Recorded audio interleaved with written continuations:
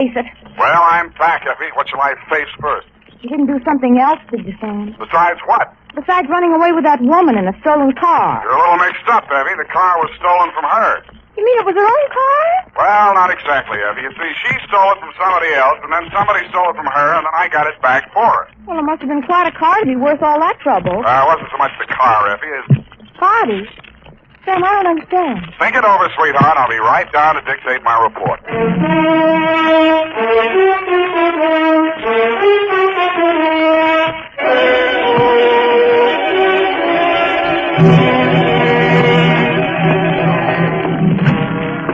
Oh, Sam, look at you.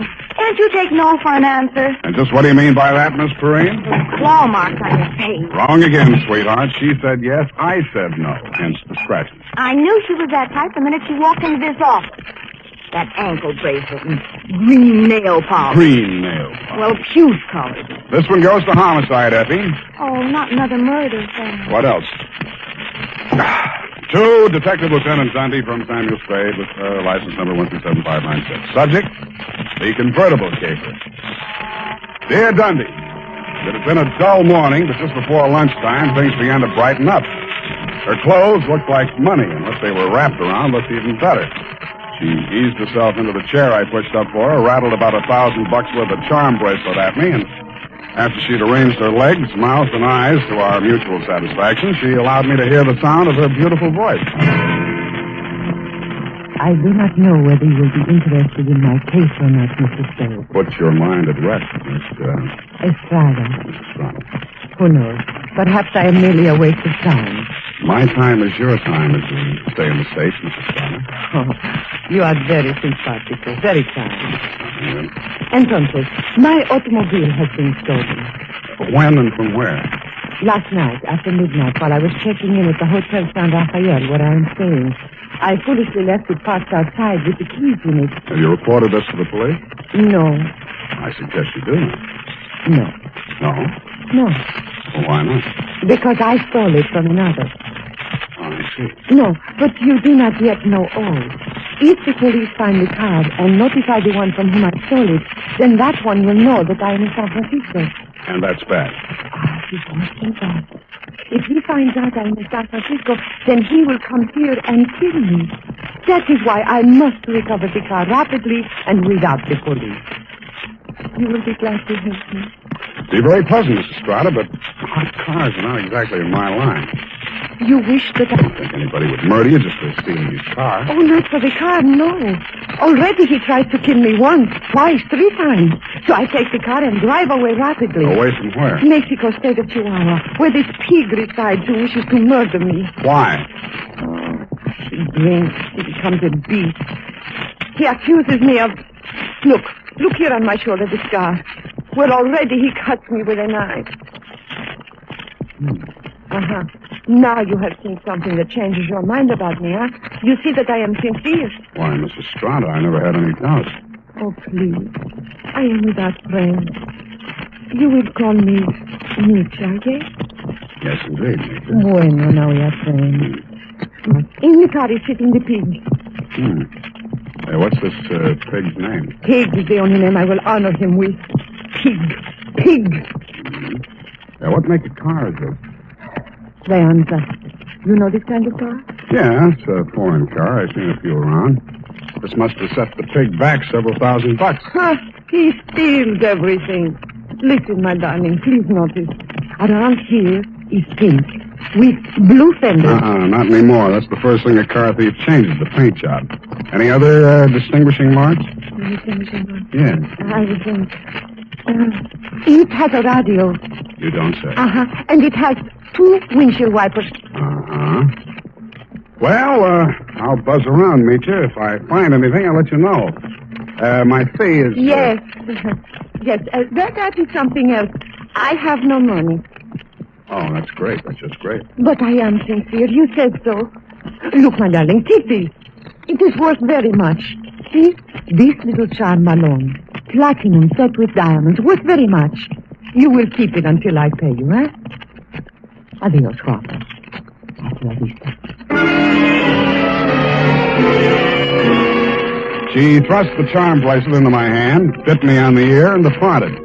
I put a Band-Aid on it, ran some cold water over my head, poured myself a stiff slug of bourbon, and examined the bracelet. The dangle she'd pointed out was a white metal disc with a monogram in diamonds, two vertical bars with a horizontal one on top. It was the Greek letter pi or the initials TT, depending on who had stolen it from whom.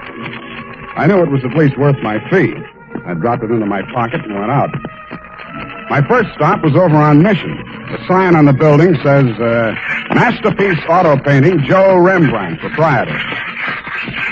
Sam, long time no see. Hello, Joe. Got something you want painted? No, but I think you may have painted something I want. Sam, you know me. They drive them in the front. We spray the paint on them and push them out the back. No questions asked. That's quite a turnover, Joe. Yeah, we're going big time. Got the exclusive now for the syndicate work in the hill. Is that right? Yeah. What are you looking for, Sam? A murder car?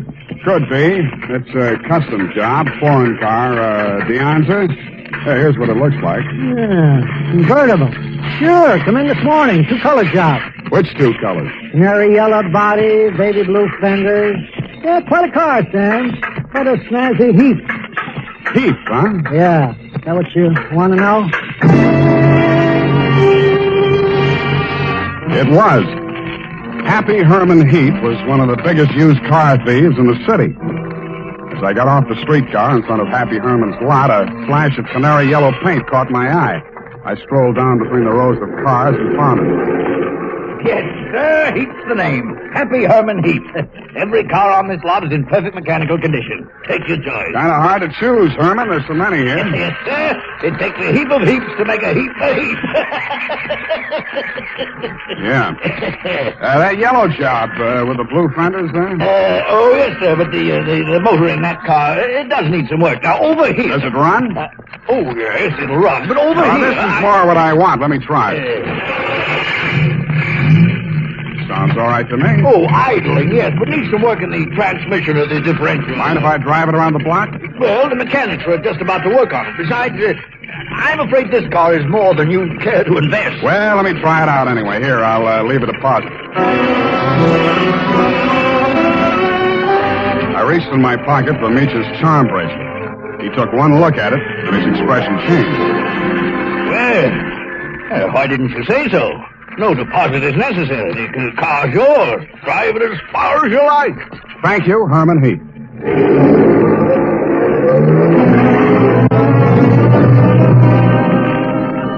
I took him at his word. I put the magic bracelet in my pocket, drove back to O'Farrell Street, parked in front of the San Rafael Hotel, slipped the doorman a buck to wash it for me, and went on into the lobby. The desk clerk said that Senorita Estrada had checked out 30 minutes before, leaving no address.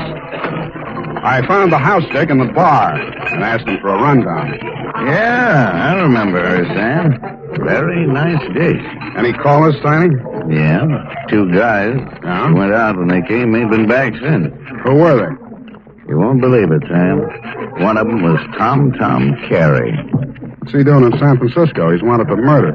And I don't know, but there must be plenty in it if he brought him back across the border. He's staying here? Yeah, room 613. Do me a favor, will you, Tiny? Anything at all, Sam. There's a car parked outside in the loading zone here. Stow it in the hotel garage for me, will you? Upstairs, as far out of sight as you can get it. I went upstairs and rang the buzzer at room 613. The door was opened by a little dark-complected man with hard eyes and Indian features. There was a mean-looking knife in his hand, but he put it away at a nod from Tom Carey. How'd you find out I was in town? Not from Meecha. I don't know how much she told you, Sam, but if she told you this much, she was 11. It's $1 million caper. And you know some of the things I've done for less. What's in it for me? What'd she pay you? Nothing. She left this charm bracelet in Hock. Now, boss, I caught him now. Shut up, Hawkins. Give me that bracelet. Mine. Watch it, Tom. Don't crowd me. I got something bigger than this or you wouldn't be here. All right, Sam, what do you want? I want to hear you talk.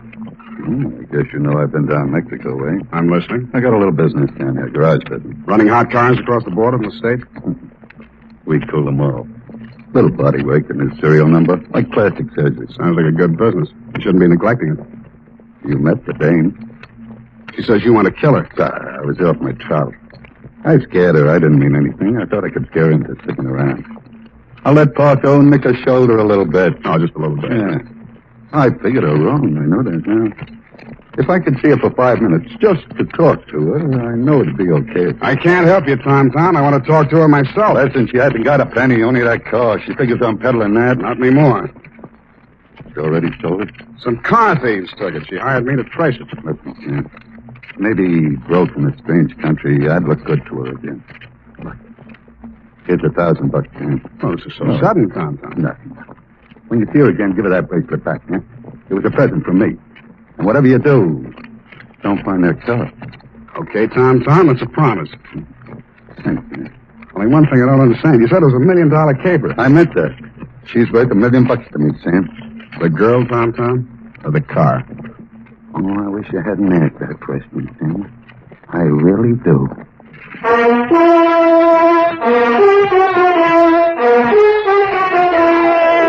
now, back to the Convertible Caper. Tonight's adventure with Sam Spade.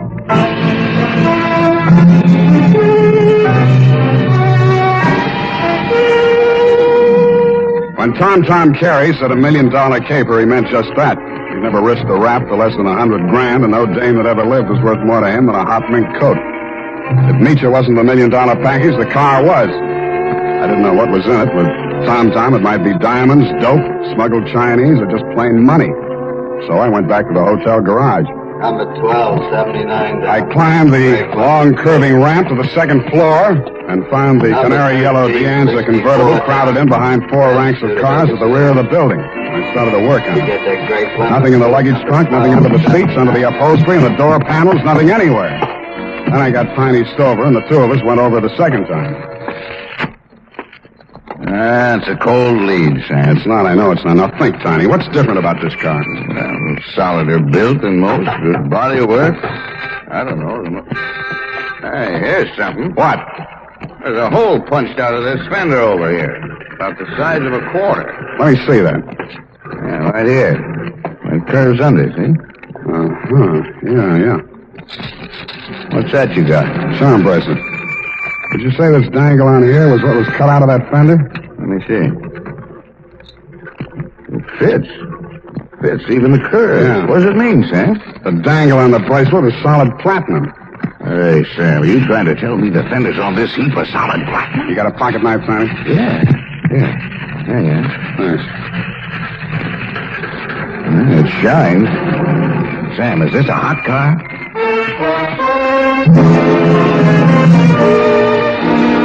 I didn't answer him. I didn't have to. He looked from the gray-white gleam of the bracelet charm to the square of paint I'd scraped off the fender and answered the question himself. Meach's convertible was convertible in more ways than one. It was about the hottest car in San Francisco as of that moment. After I'd left the garage, I tried to phone Tom, but he wasn't in. I had an uncomfortable feeling he was out looking for me. He was. As I stepped out of the phone booth, there was a rush of air past my left ear. A knife stuck in the wood, less than an inch west of him. I came out in the street and found to see him duck around the corner into an alley. I ran after him. I collared him and stood him up against a wall. Let me go. I cut you down. What do you know about that car? What do you know about that car? Come on, talk, or you get more of this. I don't know nothing. They don't tell me nothing. Where's Meacher? I don't know. Meacher don't know nothing either. Only Tom and... Tom and who else? I don't talk no more. They cutting you in? I don't need no cut. The boss, he pays me good. 40 pesos. Sometimes more. Work for me and I'll cut you in. I cut you to pieces. The boss treats me good. Sure, you do all the dirty work. There's any trouble, you'll take the rap. What means rap? They put you in a little room and squirt gas in you. You fall dead. Gas? Tom do this? He does indeed. Venga. Come, I take you to see the man. Su nombre es Félix. I think he will be very happy to see you.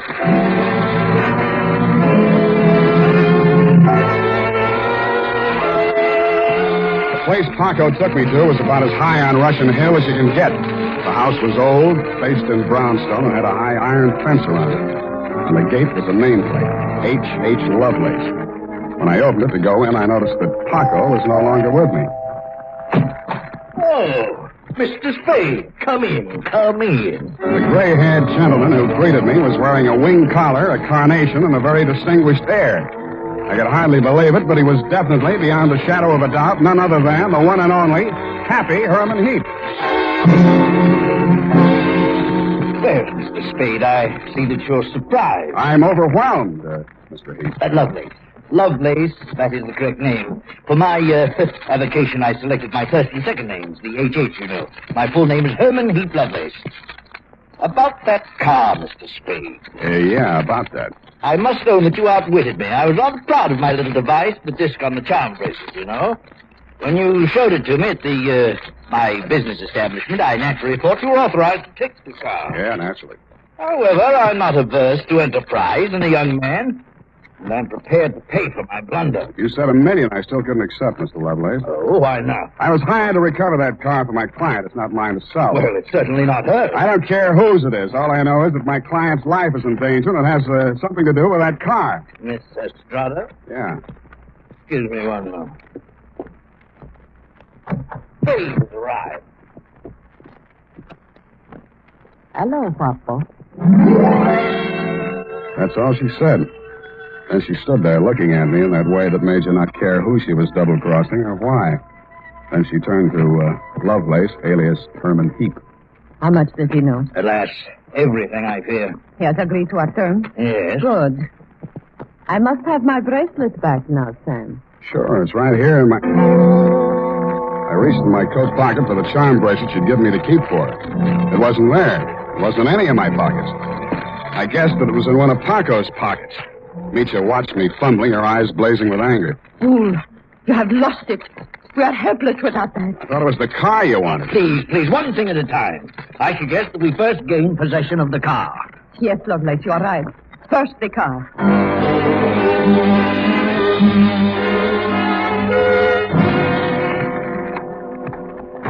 Ah, yes.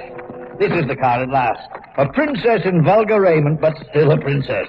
No royal coach carrying a king to a coronation ever held such riches. You talk too much. Oh, I do. Well, take your place at the wheel, Mitya. We shall drive out of here into a splendid future. After you, Mr. Spade. No, Mr. Heath. After you. Yes.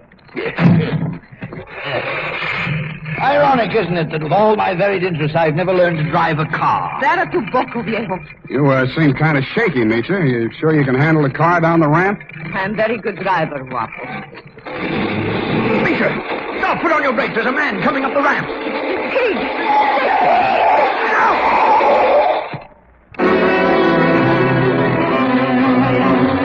He was dead before I got to him. As I leaned over him, I saw the bracelet lying beside his hand.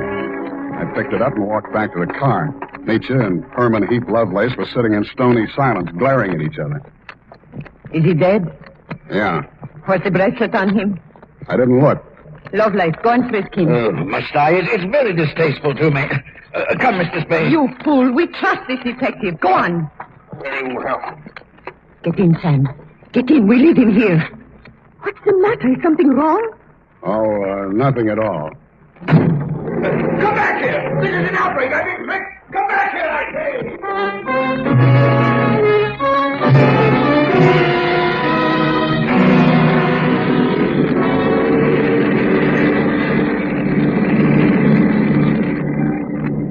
Please, Guapo.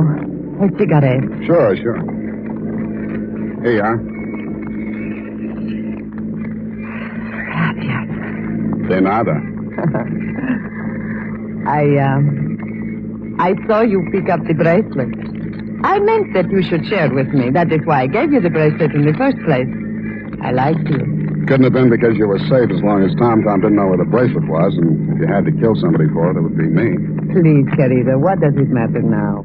We are together, we have the car, we have the bracelet, and the pig is dead. That's what worries me. Oh, surely you do not think I meant to kill him. Of course not. Your foot just slipped. You stepped on the gas by accident. Yes, that was it. It won't stick, sweetheart. Not with me. But with the police? My story won't help you. I don't know enough. Oh? Then I tell you everything. I was with Tom for a year. I hated him 365 days. I tried to run away. Always that Paco came after and brought me back. Then, Senor Lovelace came with the car. Senor Lovelace had much money, but he could not take it from the country. So he bought, stole platinum. Some he received from refugees who had sent their fortunes abroad in that form. But there was no safe way to get it across the border. So for a cut, Tom had the platinum made into fenders and welded onto the car. Why was the bracelet so important? It was too dangerous for Lovelace to bargain directly. Tom was to get the money for the platinum and give the little piece of the fender as a token. Yeah. Lovelace would know who to give the car to when they showed it to him. That's why he let me drive the car off the lot, huh? I don't care, darling, even if you tried to steal it. Now we understand each other, no? You are tough, too. Tougher than Tom, I think. Well, Now we have everything for ourselves, you and me. What do we care for the others, huh? you make a good pitch, sweetheart. You look beautiful while you're making it. But I don't like you driving. What do you mean? Pull over. I'm driving this heap back to the city. No. I said pull over. I won't let you do it. I don't care what happens. Take it easy. You want to kill us both? Sure, I will kill us both. We die together or we live together. Yes or no? You're nuts. Answer me. The answer is no. Bueno, you will see I mean what I say. The fog thinned out just as we rounded a bend in the road. There was a point ahead with a sheer 300-foot drop to the sea. She jerked the car away from the pavement and steered straight at it. I grabbed the wheel and twisted it. The car skidded on gravel and slid sideways toward the cliff. I got the door open and tried to yank her out with me. She held on and kicked me until I rolled free.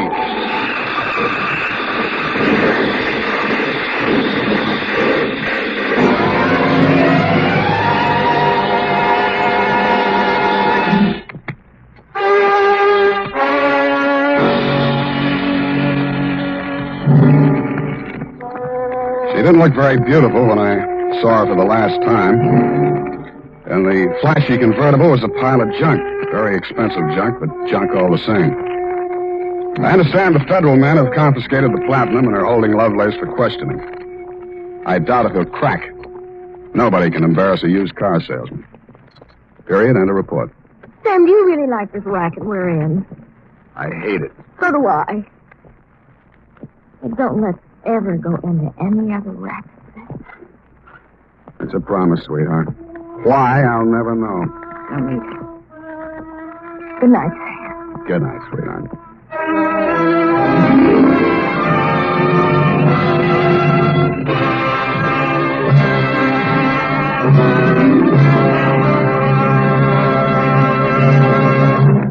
The Adventures of Sam Spade, Detective, brought to you by Wild Root Cream Oil Hair Tonic, the non-alcoholic hair tonic that contains lanolin.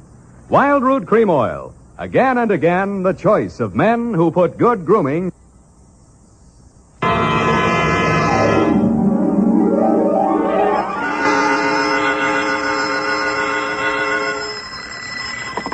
Sam Spade Detective Agency. Me, sweetheart. Oh, Sam, I got it.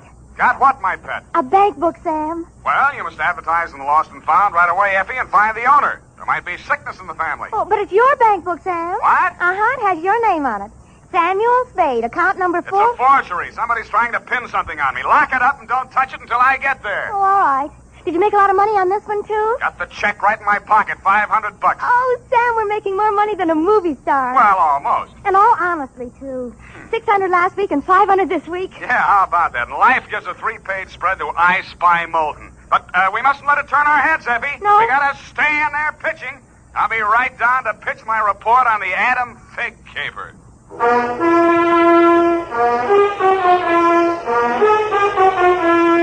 Dashiell Hammett, America's leading detective fiction writer and creator of Sam Spade, the hard-boiled private eye, and William Spear, radio's outstanding producer-director of mystery and crime drama, join their talents to make your hair stand on end with the Adventures of Sam Spade.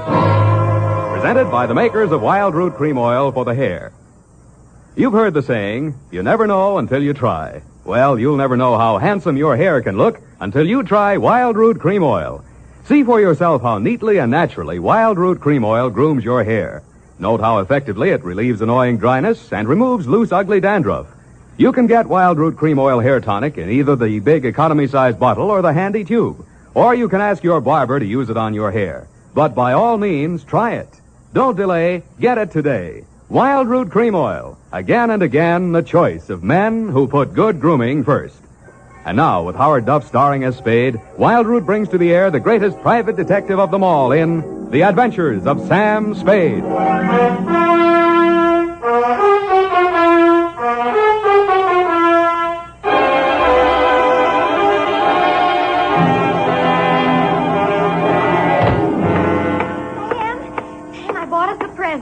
Oh, you're going to love it. Well, we got to watch these expenses, Effie. There's always something. Yes, but this will be saving.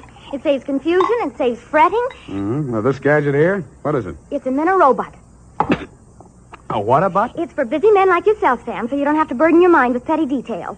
You see, it has this dial on it, right here. And you drop these little cards in this slot. Mm-hmm. You don't have to worry about that. That's for me to take care of. Oh, good. Then, when you come into the office, and supposing you have an appointment with Mr. Jones at 2 o'clock, and you forgot about it, you just dial 2 o'clock, and the little card pops out. And it says Mr. Jones on it. How do I remember to dial 2 o'clock? Oh, well, maybe it's in the instruction book. But anyway, now go ahead, Sam, please. The card's right in there. Now, dial 2 o'clock. Go on, Sam. Let's see. Just like a telephone, Sam. Now what do I do? Well, give it time, Sam. It's thinking. You must have forgotten. Jones. Mr. Jones. Effie, do you think it's dead? Oh, Sam, I don't understand it. It was working perfectly. Well, I'll take it straight back first thing in the morning. You'll have to. It'll never find the way itself. You got your book, sweetheart? Yes, Sam. I don't understand. It was working perfectly. Well, that's all right, honey. It doesn't matter. Date October 5, 1947, to Hillary Exxon Esquire from Samuel Spade, license number 137596. Oh, honey, it's only a memo robot. Subject, the Adam Figg caper. Dear Mr. Exxon, October 2nd in San Francisco was one of those days that you see blown off the calendar by a gust of wind in the movies to denote the time is passing. It was a day for scraping off the minutes with a fingernail file and wondering whether the display ad I'd paid for in the classified section of the phone book wasn't just a waste of money. It certainly wasn't the day I'd expect a leprechaun to walk into my office. He said his name was Adam Figg. He said he was the butler at Exxon Manor in Los Nidos. The limousine, Mr. Spade, is waiting to take you away. We mustn't keep them waiting, must we? Of course we mustn't. Who mustn't we? Why, Mr. Hillary, of course, sir. Oh, Mr. Hillary. And old Mr. Exxon. The old gentleman is very ill. Dr. Feig's office is down the hall. Turn to your right, second door. Well, I assure you, sir, that Mr. Exxon is the best of medical care. Your duty will be simple, to prevent his death. Do I donate blood or just frighten away the evil spirits? Oh, it isn't quite that, sir. Someone is trying to kill Mr. Exxon. He's a very sick man, and I'm sure he'd prefer dying from natural causes. Uh-huh. I get $25 a day in expenses. Here is an ample amount in advance. But you should know, sir, that the old man is a nasty, cantankerous, villainous, crooked, intimidating... $500? Please, Figg, you're talking about the man I love. Los Nidos was at least an overnight caper, so on my way out, my lovely and charming secretary, Miss Perrine, handed me a brown paper bag which contained A, one pair of socks, darned, B, one shirt, ironed, and C, the apple which she always polishes for me the night before. We arrived at your large Southern-style mansion 2 hours later. Figg! Oh, Figg, where the devil have you been? The city, sir. I can't find the keys to the liquor closet. Where are all the maids? What happened to that cook we hired yesterday? Who is this man, and why is he wearing that necktie? This is Mr. Spade, sir, the detective. I'm Hillary Exxon. Come in, please. Go on upstairs, Figg. See what that girl is doing to my father. I don't believe she's in this at all. Very good, sir. In here, Mr. Spade. Pardon the condition of the house. The old man has been firing the servants again. Your father, you mean? Yes. Every time he gets shot at, he fires all the servants. He gets shot at pretty often? About once a year. In the fall. Uh-huh. You always hire a detective? No. Oh, dear. I'm not keeping you up, am I? No, excuse me, please. It's much worse this time. I can't get any sleep. Guns going off in the middle of the night. The whole household disturbed. When and where was he last shot at? Yesterday morning at about 1:30. I dug the bullet out of the woodwork myself, a .38 caliber, embedded in the door frame that leads to Miss Kaywood's room. That's his nurse. Was she with him at the time? No, Dad sleeps like a baby, full of sedatives. She sees to that. Shot come from outside? Yes, but we found nobody on the grounds. No traces of anybody. I don't know whether Dad knows who shot at him or not. He's such a closed-mouthed old devil. You don't care very much for your father, do you? To be frank, Mr. Spade, if hating weren't such an effort, I would despise him. He is without a doubt... Well, listen. Get out of here! There, that's just a sample. Well, come on, let's see what's eating him now. All right, now get out! Talk to me like that. I tell you I won't stand for it. Well, you don't have to stand for it. Take that silly painted face out of my sight. Don't you dare! Get out! I'm quitting, Mr. Exxon. I can't stand it another minute. Yelling, screaming, throwing things at You must have done something to set him off. I didn't, I tell you. I didn't. This is Mr. Spade, Miss Kaywood. Oh, a detective? Will it make you happier to know that I'm a private detective, Miss Kaywood? Well, Mr. Spade, I only hope you can prevent a murder. If there's any way at all that I can help, Thanks. I'll see you downstairs after I've talked to the old man. You'd better go in alone. Of the great Lord Buddha himself. That remained in the temple of... Do you have a throat spray downstairs? I seem to be congested. Oh, go away. Go away! Go away! Oh, well, wasting ammunition.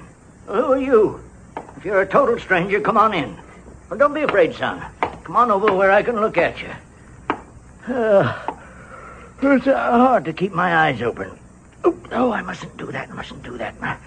Oh, so you're the detective, eh? That's right, Pop. If you want to take a little nap or something, I'll come back later. What did I say just now? Come back later? No. There's no reason for you to come back later. I'll say everything I have to say right now. The shot woke me. I didn't see anything. I don't know anything. I've got a million enemies. I can't remember the names of any of them. Why don't you try to remember? I could have them checked. You're wasting your time, Sonny. In my day, I've wiped out 100 men, and I'll outlive anybody who's gunning for me now. You must be proud of your past, huh? Proud? Sonny, a past like mine is the finest thing an old man can have. I've swindled my partners and betrayed my friends. I've turned state's evidence just to see my associate get sent up for 20 years. And they say my wife died under peculiar circumstances, and I got rich off her insurance. Now I'm done talking. Do me a favor, son, please. I've got to get a half hour, 20 minutes sleep alone. You'll keep them out, everybody. Please, will you? Sure, Pop. Go ahead. Go on, sleep. Oh, thank you.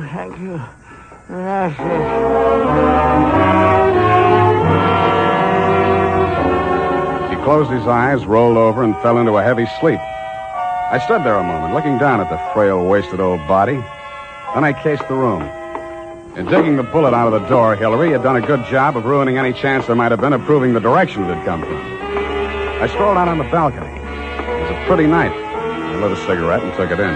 Then I heard a door open and close softly behind me. Nurse Kaywood was at your father's bedside. She was filling a hypodermic from a small vial of bluish liquid. He didn't awaken when she jabbed it into his arm. Then she saw me standing in the doorway. She hastily dropped the medicine vial into her uniform pocket and came around the bed to meet me. Oh, Mr. Spade, thank heaven. Why, when I saw you standing there in the half night, I thought you might be... Thought I was who? Why, the man who fired the shot. There was a man? I don't know. I didn't see it happen. I just assumed that... You shouldn't have done it. I warned you, sir. Eleanor. Oh, we're disturbing him. Let's talk outside. Okay. It's good to breathe something besides sick room air. I thought you got used to things like that in your profession. Why are you so unfriendly, Mr. Spade? Nurses are humans, aren't detectives. Try me, sweetheart. Oh, I know what you're thinking of me. But after a week in this horrible house, that poor old man, he's frightened. He's really frightened. What of? Why, the shots. 38 caliber or hypodermic? Surely you don't think that He's supposed to be under sedatives. The doctor's orders. Sorry, sweetheart. It's my job to suspect everybody. Can't you forget your job, even for a moment? Sure. If you don't mind the fact that I know you're a liar, that I'd make book you didn't come here primarily as a nurse, and what's worse, your act's not even convincing. Is it that bad, Sam? Yeah. Almost bad enough to be good. Come here. Oh, I hate you.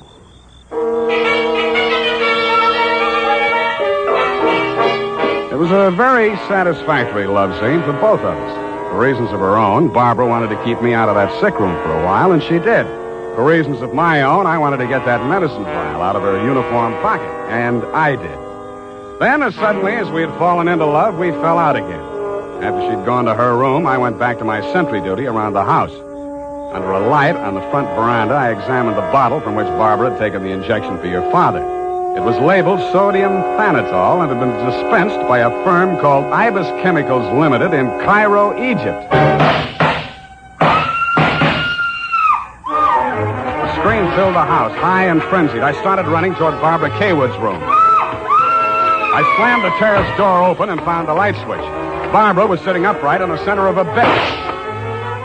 Her face jerked up so abruptly that it seemed a neck had snapped. She clutched both hands to her chest and fell face down among the bedclothes, staining them with her blood.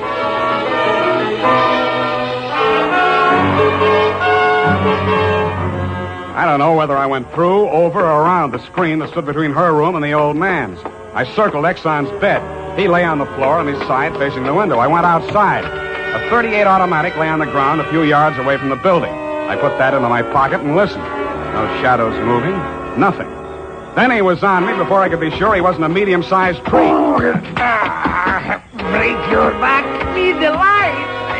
The warm stuff in my cheek might have been the thing's blood or mine. It gathered me up and bent me back and tore at my throat. Then I remembered that hands are stronger than fingers. I started with his thumbs.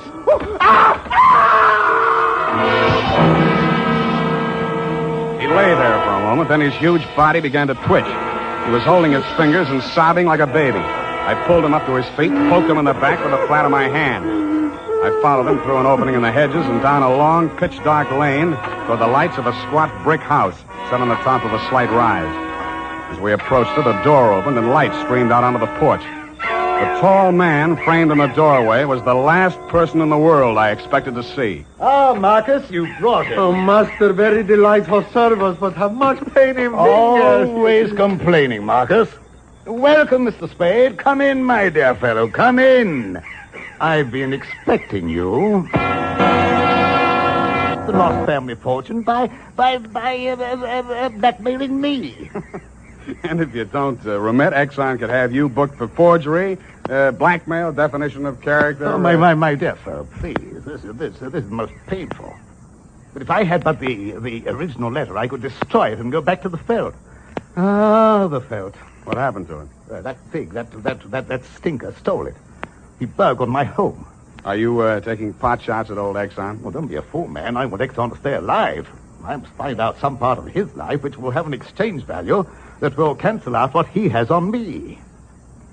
By the way, old thing, you met Miss Kaywood. Mm-hmm. At the present moment, she's milking me for $150 a day. Oh? She's supposed to goad the old man by whatever means necessary into talking about his past. And that information she is to bring to me. Well, that ought to be easy. Exxon brags about his past. Now, so far, I've learned that Hillary Exxon stole 2 heifers at the livestock show in Abilene in 1906. I feel for you, Captain. That wouldn't get much on the current market, would it? My dear fellow, I've a proposition to make to you. Should you ferret out anything that would be of value to me, I'll reward you handsomely. Well, maybe something can be arranged, Captain. Good, excellent. May I have your word on that? Well, there isn't much time, Captain. I'd better trot on back. I'll show you to the door, sir. And let me warn you, Mr. Spade, for your own good, should you ever hear the thrum of Ibis wings, run, flee. I assured him that I would heed his warning, bade him good night, and started back down the lane in the direction of Action Manor. Business was going on as usual. There were no shots this time, only the scream. When I got to Barbara's room, you and Adam were standing at a bedside trying to quiet her down. Well, Mr. Spade, is this the way you guard the house against intruders? Where have you been? Ask Adam. What does he mean by that, Figg? I'm sure I don't know, sir. I've not left the house, sir. What happened here? Oh, she woke up screaming. She said someone had come into the room and torn off her bandages. A nightmare, of course. Please, I want to talk to Mr. Spade alone. Oh, please go. Adam, you go, too. Please, Hillary, you go, too. Good. Some questions I want to ask you, sweetheart, alone. But look here, Spade, look here. She just had a terrific shock. She shouldn't be questioned. Well, the code of detective transcends that of the medical, Mr. Hillary. Perhaps he should have a few minutes alone with Miss Kaywood. Oh, very well, Figg. I suppose you know best. Remember what the doctor said, Miss Barbara. Not too much exertion. What happened, Barbara? Well, it could have been a dream. Somebody was standing over me in the darkness and peering down at me. And then he started to rip off my bandages, and I screamed. And when Figg came into the room and he turned on the lights, he was gone. It could have been a dream, Sam, and I could have been clawing at the bandages myself in my sleep. But you weren't. It wasn't a dream. I've been talking to Captain Sherry. And then I thought... Oh, well, how much do you know? That you've been feeding the old man truth serum to get him to talk in his sleep. Oh. How much talking has he done? Well, plenty. How much you told Sherry? Well, just as little as possible. Why?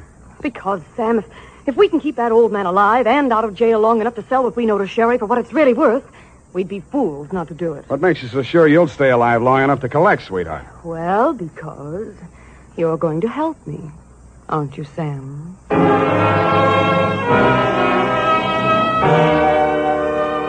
So I helped her, but not for the reason she thought. I made a lot of noise leaving her room and going to mine. Going back, I didn't wear any shoes. I slipped into a clothes press in her room so quietly that even she didn't hear me. I left the door slightly ajar and waited. Time passed, and I was stiff from standing still. It happened at about 3 a.m.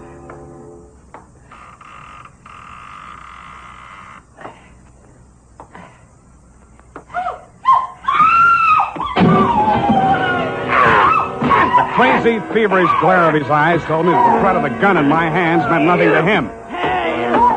I jumped to his side, twisted the knife away from him, picked him up in my arms, and carried him, kicking, clawing, and swearing, back to his bed.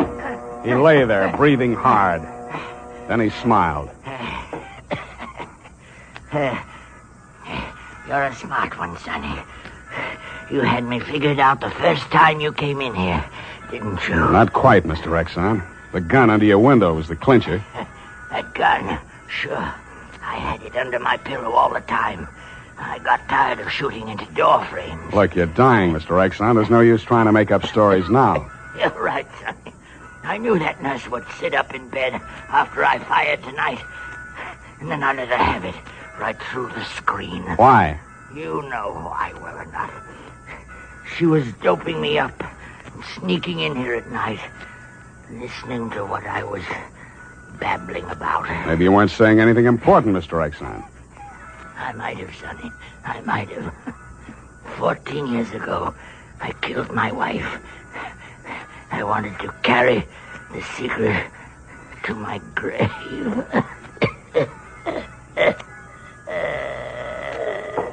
You nearly made it at that. Spade! What's happened? Is he dead? He's dead. Did he say anything, sir? Did he confess anything? You must tell me if he said anything. I didn't hear him say a word. Well. Yeah, Mr. Spade. Charged with a certain texture, a significant quality. There's a certain smell, yes. Ah, an omen. You can inhale it, sir. Journey thou to Nairobi on the veldt. Tarry 7 days, and you will collect the fabulous golden skull of Wizami, king of the Bojamas. Aha! Marcus! Yes, master. Unhook the hooker. Pack the marmalade. We are off to the veldt.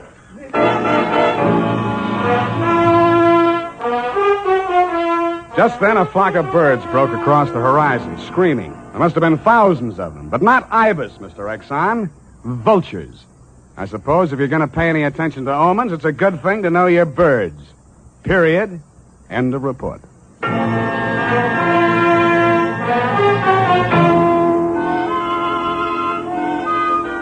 Right now, I have something to say to every man who doesn't use a hair tonic, to every man who says I don't believe in it or I don't need it. That all depends on what you mean when you say hair tonic. If you mean the old-fashioned greasy kind that leaves your hair smelling like a perfume factory, you're absolutely right. But remember, Wild Root Cream Oil Hair Tonic is nothing like that.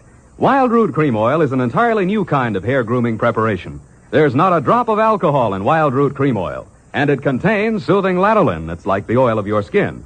Most important, Wild Root Cream Oil grooms your hair the right way, neatly and naturally. Never leaves your hair sticky or greasy. Get the big economy-size bottle and the handy new tube that's economical, easy to pack when you travel, and grand for the bathroom cabinet. Don't delay. Get it today. Wild Root Cream Oil Hair Tonic. Again and again, the choice of men who put good grooming first.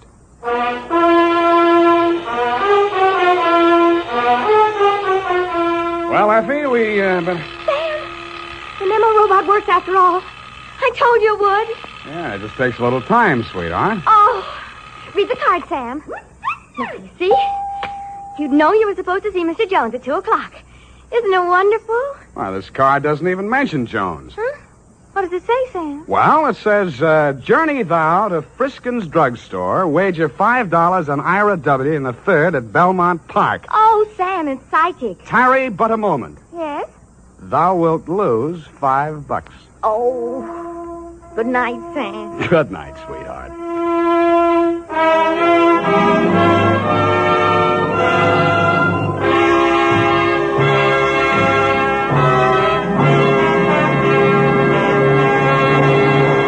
The Adventures of Sam Spade, Detective. Brought to you by Wild Root Cream Oil Hair Tonic, the non-alcoholic hair tonic that contains lanolin.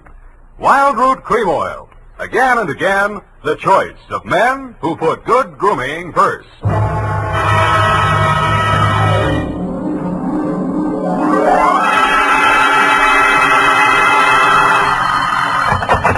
Spade Detective Agency.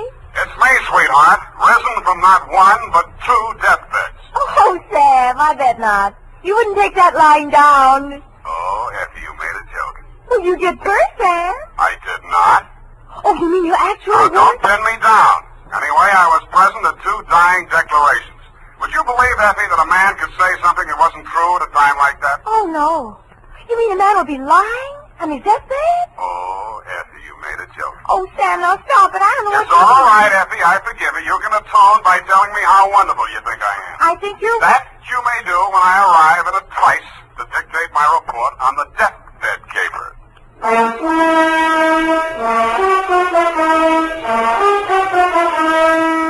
Dashiell Hammett, America's leading detective fiction writer and creator of Sam Spade, the hard-boiled private eye, and William Spear, radio's outstanding producer-director of mystery and crime drama, join their talent to make your hair stand on end with the Adventures of Sam Spade. Presented by the makers of Wild Root Cream Oil for the hair. Tell me, mister, how many times a day do you have to comb your hair? Not many, I'll bet, if you groom it right first thing every morning with Wild Root Cream Oil. For this famous hair tonic grooms your hair neatly and naturally and helps it to stay that way throughout the day. Wild Root Cream Oil also relieves dryness and removes loose dandruff. With Wild Root Cream Oil, you don't have to keep combing your hair every 2 minutes. That is, unless your gal can't resist running her hands through it. Get Wild Root Cream Oil Hair Tonic. Again and again, the choice of men who put good grooming first. And now, with Howard Duff starring as Spade, Wild Root brings to the air the greatest private detective of them all in the Adventures of Sam Spade.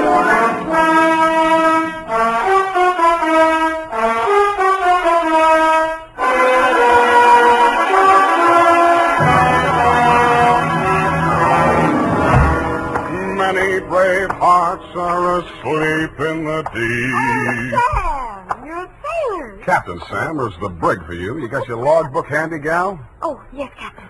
So beware. But that's awful deep.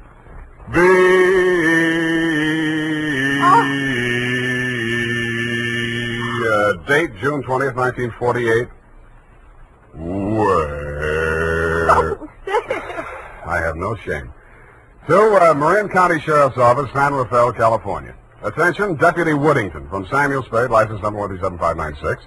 Subject, the deathbed caper. Dear Bill, the dawn came up like thunder out of Chinatown across the bay. In San Francisco, all we could see was fog. But on your side, it must have lifted briefly because somebody named Dan Starbuck managed to find his way to a phone booth, call me, and ask me to meet him at the 3rd Street Pier in Sausalito.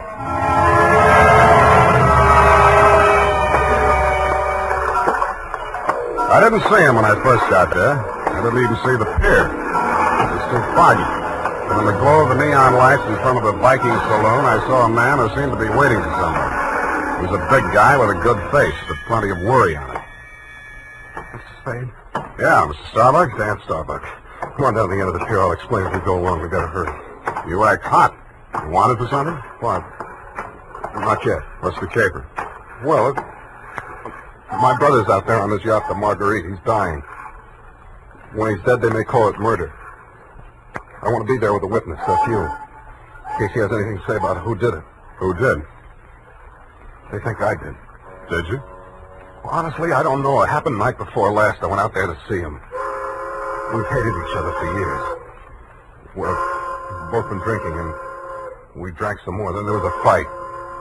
I drew a blank somewhere. Next thing I knew, it was around midnight. I pulled myself together, went into his cabin. Gordon was lying there with his head all kicked. I realized I was covered with blood, and I was holding something in my hand, big glass paperweight. I dropped it. I got out of there fast and swam ashore.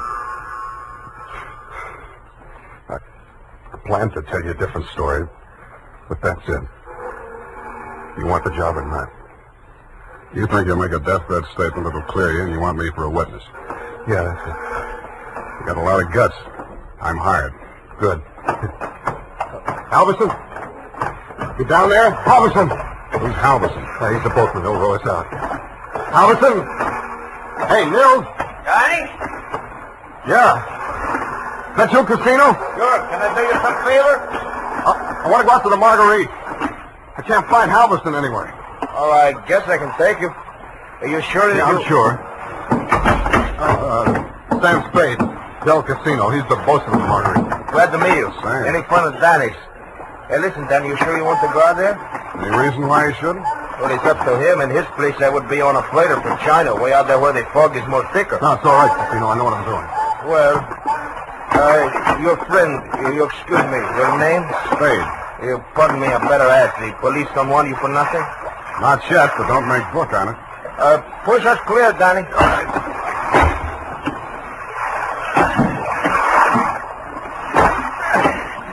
This fog is closing in, but I can still see the light from the Marguerite. I wish we don't find her.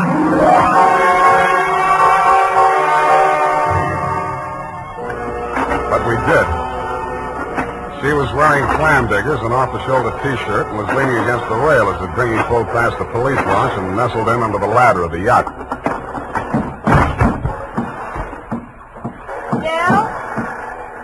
Del, is that you? Yes, Miss Starbuck. Who is that with you? Keep quiet. Del, what are they saying ashore about... Oh, I thought you... You're Mrs. Starbuck? Yes? I'm Sam Spade. I'm from San Francisco. I'm a detective. Your brother-in-law's in the boat. You captured him? He wants to come aboard. He wants to die. He's hoping your husband will say something to clear him before he dies. Is there any reason why he shouldn't come aboard? Oh, there's every reason in the world why he shouldn't. The police are in there with my husband right now. Yeah? The doctor says there's a possibility that he may regain consciousness long enough to make a dying declaration. Mm-hmm. If he's face to face with Dan, there's no telling what he'll say. I wish Dan wouldn't... My husband is dying. Dan? Yeah. What's he say? I don't know, but I think you better come aboard.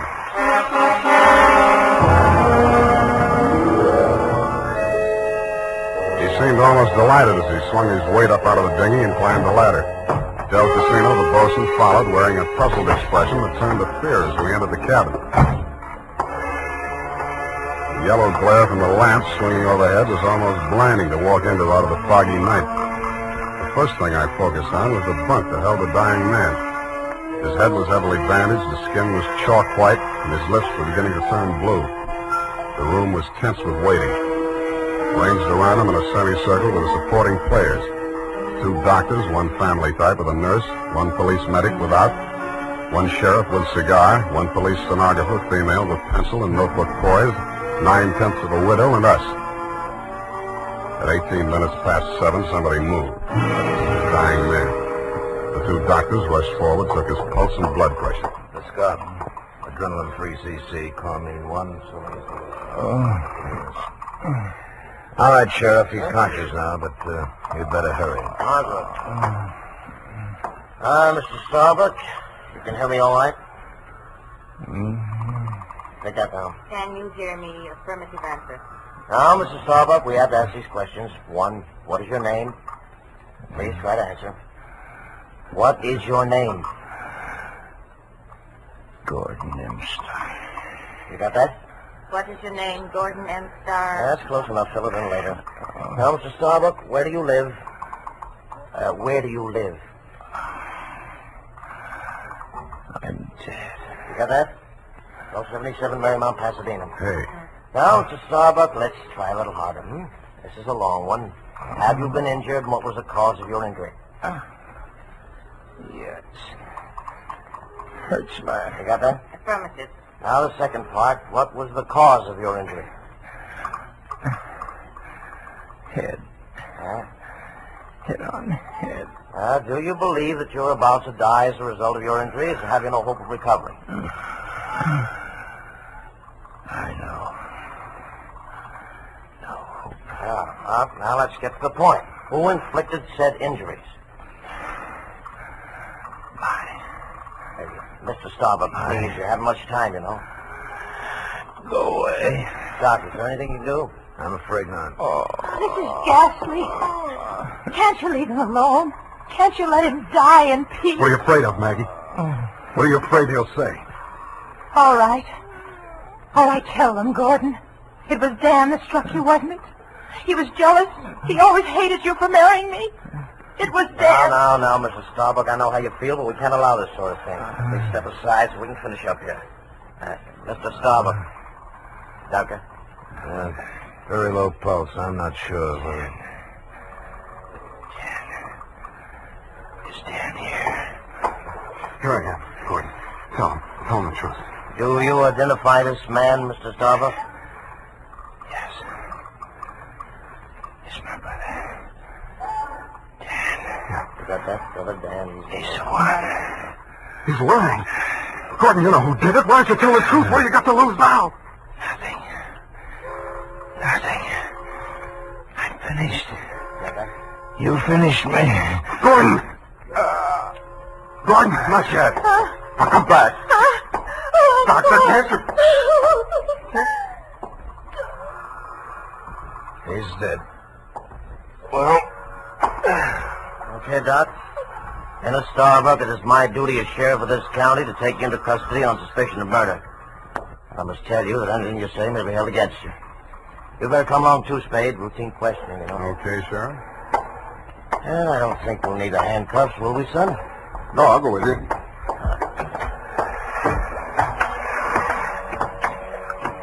Yes, indeed, son. It's always smart to come along quietly. Yeah. Oh, this is the Hey, Sam, come back here. Use your hand.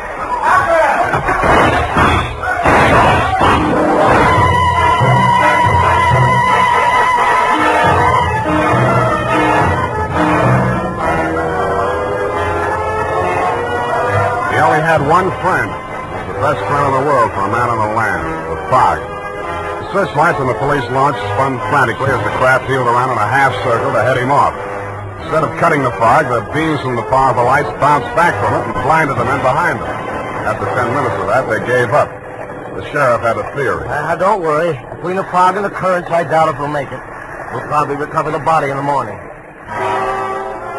And they did. But it wasn't Dan Starbuck's body. It was the bosun, Del Casino. He was found in Richardson Bay, adrift in the dinghy from the Marguerite. Somebody had creased the skull with the same type blunt instrument that had been used on Gordon Starbuck. But Del hadn't lived long enough to make a dying declaration.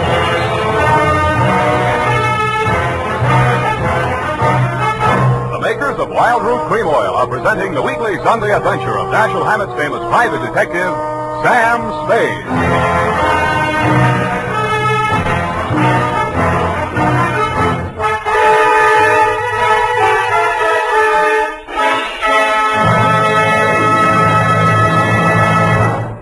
Now, here's important news on good grooming. If you want the well-groomed look that helps you get ahead, socially and on the job, listen. Recently, thousands of people from coast to coast who bought Wild Root Cream Oil for the first time were asked, how does Wild Root Cream Oil compare with the hair tonic you previously used? The results were amazing. Better than 4 out of 5 who replied said they preferred Wild Root Cream Oil. And no wonder. It gives you the advantages that men consider most important. Wild Root Cream Oil grooms your hair neatly and naturally, relieves annoying dryness, and removes loose dandruff. What's more, Non-alcoholic Wild Root Cream Oil is the only leading hair tonic that contains soothing lanolin that's like the oil of your skin. So ask for Wild Root Cream Oil Hair Tonic. Again and again, the choice of men who put good grooming first. By the way, smart girls use Wild Root Cream Oil too, and mothers say it's grand for training children's hair.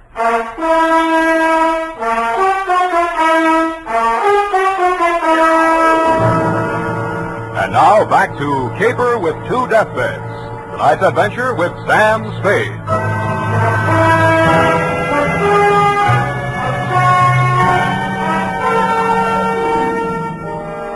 The police theory of the Del Casino killing went something like this.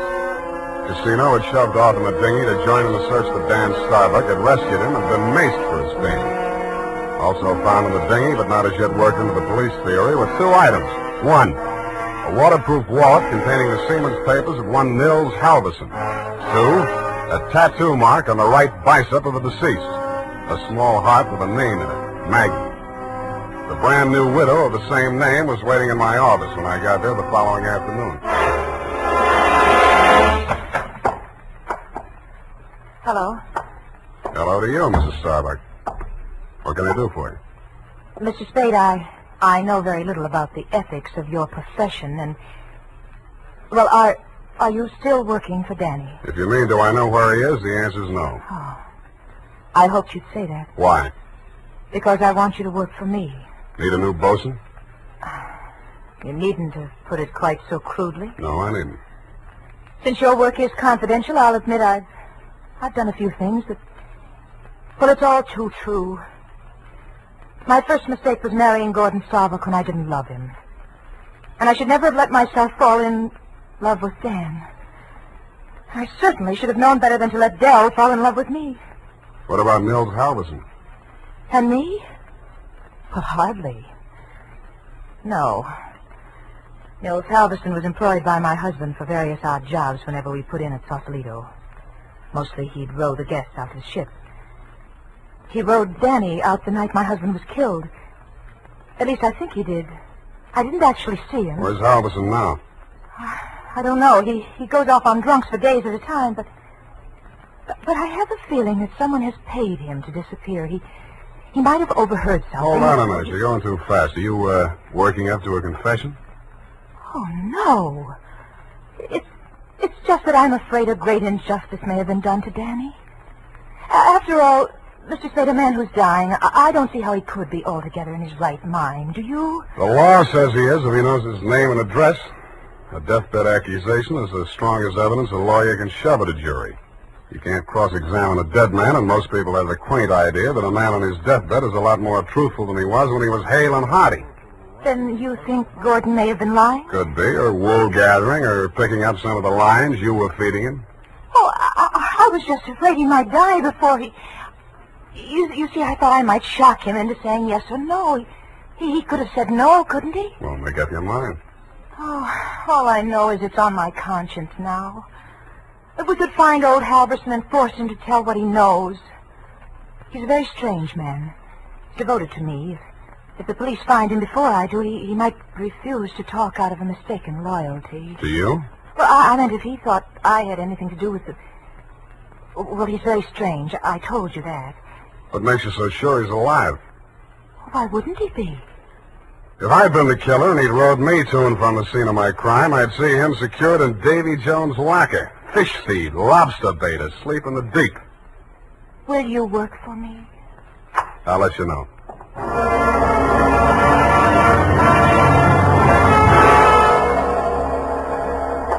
I didn't have time to get tattooed, but the rest of me was marinated enough. On my head, I was wearing a dirtied-up yachting cap. And the rest of me, I was wearing a pea jacket, dungarees, and sea boots. I was also wearing clamshell number 5 as I rolled up to the Viking saloon. Well, what did it be, mate? Akavit and vodka. Have you seen my cousin? Your cousin? Who's your cousin, Prince Value? No, my cousin Niels Halverson. Niels Halverson. Oh, Oh, no. You're Neil's cousin, are you? Yeah. Well, coming from the old country? Yeah, Minnesota. By you, Minnie. Well, no, he'll be right glad to see you there. Where fair is he? I don't want to say this too loud. Yeah. Bend over there. Yeah? He's in trouble, you know. Oh, yes. I got him holed up down below. Oh, yeah, come on. Well, by golly, I sure been glad to be going to see my cousin Niels. Niels Halverson. Drop the axe and get Jones. Hey! Okay, Joe, I'll take over from here. Easy. Okay, Danny, my boy. I got his gun. But watch him now, watch him. He's full of smorgasbord. Well, Spade, you're the one person I didn't expect to see. But I'm very glad to. Yeah, I wish I hadn't found you. I wanted to find somebody else first. Halverson? Yeah. He's here. Want to see him? That's what I came for. And under here. Watch your head, low bridge. Yeah. Here we are. Where? The boathouse under the pier. Halverson used to hole in here to sleep off his schnapp. Where's he now? Over here. Uh-huh. Yeah, he's going to be a long time sleeping this one off. He's been missing since that night. Nobody knew he was here till last night. I headed for the saloon when I swam ashore. Joe hid me out here. He could still talk then. What'd he say? I wrote it down here. Well, there's no help. Let's see it. That's just a jumbled word. Marguerite. Merry Christmas drink. My beautiful Helga. Row, row your boat. Now throw me back. Row me back. $20 good and drunk. Fog rolling in. Good and drunk. Gonna be 5 days, no business. Oh, my head. Paint the boat. All crazy stuff. $20. You give him $20 to row you out? I didn't even see him. I swam out. My loving brother wouldn't have let me on board if he'd heard me arriving like a gentleman. $20. Did you frisk him? No. I'll have a look. Oh, I don't... Hey, wait. Real soggy, but a 20. Now, look here, I'm sticking to my story. I swam out there. I didn't give him that 20. Maybe you didn't. Maybe you didn't. You gotta believe me. I didn't even have $20. That's why I got... Shut up. What's the matter with you? What are you gonna do? Come over here, Dan. What?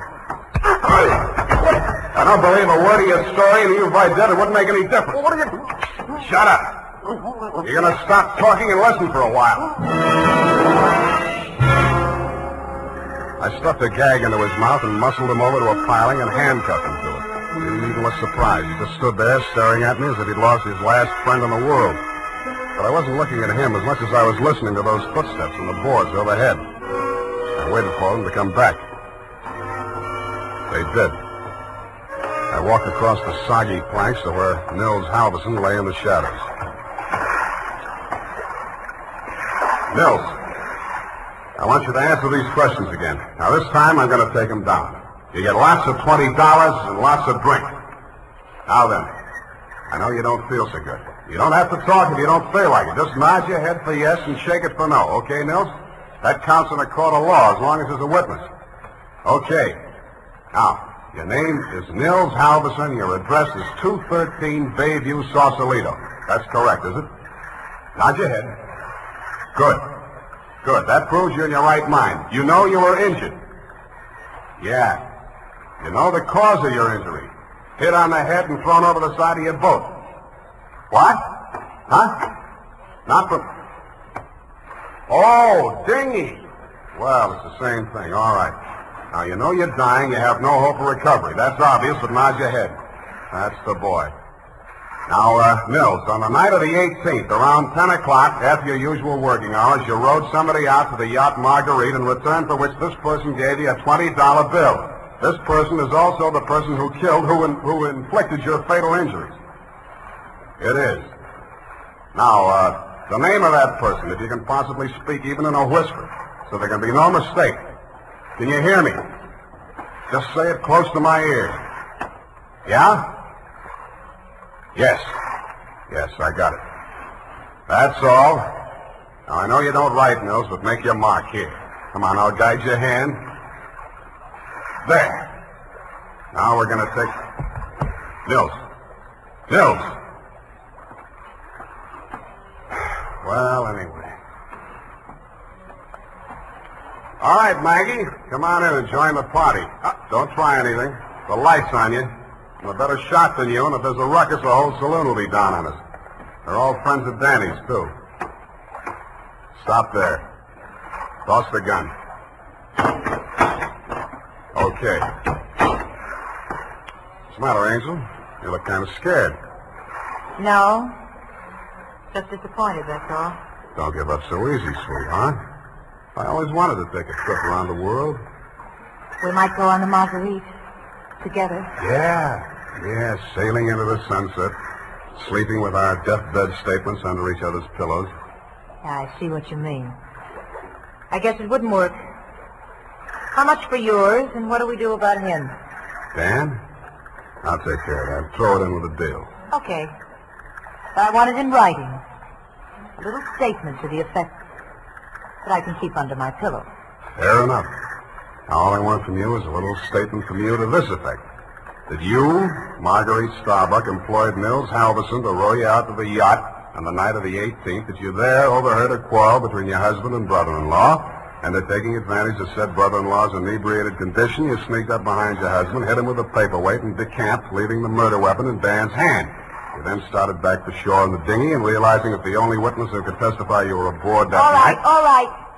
All right, I'll sign it. Okay. We'll have plenty of time to put in all the legal decorations later. I'm afraid we won't, baby. You're going to be spending all your available time at the Tehachapi and points west. What are you talking about? You just made a full confession in front of a witness. You heard it, didn't you, Dan? Every word. Oh, we're fighting. Honest. An honest man. Well, I did tell a fib. Now, this is really going to hurt, I'm afraid, Maggie. You see, we didn't actually have any deathbed statement to match yours. No? No. Mills Halverson was a good deal too dead to have made a deathbed statement just now. He's been stiff for 12 hours.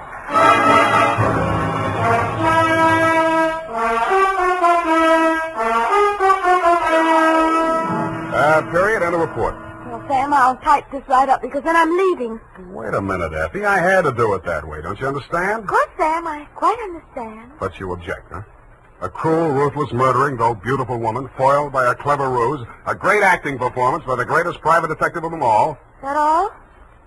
You're still leaving? Yes, Sam. My bags are packed. Well, pardon me for having feet.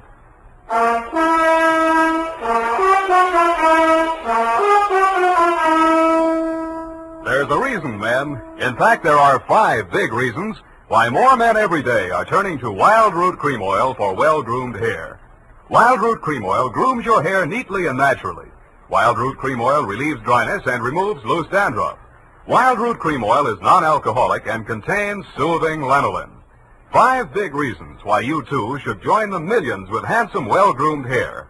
Why you should step up to your drug or toilet goods counter and ask for Wild Root Cream Oil. Get the big economy bottle and the handy new tube that's easy to pack when you travel and just right for the office or plant. Also, ask your barber for a professional application of Wild Root Cream Oil Hair Tonic.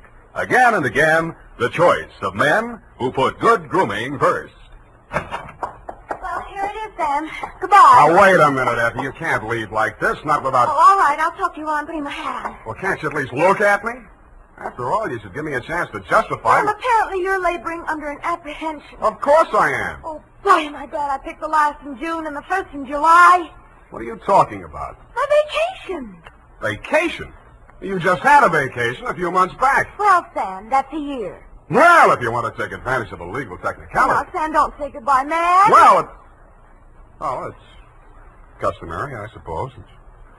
It's lucky that some of us keep our nose to the grindstone, our ear to the ground, an eye to the future. Huh? Television's just around the corner, you know. Oh, Sam. Come here, sweetheart. You look lovely. Come here. Have a wonderful time. Oh, Sam. Oh, Sam. Yeah. Now, go on. You miss your train. Where are you going? To Los Sierras. Well, just so you don't go to Kanab, Utah. All right, Sam. You know best. Good night. Good night, Sierra Sue. Now, who can we get for that part next week?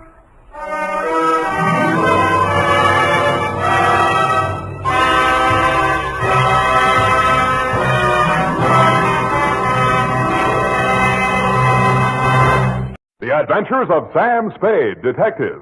Brought to you by Wild Root Cream Oil Hair Tonic, the non-alcoholic hair tonic that contains lanolin. Wild Root Cream Oil. Again and again, the choice of men who put good grooming first.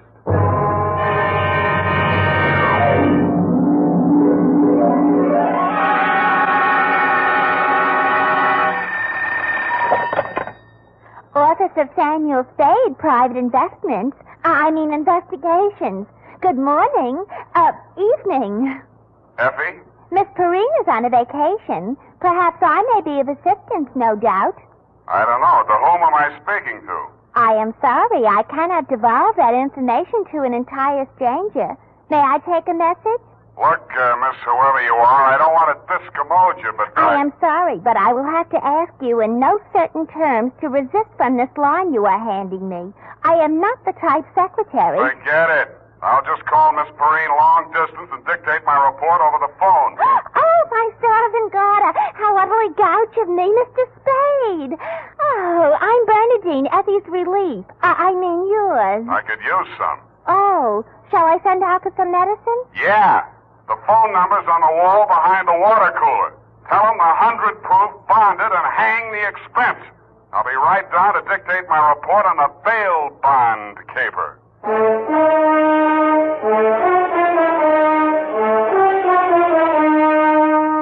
Dashiell Hammett, America's leading detective fiction writer and creator of Sam Spade, the hard-boiled private eye, and William Spear, radio's outstanding producer-director of mystery and crime drama, join their talents to make your hair stand on end with the Adventures of Sam Spade. Presented by the makers of Wild Root Cream Oil for the hair. Only 3 days left, gals, and June, the month of weddings, will be over. But don't worry, there are still 187 days left in leap year, still time to snag the man of your dreams. You know, the one who uses Wild Root Cream Oil on his hair. He and millions of other men use Wild Root Cream Oil daily, because Wild Root Cream Oil grooms the hair so neatly and naturally, relieves dryness, and removes loose dandruff. Any smart man who wants to look smart always insists on Wild Root Cream Oil Hair Tonic. Again and again, the choice of men who put good grooming first. And now, with Howard Duff starring as Spade, Wild Root brings to the air the greatest private detective of them all, in the Adventures of Sam Spade.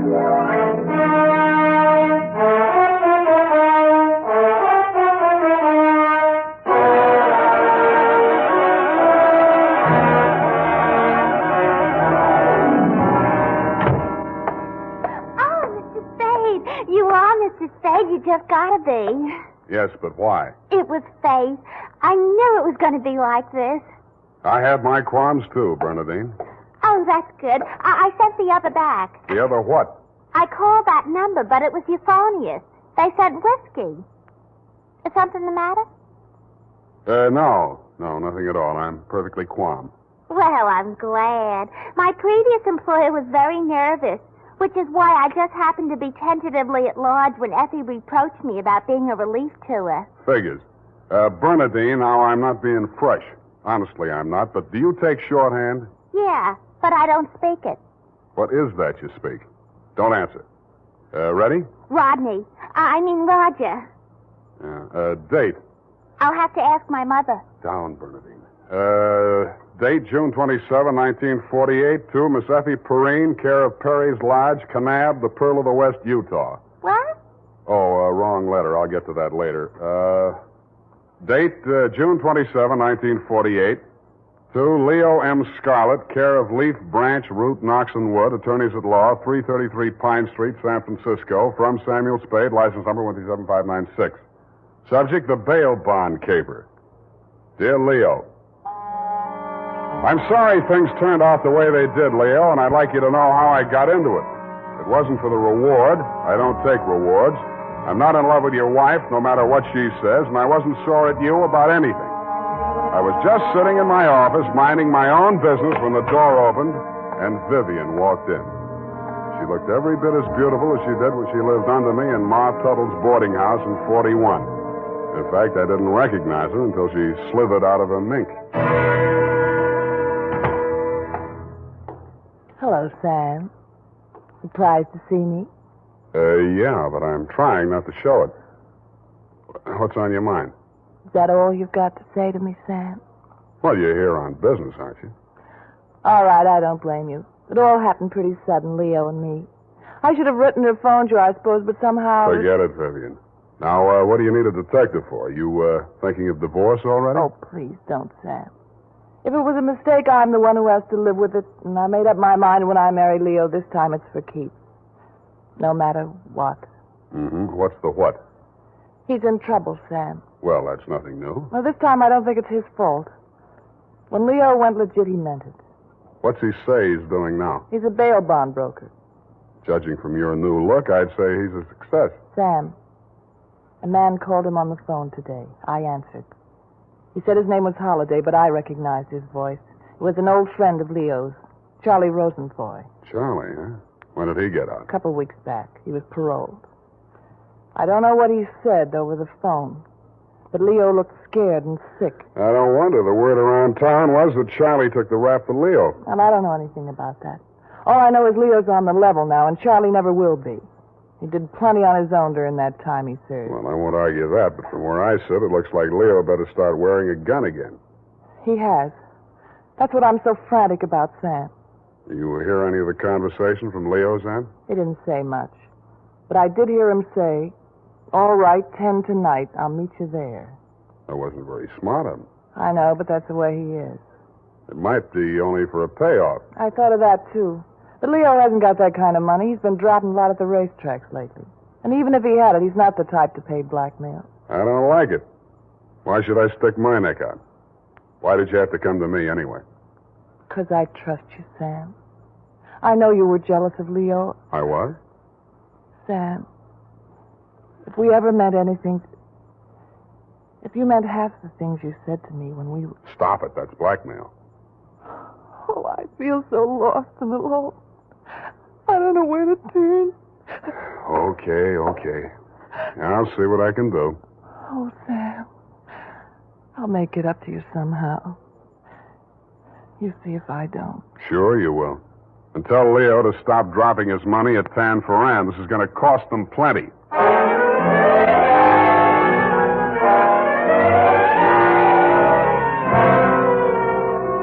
Vivian had said that your rendezvous with Charlie was scheduled for 10 in the p.m. and that you were too upset to go to work that day, so you'd be at home, 1246 Dunbar.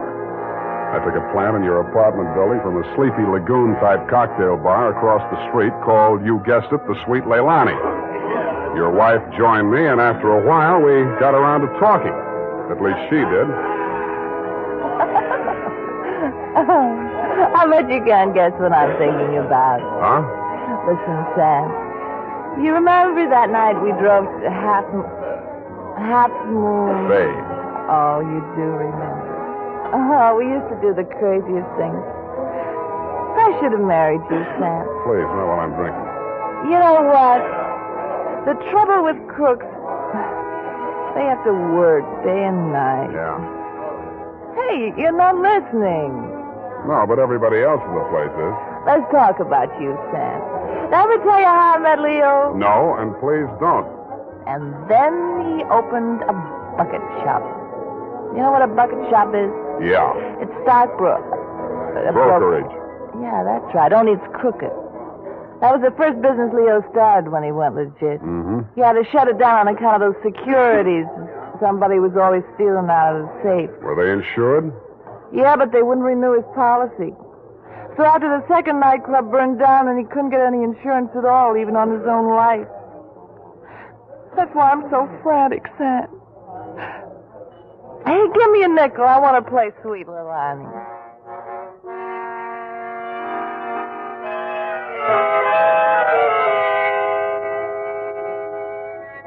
$50 and 2 hours later, Sweet Leilani broke under the strain, so we had Princess Papuli to leave a knot gave out, and we were starting on the Hawaiian war chant when she disappeared through a door marked Wahine, Hawaiian for powder room, and never came back. Around 9:45, I mumbled something to the bartender about the lady will pay, put on my smoked glasses, and strolled out and across the street. You came out of the building a couple of minutes later. You led me a zigzag course up Merchant Street to Salon, across Salon to Commercial, down Commercial to Drum, and made a lateral pass over Drum back to Dunbar. Your destination, I'd never have guessed it, was the Sweet Leilani. Happily, they were not playing Sweet Leilani. It was very, very quiet. The regular customers had taken a powder, and I didn't blame them. In the new crop at the bar, I counted 10 broken noses, at least 5 broken paroles, assorted knife scars, and 4 pairs of cauliflower ears, and 1 maverick. You slid into a booth at the end of the bar, took the gun out of your shoulder holster, and laid it down on the table in front of you. I walked over, turned it around so it was pointing at the jukebox instead of me, and sat down. Some other time, Spade. Some other time I drink with you. I'm waiting for a friend. Why the gun? You selling it to him? Maybe I give it to him. Go on, you drink at the bar. It's kind of crowded. Looks like Charlie Rosenfoy's old mob. Who are they gunning for? You or Charlie? Why don't you ask them? What are you drinking, Leo? I was with that bottle all day. Got a bad taste. Do me a favor, Spade. There's a bar 2 doors down the street. Go drink there. There's my friend coming in the door. Any friend of yours is a friend of mine, Leo. Look, Spade. Hello, Leo. What's the matter? You bring a bodyguard to meet your old friend Charlie? This shamus threw his weight in here. I didn't ask him. I don't need him. Huh. That sounds like the old Leo Scarlatti I used to... The name is Scarlet. Oh, pardon me. I've been on the rock for so long, it's hard to catch up on all the changes. There's been a war, Charlie. Anyone tipped you to it yet? You got a smart bodyguard, Leo. Let's talk.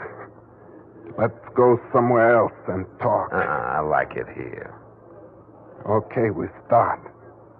How come you tipped the mob we were coming here? You promised you wouldn't. Like the shamus, they got to drink somewhere. All right. Say what's in your mind, and I'll go. Yeah, and if you don't mind, I think I'll do my drinking at the bar.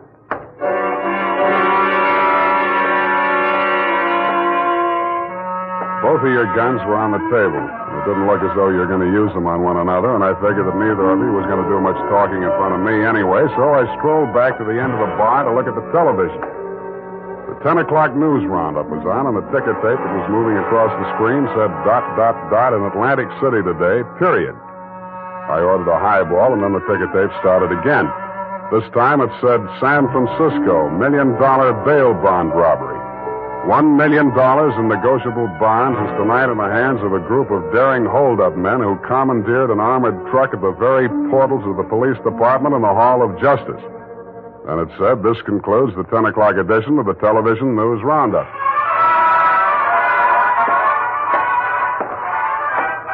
I had a slight hunch that if the television boys had had their cameras on the big bail bond robbery, that at least some of the characters would have been played by at least some of the bad actors that were foregathered in the Sweet Leilani. In fact, what you and Charlie were saying and doing when I walked back to your booth was almost too much to the point. You let me see the bulky portfolio Charlie shoved across the table at you. It looked like a carrying case for bonds, bank messenger type. But it was sealed with wax blobs bearing the imprint of the Great Seal of the state of California. I was impressed. Where'd you get this? You can read about it in the papers, and if I was you, I'd get this out of sight before them papers hit the street. One thing more. Don't try to clip none of them coupons. And one thing more in addition. Don't open it at all. Sure. Spade? Yeah, Leon? I think I hire you after all.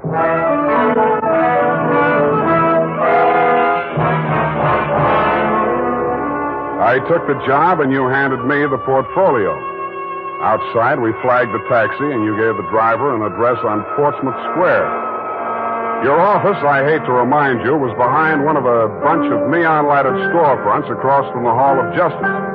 The sign on the door said, press the button and let freedom ring any hour, day or night. The only bell in sight was a stop-press-type burglar alarm. You unlocked the door and we went in. You paused in front of a big green safe with a combination lock and started twirling the knobs. The tumblers clicked into place. I picked up an inkwell and waited for the safe to open. Spade give me it? I did, with both hands. With my left, I handed you the portfolio, and with my right, I pitched the inkwell at a well-wired slab of plate glass window.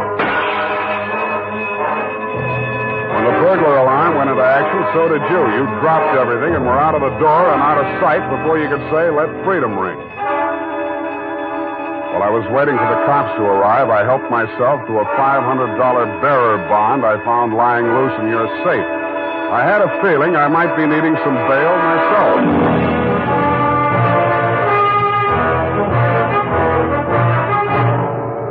The makers of Wild Root Cream Oil are presenting the weekly Sunday adventure of Dashiell Hammett's famous private detective, Sam Spade.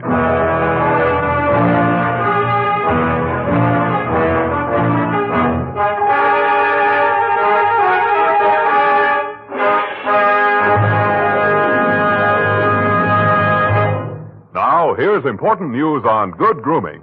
If you want the well-groomed look that helps you get ahead, socially and on the job, listen. Recently, thousands of people from coast to coast who bought Wild Root Cream Oil for the first time were asked, how does Wild Root Cream Oil compare with the hair tonic you previously used? The results were amazing. Better than 4 out of 5 who replied said they preferred Wild Root Cream Oil. And no wonder. It gives you the advantages that men consider most important. Wild Root Cream Oil grooms your hair neatly and naturally, relieves annoying dryness, and removes loose dandruff. What's more, non-alcoholic Wild Root Cream Oil is the only leading hair tonic that contains soothing lanolin, that's like the oil of your skin. So ask for Wild Root Cream Oil Hair Tonic. Again and again, the choice of men who put good grooming first. By the way, smart girls use Wild Root Cream Oil too, and mothers say it's grand for training children's hair.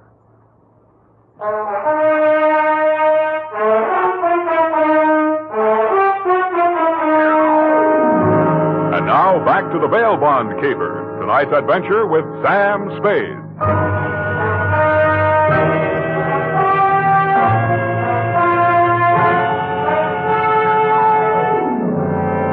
I had hoped, Leo, when I made my spectacular move in your bail bond office and set the bells to ringing, that I'd get the caper off my neck and onto the capable shoulders of the police, where it now belonged. Then I told myself I could go home and get some sleep. I had never been that fond of Vivian anyway. I was holding the $1 million portfolio, complete with its big official seal still unbroken, ready to hand it over with a flourish to the first boy in blue that rushed in. But then I saw something that dashed my hopes. There was a strip of Scotch tape across the bottom of it. It wasn't up to me to tamper with important evidence, but I didn't have to. It was only a question of what magazine had been cut up to replace the $1 million in bearer bonds. That question was answered at headquarters 20 minutes later. It turned out to be the last 52 issues of Radio Life, which even Captain Walsh of the robbery detail admitted was no help.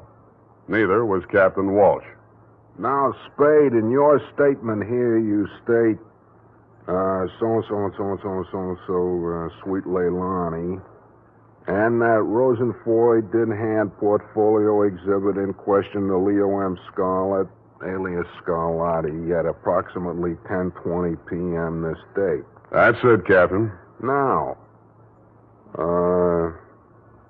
you sure you want to stick with this? You don't want to change any part of the statement? No, I just want to go home and go to bed. I'm afraid you're going to stay with us for a while. Who, me? Statement of Jordan Joyce, M.D. Statements of Hilda Sackrider, R.N. and Mildred DeVilbiss, R.N. Day and night nurses, respectfully. Who's sick? Rosenfoy. He's been quarantined in his home in Daly City since his release from Alcatraz 4 days ago. Chicken pox. Sorry, Sam, I'll have to book you. You sure you don't want to add anything to that statement? Only this. Kelsey Walsh, if you continue to do such brilliant police work, you will be waving a stop sign at a school crossing in time for the fall semester. You are a hangnail on the finger of justice.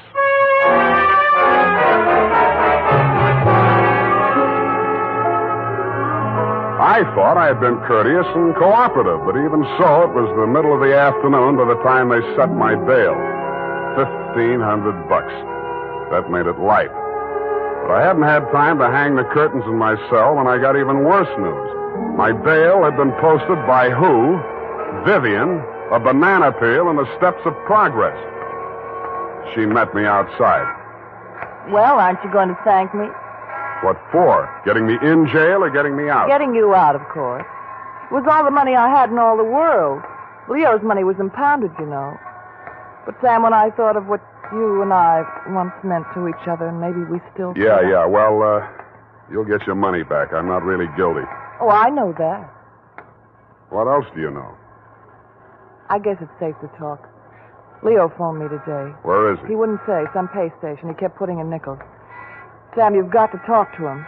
You've got to convince him it's best to give himself up. Now you're beginning to make sense, sweetheart. But how can I get to talk to him? I've arranged it. He's to meet us at the Club Leilani. You know, where we had our reunion yesterday. That place on Dunbar? Yeah. Oh, that's great. A crowded saloon less than a block from the police department. Besides, the place has lousy memories for me. By the way, did you ever get out of the ladies' room? If you don't mind, I'd rather talk about something else. Okay, let's talk about how do we bring this big secret meeting off in a crowded cafe. Is Leo coming in a false beard? You really think I'm stupid, don't you? I didn't say so. Well, it so happens that the place is closed on Tuesday. See that sign in the window? Closed Tuesday? Mm-hmm. Now, how do we break in? I was counting on you. You're a detective. Can't you use a glass key or something? Did you say that bail bond you bought for me was all the money you had in the world? That's the truth. Then get ready to forfeit it. It's a risk I've got to take. You've got to take. Sam, please, if we ever met anything... Yeah, I know. Half Moon Bay. But sometimes I wish we hadn't been childhood sweethearts. Wait here. I'll case the alley.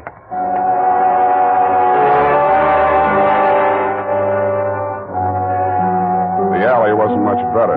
There were two windows, washroom type, all glass brick except the two small ventilators big enough to put your hand through. The only hope was the kitchen skylight. I didn't have any trouble getting up to it, but once I was there, things didn't look so good.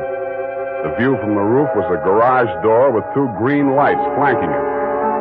Then it struck me where I was and why I was there. The Club Leilani backed directly on the Hall of Justice where the big bail bond robbery had taken place at 5 p.m. the night before. Without further ado, I put my foot through a pane of the skylight, reached in, unlatched it, and dropped. Hurry up, let me in, Sam. Up at the front of the building, I could hear Vivian clamoring for admittance. I decided to let her clamor for another minute or two. It isn't a thing I often do, but I walked resolutely into the ladies' powder room. It was very well equipped. It had furniture, a telephone, and more clues than I needed. The magazines were there, the razor blades were there, the Scotch tape was there. There was even a scraping of red sealing wax on the steel frame of the window slot. But best of all was what I found in the paper towel dispenser. I lifted it out and moved it next door to the men's washroom. Then I let her in. What kept you so long? You'll spoil everything. I was afraid you'd... Here comes your husband. Come on, let me in. What happened, Leo? You're early. Any objections? I just got itchy, that's all. How are you, baby? Don't, Leo. I'm so nervous. Straining. What are we going to do, baby? What's Spade going to do for us? Tell him, Sam. I'll leave you two alone to talk it out. I'll freshen up a little. Haven't had my face on all day. Poor kid. Well, Spade, let's have it. Yeah, she's right, Leo. I can do a lot for you. But you've got to do something for me. Spade, this is level. I never saw those bonds. I know that. Then what are you after? The truth. It's the only thing that can save you, and if you take this rap, I take it too. I'm in clear up to my neck. Okay. Charlie Rosenfoy came around to Vivian and made her this proposition. He was going to pull this bail bond job and plant the goods on me to get even for the rap he thought he'd taken for me. Vivian pretended to play along with him, only she got hold of the package long enough to take the bonds out and put the old magazines in instead. Yeah. The idea was the mob would think Charlie had double-crossed them, taken the goods for himself, and delivered a phony packet to their banker, which was supposed to be me. Sure. Only you had to get smart and set off that burglar alarm. Now I'm getting the squeeze on all sides. The mob, the law, Charlie are all gunning for me at once. Don't worry about the mob and the law, and don't worry too much about Charlie. What are you driving at? That'll be him now. Who tipped him I was here? Get back in the corner. It's dark in here. He'll never see you. I'll take care of it. All right. Hello, Charlie. Who? Come on in.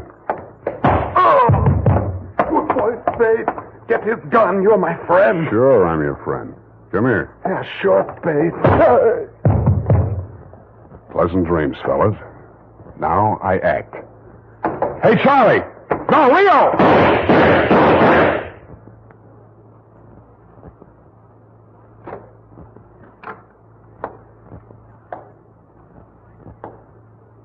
Vivian? Sam? That you? Yeah. The last of your boyfriends. You mean Leo? Charlie? Yeah. They just knocked each other off. Oh, Sam. I can't see. Dark. Where are you? Right here in front of the jukebox. You sure? Hope to die.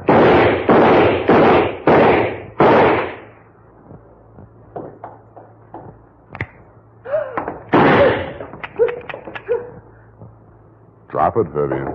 It's empty. Sam,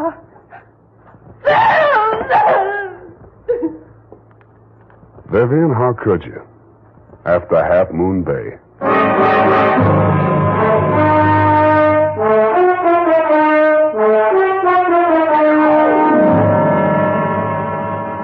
I'm sorry I had to knock you boys out, Leo, but better lumps than bullet holes, eh?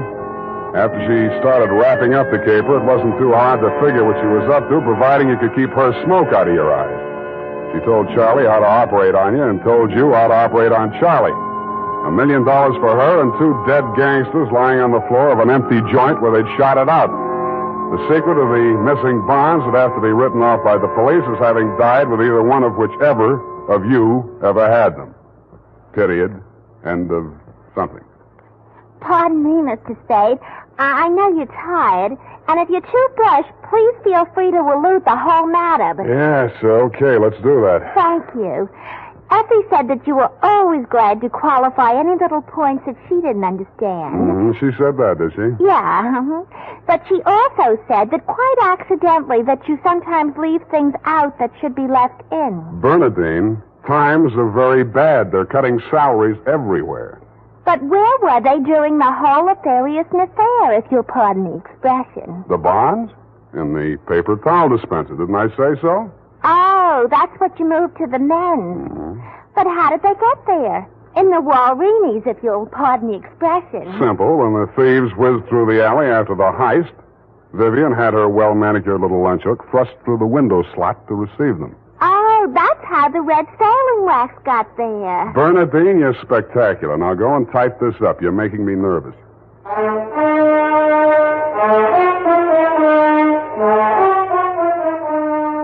You know what they say about people who like mysteries?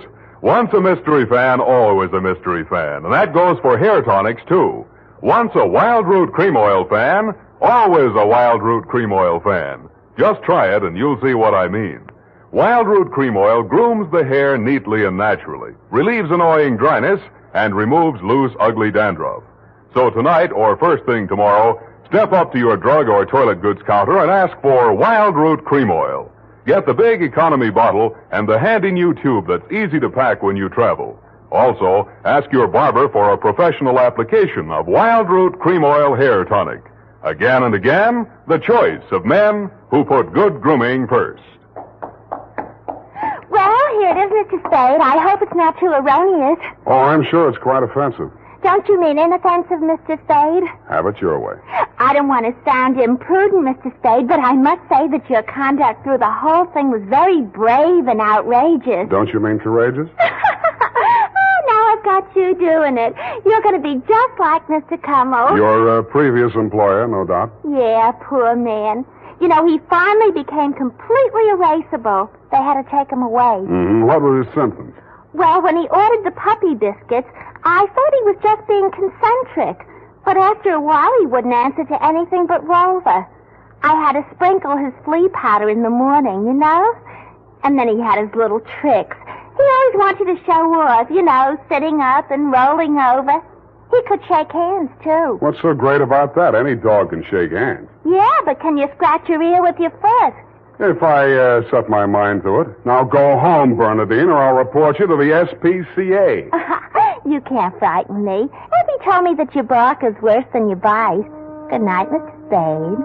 Effie, in far-off Kanab, come home, sweetheart.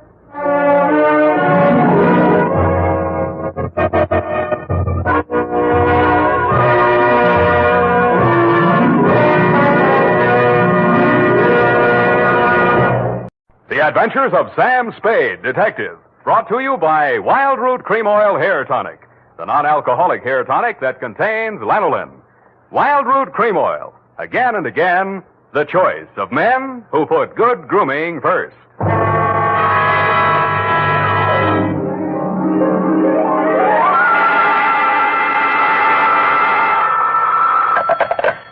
Sam Spade Detective Agency. Are you still there? I believe that interpolation is hardly rhetorical, Mr. Spade. To what have you been up, if you'll pardon the expression? And has that girl regained her facilities? I wouldn't know, but her faculties are as good as ever, if you'll pardon the expression. Mr. Spade, sometimes I think you're a regular philanthropist. Don't you mean philanderer? How much money did you make out of that case? Well, I broke even anyway. That's what I mean. You're a philanthropist. Well, you know best, Bernadine. By the way, was that man really murdered with the buzzsaw, or was that just publicity? He really was, Bernadine. Why? There just happened to be one lying around. Oh, I don't mean that. Why was he killed? For the Wheel of Life. Oh. You're not going to ask what that is? Some curio, no doubt. Listen, Bernadine, the Wheel of Life is, oh, well. I suppose I don't have to tell you to stay where you are. Just sit quietly with your book in your hand, and I'll be right down to dictate my report on the Wheel of Life caper.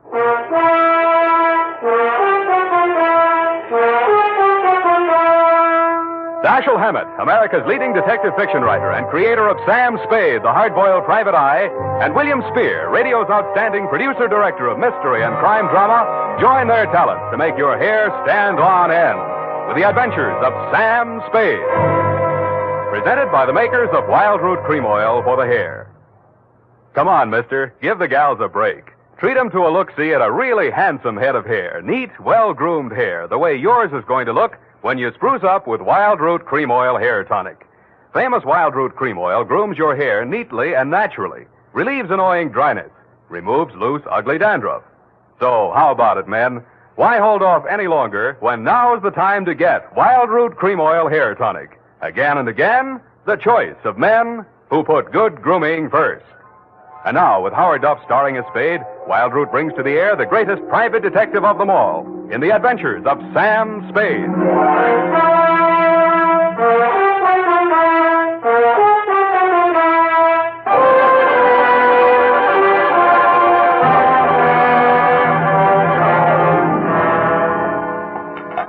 I went down to St. James Infirmary to see my baby there. Ready, Bernadine, little flower?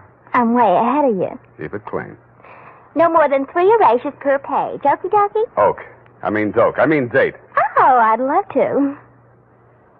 July 11, 1948. To Detective Lieutenant Dundee, Homicide Detail, San Francisco Police. Subject, the Wheel of Life caper. Now, don't go away, Bernadine. I don't know why these things always have to happen to me. Under private detectives in the San Francisco Classified Directory, they're listed somewhere in the neighborhood of 60 agencies, several with large display ads. But somehow she managed to find me. It's all so strange, Mr. Spade. I hardly know where to begin. Well, the beginning is always a pretty good place to start, Miss O'Farrell. Yes, the beginning. It was like waking out of a nightmare you can't remember. Everything seemed out of proportion. Even the buildings along the street seemed to be leaning at a crazy angle. And then I realized I was traveling down a hill. I looked wildly around for something to help me get my bearings. There was a street sign, O'Farrell, stuck in my mind, so I gave it to your secretary when she asked for my name. Uh-huh. What's your real name? I don't know. I don't know who I am, where I came from, or where I'm going. Mr. Mr. Spade, I'm so frightened. Now, wait a minute. A lot of people suffer from temporary loss of memory. Most of them recover. But amnesia is a sickness, and I am not a doctor. Oh. And you won't even try to help me? Well, I can give you the name of a good head doctor right here in the building. There's also missing persons. Oh, but I'm not a missing person. I'm right here.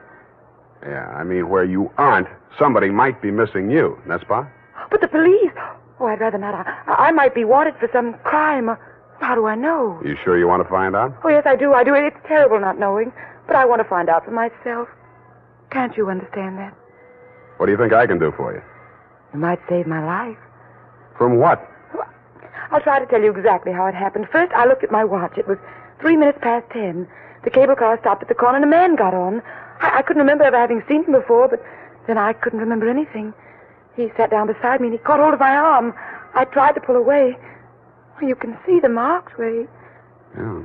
Well, who was he? He acted as if I was... I think I know what you mean. Did you find out who he was? No, I was too frightened to speak.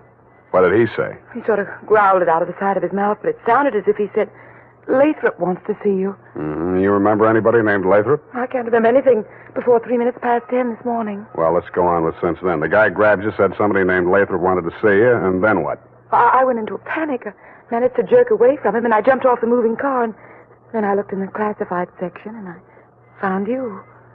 Why me? I don't know. The name, I guess. A spade to dig up my past. Please, Miss O'Farrell. Do you think I'm very silly? No, I think you're very beautiful. I wish you could remember whether you're married or not. Oh, no. Well, at least I have no wedding ring. What have you got? I mean, besides what's visible. Well, I couldn't find much of anything. I went over my clothing. There don't seem to be any marks of any kind. Oh. Well, you got any money? A little over $300. Let's have it. The purse, too. All right. Lipstick, aspirin, bobby pins, Kleenex. Nothing here. They couldn't have been bought in any drugstore. Powder. Hey, what kind of powder is this? Then there was this in my coat pocket. A match folder. Sailor's Rest Bar, Hotel Calcutta, 1100 Embarcadero. Little number written inside. 120. What's that, a room number? I don't know. My purse, you have to destroy it. Here's $10 of your own money. Buy a new one. Wow. Did you find something? Coin, Chinese bit. Good luck piece, probably sewn in by whoever made it, maybe in China. That ring any bells? No. No, I'm afraid not. Shoe. What? Your right shoe. Let's see it. Take it off.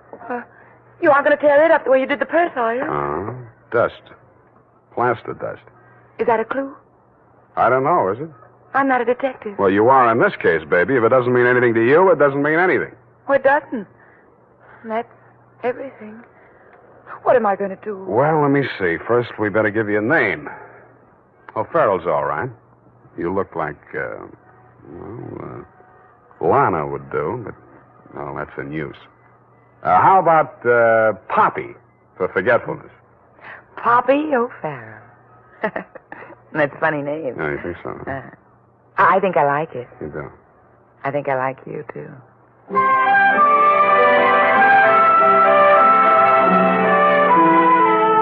I liked her, too. There may have been blanks in her brain, but the rest of her figured. In the elevator, I started adding it up, and by the time we reached the street floor, it came to quite a tidy sum. Where are we going, Sam? Far, I hope. But first, we're going to find you a place to stay. Oh, yes, we must be practical. No use overdoing it, huh? Oh, no, Sam, I didn't mean... Wait, What's the matter? You remember something? that man, the one who followed me this morning, he's standing right out there waiting. The one in the straw hat leaning against the newsstand? Yes. Where are you going, Sam? You stay here. I just remembered something I hoped I could forget. Hello, Shuggy. What brings you back to town? Do I know you?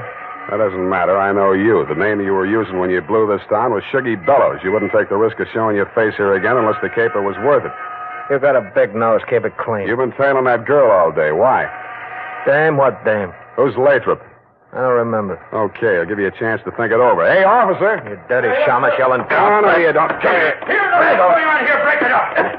Oh, Mr. Spade. Is this fella giving you trouble now? Yeah, what kind of a beat are you pounding here, Clancy? Letting a cheap drifter like this walk around with an armpit full of gun? Or are they handing out permits to characters like these this day? Well, no, how about that, son? Have you a permit now? And a gope copper. Oh, so one of them clever lads he is. Well, come along, me bucko, before I lose my temper and give you your lumps now. Okay, I'm coming. That's better now. Much obliged, Mr. Spade. I'll pay you for this, Hammett. And a goop to you, too.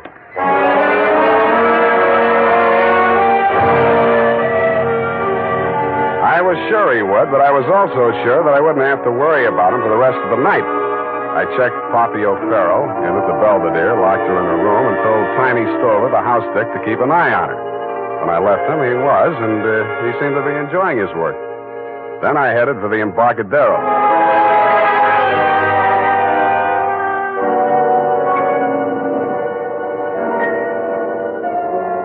I found the Hotel Calcutta, but I couldn't find the lobby. There wasn't any. It had been squeezed out by the Sailor's Rest Bar. So I tried the bosun-type bartender. Howdy, mate. You got business aboard? Yeah, where do I find the purser? Hey, went ashore. All the officers went ashore except the janitor. He's passed out in his bunk. Oh? How about the passengers? You're in the thick of them right now. They spend most of their time and their money right here. Which one belongs to 120? You a dick? Yeah, but I got $10. Well, what I can tell you ain't worth it, but thanks anyway. He stayed in his cabin. I only saw him at once. That's when he went ashore. I says to the deck steward, that's room clerk to you. It was a general. He says, name of Korolenko. I noticed him because he was a real creep, see? 6'4", of solid brass. His head stuck up in the air, and he didn't move nothing from his stern to his shoulders. A real Frankenstein. Do I keep it then? Yeah. Do I get a look at his room? Yeah, sure. Go ahead. Who's stopping you?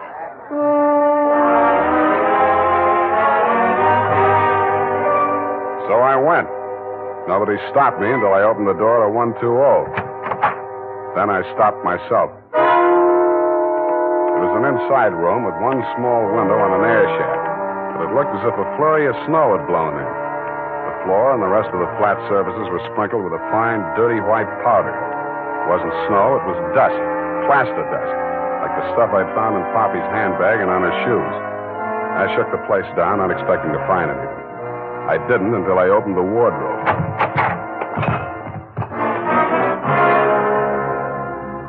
It was the body of a well-dressed ship surgeon, but his uniform was rumpled, torn, and bloodstained.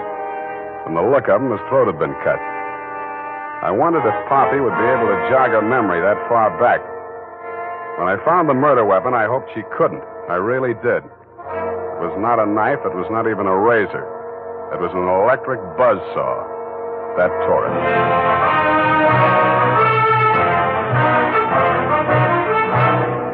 The makers of Wild Root Cream Oil are presenting the weekly Sunday adventure of Dashiell Hammett's famous private detective, Sam Spade.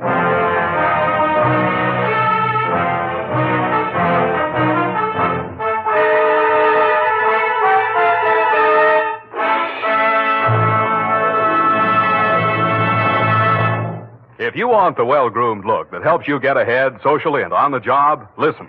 Recently, thousands of people from coast to coast who bought Wild Root Cream Oil for the first time were asked, how does Wild Root Cream Oil compare with the hair tonic you previously used? Better than 4 out of 5 who replied said they preferred Wild Root Cream Oil. And no wonder. Wild Root Cream Oil grooms the hair neatly and naturally, relieves annoying dryness, and removes loose dandruff.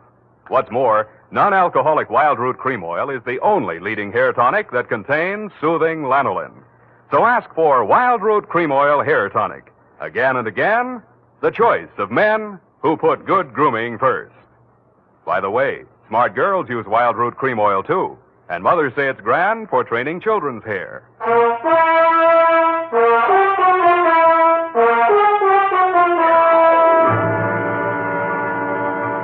And now, back to the Wheel of Life caper. Tonight's adventure with Sam Spade.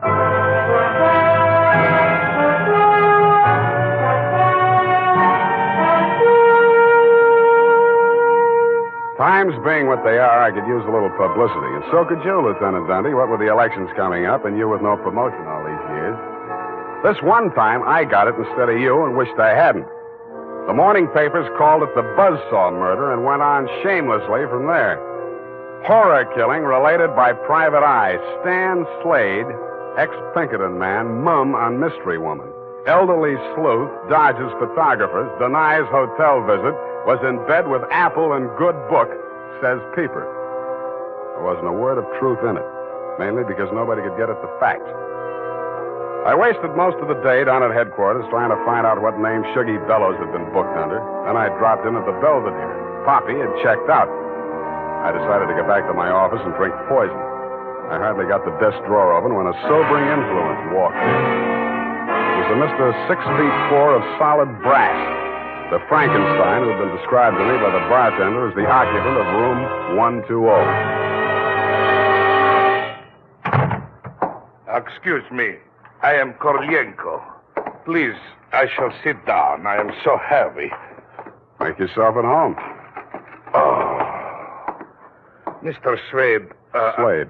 Excuse me. I am so heavy. I am Korlienko. So you told me. I am really Spade myself. So, why are she hiding from me? Who? That girl, Miss Paget. Her, I am paying 1 month in advance, $300 American. Me, she have dessert. I am not rich, only moderately wealthy. But you understand, it's not question for money alone. That ship's doctor, he was most kind to me. He cared to me even after I arrived. Now he are dead for his pains, his dirty tricks. Yeah, I know how you feel. Now, if you'll take it a little easy, I think we'll get farther. You say this girl's name is Paget, and she traveled with you. From Macau, where she is the Florence Nightingale for Portuguese hospitals, forcing me to employ her, all others being Chinese nuns. That figures. You sick? No, only I am so heavy. They are breaking my back in traffic accident, rickshaw collusion. You're wearing a plastic cast? Yes, like a turtle. I am closed with my neck sticking out. Look, see? Now it is better as before. The ship's doctor trimmed the rough edges with buzzsaw. Buzz, buzz, buzz. I can walk. But it's like suit from armor, for which I alive. Look.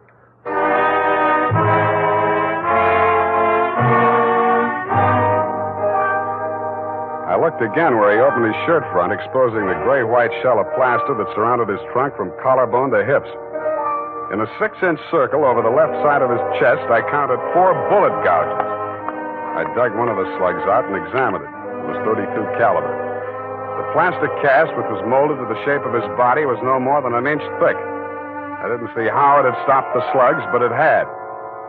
About then, the parts of Korolenko that were not held rigid in the cast began to tremble violently. Why are they doing this? Why? To a virtually helpless man. Why, Mr. Spade? Why? Where did you have that cast put on? Don't I said Macau? The Portuguese hospital there? The same. They are hanging me up with the neck and plastering me.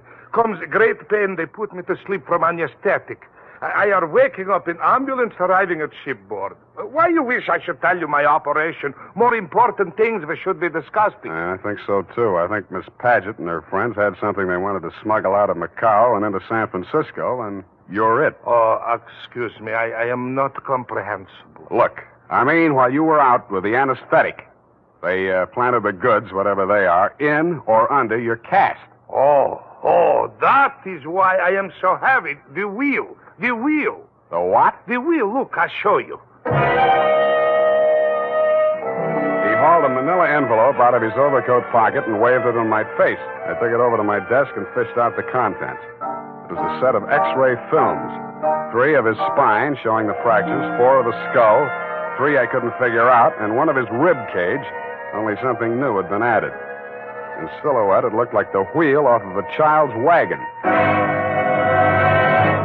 What is it, this wheel? What to do? 6 months I must remain in this straitjacket. If I remove it, I die. If I keep it on, they kill me to get their smuggle. Well, you look to me like the luckiest man alive. That wheel, or whatever it is, saved your life by stopping 4 slugs. But still I shall die. How shall I die? When shall I die? Your best advices, please. Korolenko, I think you better die right now. Excuse me? It's the only safe place for you. The morgue.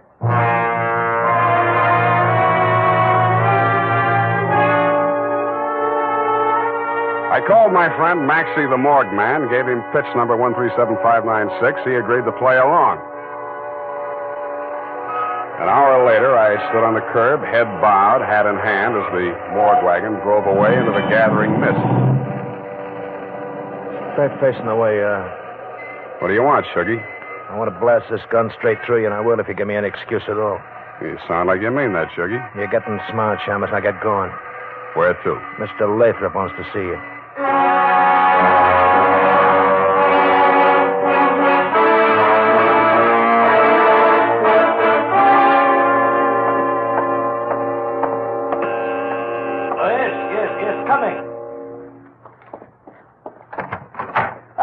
Shuggy, dear boy, you've not failed me this time. This will be the fabled Mr. Spade, eh? Come in. Sit down, Mr. Spade.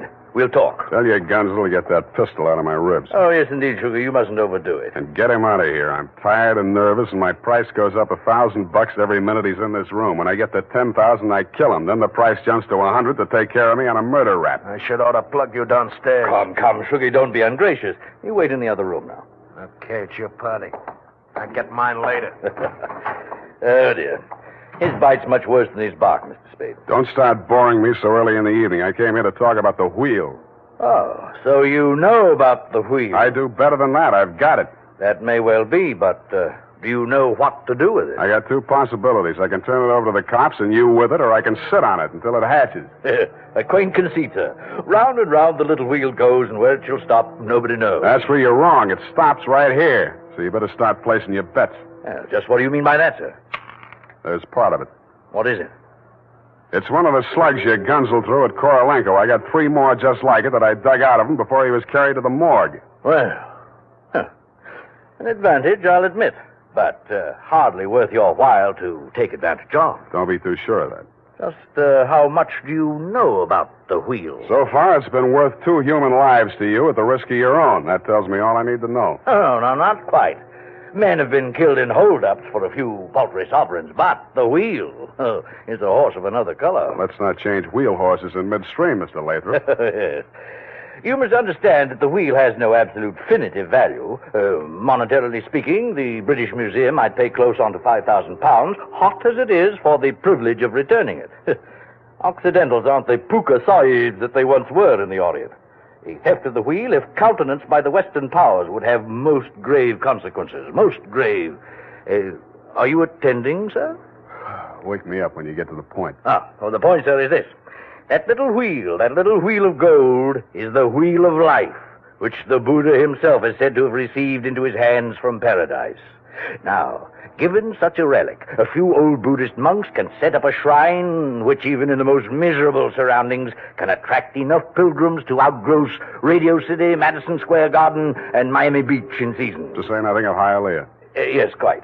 In short, we propose to act as booking agents for the wheel on a royalty basis with a percentage of the house. Mm-hmm. Why did you bring it to San Francisco? But, oh, gad, sir. Were we to bargain in the Orient, we should be hacked to pieces in our beds. I'll settle for a lump sum and let you do the bargaining.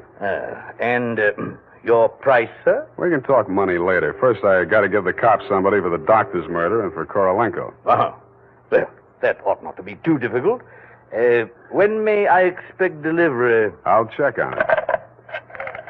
I went down to St. James Infirmary. City morgue. Maxie, Sam Spade. Yeah, Sammy. Deal's okay. Send it up. The address is... Sam, wait. Yeah? Sam, he ain't here no more. What happened? Somebody claimed him. A girl. Said she's his daughter. What did he do? Went on playing dead like you told him to. Maxie, where did she send him? Avalon Mortuary, corner of Lynch and Haight. Okay, by the way... Yeah, Sammy? Maxie, put some clean sheets in that morgue wagon, size 16. I may be your next passenger.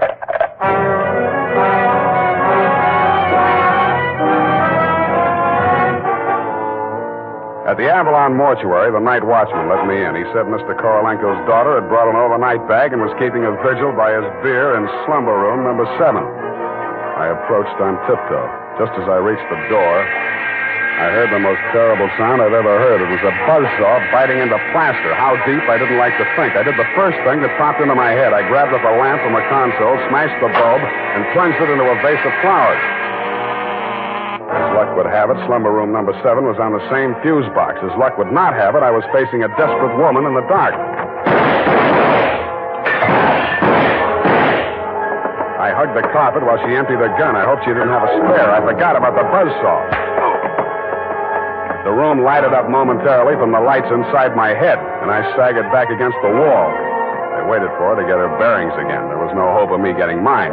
Then I heard a big, hollow thud. The whole room shook, and the lights went on. Poppy O'Farrell and/or Paget lay on the floor under the stony weight of Korolenko plus 60 pounds of plaster. Get up! Get up! You're crushing me! I can't. I am so heavy. You comfortable there, Korolenko? Comfortable in such situation? Do you ask the turtle, are he comfortable? Is Faker on bed of nails? He's equally here as elsewhere. Yeah, okay. Just hold her there until I get a statement. And he did. Item, statement by the aforesaid. It was like waking out of a nightmare you can't remember. Everything seemed out of proportion. That was her story, and I had to admire the way she stuck to it. But if you keep trying, I'm sure she'll get back enough of her memory to confess that she planted the wheel of life in Korolenko's turtle shell when she decided to double-cross Shuggy and Lathrop. They never tumbled to her hiding place. They were gunning for Korolenko because they thought Poppy was working with him, which was true in a way, but not the way that they thought. That's why they tortured the doctor in an effort to learn Kay's whereabouts. I understand your boys have picked up the rest of the trio, and they can tell you everything except why I conceived the brilliant idea of having Korolenko play dead. Between you and me, amnesia's a handy little gadget to have around, Dundee. I'm trying to draw a few strategic blanks myself. Period. End of report. Pardon me, Mr. Spade. Yes. There are just a few little coincidentals that I do not find entirely reprehensible. Such as? Well, I don't want to appear lucid or anything of that type. Believe me, you doesn't. I mean, don't it? Oh, you say the sweetest thing. But it's about the wheel. Oh, yes, the wheel. Well, I'll tell you what you do. You type that up. I've got to call in about that now.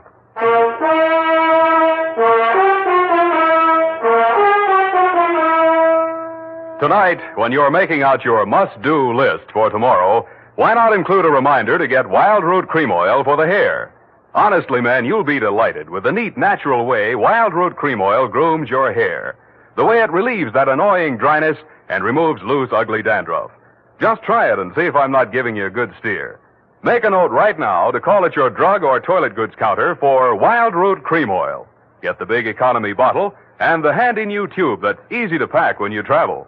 Also, ask your barber for a professional application of Wild Root Cream Oil Hair Tonic.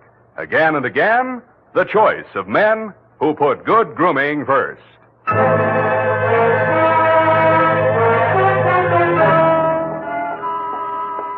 you ascertain the lowdown on the wheel of life? I certainly didn't. No, we won't know about that for 6 months. Because definitively, I mean definitely, that plaster cast has to stay on him. Doctor's orders, you know. Oh, but I won't be here 6 months from now. You can say that again. But I won't be here 6 months from now. Stop repeating yourself. But you just said you can say that again. Yeah, Just as distinctly as if I was sitting here. That's what I like about you, Bernadine. A woman of distinction, that's what you are. Well, if you want to take me dancing, why don't you just say so? Bernadine. It's leap year, and I always say discrimination is the better part of value. You are absolutely corrupt. Well, I'm glad I'm right about something. Good night, Mr. Spade. Good night, and I'll say if it kills me, sweetheart.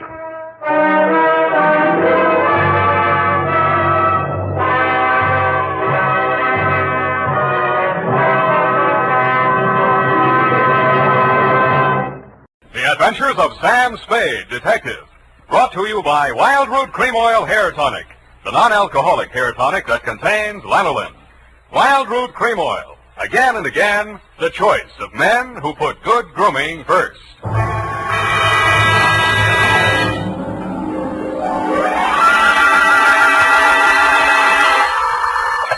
Sam Spade Detective Agency. This is Mad Scientific Detective number 137596. Sam, no matter what anyone says, I'll stand by you. You're nothing of the sort. Not scientific? Of course not. You're two-fisted. Well, thanks, Effie, and that ain't all, Effie. I was actually mistaken for a convolutional melancholiac. Oh, Sam, are you all right now? Wrong diagnosis, Angel. It turned out to be melancholia catatonica. Oh, you poor darling. What is that? Well, it's a thing where you lie motionless and silent with fixed eyes and indifference to surroundings. Unquote. Sam, what happened to you? What hospital are you in? Can I bring you anything? No, Effie, I am now at large. Pull down the blinds, check the corridors for men in little white coats, and set a bottle in the window if the coast is clear. Oh. I'll be right down to dictate my report on the mad scientist caper.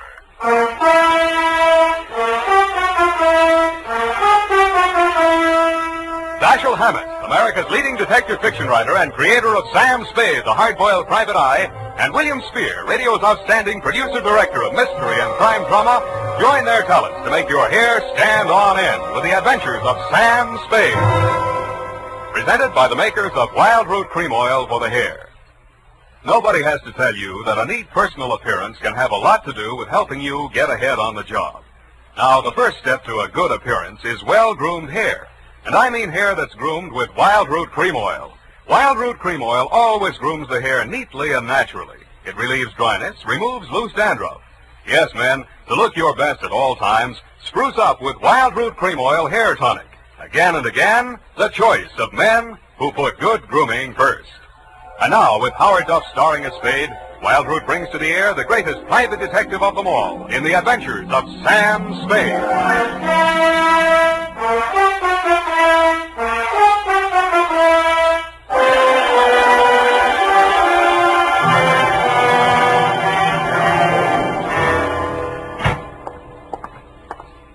Effie! Come in, Sam. The coast is clear. Where are you? Why is it so dark in here? Well, I had to put the lights out. The blind stuck. I couldn't get it down. The heat's off, Effie. Let there be light. Oh, I'm so glad. Let me look at you. Don't look at me like that and stop whispering. Oh, Sam. Did you get me all upset like that just for a joke? It's no joke, sweetheart. You really sick? Yeah, just sick of some of the types I made in this business. Oh, Sam. Date July 25, 1948, to Detective Lieutenant Dundee, Homicide Detail, San Francisco Police, from Samuel Spade, license number 137596. Subject, the mad scientist caper. I worry so. Dear Dundee, he looked like a mad scientist, and that's exactly what he was. His eyes had a wild gleam in them, his hair was a wild tangle, and he was wearing a wild assortment of clothing that looked as if they'd been slept in shifts. He leaned across the desk at me and said, They have stolen my secret formula. They had? Gee, that's too bad. Oh, you think I'm crazy? I don't know yet. I just met you. My name is Raymond Fox. Does that mean anything to you? Raymond Fox. Yeah, I think it does, but I don't quite remember what. I invented the helioscope. Helioscope? No, that wasn't it. I also synthesized hydroxylamophotochronaton. That was it. Yes, but unfortunately, production costs were prohibitive. But you didn't let that discourage you. Oh, no, indeed. You see, after a brief illness, I was back in my laboratory, perfecting my greatest contribution to science, what may prove to be the greatest contribution of science to humanity. I call it penetron. Penetron? That is what they have stolen, the secret formula for penetron. Penetron, huh? Now, what exactly is penetron, Mr. Fox, and who are they? Well, penetron is a plastic with a molecular structure which repels atomic radiation more efficiently than lead, yet weighs less than aluminium. Oh, that. Do you realize the significance of this? Well, And imagine a motor no larger than a cigar box, with a power potential that even I don't believe, but they do. Who's they? Grierson Enterprises. Now, how do I know this? When I applied to the patent office to protect my discovery, I received this letter. Here, come on, read it for yourself. Commissioner of Patents, Washington, D.C. Dear Mr. Fox, your application for patent on formula designated under the trade name Penetron is hereby rejected. You see. Both formula and trade name, together with descriptive material identical to yours, have been registered by Mr. Albert Grierson, Grierson Enterprises, San Francisco. Very truly yours, George Sherman, Acting Deputy Assistant Commissioner. Yeah. You see? Yes. You don't need a detective, Mr. Fox. What you need is a good patent lawyer. Lawyer? I have one. A legal ball of fire named Roscoe Manning. You know this scoundrel? Yeah? He's got an okay reputation. And I am paying for it. $3,000 in retainers. And now he tells me he can do nothing. Insufficient evidence, he says. What is this outfit, Grierson Enterprises? Yeah, a snare in a delusion, with rented furniture, unscientific ventilation, and dirty work at the switchboard. Mm-hmm. How did they get hold of your formula? Well, it must have been while I was ill. They came and took it away. Out of your laboratory? Oh, well, what did it matter where? I've got to start someplace. Start with the man. I promise you he's a crook. If he steals from me, he's stolen from others. If we can prove that, then I have a case. Well, I can't promise you anything, Mr. Fox, but I'll see what I can do. Will $100 be enough for your retainer? Too much. 25 now, and the balance if I can do anything for you.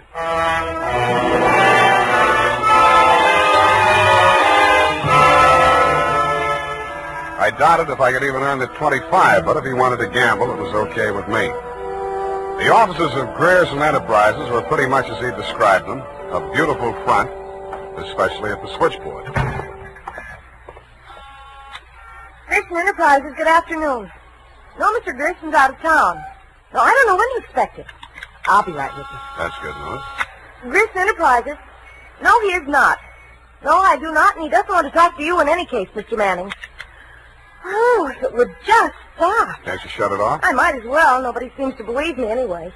You weren't looking for him, too, I hope. Oh, please, just tell me you're selling magazines or collecting salvage or just anything. My card. Oh, detective. Mr. Grierson hasn't done anything, has he? That's what I want to find out. My client says he swiped his secret formula. Oh, not that maniac. You don't look the type. You know he's mad, don't you? Maybe yes, maybe no. Personally, I'm crazy about money. Mad money, pin money, or dirty money. Your employer didn't happen to leave any lying around, did he? No, but he has a charge account at a bar downstairs in the building when it's nearly 5 o'clock. Could you cross-examine me there? I thanked her as gallantly as I could under the circumstances. She said, "Wait here, I won't be a minute." And while she was gone, I made a quick frisk of the office. The file cabinet was empty. Grierson's desk contained nothing but 2 unsharpened pencils, tobacco crumbs, a rubber band, some rusty paper clips, an old gas bill, a glass ampule, broken, labeled sodium denadrine for intravenous injection, and a business card from one Roscoe Manning, attorney at law. I stuck the card in my pocket, went back to the switchboard, and in less time than it takes to tell, I was calling her Lois, and she was calling me Sam over cocktails for 2. That's all I know about it. I didn't think anything about his taking his correspondence out of the files. He often took work home with him. Mm-hmm. When was the last time you saw him? Oh, it's been nearly 6 weeks. You haven't heard from him in all that time? He was with Mr. Fox just before he left. They had a terrible quarrel, but then Mr. Grierson managed to get him calmed down, and they left the office together. And that's the last time you saw Grierson? Yes, and it's all very strange. What did that maniac tell you? That Grierson swiped his invention. Do you believe that? I didn't even believe in the invention. Now I'm beginning to think it was worth stealing. Oh, Mr. Grierson wouldn't. He's a brilliant man, you know. What else has he invented? Well, I don't know. He always had a lot of projects, but of course he never took me into his confidence. Just exactly what is your job? Oh, it's quite simple, really. I just tell people he isn't in. Yeah. Look, sweetheart, you really mean to tell me it never occurred to you that there might be something slightly fishy about Grierson Enterprises? I know. Why should it? Because there's a smell of red herring up there. It's in the air. You mean Mr. Grierson's a crook? Well, what does that make me? Worry that out on his time. Drink up.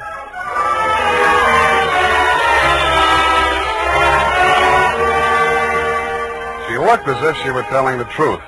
But with women, especially blue-eyed women, that doesn't always mean anything. If she had anything more to tell, she obviously wasn't ready yet to tell it. I asked her to come up and listen to my Herb Jeffries records. She said my apartment needed a woman's touch. I handed her a broom. She hit me on the head with it and left. And so to bed. Up the Times and phoned my client. He wasn't in. Then I phoned a guy I know who sometimes knows about things and asked him what sodium denadrine was. He said it was a sedative and or truth serum, a mental-type drug. I wondered what Grierson had been using it for during office hours. I also wondered what else he'd been spending money for. I phoned another guy who knows about other things, and he called me back with the name of Grierson's bank, Golden Gate Trust. An hour later, to my surprise, I actually had something to go on.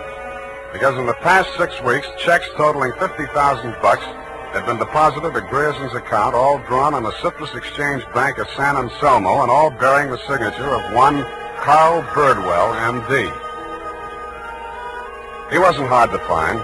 It was a big place in the outskirts, and the sign on the gate said, Mary F. Hotchkiss Hospital for the Mentally Deranged.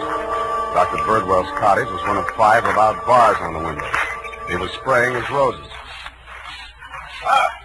So that cystectomy of Dr. Kober's. How are those convulsions? Coordination all right? Can't complain. Got the use of your fingers back? Good. Pick up those shears. I want all those ragged edges. Cut off the hedges. Well, why don't you hire a gardener? Or did those checks to Grierson use up all your ready cash? Eh? Oh, I thought you were the cystectomy. Good Lord, you're that convolutional melancholiac. You're not allowed out on the grounds. Guard! Guard! Now, wait a minute, Doctor.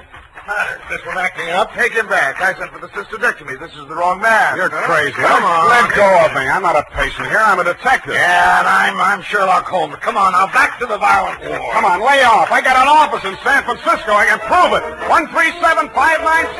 Okay, Dr. Watson, but come on, come on.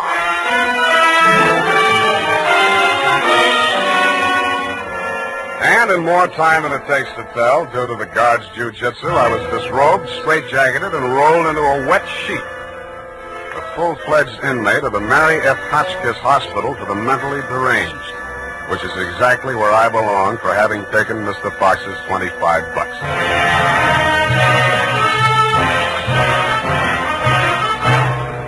The makers of Wild Root Cream Oil are presenting the weekly Sunday adventure of Dashiell Hammett's famous private detective, Sam Spade.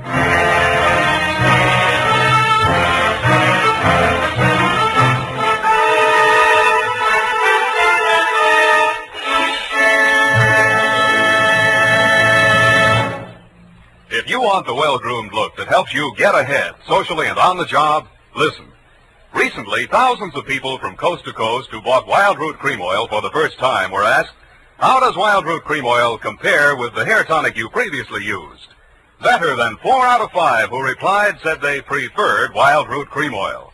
And no wonder. Wild Root Cream Oil grooms the hair neatly and naturally, relieves annoying dryness, and removes loose dandruff. What's more, non-alcoholic Wild Root Cream Oil is the only leading hair tonic that contains soothing lanolin. So ask for Wild Root Cream Oil Hair Tonic. Again and again, the choice of men who put good grooming first. By the way, smart girls use Wild Root Cream Oil too. And mothers say it's grand for training children's hair.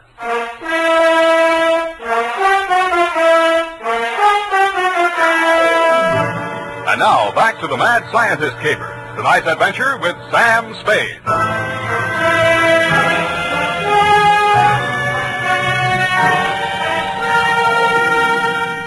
I have been shot, stabbed, slashed, pistol whipped, and sapped into unconsciousness. But until you have spent a night rolled up in a wet sheet, Dundee, you don't know what punishment is. You feel hot and cold at the same time, too miserable to sleep, too exhausted to stay awake. And after 4 hours of it, you just give up and join the crazies pushing up the daisies. There's only one thing I can say in favor of the Mary F. Hotchkiss Hospital for the Mentally Deranged. They get the patients up early. By 6:30 in the a.m., I have been rolled out of the sheet. By 6:45, I had thawed out enough to be taken out of the straitjacket by an orderly. I was glad to be out of it because it was very heavy, and that gave me an idea. I picked it up and swung it. In less time than it takes to tell, I was in the orderly's uniform, out of the violent wing, and shuffling up the walk through Dr. Birdwell's rose garden and through his cottage door. Good morning, Dr. Birdwell. Good Lord, who let you in here? What do you want? I was trying to tell you yesterday when I was so rudely interrupted. Hey? Oh, yes, the detective. Did you say Grierson sent you? I didn't say that. I'm afraid you'll have to be absolutely specific or I can't help you. All right. My client is an inventor who claims that Mr. Grierson stole a formula from him, got a patent on it, and stands to profit to the tune of about $1 million. The last 2 items check. I don't know whether Grierson's a crook or not. He's into you for $50,000, so you might know. This inventor. Pale eyes, contracted pupils, big mop of hair. That's a fair description. Fox. Raymond Fox. He's a patient, escaped from this hospital. That man, Mr. Spade, is a homicidal maniac. If you'll jog your memory, you may recall the case. Sacramento, 1935. Sacramento. Wait a minute. Chemistry professor, lab explosion? That's the case. 2 of his colleagues, whom he irrationally suspected of stealing the formula for the explosive he used to blow them up. You sure they didn't? The man was adjudged hopelessly insane. He must be returned to us. He may murder Grierson, he may murder you, but he will commit a murder if he remains at large. Perhaps more than one murder. You must help us, Spade. Like you, Doctor, I can't help unless you're absolutely specific about a couple of things. Your connection with Grierson, for instance. I invested in Grierson's firm. Uh-huh. How did Fox meet Grierson?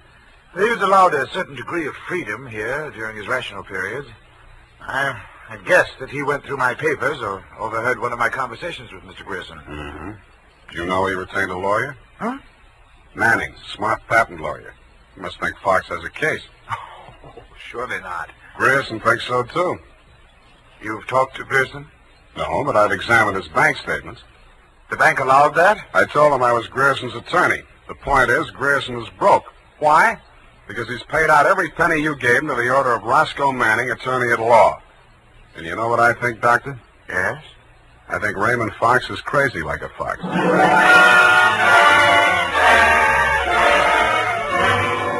I had the same idea about Dr. Birdwell, but I didn't say so. I didn't feel up to spending another night in a wet sheet. I also didn't feel up to the interview that was awaiting me outside the gates. A limousine, only a little longer than a hearse, was standing at the curb. A round pink head with a gray Homburg on it bobbed out at me from the driver's seat and said, Mr. Spade? Yeah? Roscoe Manning. How'd you do? About $49,975 less than you've done in the caper so far. The law is a lucrative profession, my boy. Get in. I'll drive you back to town. No charge? Yeah, I'll even give you some free advice. Sans retainer. Well, sir, you are an elusive chap. I've had the devil's own time catching up with you. How did you? I won't ask why. And I am not without resources. Now, as to our mutual client, Mr. Fox, obviously you've learned a good deal about him. Dr. Birdwell says he's cuckoo, and it's only a toss-up which one of us is going to blow up first. And just about what you'd expect from a medical man. If you'd listened to as much conflicting medical testimony in court as I have, you'd take them all with a grain of salt. Or should I say soda mint? Or sodium denadrine? That's a mysterious remark. I was just trying it on for size. It didn't fit. Mm-hmm. Well, sir, here is my proposition. As to Fox's sanity, it's of no importance. He has money, and I think he has a case. We can always get a doctor to say he's back in his right mind. Where do I fit into your scheme? You just keep looking for Grierson. And watch that secretary of his. I don't trust her. Anything else? Oh, I almost forgot. Here's $500, and here's your ticket to Chicago.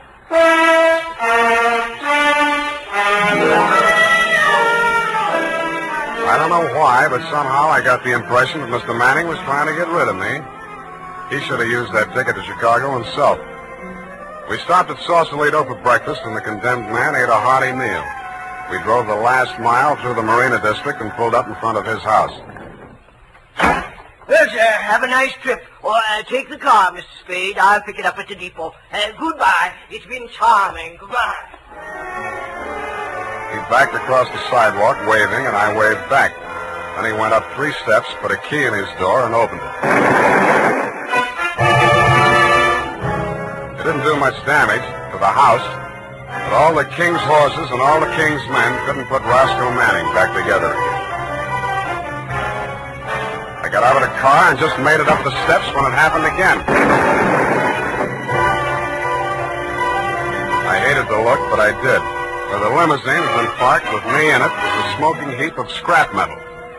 I then headed for the nearest phone booth and, pausing only to inspect it for mines and booby traps, dialed the number of Grierson Enterprises.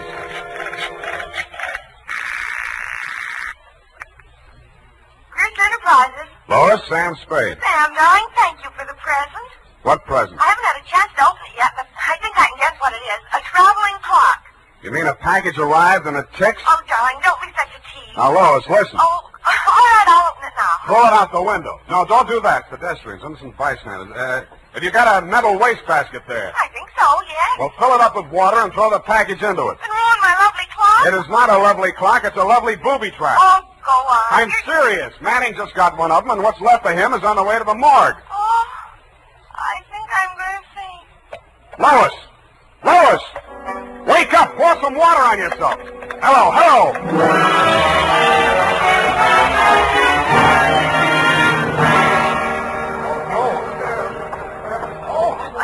Let me through here. Come on, let me through. Lois. Lois. Oh, you're okay. Afraid of that. All right, she's all right now, you people. Come on, get out of here. She's all right. Come on, get up. You're not hurt. What happened? It exploded in the water. At least you had sense enough to do what I told you to. Oh, this is a new dress. Now look at It looks fine. Here, put this coat around you. I don't think that was a very funny joke, Sam. Neither do I. Now, try and forget your clothes for a minute. And try and answer a few questions for me. There isn't much time. Sam, what is it?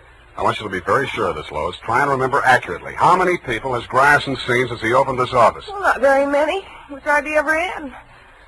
It's strange. Now that I think of it, I can only remember two. Mr. Manning and that mad scientist man, Mr. Fox. Yeah, did you hear any of the conversation between Grierson and Fox? He just screamed at Mr. Grierson about how his invention had been stolen from him. Then it sounded as if they scuffled, and all of a sudden Mr. Fox calmed down. Mm-hmm. When he came out, his eyes looked funny, as if he'd been hypnotized. Yeah. What does Grierson look like? Oh, he must have been quite handsome at one time. He's sort of like Gregory Peck with a mustache, only fatter and balder and older. Mm-hmm. I wouldn't have put it exactly like that, but I can see what you mean. But you've never seen him. Don't make book on it, but I think I have.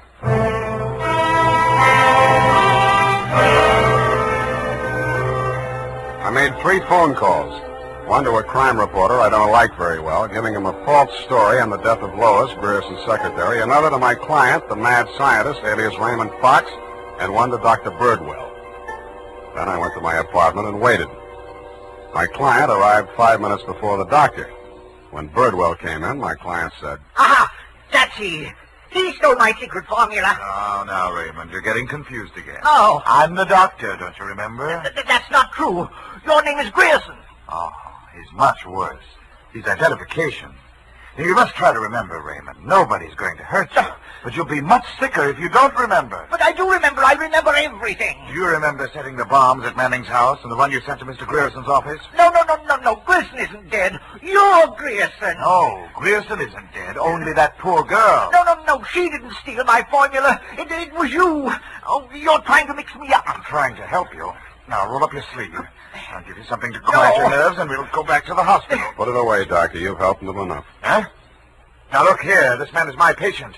He needs medical attention. I won't argue with you, but I think you'd better get it from some other doctor. Right now, he's making more sense than you are. Just keep on the way you're going, Spade, and I'll have you back in that wet sheet. I did it once, and I can do it again. Sit down. You got delusions of grandeur. Stop shaking, Raymond. I said you're making more sense than he is, and I can prove it. You think you're very astute, don't you? No, I'm stupid, but I'm lucky. I should have tumbled to the whole caper when I found that you'd invested 50,000 smackers in Grierson Enterprises. When I found out that Raymond was an escaped patient, I should have tumbled to what that Denadrine file was doing in Grierson's desk. I should have known then that you and Grierson were one and the same person. I told you. When I discovered that you'd paid Manning all that shakedown money, I should have known you were planning to knock him off and everybody else who could identify you. But it didn't work out that way. I got out of the car before it blew up. Dumb luck. And you can identify me as Grierson? I don't have to. Oh, God. Surely you're not counting on Raymond's sanity to that extent. He can't even remember that I was his doctor. Can you, Raymond? You're trying to mix me up. You stole my formula. I didn't kill them, did I, Mr. Spade? Now lie down on the couch and relax, Raymond. Don't worry about a thing. Well, Doctor, what now? You relax, too. Okay, Lois, come on in. What? Lois! Why, Mr. Grierson, have you been sick? How dare you? How dare you ruin all my plans like this? You stupid girl! Okay, that's enough. Come on, get back there. Get back. Sorry, sweetheart. I didn't mean to let him get that close to you. What were you trying to do? It was an experiment, just to see what would happen. It did. So that's the way you scientific detectives work. For a hard-boiled chap, you have the vaguest way of doing things I ever heard of. Well, plans are all right sometimes, Doctor, and sometimes just stirring things up is all right if you're tough enough to survive and keep your eyes open so you see what you want when it comes to the top or something. Spade, Dundee. I'm at home. I've got 2 homicidal characters here, one sane and one insane. Now, if you can tell the difference, I'll let you give the story to the papers.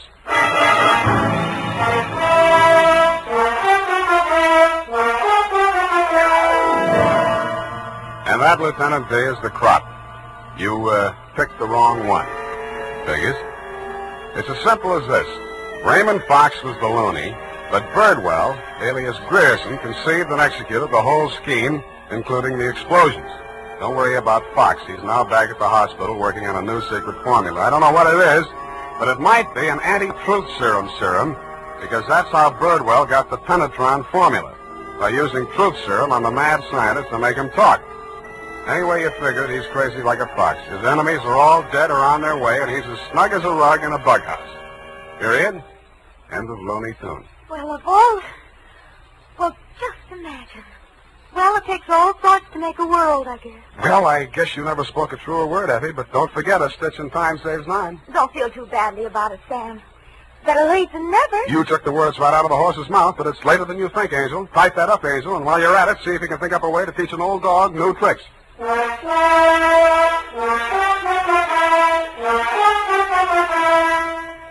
Say, mister, if you haven't tried Wild Root Cream Oil Hair Tonic, why not get it tonight or first thing tomorrow? You'll be glad you did, for Wild Root Cream Oil grooms your hair neatly and naturally without giving it that plastered-down look. Wild Root Cream Oil also relieves annoying dryness and removes loose, ugly dandruff. Simply step up to your drug or toilet goods counter and ask for Wild Root Cream Oil in the big economy bottle and the handy new tube that's easy to pack when you travel. Also, ask your barber for a professional application of Wild Root Cream Oil Hair Tonic. Again and again, the choice of men who put good grooming first. Well, here it is, Sam. And I've been thinking over what you said. Which? About teaching an old dog new tricks. You're only as old as you feel, Sam. Then send in the application for my old age pension. Oh, Sam, I won't let you talk that way now. You're just tired and nervous and run down. Yeah, backaches, stay up nights, sour racket. You're just feeling sorry for that Mr. Fox. I wouldn't worry about him. As you pointed out, he's safer where he is for all concerned. And after all, necessity is the mother of invention. What's that got to do with anything? Well, he's an inventor, isn't he? Hold that. You see? All's well that ends well. Good night, Sam. Good night, Pollyanna. Pollyanna. Oh, she's a glad girl. Oh, no, Sam, that's Shakespeare, that old... You know best. All ashore that's going ashore. Good night, sweetheart.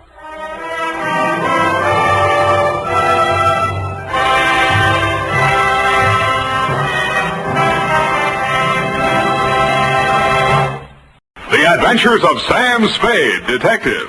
Brought to you by Wild Root Cream Oil Hair Tonic, the non-alcoholic hair tonic that contains lanolin. Wild Root Cream Oil. Again and again, the choice of men who put good grooming first.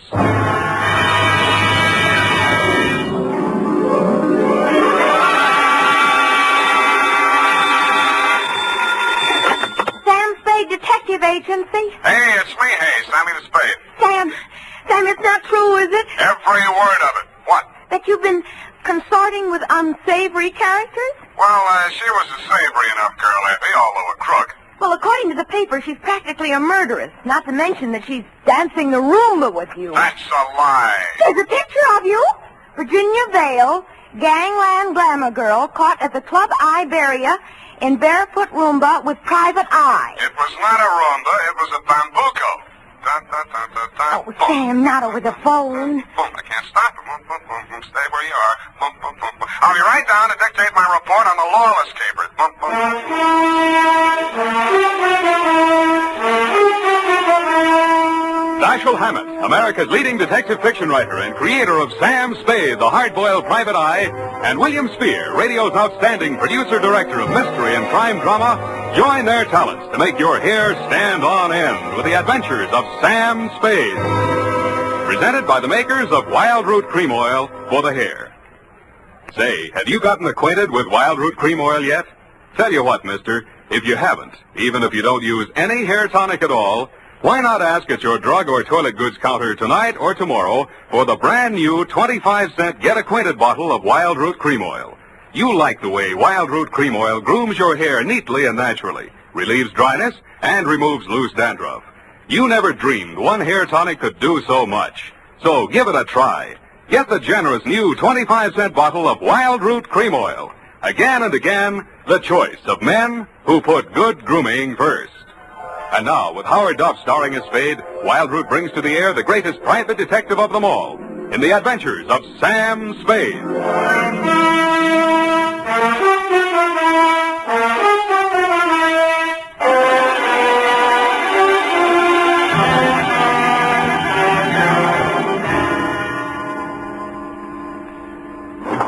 I think I'm getting it now. You've even lost your shoes. Ready, sweetheart? Yes, Sam. No questions? No, Sam. That picture in the paper doesn't mean a thing, Effie. There was nothing between Virginia and me. Just wasn't room. Well, that bambuco, you know, that's the way we dance it. Authentic. Sam, I troubled to call my girlfriend, Edna Mae Schwartz, who is an instructor at Arthur Murray's. Mm-hmm. I quote, "The partners exchange graceful nods in the center of the dance floor and then separate. Well, As the senorita provocatively leads the pursuing caballero through a series of gay whirls, turns, and figures." There, you see, provocative. But he never catches her, Sam. Well, I had my shoes off. That gave me the advantage. You know best, Sam. Well, that clears that up. Date? August 29th. I will give the date. Fill it in. That still doesn't explain your operating on the wrong side of the law. Down, Effie. This goes to John M. Lawless. A known gangster. What else? From Samuel Spade, license number 137596. Dun, dun, dun, dun, dun. Boom. Well, thank you, Effie. Subject, Joe Morales. Dear Johnny. You hired me yesterday morning, but the real start of it was back in 45. Flashback. San Francisco was just recovering from VJ Day, and crime was practically at a standstill because your number one competitor in the West Coast mobs had just been rubbed out, and you were on trial for same. Nothing about the trial made any sense. The tea time chatter in the better pool rooms was that you were taking the rap for your worst enemy, Joe Morales. What made even less sense, the lawyer defending you was Joe's brother. So I wasn't a bit surprised to receive your check for $25, together with an invitation to be in the third row of the courtroom when the jury returned the verdict. I was. The defendant will please rise. Step forward, please. Have you anything to say why judgment of this court should not be passed upon you? Yeah. It's a bad beef. The judgment of this court is that you, John Lawless, for the crime of manslaughter, having feloniously run over, and killed with a certain automobile the deceased person named in the indictment, and having subsequently departed the scene in violation of the hit-and-run statute, are hereby sentenced to a term of 3 to 10 years in the state prison of the state of California. You didn't even look at the judge while he was dishing it out. Your eyes were on the man sitting directly in front of me. The man you were supposed to be taking the rap for. The man you had deliberately planted me behind, Joe Morales. I wondered what that meant. When the judge brought down his gavel, I found out. You came up the aisle with a deputy on one arm and your lawyer on the other. He seemed upset about something. I'm sorry, Johnny. I did the best I could. They've given me the judge I asked You for. passed on that jury, you cheap shyster. Okay, just wait till you get my bill. Shut up. Now, wait a minute, Sheriff. I want to speak to a friend. Hey, Johnny, hurry up. We got a train to catch. Hey, you, Joe. Yeah, Johnny? I got just this to say to you. I'm going up, but I'm not staying, see? If I'm not paroled out in 3, I'll break out. Either way, I'll get you, even if it means a murder rap. Oh, now listen, Johnny. You heard know- me, Spade? Yeah, Johnny, I wish I hadn't. Well, Johnny, we gotta go. Okay. Don't forget what I said, Joe. So long, Sam. Good luck, Johnny. Hey, Sally. Yeah, Joe? You hear what he said? I know. He's gonna knock me. This guy's a witness named is Spade. Spade, my brother Sally. Salvador Morales. You may have heard of me. Yeah, if I'm ever up in a hit and run, remind me not to hire you. Come along, Spade, where we can talk quietly. Just over here. My conference room. Look, we got nothing to talk about. Oh, yes, we have. Watch it. I just got this suit pressed. Yeah, right in here. Sally, is it all over? How did I come out? Where were you? In the air. I couldn't force myself to stay out there. What did he get? 3 to 10. 3 to 10, is that... Oh, I mean, how terrible. How Best I could do. This is Sam Spade, my dear. It's Virginia Vale, Johnny Lawless's fiancée. The San Quentin widow. Well, how's tricks, Virginia? Why did they bring you here?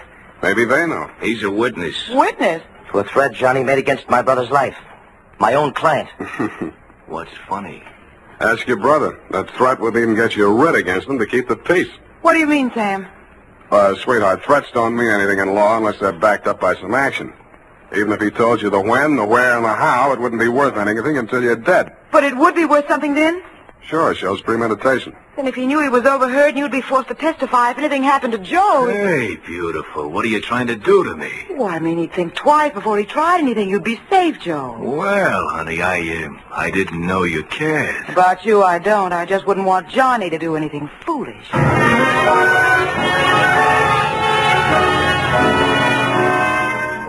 End of flashback. That was 3 years ago. A lot of big news has broken since then, but the only items that interested you in San Quentin were printed on the inside pages of the local press. Item: Virginia Vale, your fiancée, got herself engaged to Joe Morales, your worst enemy. And item: Salvador Sally Morales, your mouthpiece, had taken over your mob. Which brings us up to yesterday morning. Yeah? That you, Sam? Who's this? Johnny Lawless, remember me? No. I was hoping you'd say that. Look, Sam, I got a job for you. Call Peeper Breen. He may need it bad enough. I've got no contacts in the mobs anymore. This is clean. How clean? A chance to save an innocent man from the gas chamber. Well, There's $1,000 in it for you. Wait till I get a pencil. Now, what was the address? The Alma Arms on Pine Street near Jones. Yeah? Buzz me 3 times. 1 long, 2 short. And make sure there's no one on your tail. Got it. I was not tailed. I found your name on the bell panels, buzzed 1 long and 2 short, and the automatic lock clicked me in. You were waiting 1 flight up in the open door of your apartment. You didn't say anything, just made sure it was me, motioned me inside, locked the door, and led me back to a bedroom. Well, there it is, Sam. Mm-hmm. Joe Morales. Dead about 3 hours, I'd say. 4 slugs, chest, shoulder, and head. Looks like amateur work at professional aims for the belly, or did you mean it to look like an amateur job? Would I be sap enough to drop him in my own apartment? Besides, he's my lawyer's brother, and I might need Sally again. Why did you call me? Well, you heard what I said to Joe after the trial. Who told you that, Virginia? Yeah, but she didn't have to. Didn't I ask you to sit there? Oh, that's one thing that worries me. Look, let's go in the other room, huh? I feel like a drink. Well, here's my pitch, Sam. I checked out of San Quentin yesterday morning. I didn't have a mark against me. The warden himself put my case before the parole board. He called me the ideal prisoner. Shall we dance? Okay, Sam, okay, but a man can change a lot in 3 years. So can a woman. Virginia met me at the gate and we drove into the city. We didn't have a thing to say to each other. The way I felt by the time the ride was over, Joe could have her and welcome. I had other plans. Such as? Well, the parole board was getting me a job with a mining firm, a surveyor. I took a course up at Quentin. You seriously expect me to swallow this line of guff? Listen, you don't get fat making a living on the mace. Take half of these guys you hear telling the world what wonders they are at puffing boxes, knocking over joints, and the rest of the lays. Yeah, not half of them make 3 meals a day at it. Then what chance has a guy without a regular racket? And, brother, that's me. I'll buy that for now. Let's talk about that dead body. All right. Well, I called Joe on the phone this morning, see, and I told him to meet me here at 3 this afternoon. I wanted to tell him, forget about what I said about how I was going to get him. Not that I wanted to write off that rap I took for him. But if he was scared, he might come gunning for me. I might have to break parole to defend myself. About Virginia, like I told you, we got nothing to talk about. Yeah, it was beautiful while it lasted. So he was due here at 3, huh? Huh? Yeah, I was held up. As a matter of fact, I was with my lawyer at the time. Sally? Yeah, I phoned the building and told the superintendent to let Joe in, and then I got here about 4:15. But I didn't find him till just before 6 when I called you, Sam. How come? Well, I just didn't look in the bedroom. I figured he got tired waiting and left, you know. Yeah. Mm-hmm. Well, look, Johnny, assuming your story is true, and if it isn't, you ought to be ashamed of yourself. Who do you think did it? Well, that depends on why. If it was somebody gunning for him, it would depend on what's going in the mob since I've been in Quentin. You know more about that than I do. If it was somebody trying to frame me... What do you mean, trying? Hey, wait a minute. I got a phone homicide. You must have known that when you called me. Yeah, that's why I ripped the wires out. That's cute. That's very cute. Oh, that makes you look real good. Look, Sam, look. I'm not asking you to do anything extracurricular. Sure, you have to yell cop, but you'll do it over a pay station downstairs. And by the time anybody can get back up here, that stiff will be out. It will. Well, how's that going to be done? I got a friend in the undertaking business. Met him up at Quentin. He just installed a new crematorium. You should have called him first. I did, but I can call him off. You're stir-happy. Look, Sam, look, how about it, huh? So the cops come in tonight, tomorrow. Who cares? Not Joe, the weather he'll keep. What do you say, Sam? What do you say? I say you're probably bluffing, that you got no way of getting rid of the stiff, but on the outside chance that you might not be bluffing, I'll swing along with you for a couple of hours. If I don't turn up anything by then, the deal is off. Okay, that's fair enough. Yeah, but this isn't... Hey! Sorry, I gotta do it.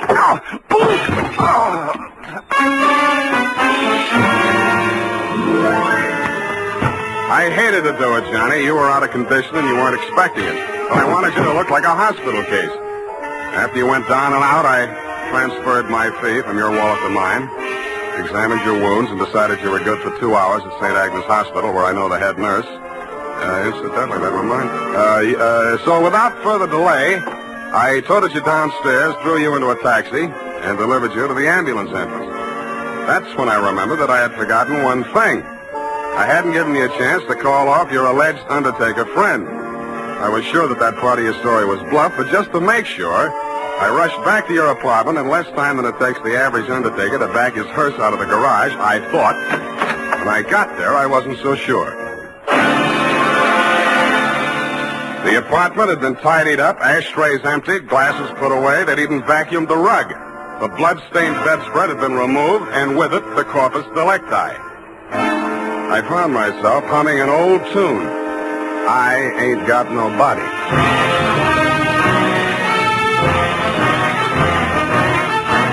The makers of Wild Root Cream Oil are presenting the weekly Sunday adventure of Dashiell Hammett's famous private detective, Sam Spade.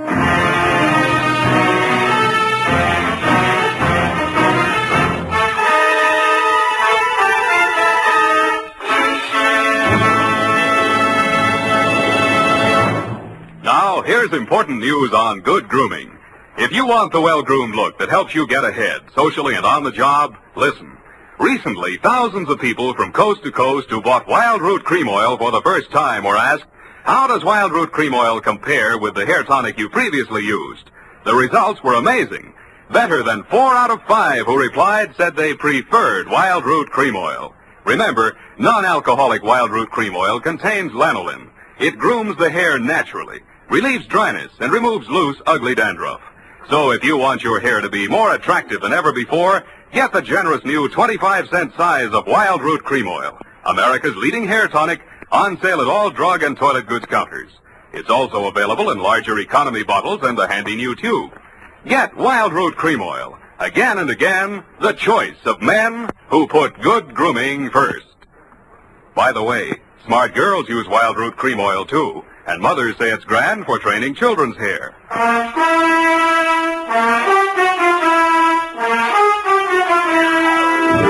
And now, back to the Lawless Caper, tonight's adventure with Sam Spade.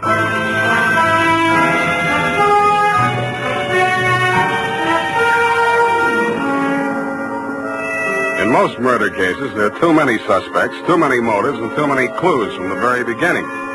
I've been on this one 3 hours, and I succeeded in turning up no suspects, no clues, and the most shameful thing of all, I had lost the body of the victim. I consoled myself with the thought that he was in no condition to tell me anything anyway. But then neither were you, Johnny. You'd checked out of the hospital, no forwarding address. But in a gin mill down in the Mission, I found a character with the unlikely name of Porky Grout. Porky is theoretically alive and will tell all he knows about anybody, which is plenty, for 2 fingers of rye. I gave him a handful. Easy. Joe Morales mob. Yeah. They dusted this town. They moved to Las Vegas 5-6 months ago. How come Joe stayed in San Francisco? Oh, him and his brother had a beef with each other. That's Sally Morales, the lawyer? Yeah, the mouthpiece. Not too close. What was it all about? Oh, that dame, Virginia Vale. After she and Joe framed Johnny Lawless on that hit-and-run job, they disagreed on methods of administration. Not so close. No. So she and Sally team up. And Sally uses his business connections to pull off this big combine, you see? Yeah, I heard of it, Las Vegas. How do I get to Sally? Oh, my throat's dry. I can't hardly talk. Hey, Riley, put out the bottle. And bring an airwick. Yeah, that's right. Oop, it's sloppy. Easy, I'll help you. Great, huh? Great stuff. Not too close. Now, when do you want to get to it? Tonight? Right now. Let me see now. The dame don't dance to nothing but rumba music, and she don't drink nothing but imported French champagne. Yeah. Furthermore, she don't go nowhere where she don't get a picture taken, and he don't dare take a drink in a place that pays him protection. Well, this being after hours, there's only approximately one place they could be at. That's the Iberia out on Van Ness. Thank you and good night, Porky Grout. If your friends won't tell you, I will. Please don't bother to answer.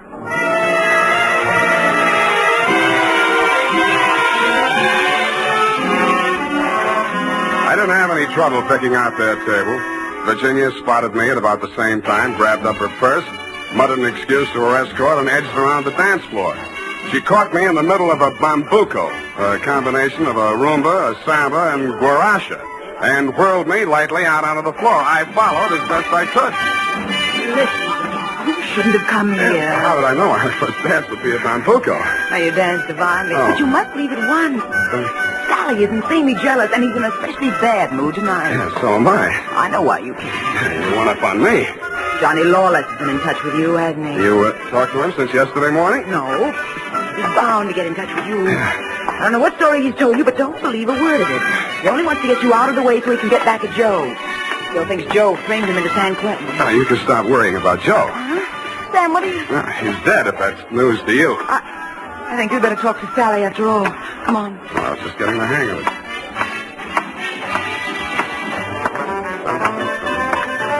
Well, my dear, so you've met another old friend. Hello, Sally. Hello. Sit down, Spade. Thanks. Sally, Huh? Sam says Joe is dead. Joe? Murdered? Yeah. Well, it was bound to happen. I wanted him to get out of town before Johnny Lawless came back. Johnny says he was with you when it happened. Juries don't go for alibis, Spade. Best defense I could give him would be that I defend him despite the fact he's accused of killing my own brother. But look here. As his attorney, I have the right to know what he retained you for. To find out who did kill Joe. That's what he said. Have you found out? Not yet. Any leads? Not many. Now, what's the difficulty? The corpse. Somebody swiped it. You can't mean that. I can, and I do. Well, that doesn't make sense. Unless Johnny arranged it himself. But he couldn't have. No contacts. Of course, he might have disposed of it without help. It's been done, you know. Not tonight. I'm his alibi there. I don't believe it. You're just telling that story to see how we'll react. That's why I'm telling it, but it's not a story. It's the McCoy.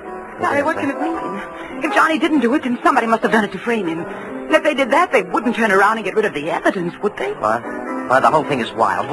You know, there might have been two people who thought they were a team, but one of them was really working against the other and for Johnny. Well, that's absurd, isn't it, Sally? Is it, my dear? He's trying to play us off against each other. Don't fall for it, Sally. I had nothing to do with any of it. You've got to believe that. Yes, I was sure of you when Johnny was out of the way. You wanted him out of the way, you admitted. You're still in love with him, aren't you? Oh, aren't you? Alice, you're hurting me. Hurting? I'll help the DA write his brief. You'll go to Tehachapi for body snatching. Go ahead. I can't wait to get on the stand. The things I'll tell about you, how you let Johnny go up on that hit and run when you knew it was my idea and I was in the car with Joe. You will. Not a jury in the country would blame me for protecting my own brother. Protecting him? You were framing him even then. So you can have me for yourself. Oh, I'll have you in a gas chamber if you keep insisting. Your own brother. Squeeze out of that one if you can. How about the body? Love of woman surpasses brotherly love. I can see the jury now, eating it up.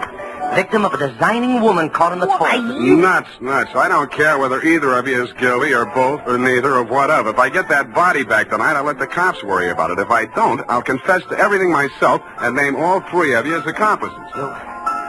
All right, Spade. You say your only concern is that body? Right. Here's $500. Another $500 when you find it, huh? Does that convince you? Well, it helps. Here, my diamonds. Take them all. No, keep the diamonds, Virginia. If Sally gets sent up first, you'll need them for your defense. Think it over, kids. I'm calling the cops right now.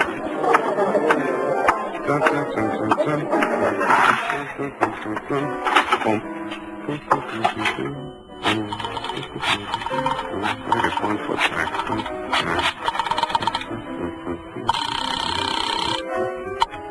Homicide, Lieutenant Garrett. Roy, Sam Spade. Where's Dundee? Oh, he's asleep. Sam, I've been trying to reach you. Yeah, but do you know why? Why, sure, about Johnny Lawless.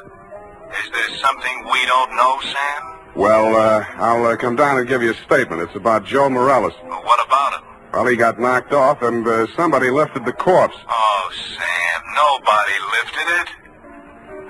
Then who did? We picked it up, Sam, right after you called us. Right after... Oh, yeah. Yeah, what time was that? Let's see, I got it here. 20 minutes past 6.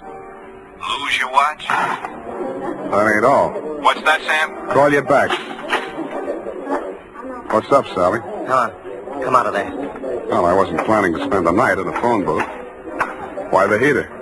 It's for you, Sam. You must be nuts pulling a gun in a crowded joint like this. Hey, stop looking at it. Come on. Up upstairs. Now, look, Sally. In there. Easy. Where's your girlfriend? Well, I sent her home, Sam. She can't stand the sight of blood. You clown. Oh. You were pretty funny, too, when you made that phone call. I didn't believe you'd go through with it. What makes you think I'm interested in that old rap? Johnny's already done the time for it. Joe can't talk, and I don't want to. I don't care what you want. It's what I want. That's what counts. Does it? You wanted Virginia? You got it. Oh, not the point. Just doesn't sound good. Salvador Morella's sweetheart going up on a murder rap. Well, you trimmed it down to manslaughter for Johnny Lawless, and she's enough prettier to rate an acquittal, or are we talking about the same killing? You think Virginia killed Joe Morales, don't you? Why? Because she seems so anxious to pin it on Johnny Lawless. Well? Well, nothing. Only I've got a score to settle with Johnny Lawless myself, you see. He left me out in a limb with that body snatch. If I can pin the killing on him, I got a story for the cops. Now, show how smart you are. Shoot me. I fully intend to. Now, look. Hold it, Sally. Hello, Johnny. You can do it yourself, Johnny. I was going to do it for you, but you can do it. I don't get it. He's trying to pin that murder on you, Johnny. Like you pinned that old hit and run on me? But it's not the same, Johnny. Joe's killing is worth life if you're lucky. I never had much luck. Let him have it, Johnny. What have you got to lose? Well, you want me to... No. Step back, Sally. Okay. He dead? Yeah. You planned it different, didn't you, Johnny? Yeah, but I might as well get 2 for the price of 1. Yeah, I planned it different, but I don't seem to care anymore. Well, then you won't need that. Huh? Sorry, Johnny. By the way, I'd like to thank you for keeping me in the clear. How come? That phone call you made the homicide using my name. Without that, I might be going up with you. How'd you figure it? Nobody but you had anything to gain by making that body seem to disappear. You knew I wouldn't check with the police till I'd made a try at locating it on my own. You knew I'd use the disappearance as a handle to shake what I could out of Sally and Virginia. You knew they'd suspect each other because I had you alibied at the time of the body snatch, and that would start them screaming accusations at each other. Did they say enough to send them up? Yeah, I don't know how much will stick, but enough. They both admit Joe did that hit-and-run job I was sent up for? He and Virginia together. So she was with him. 3 years ago, I wouldn't have wanted to know that. Now it sounds good.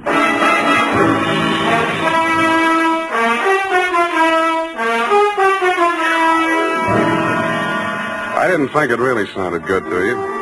I was sorry to hear it myself, and after all, I'd only danced the bambuco with a mouse. I'm sorry things turned out the way they did. It's a little late to be making with the advice, but, well, you know, the best laid plans of mice and men gang after glade. What?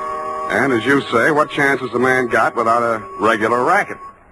Period. End of report. Well, heavens to Betsy. Oh. How can you be so sympathetic with a girl who did all those terrible things? Oh, I know, F, I know. It's a silly dance, but she looked cute while she was doing it. I don't mean the dance. You mean the best laid plans? What does that mean, Sam? That gang after glade? I'll give you a hint, sweetheart. It's something you never need worry about. No.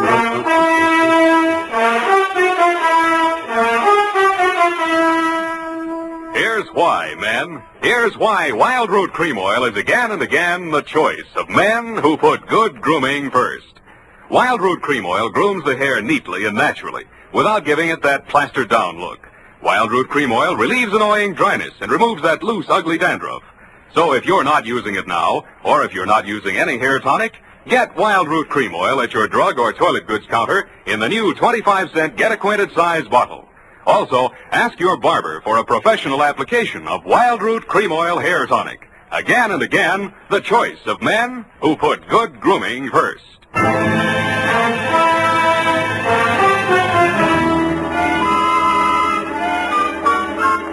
here it is, Sam. My, terribly confusing. I sensed that somehow. Who was that hit-and-run victim? Well, they named that dance after him, George L. Bambuco. I don't believe it. Sam, what does it mean? What does it mean, you know? Gang after Glay? Snafu. Oh, why didn't you say so?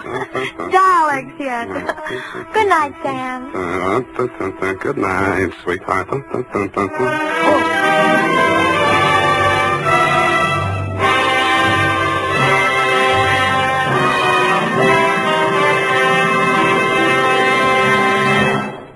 The Adventures of Sam Spade, Detective.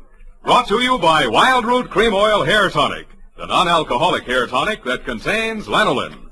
Wild Root Cream Oil. Again and again, the choice of men who put good grooming first. Sam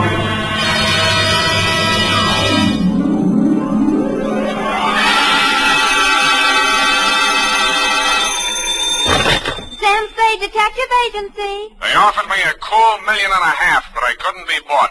Oh, Sam, all the time fooling. Straight goods, Abby. Oh, really, Sam? Why didn't you take it? Oh, but you couldn't, of course. That's right, Angel. Taxes. Oh, you mean it would put you in a bracket? The girl's name, in case you were going to ask, was Sugar Kane. Was she sweet? Oh, Effie, you made a joke. Oh, not much of one, no. That is true, but even though you do seem to be, as you would say, in a jugular vein, I shall be right down, serious and frowning, to dictate a chronicle steeped in the bitter tea of general confusion, brewed in a witch's cauldron of murder, greed, and avarice. That's what gives it that nutty flavor. What, Sam? Silly girl, I refer to the Sugar Cane caper, on which I will forthwith my report be done to dictate on, goodbye.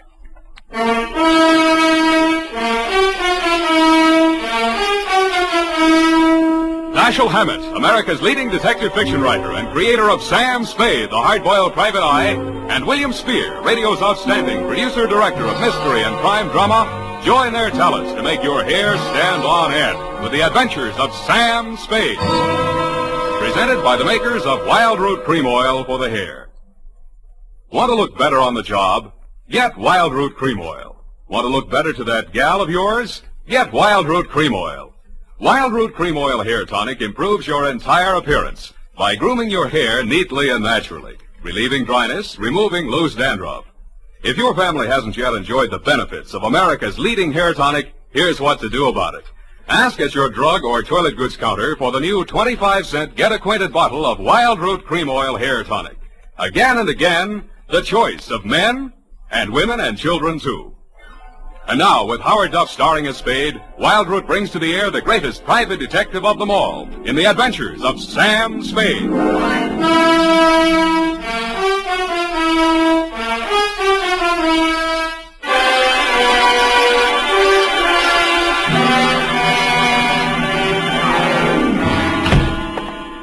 Hello, Sam. How are you, Sam? You were so lugubrious over the phone. Sometimes you're so bucolic, but tonight... What am I? When? Lugubrious tonight. Just bubbling over. Do you possibly mean I'm being lush with my verbiage? There, you see? Well, that's because I've been at work in the environs of Snob Hill, where they never use one word if 12 will do. Are you ready for the dictation, I guess it is? I plan to be most amusing tonight. Already I am yet. Look, I haven't even started. Oh. Really, I haven't. All right. Now, pencil. Date.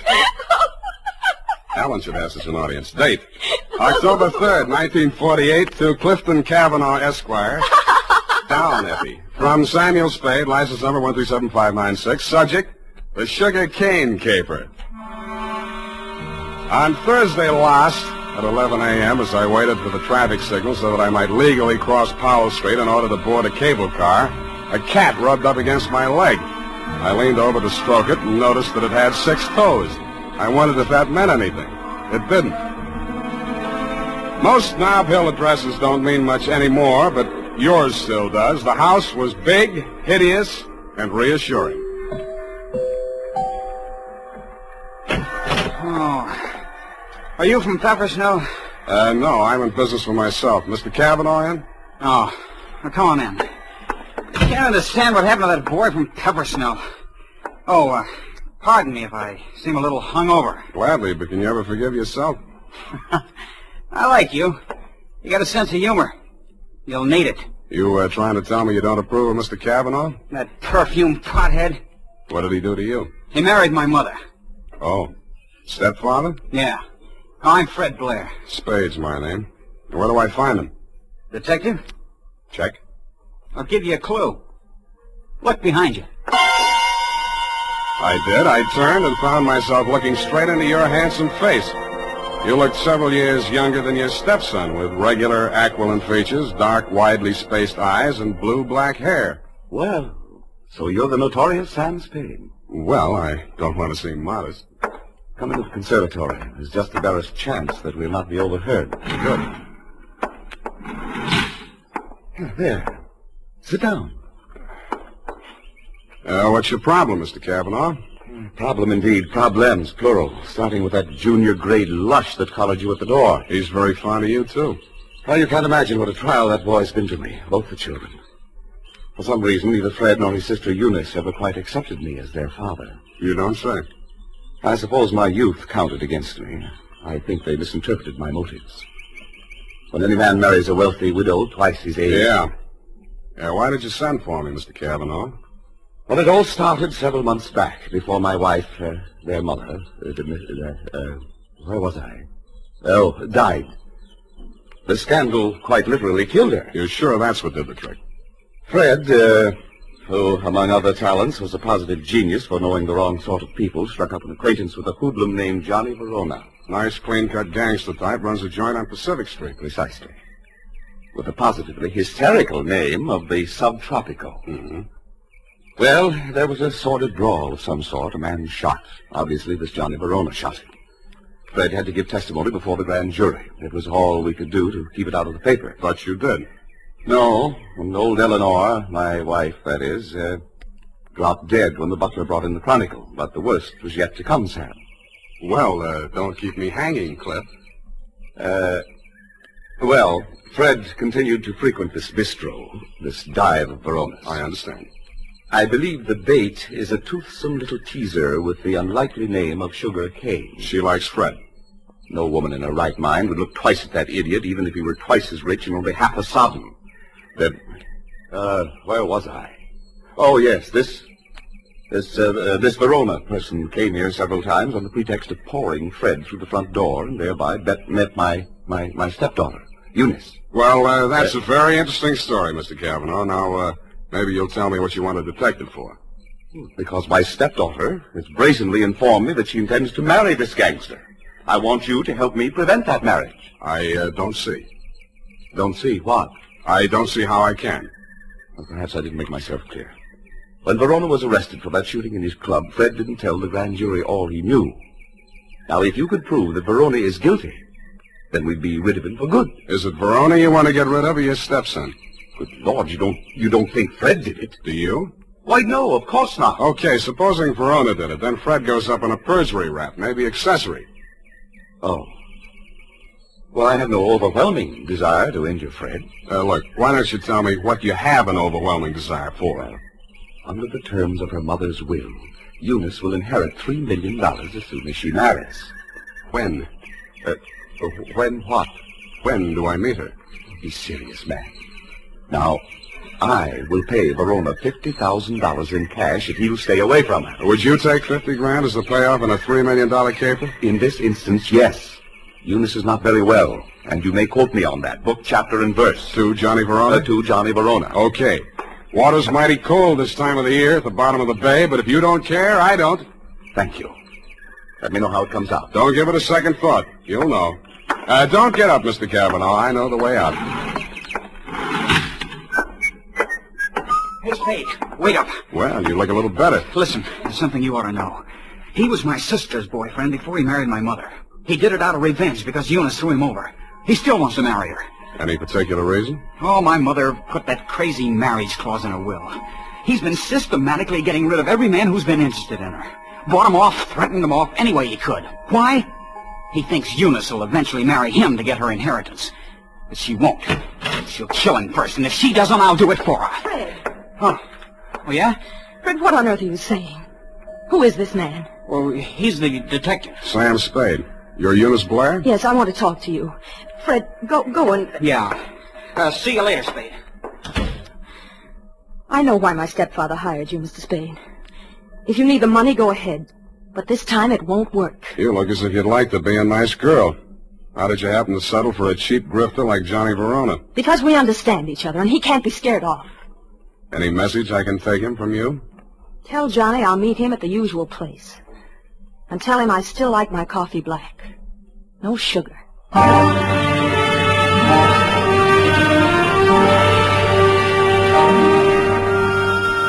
I didn't ask her what kind of sugar she didn't want any of. I thought I knew.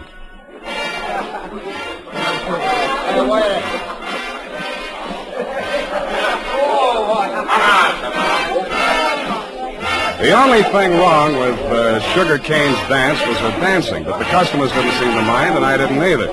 It was a pleasure to size her up carefully, as I would have felt obliged to do anyway in my professional capacity. She was a black-haired number with aquiline features and widely spaced dark eyes. It was a beautiful combination, and I wondered where I'd seen it before quite recently. I decided to find out.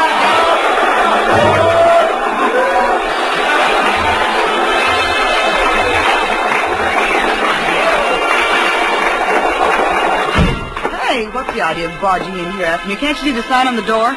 No customers in the dressing room. Then let's go someplace else. I want to talk to you. Beat it. Take it easy. This is on business. Good. I'll fix it up with the boss. Johnny! Yeah, Sugar? What's the matter? Is Joe giving you trouble? He sailed in here after me, the cheap masher, on the pretext of discussing business affairs. Okay, out you go. Wait a minute. Come on, move. And don't come back. Well?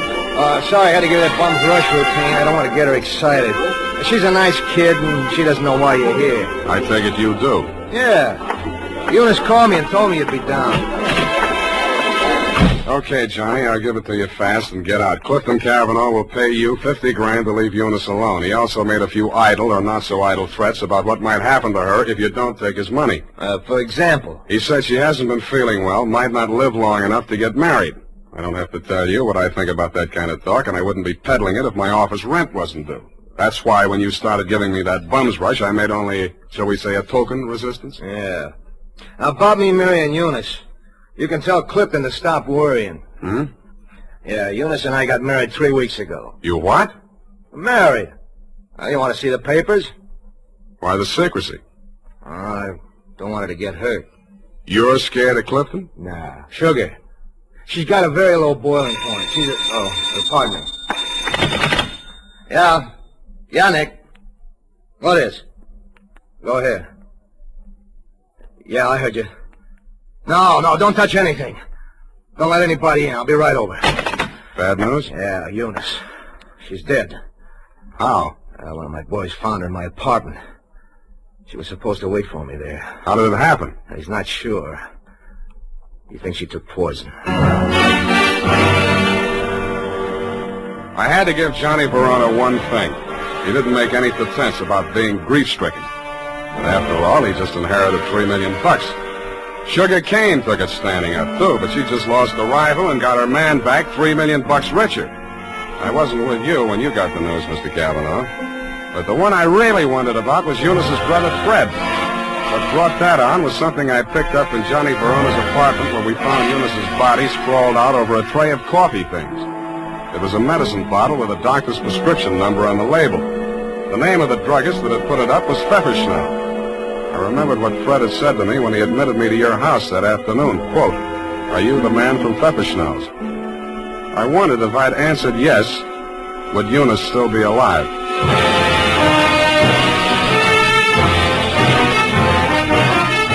The makers of Wild Root Cream Oil are presenting the weekly Sunday adventure of Dashiell Hammett's famous private detective, Sam Spade.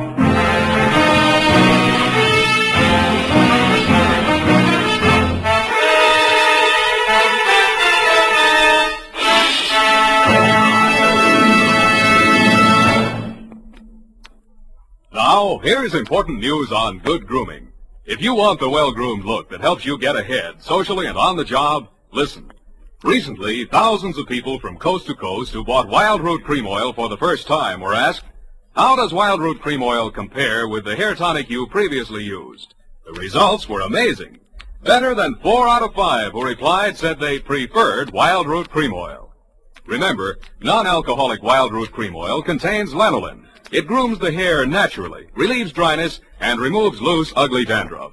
So if you want your hair to be more attractive than ever before, get the generous new 25-cent size of Wild Root Cream Oil, America's leading hair tonic, on sale at all drug and toilet goods counters. It's also available in larger economy bottles and the handy new tube. Get Wild Root Cream Oil. Again and again, the choice of men who put good grooming first. By the way, smart girls use Wild Root Cream Oil too, and mothers say it's grand for training children's hair.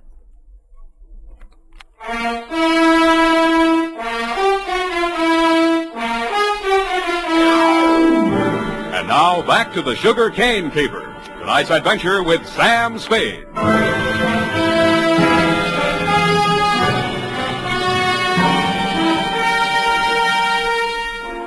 The morning papers didn't carry anything new on Eunice's death.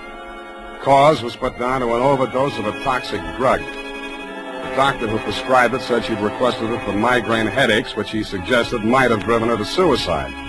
He did not explain why she had taken 4 doses in capsule form and dissolved the rest of it in a decanter of coffee.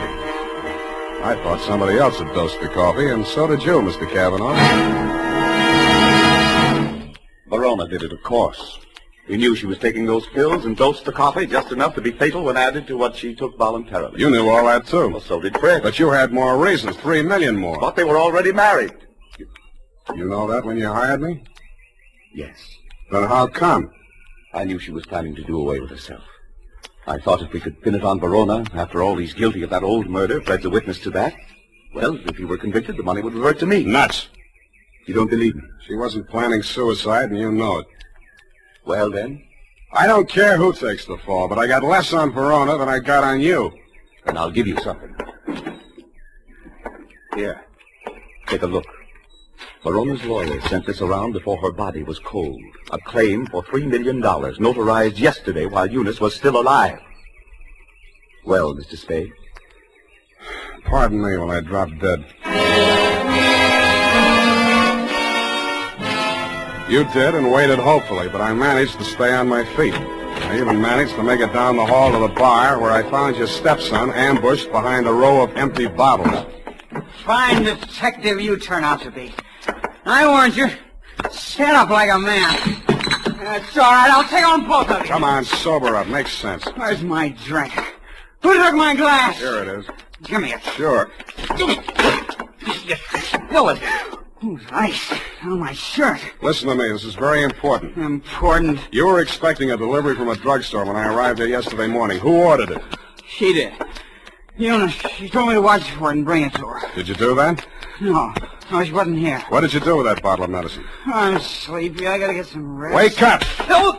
I said wake up! Leave me alone! Now listen. You took that bottle with you when you went out. Where did you take it? I tell you when you let me go to sleep. You took that bottle with you, didn't you?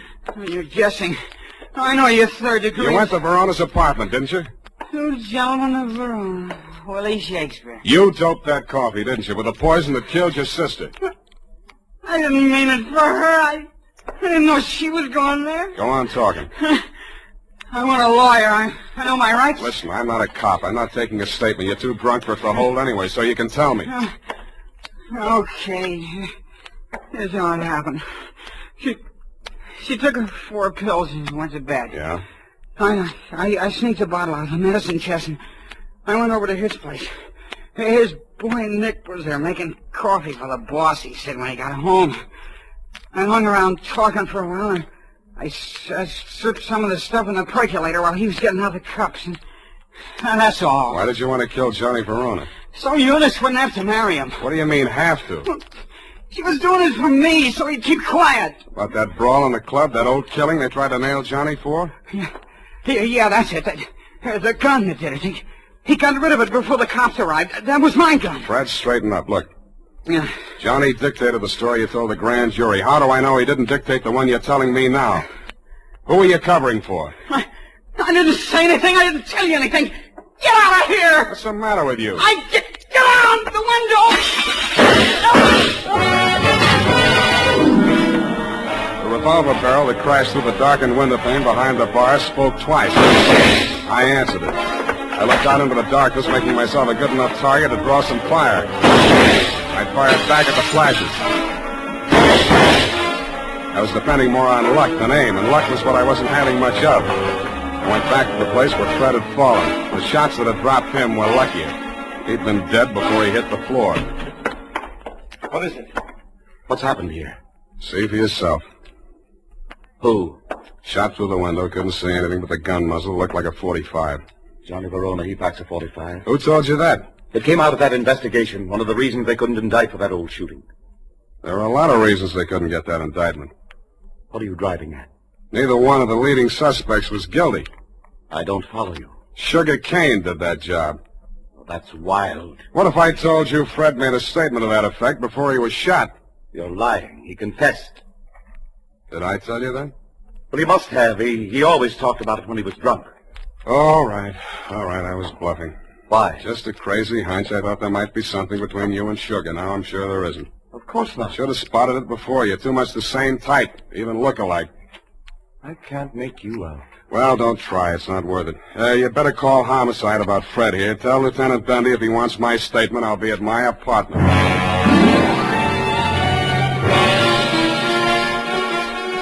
After I pretended to leave, I came back and did a little eavesdropping of my own.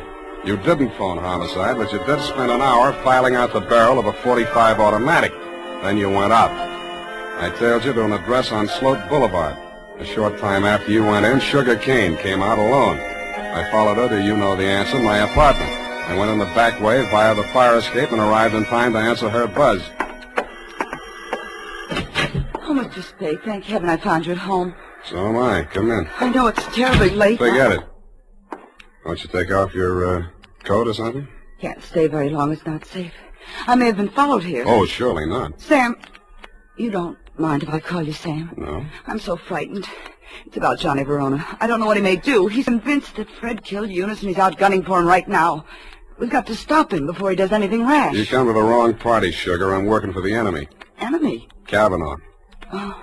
It's no skin off his nose if Johnny Verona drops Fred Blair or if you all drop. All he does is sit back and collect. Oh, he can't be as cynical as that. You ought to know. Has he told you anything about me? I'd rather hear it from you. Maybe sit down. Well, there's not much to tell. I played along with Johnny for one reason and one reason alone. To save Fred from that old murder rap. Were you figuring on marrying into that family, too? Oh, a regular pincers movement, was it? Johnny and Eunice, you and Fred. All right. It's true I wasn't in love with Fred, but it wasn't all the money. I was sorry for him. Money's not what I really want. I know that now. What do you want? Someone. Someone I can trust. Me too, Sugar. Oh, Sam, you're what I want. Say you want me to. Please say it.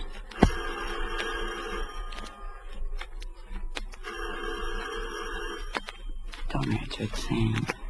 Why not? Johnny may have followed me here. He's insanely jealous.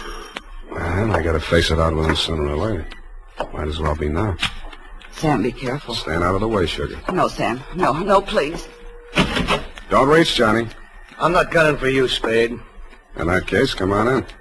Well, Sugar, I didn't believe him that you were coming here. I had to, Johnny. He got some crazy confession out of Fred while he was drunk. I had to stall him until you and Cliff could talk to him. To save Fred, I mean. Oh, stop horsing around. We all know that we all know Fred is dead, and we all know that we all know who killed him. Well, then Cliff was leveling. You are trying to pin that on me. I don't need it, but if you want it, you can have it. There's $3 million in my part of it. I'll split down the middle with you. If you throw in with them, it's a three-way split. There's no split at all if you take the rap for Eunice's killing, and you will if you throw in with me. It's their word against mine. 2 witnesses against 1, and all I've got is a confession by a drunk who is now dead. Sam. Oh, Sam, I was sure for a moment you... Get away from me. Sam, Go on. Go to work on him. I should have given you a little more time. That wasn't fair, was it, Sugar? I hate you. I hate you both. I never want to see you again. back in that room, Sugar. What happened, Sugar? Why were you running away? Johnny double-crossed us. Now Sam knows everything. What does he know? The whole caper. Part of it I wasn't quite sure of until I saw you and Sugar standing side by side.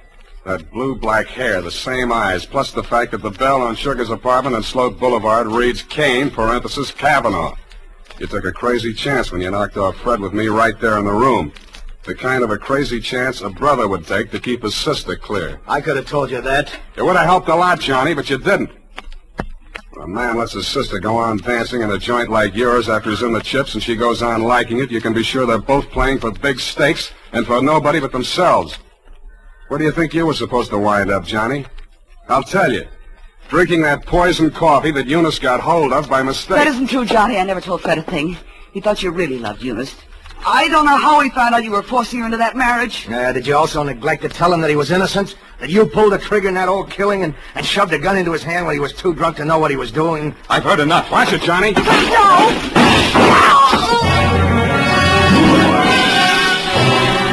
I winged you a split second before you fired. Your aim went wild. All I saw at first was that it missed Johnny. Then I saw him move forward in her direction. She was leaning against the wall, a puzzled expression on her face, her hand plucking nervously at a spot of red that was spreading against the white of her dress. He caught her as she pitched forward and carried her over to a couch. She didn't speak again. You and Johnny knelt beside her until the cops arrived. If you were aware of each other's presence, neither of you showed it. Period. End of report. That was a sad ending, Sam. Yes, it is. I'm sorry it ended so sadly. Well, it was bound to, one way or the other. There wasn't anybody in the whole gallery that thought about anybody but himself.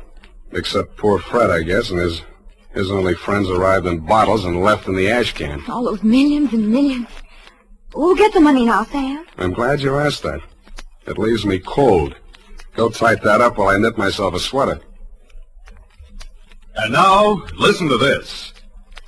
It's the smart mother who sees to it that Wild Root Cream Oil is always kept handy around the house. For she knows that Wild Root Cream Oil grooms her family's hair neatly and naturally, relieves dryness, removes loose dandruff.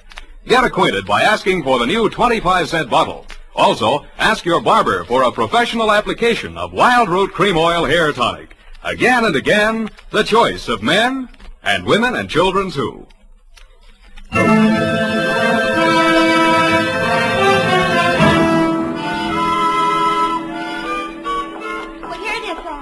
Goodness, what a terrible group of unfortunates.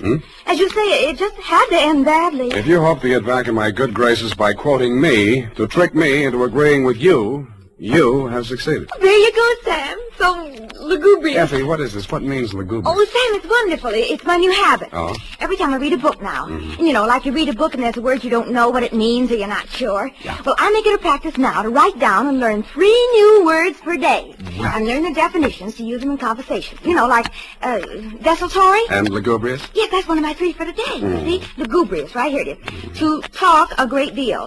Bucolic, state of being sorrowful. And verbose, to be out in the country. I see. Very praiseworthy. Enlarging your vocabulary. Yes, Love it. I am. But I don't expect to be really lugubrious for the knob. Look, Effie, why don't you go verbose for the weekend? It's the best cure for the bucolic. Oh, Sam, look what I've done. What have you done? I've clipped the wrong definitions to the right words. Well. For instance, lugubrious, well, it isn't that at all. And bucolic, oh, Sam, I've learned them wrong. I wasn't going to tell you, Effie. It's better to find out for yourself. It's more, efficacious. My new habit. Oh, good night, Sam. Good night, sweetheart.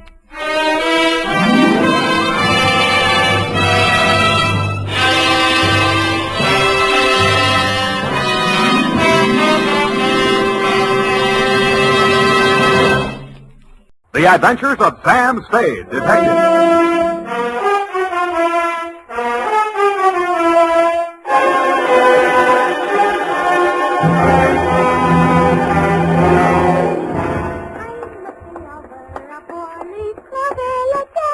Very funny.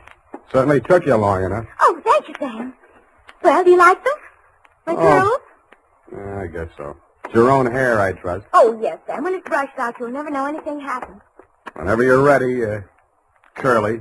Oh, gee, you like it that well? Yeah, very cute. Well, To business.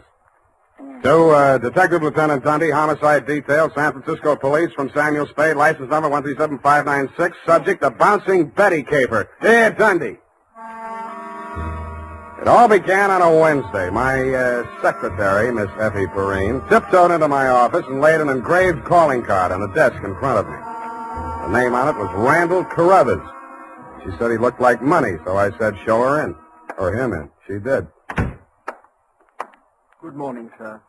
Do you wish the morning paper? Thanks, I've read it. Dear me. What's the matter? This ashtray, sir. Have you a silent butler? I don't even have a noisy one. Oh. In all my years of service, it has been my constant endeavor to keep things neat and tidy, down to the smallest details. I see. Well, if it bothers you, just dump those butts into the wastebasket. Very well, sir.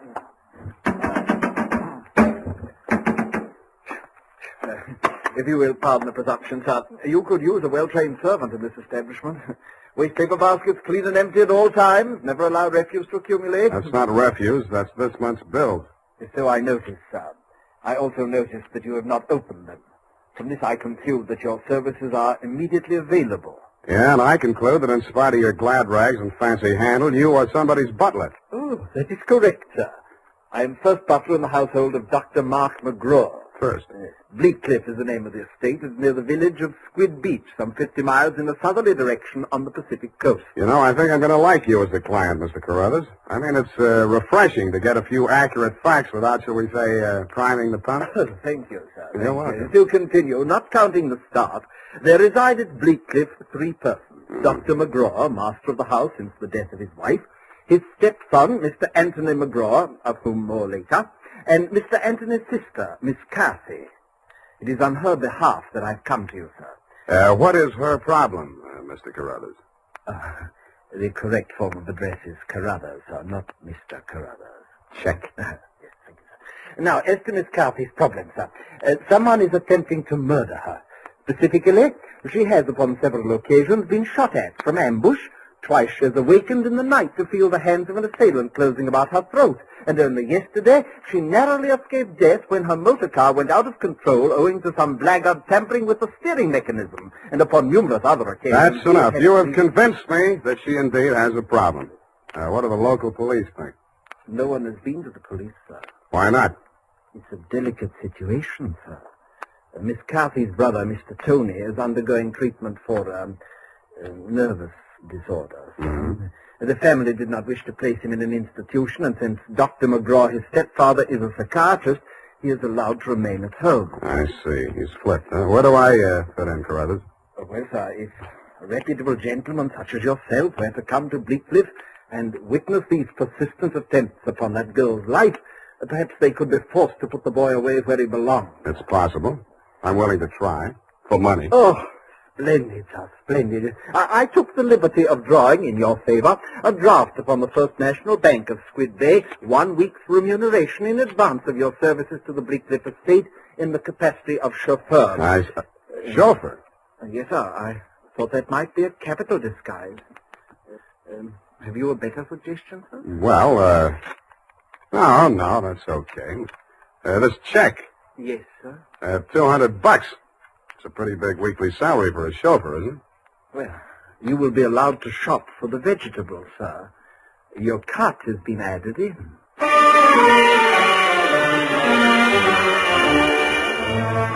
I told them I didn't know one vegetable from another, that I was a lousy driver, and in more time than it takes to tell, I was installed at Bleakcliff, in a room above the garage, and told to wait there until summoned.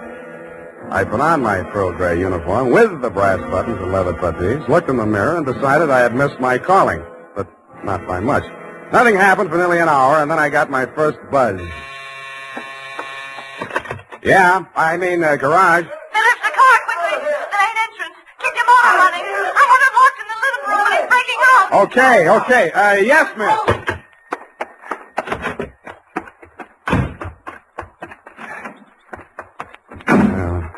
Let me see. Get that door open. Open that door.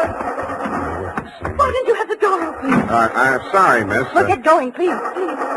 Darn it, miss. Where's the spark on this? What's the matter with it? Well, it's flooded. The house, you know. He got the meat cleaver. Well, I'm trying. Stop it! You're hurting him. All right. Put it down, kid. Put it down. Come on. Give it to me. What's going on? I say, who are you? Haven't you been instructed not to disturb my patient? I'm sorry. I'm new here. When I saw him coming at Miss McGraw with that meat cleaver, I naturally thought... Oh, well. No harm done. Come along, Tony. Come along now. Come along, boy. We'll have a nice long talk. What shall I do with it now? We'll put it back in. You all right? Oh, sure. I should be used to it by now. By the way, you're new here, aren't you? What's your name? Sam. Sam?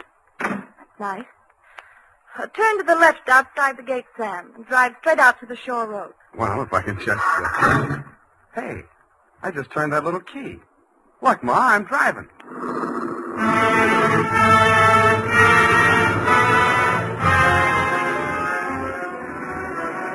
I adjusted the rear view mirror so that it showed more of her and less of the rear view.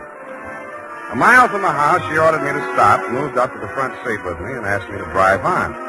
By the time we got to the shore road, she was driving, and I was resting my head on her shoulder. Where are we going? I've got a little hideaway down the coast, right on the beach, at the foot of a tall cliff. There's a fireplace, a little bar, some records. Got some bop? It's wonderful there with the surf pounding outside, hidden away from the world. You feel so safe. Don't stop. You'll like it there. You feel as if there's no one else on earth. Time standing still. If I could just be sure that Mother wouldn't worry about me. You're impossible. Okay, Kathy, I'll be serious. What's with that brother of yours? Tony? I'd rather not talk about that if you don't mind. Well, maybe I can talk about your stepfather. I really should know what kind of a man my boss is. I go for these drives to forget all that. Please don't spoil it for me. Okay, Kathy, okay. Please. It's a sharp turn into this driveway. Now, we get out here. Yes, ma'am. Down this path. Uh-oh. What's the matter? You afraid of high places? Yeah, you just pushed me off of one. Oh, Sam, don't be like that. You're pouting like a little boy. Come on, I want to show you my little house. What's so special about your little house? Oh, Sam, you only knew what my life is like. You only know what mine is like. I need someone so much to talk to, Sam. As long as you can steer the conversation, you mean. Come on, Sam. I'll show you the house. The path led to a flight of wooden steps that clung to the face of a sheer cliff. There was something like the stairs you find yourself falling down in nightmares. They dropped maybe 200 feet to a crescent of white sand. Watch out for that one step that's broken. Yeah. You have to make your dream house this hard to get to? Because of Tony. He has vertigo. What? When we were kids, he used to chase me, and I'd run down here, and he was scared to follow me. Afraid of heights. He still is. Well, you light us a fire, Sam. The wood's there in the box. I'll go make us a drink. Fire? Who needs a fire? I'm hot. What'd you do before you took up driving? Oh, I was a private eye for a while. Oh, how exciting. Nah, it's a sour racket. Tell me about it. Nah. Let's talk about you. Here's your drink. Thanks. Well, what do you want to know about me? Oh, me? Come here.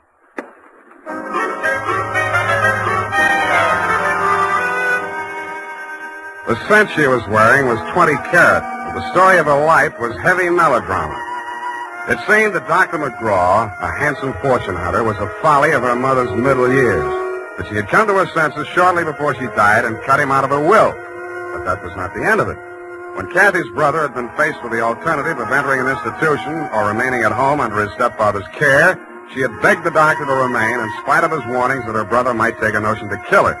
But, get this, Dundee, it's real deep. In spite of visible evidence to the contrary, she was convinced that her brother was not out to kill her, but that the doctor was. I couldn't sell myself on that part of the yarn, but she looked so awfully pretty while she was telling it. And suddenly she didn't look so pretty. An expression of terror was on her face. Get down! I rolled her onto the floor and kicked the lamp out. By the glow of the embers in the fireplace, I could still see the gleam of the gun barrel shoved in through the broken window. I hoped he couldn't see so much. I knocked over a chair to give him something to shoot at. He was already halfway up the face of the cliff on those rickety wooden stairs. At the top, he turned and looked back. Who was it? It was Mark, wasn't it? The doctor? He knows better than that. It was Tony. Usher told me he was afraid of heights, couldn't come down those stairs. He never did before. Don't you believe me? Yeah, Kathy. I may wind up believing the rest of your story.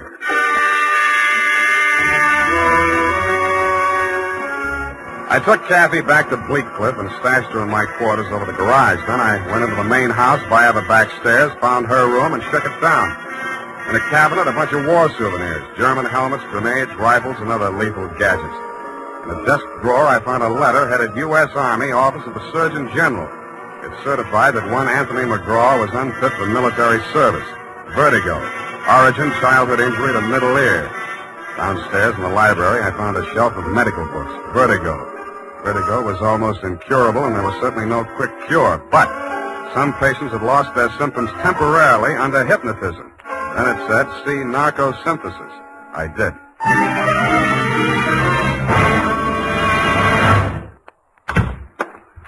Spade. I beg pardon, sir. Mr. Spade. Whatever are you doing in the butler's pantry, sir? Looking for a butler. Namely you, Carruthers. May I serve you, sir? Yeah. How do I get an interview with Dr. McGraw? Well, sir, I should... Oh. Strange, after all my years of service, I still start as a master summary. Hey. You did it again. Well, I'm sorry, sir. I'd better see what Dr. McGraw wants. Forget it. I'm answering this one. You're not going to drop your disguise, sir. Why not? Who am I kidding, anyway?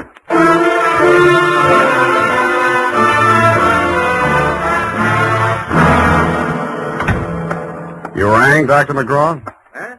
Oh, I didn't ring for you. I rang for Carruthers. I ordered him to tidy up my office while I was at dinner. And look at it. Looks neat as a pin to me, Doctor. Oh, yeah, sure new here. Chauffeur, eh? I'm only wearing his uniform. Here's my card. Oh, detective, eh? That's right, Doctor. And this one's just about ready to wrap up. Well, you interest me. Go on. I will. I think you've been trying to use that boy as a murder weapon against his sister. Oh, and you call yourself a detective? If you can call yourself a doctor, I guess I can. You've been treating him with narcosynthesis, haven't you? That's right. Hypnotic drug. While he's under it, you brief him on his activities for the day, and he follows through, including assaults with deadly weapons.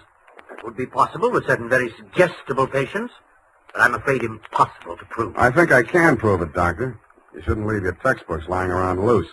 I found out the only way Tony could have walked down that stairway to Kathy's beach house without falling would be temporary relief of his symptoms due to hypnotic suggestion. Unquote. I see. What do you intend to do about this theory of yours? What do you suggest? You see this row of buzzers here on my desk? Mm-hmm. This one is for my secretary.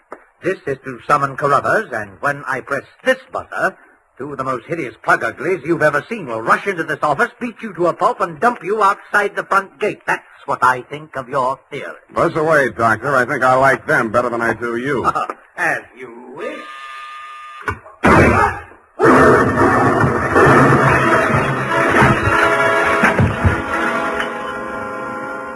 From where I was on the other side of the room, I didn't know what had happened at first. All I saw was a lot of paper gushing out of the wastebasket. The doctor sure was dead. His midsection was perforated like a shower drain. And in the walls, fanning out around the end of the room, about a yard up from the baseboard, there was a straight line of holes.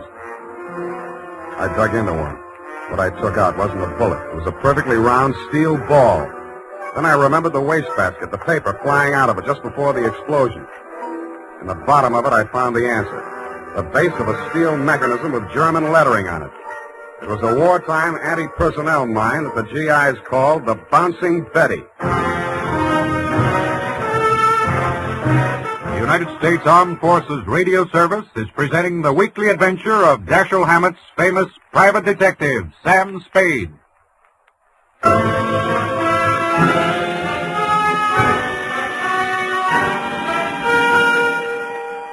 I didn't wait for the Squid Beach law to arrive. Who could? I went straight back to San Francisco. You, Lieutenant Dundee, were waiting at my office. Morning, Sam. Hello, Dundee. About that McGraw killing, Sam. The chief down at Skid Beach has asked us to cooperate with the department down there at Skid Beach. Squid Beach, Dundee. That's right. They say you caught a bus at Skid Beach. Squid. That's right. There's a 1:45 in the company of a young woman answering the description of the McGraw girl. They say that, do they? They say they got a statement from that butler, Carruthers. Well, it's open and shut anyway. The butler hired you, the girl is wanted, and you're hiding her out. Why? Why not? Well, it's established that the girl hated the deceased and bickered with him constantly. The doctor and the boy were pals. That girl's guilty as You've been able to place her in the murder room? Well, no, but here's an item.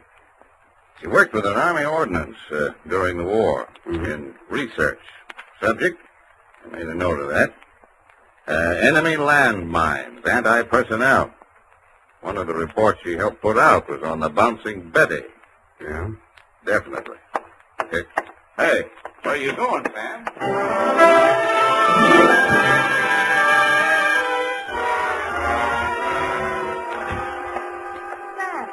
Sam, it's been so lonesome cooped up here all day. Why didn't you tell me you were with Army ordnance during the war? I don't know. I suppose it thought it was unfeminine or something. Try again. All right, I'll tell you the truth.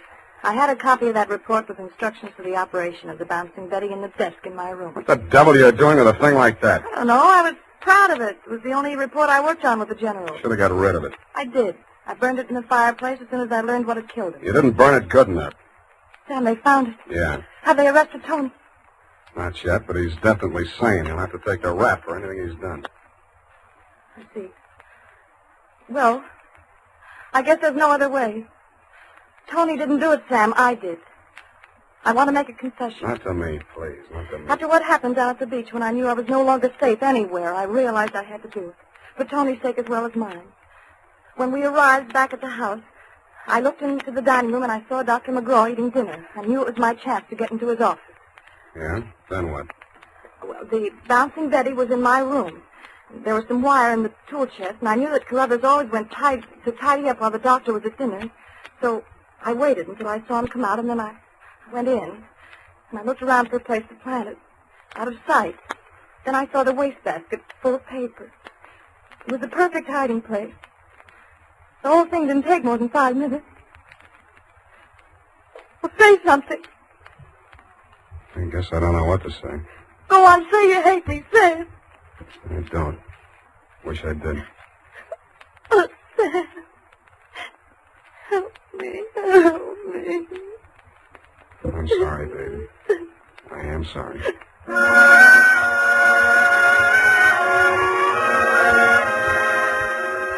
I don't know how long we sat there. I held her in my arms until she cried herself out, then we just looked at each other. I knew if I put it off another minute, I wouldn't call you at all, Dundee.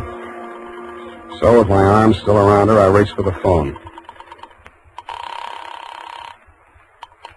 Homicide.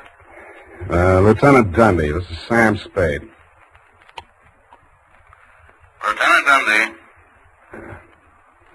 Hello. Hello. Give me that. Lieutenant, this is Catherine McGraw. I wish to make a full confession in the murder of my stepmother.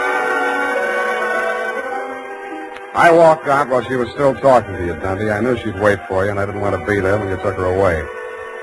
As I walked over to my office, everything she'd said kept coming back to me.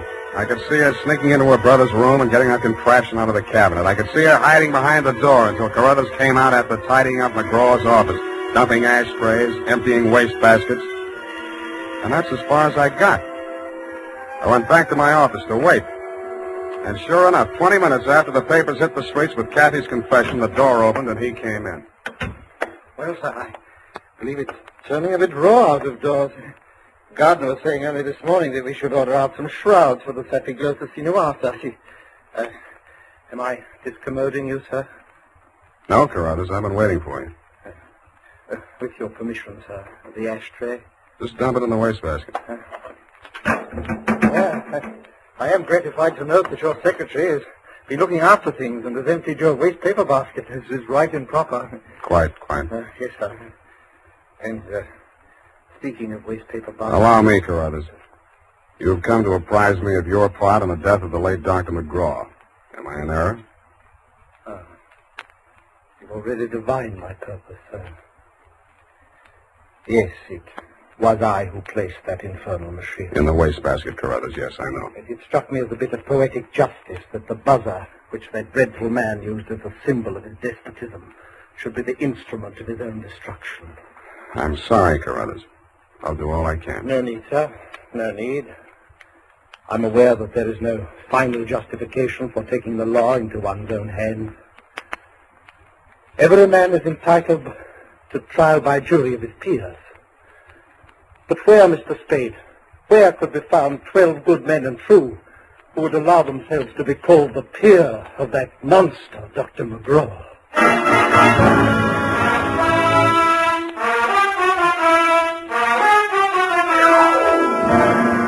Period. End of report.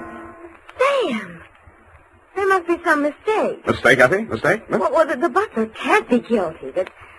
That's old-fashioned. He was an old-fashioned butler, sweetheart. Where today can you get help like that? Somebody who empties the ashtrays, keeps the waste paper baskets clean, tidies up around the place. Well, I'd be only too happy to do the same for you, Sam. I know you would, doll. But considering what happened to Mr. Carruthers' employer, Effie, you mustn't allow your mind to dwell on such matters. It's wicked.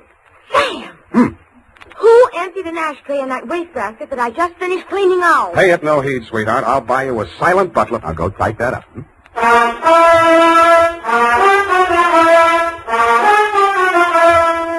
it is, Sam. I hope I haven't made any mistakes. I'm in such a hurry. Whatever did you do to your hair? Well, I brushed it out, Sam. What happened to the pen curls? I told you, Sam, when it was brushed out, it wouldn't be noticeable. Hours of torture sitting under a hot dryer for something nobody will notice. But, Sam, it puts bounce in your whole makeup. I get it, the bouncing Effie caper. Oh. Eyeshadow, new shade of lipstick. You look real gone. Oh, no. Whom is it tonight? Well, it's his friend of Maud, Sam. Of course, she's not really serious about him, so it's all right. Your conscience bothering you? Oh, no, Sam, no. He's definitely not serious about her. I mean, Well, have fun, sweetheart, while Maud burns. Oh, well, she won't.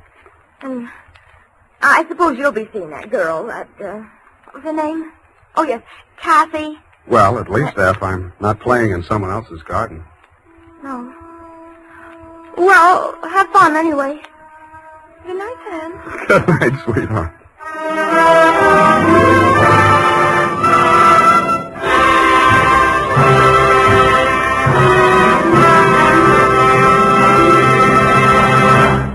The Adventures of Sam Spade, Detective.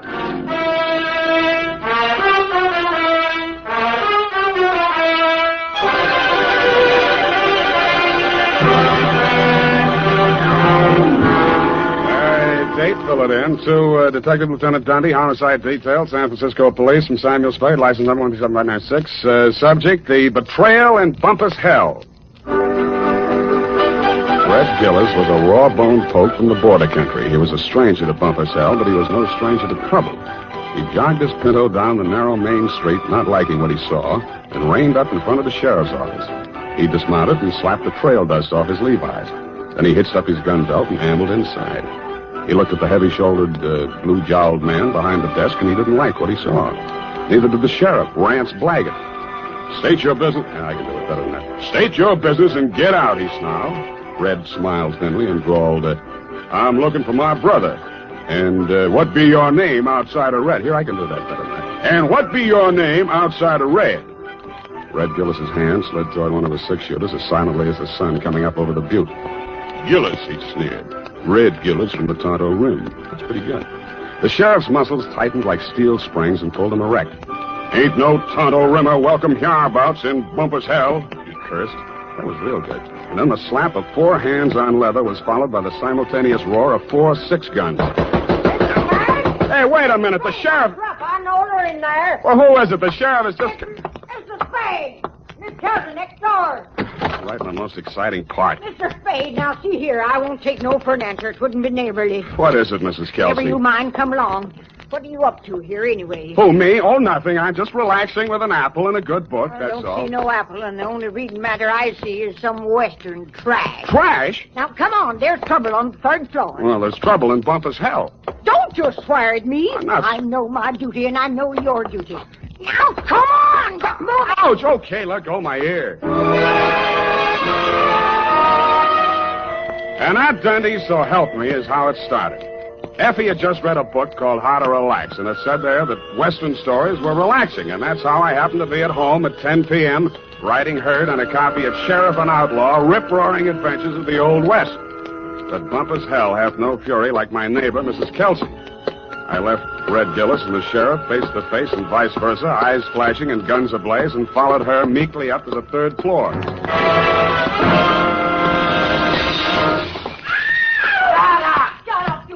Shut me up, you thief. Sorry to hear that. Been at it for 3 hours they have. Won't be a stick of furniture left in the room, less than there's top. You speak to them? Did I speak to them? You see this lump? No, here, under my transformation. Oh, well, why didn't you call a cop? Well, it wouldn't be neighborly.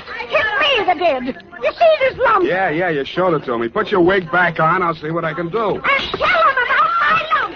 It's evident. Yeah, put it back. Hey, open up. I would not go back with you if you was the last man alive. Hey, open up. Have it your own way. If I catch you with that slur again, I'll tear your hair off. Oh, you had, you boy, you rotter, you cheap grifter, you. Well, you slam out of here before I'm forced to seek the assistance of a couple of flashy. Do not try anything fancy behind my back, you big slob. From now on, you and me is strictly on the cool beaty. Well, you unprintable rat. Hey, let go of me. Don't throw it. Hey, wait a minute. Don't I remember you from someplace? No, I'm only being neighborly.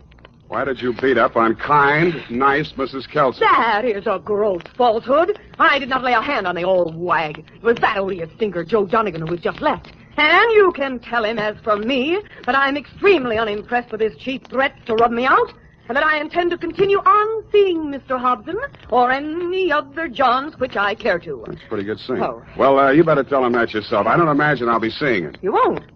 Hey, wait a minute. Who are you, anyway? Just another tenant. I live downstairs. Oh, well, now I recall whom you are. You are that Seamus, which lives on the second floor rear. Shamus, we call it in the radio. Shamus. Would you care to come in and discuss a certain matter? Well, thanks. Another time. I got to get back to Bumpus hell. Whoever she is, let her cool her heels for a few moments. No, you don't understand. This Bumpus is hell. an urgent matter which I would like to hash over right now and without further delay. Well, May I invite you in for a straight slug? Well, okay, but just one. In a glass. All right, make yourself comfy. Now, say when. Just up to the lipstick mark. Here you are. Well, now to make a long story short, Mrs. Spade, my name is Rosemary Fell, which remains my stage name, notwithstanding the circumstance that I am legally married to that barnacle which has just dusted this joint. Now, being as you are in the detective business... Now, wait a minute. Kindly permit me to finish, honey. Sorry, sweetheart. I'm not the type to jaw about my troubles just to pass the time of day. I'm sure you are. I am an actress. I knew that. And although I'm low in funds, due to being between jobs right now, on account of that knothead making a scene in the last joint at which I worked... Cheap ginger ale. Just to show you how the breaks fall, Mr. Spade, Belita Wilkerson, who just happens to be about the biggest talent agent in this city, if you have the time, I'm impressed. phoned me on the telephone, and arranged an audition. She also advanced me the sum of 100 clams, 100? which I will pay you to put the B on that dog, Joe Donegan, the rat. Now, which is he? What do you mean, put the B on it? Listen, Sam, that grifter has got a record as long as my arm, and what I have got on him is longer than his arm. Please. In short, I should like him thrown into the can so that I can feel safe to sing on him. Look, Rosemary, so you had a fight with Joe. You're sore. You want to pay him off. Now, Right. why don't you just wait until morning and see how you feel Sam, then? listen to me. If that knuckle duster remains at large, I will be feeling no pain. Now, I know that from my flamboyant manner, you'd never guess it. But that is only the actress in me. In actuality, that flea intends to do me in. Oh, now, come, Rosemary. What? You disagree? Well, now, really, Rosemary. Why, you big pain in the neck. Rosemary. Drinking my... Pour that back in the bottle. Go on, put it back in the bottle. Well, I'll be going now. Only trying to be neighborly. Well, back to Bumpus hell.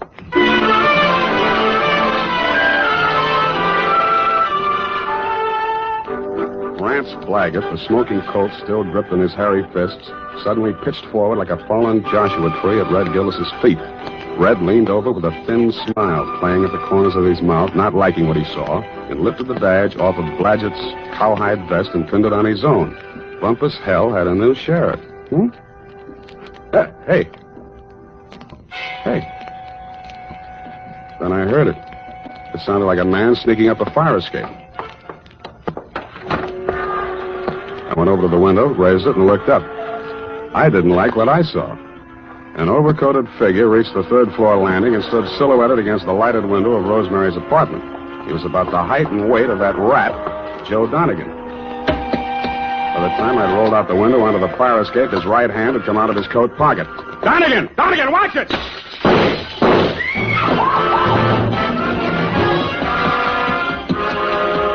He was a floor ahead of me, and I didn't want to get too close to him until I'd passed that lighted window. He made the roof just as I crossed in front of it. The flashes from his revolver told me that. They also told me he had 2 slugs left to throw at me.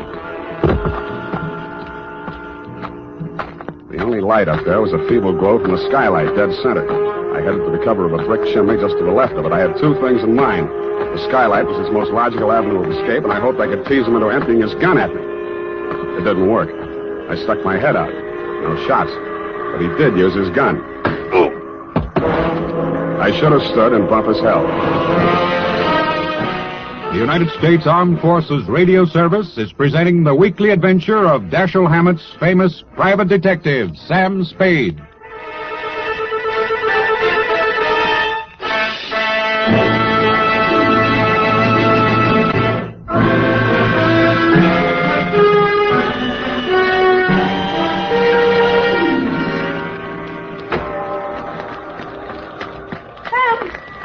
Oh, what did that rat do to you, the dog? Sam, speak to me. Here, come on now. Send an Indian to Sutter's Mill.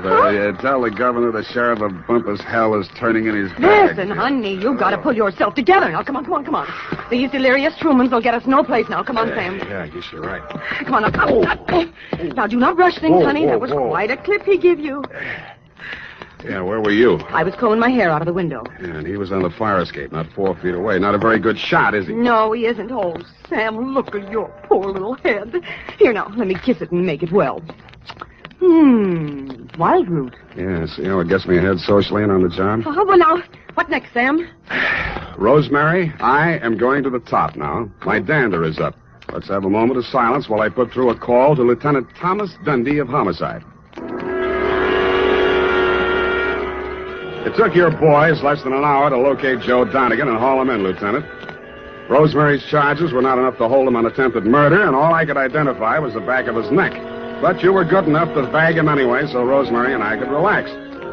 I went downstairs to bed and started Chapter 4. Aha. Red Gillis didn't trust Curly Mallard, the foreman of the Crooked S. Aha.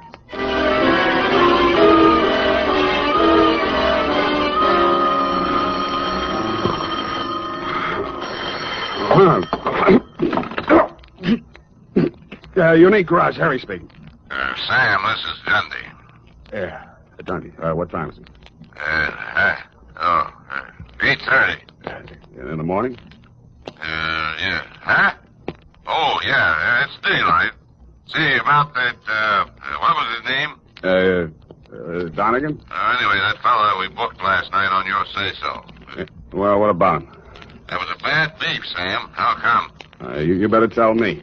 Man was alibied, Sam. When did that happen?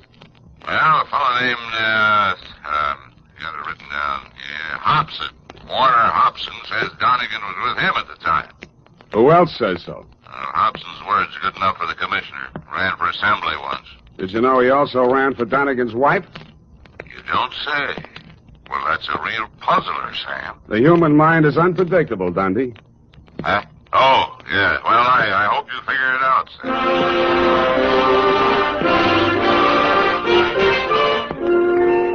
While I was shaving, I thought and thought.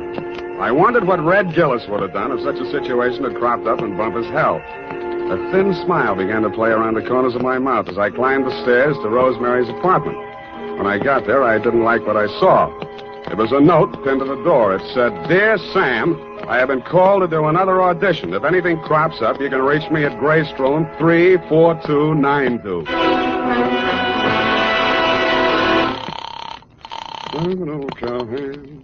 The Belita Wilkerson Talent Agency? I want to speak to Rosemary Fell. Hello? Yes, I'm still on the line. Who's calling, please? Sam Spade. I'm sorry, Mr. Spade. Miss Fell can't come to the phone. Who's in charge there? This is Miss Wilkerson speaking. Yeah, well, why can't she come to the phone? She's in the middle of her audition. Well, Is there any message? yeah. Tell her Donegan's out and it's Hobson's choice.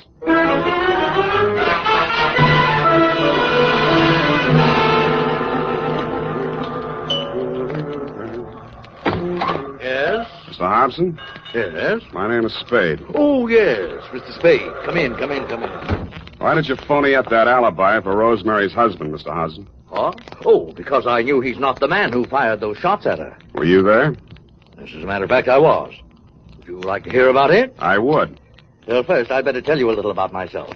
Now, for the past year, I've been interested in politics, if I do say so myself. Yes, I know. You ran for assembly. Come to the point. Well, in a way, this is the point. My wife's a professional woman, and her own career keeps her busy a good deal of the time. Well, like the movie magazines say, a clash of careers and so on. That's how I happened to take up with Rosemary. I didn't know she was married, and of course, when I found out, I dropped her like a hot potato. Potato. And then she started blackmailing me. Did you know about that? I still don't. Well, I think I can convince you. Go ahead. Well, I received a series of threatening phone calls from Rosemary. And I finally decided to go to Donegan and tell him the whole story. Oh, he was as mad as a wet hen. Wet hen? Well, he said he'd stop her. And I believed he was the right man to do it. Well, last night he phoned me. He said he'd had a little caucus meeting with her and assured me I'd had no more trouble. But no sooner had I hung up that phone when she called again, making another outrageous demand. I decided then and there to take things into my own hands. So happens I'm a crack shot. And I knew that I could come close enough to frighten her without actually hurting her. You were laboring under a false impression. Huh? Oh, yes. Well, you believe me now? Up to a point. Well, I'm afraid that's all I have for you, Mr. Spade. Well, I have something for you. What's that? Look up here. You see this bruise in my head? Oh. Well, all in the game, you know. Touché. Now, hold it. I only... Lie still. I'll get it.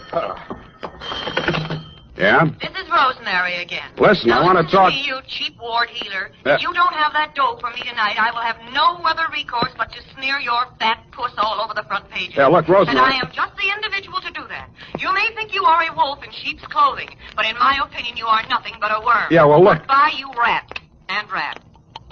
Hey, Rosemary. Hello. Nuts. Oh, wait a minute, Spade. Well, what did she say? You're going to read it in my report, along with a bill for my services.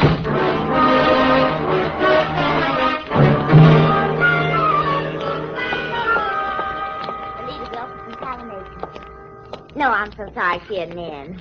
You do that, sugar. Hello there. Likewise. Are you talent or just interested? I could be.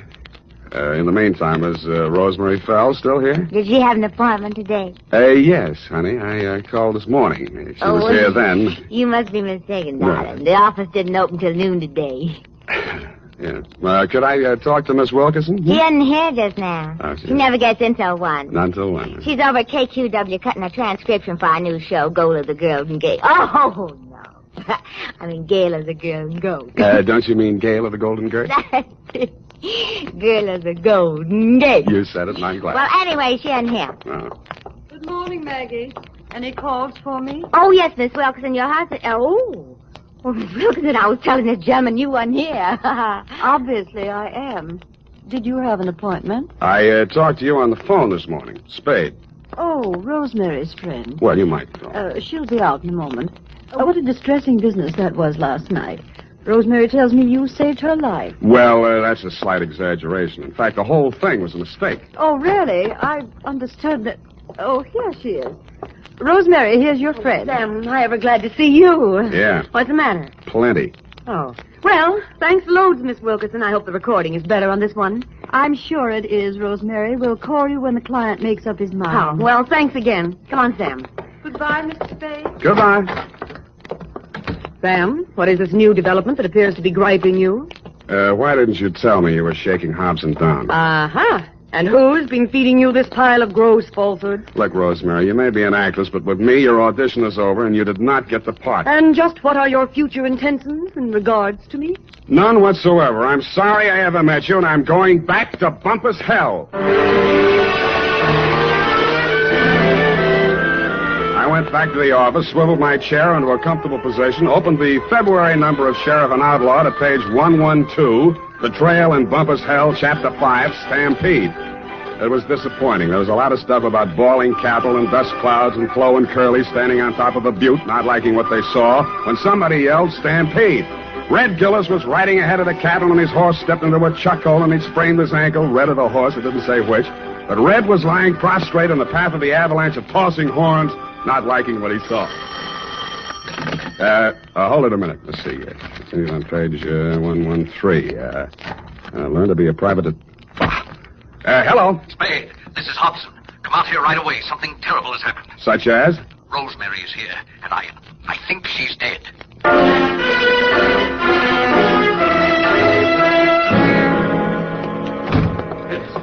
In here, Spade.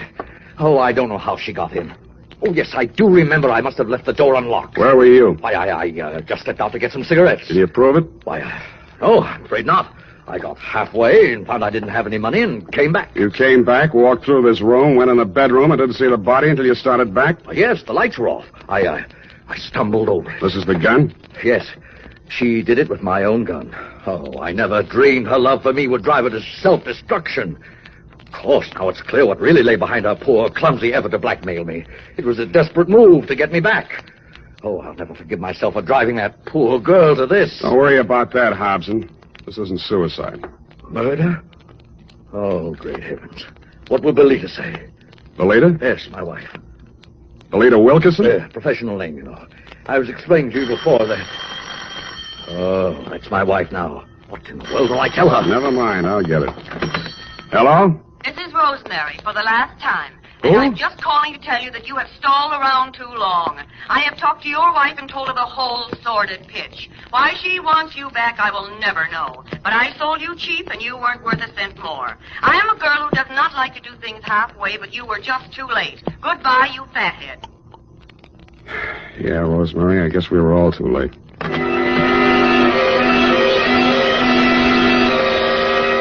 I called you, Dundee, and then, like the rat I am, made off with your prize suspect before you and your boys from Homicide arrived. We arrived at the Bellita Wilkerson Talent Agency just as the boss was shutting up shop for the day. She had the recordings under her arm. All right, Bellita, I'll take those. Well, what are you... Warner! Mr. Spade! Unlock the door, Bellita. We're going back in. Warner, why are you... You'd better do as he says, Bellita. Well, all right, but... Give me those keys. I don't... Inside, both of you. Where do you play these records? The recording studio is just through there, but you can spare yourself the trouble. I admit I tricked Rosemary into recording those blackmail speeches and then played them back over the phone to Warner. If trying to hold on to my husband is a crime, then I'm a criminal. Oh, now, Bellita, my dear. Come on, stop that. We gotta get busy. I phoned the Hobson house, and you were still there, Dundee. You said it was an open and shut case against Hobson, and to deliver him at once or kiss my license goodbye. But when I told you my diabolically ingenious scheme, you said yes, you'd be glad to, because it was a sure way of getting rid of me once and for all. It took us nearly 2 hours to get things ready in Bellita's recording studio. We took the parts of Rosemary's so-called audition records that we thought would fit the occasion and dubbed them onto a single side. We played it back once. Then I phoned you at headquarters. Homicide. Lieutenant Dundee. Spade, Dundee. Everything's ready here. Did you pick up Donegan? Oh, yeah. He's here. Donegan? Hold on. Okay, Bellita. Start the record when I give you the nod. Yes, Mr. Spade. I didn't say it, Donegan. That's for you. Thanks. Yeah, who's this? This is Rosemary. Huh? I forgive you for everything, but there are some things I cannot forget. You Rosemary, lied. it sounds like We have you. meant a lot to each other, but after what you have done to me, it is time you take through the nose. Rosemary, I didn't mean it. When I followed you to his house We and have you meant went a lot right in to like each you other, lived but there, I after what just you went have done nuts. to me, it is time you paid through the nose, you Listen. rat. I am a girl who does Listen, not Ro- like to do things halfway. Listen, honey, But you're you not were going to just throw the too book late. at me, are you? I am I'm just glad to beginning hear your think voice. I too. thought you were We dead. have meant a lot to each Okay, other. fill it. Rosemary, are you listening? Rosemary. Hey, no, she's still on the line. I want to talk to her. Take him, House. Wait a minute. Take him. Sam, Yeah, Dundee. congratulations. That was a brilliant piece of work. Hey, Sam, you still on the line? Yeah, I'll be all right, Dundee. I just fainted temporarily. Say it again, will you, pal? Yeah, as I was saying, congratulations on a brilliant piece of work. Well, But I have never in all my years on the force heard of such a wild, insane, illegal, unethical, and downright cruel method of extorting a confession. thank you, Dundee. I feel better already.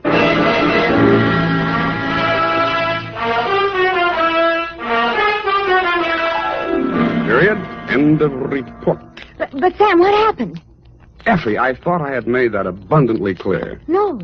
In order to discredit her husband's paramour, Belita gave her a come-on about an audition and had her play the part of a blackmailer reading lines from a script which she, Belita, had prepared, and thereupon proceeded to play said records over the telephone, well knowing that her husband would erroneously believe Rosemary to be a blackmailer in fact, and would drop her like a hot spud. No, Sam, no, I don't mean Don't that. interrupt. Oh. It was my inspiration, I, Sam Spade, to use Belita's fiendish device for a higher purpose. No, Sam, no, Yes. that is what No, Sam, I meant the Western story. Betrayal and Bumpus Crick. It is not Crick, Effie. You can't say H over the radio, Sam. Oh, yes, you can. Bumpus Hell is the post office designation of a hamlet right here in California. It is? Mm-hmm. Well, anyway, what happened? Did Red Gillis ever find his brother? I didn't quite finish, Ev. Go type that up, and I shall.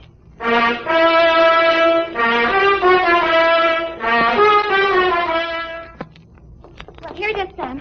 Oh, Sam, what's the matter? You don't look at all well. Can't be. It didn't happen. It's a misprint. That's what it is. What, Sam? What? Maybe the writer was tired. Oh, Sam, it's only a story. That's what you think. Well, did Red Gillis find his brother? I won't tell. Oh, no, Sam, now don't be childish. Oh, well, all right. Remember the sheriff he shot on page 1? What? Yeah, it turned out to be the new schoolmarm. Oh, how ornery. A woman, huh? Nice. Get off. Good night, sweetheart. This is the United States Armed Forces Radio Service, the voice of information and education. The Adventures of Sam Spade, Detective.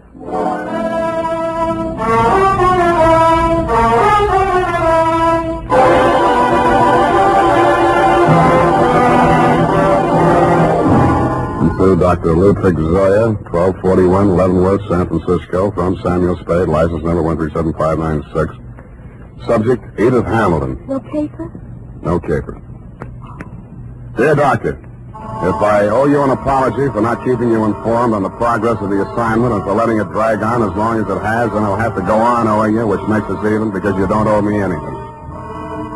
The start of it was a month ago. 32 days, 8 hours, 3 minutes, and 45 seconds, to be exact. Ah, Mr. Spade. Dr. Zoya? Good to see you. Let me think. How long is it? 3 years since I visited your office. That was when you were my leading suspect in the Dunov case. Yes, poor Denny. It was he who pointed out that we psychoanalysts are not unlike you detectives. We probe, we question, we follow up clues in order to find out what is the dark secret which has nervously disturbed the human mind. But we are limited. We have only our patients' words and our interpretations. Sometimes that is not enough. And that is why I need your help in this particular case. What case is that, Dr. Zoya? Please do not interrupt the free flow of my thoughts. Pardon me. Naturally, my ego feels a certain resentment against my id for asking you for your help. What makes me think I need a detective? Well, my id was just asking my ego the very same question. Oh, you too feel resentment. We must analyze that later. Bring me your grievances. I But will. now to the case. Oh, yes, okay. This woman was referred to me by her physician. She has suffered a complete nervous collapse because she thought she recognized a certain person crossing the street. A person she had not seen for years. Who was that? My patient's son died under mysterious circumstances 3 years ago, And the woman she thought she saw was her daughter-in-law. It was widely reported in the newspapers at the time. Perhaps you remember Carter Hamilton? Carter Hamilton. Oh, Roanoke, Virginia, 1946. The mother accused her son's wife of murdering him. Daughter-in-law was hauled up before the grand jury, but not indicted. Dropped right out of sight afterwards. Good, you know that case. Well, actually, my patient is suffering from an agonizing sense of guilt. Unconsciously, she thinks that she herself murdered her son. Did she? Well, there may be something tangible at the bottom of so profound a feeling of guilt. You mean you want me to help you convince her that she really is guilty? No. That is for me. But first, we must find out. What we must find out is somebody else, whether they are guilty. What? Go all the way to Virginia, solve a crime that's been off the books for 3 years? No. The daughter-in-law is actually here in San Francisco. Well, if I remember right, she wasn't the only suspect. Well, whether she is innocent or guilty is of no importance. It is only important that we know. What? Excuse me. Yes, Miss Case. Mrs. Hamilton is here, Dr. Zoya. Oh, good, Miss Case. Send her in. This is my case. I mean, my patient. I want you to meet her. Oh, good afternoon, Mrs. Hamilton. Good afternoon, Doctor.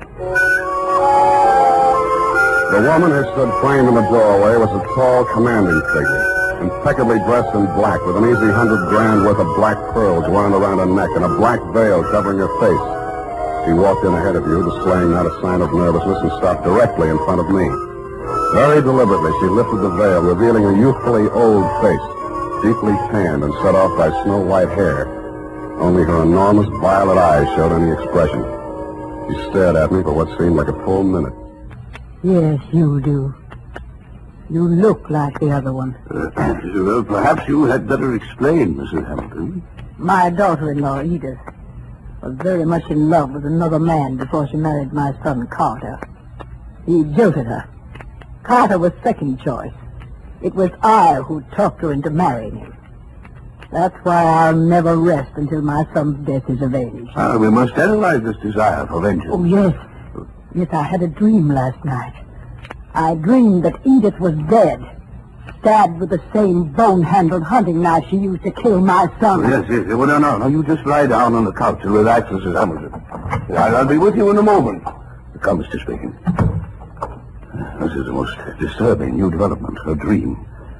You must get to that girl as soon as possible. Her life may be in danger. You mean the old lady is mixed up enough to take a shot at her? Yeah. Here is the address. And take this briefcase. Why the briefcase? Well, there are legal papers in it regarding the Hamilton estate. They require her signature.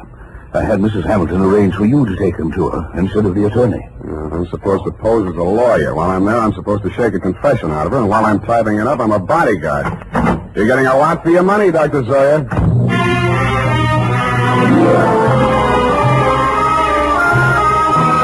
I spent the next hour or so in a newspaper morgue briefing myself on the old Hamilton case.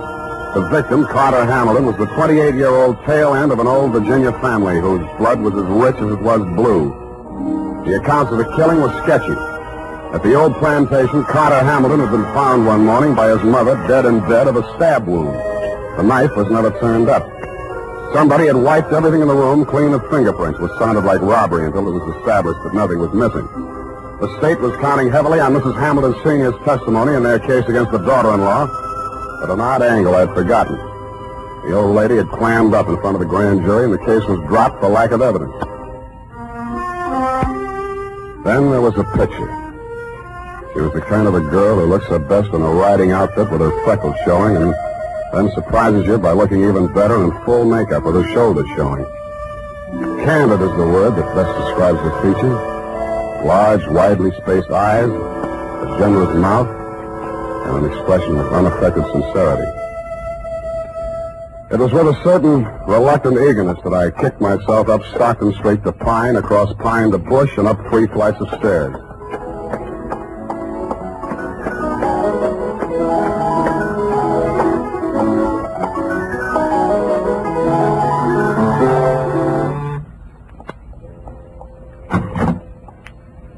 Yes? Mrs. Edith Hamilton? Yes. You must be from the attorneys. They wired me you were coming.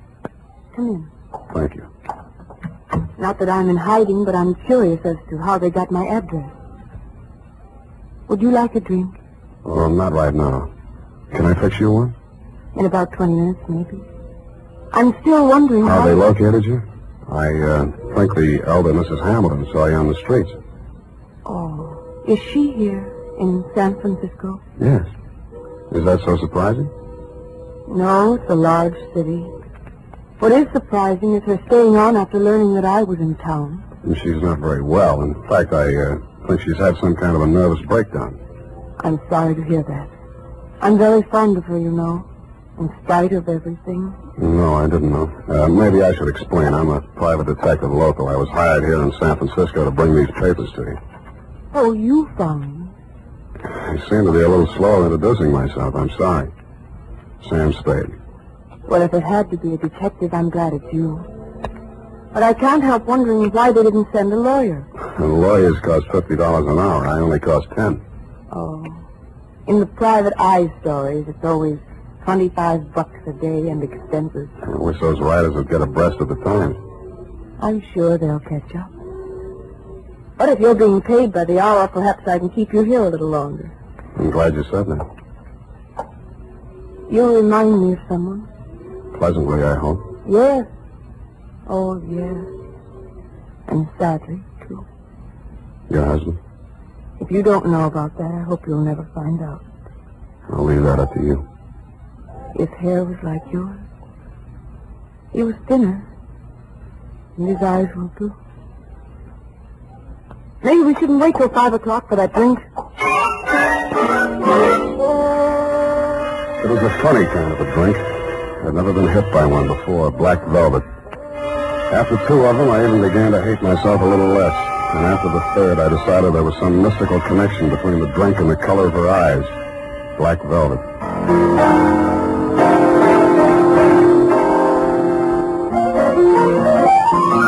I don't know much about music, but the way she went at the piano, you knew she wasn't afraid of it, and probably wasn't afraid of anything.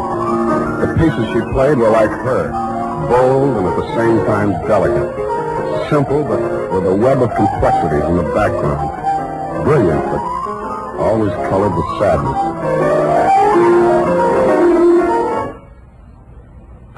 What's the matter? I want you to take me someplace. Where? Any place. Dinner. I don't care. I just want to go someplace with you. With you. Hey. What is it, Sam?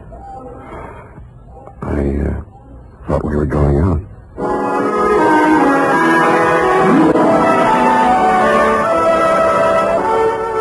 I never paid much attention to San Francisco before I met her. It's quite a place. There's a little park up on Russian Hill where you can stand and look out over the houses of the marina to the Golden Gate. There's an island in San Francisco even worse than Alcatraz. It's in the middle of the lake at Flashacre Zoo, and instead of gorillas, the population is nothing but monkeys. There are only 2 laundries in Chinatown. And out at Golden Gate Park, they have a band concert every Sunday afternoon. Maybe it was just the bright weather, but everything looked clean and shiny, as if somebody had taken a scrubbing brush to all the buildings. We even fed seagulls. At first, she never went any further into her past than the day before yesterday. I couldn't very well charge her for the progress I was not making on the case, so when I learned that you'd sent old Mrs. H to a nursing home for a 2-week rest and Edith did not need bodyguarding for the time being, I took a job that took me down to Los Angeles for a few days. I was awful glad to get back, and not because I don't like L.A.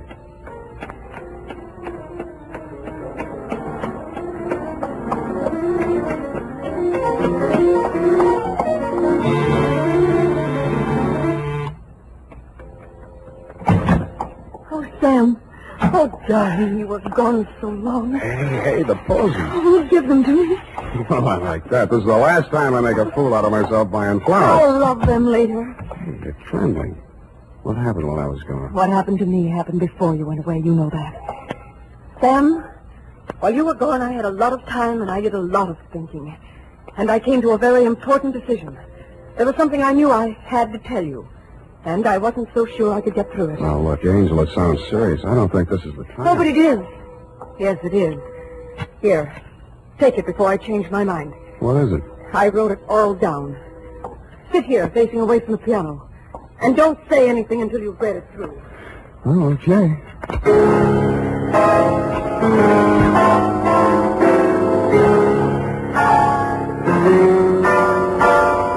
The opening sentence hit me straight between the eyes. It said, I, Edith Hamilton, of my own free will, make the following confession. It was addressed to the District Attorney of Roanoke, Virginia.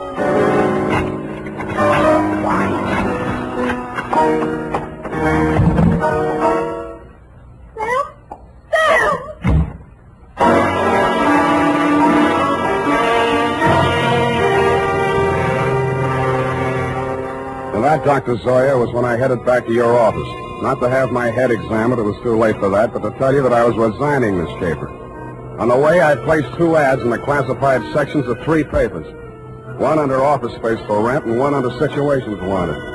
Ex-private detective desires position as night watchman, prison guard, asylum attendant, or any more pleasant line of work. And I really meant it. The United States Armed Forces Radio Service is presenting the weekly adventure of Dashiell Hammett's famous private detective, Sam Spade.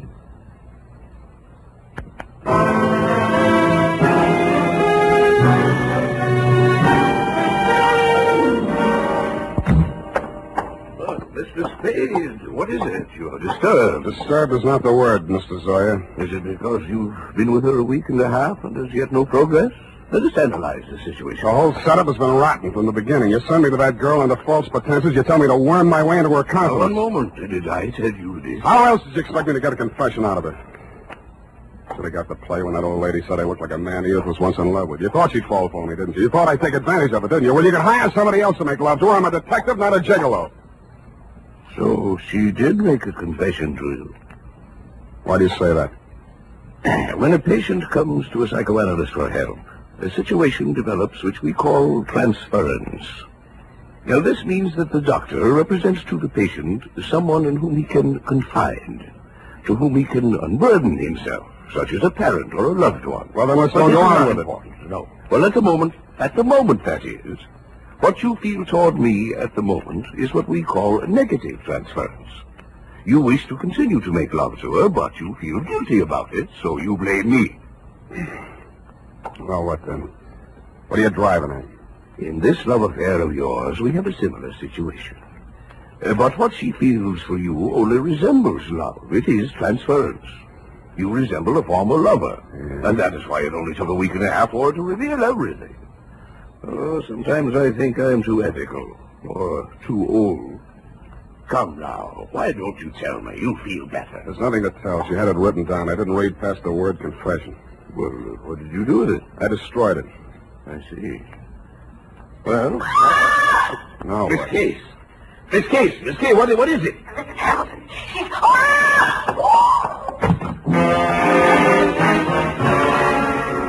It was Mrs. Hamilton, all right. But she didn't look much like the dignified old lady I had met in your office 10 days before. Her high-piled white hair was hanging in 2 ratty pigtails. She was wearing a nurse's cape over a flannel hospital nightgown, and in her hand was a .32 caliber gun. Mrs. Hamilton, why did you leave the nursing home? You lied to me, Dr. Zoya. That place is nothing but an asylum. Well, you know that isn't true. Come, give me the gun. You're tired. You must rest. Yes. Now I can rest. I've killed her. What? Miss Case, she's fainted. Get some water. Let me see that gun. I'm going to Edith's place. Get an ambulance over there and don't stop to analyze anything.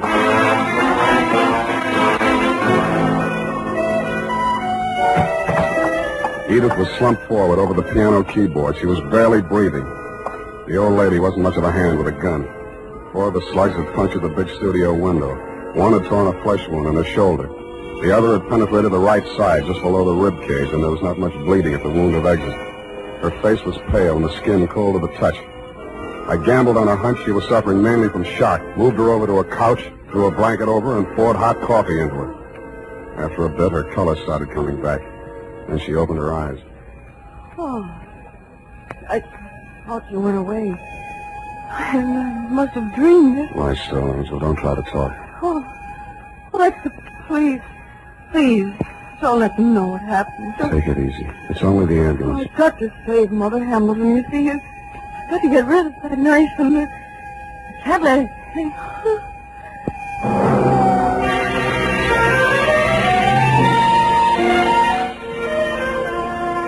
I rode in the ambulance with her. She was still unconscious when they carried her into surgery. They told me she was out of danger. When they threw me out that night, I went back to her apartment. What she'd said about saving old Mrs. Hamilton and getting rid of the knife gave me a new slant on that confession I hadn't read. The pieces were still on the floor where I'd thrown them. It took me nearly an hour to put the jigsaw together, and when I did, it was still a puzzle.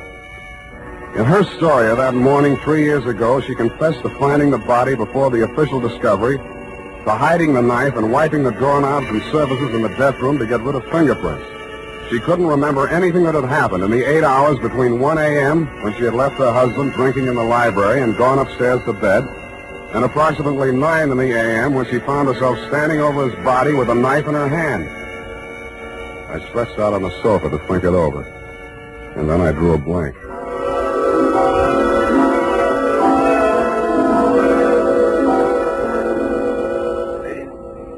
Mr. Spade, wake up. What? How did you get in here? Well, I've been reading that so-called confession. Very interesting. We must analyze it. You analyze it. I'm going to call the hospital. I've just come from there. How is she? Physically, nothing serious. Mentally, she's not so good. She keeps asking for you. Yeah? She thinks you can help her. Yeah, it's definitely there, the delusion that she's in love with you. What makes you so sure it's a delusion? Don't answer that. When can I see her?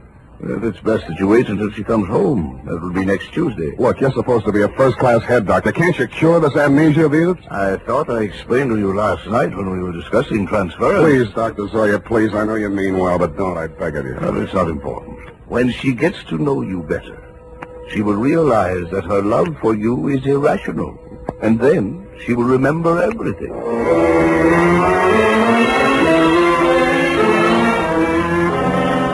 I kept myself busy like crazy until Edith checked out of the hospital. There wasn't much talk between us at first.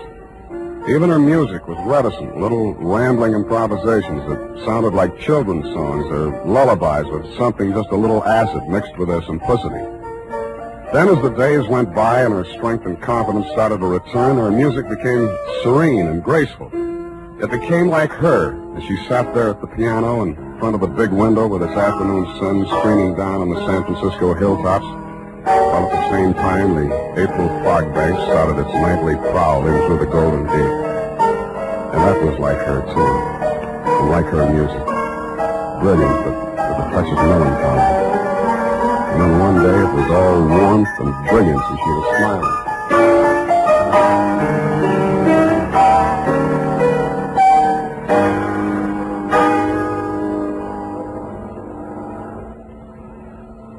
Sam? Yeah, Angel. I remember now. So that's it. I woke up this morning feeling so happy. And then I knew I was on the verge of it. Because I knew that however bad the truth might be, it was worth not remembering it. Even if I was a murderer, you'd rather know, wouldn't you? No, I wouldn't. Why? I thought I knew you so well. Darling, are you angry? Yeah. But at me? Yes, you. The first time I came here, I tried to give you fair warning. You should have figured the score when I told you I was a private detective. You'd even read the stories where in the end the detective doesn't have any choice but to turn in the beautiful dame, no matter what his personal feelings are. Maybe you didn't think they were true to life, or maybe you thought I was an exception to the rule because you are. Well, I'm not. Truth is, I was hired to get a confession out of you any way I could, and I think in the back of your mind you've known it all along. You want to have your confession, and eat it too. You probably learned as a child that it's smarter to tell all and be patted on the back than to be found out and get spanked. How can you be so smug and so self-satisfied and so... Whatever made me think I was in love with you? Just because you looked a little like someone who was... Zoya was right. Only you thought you were kidding yourself, too. Zoya called it transference. I call it baloney. Goodbye. You come back here. You can't just leave like...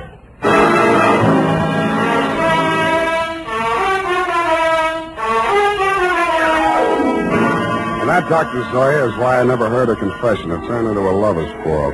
But I understand she paid $25 an hour to rattle it off to you. I have before me your telephonic message. I haven't had time to analyze it, but at first glance I take it to mean that Edith was innocent of everything except destroying evidence. Motive to spare her mother-in-law the anguish of knowing that her son was a suicide. I'm sorry, now that I know what her story was, that I didn't stay to hear her tell it. But that, as you would say, is not important. At least I cured her of that love delusion you were so worried about, even though it took a month to do it. Period, and a report. Oh, Sam, sacrificing yourself so self-sacrificingly, rather than shatter a mother's delusion. Yeah, some other time, huh? I'm sorry, Sam. I'll go type this up.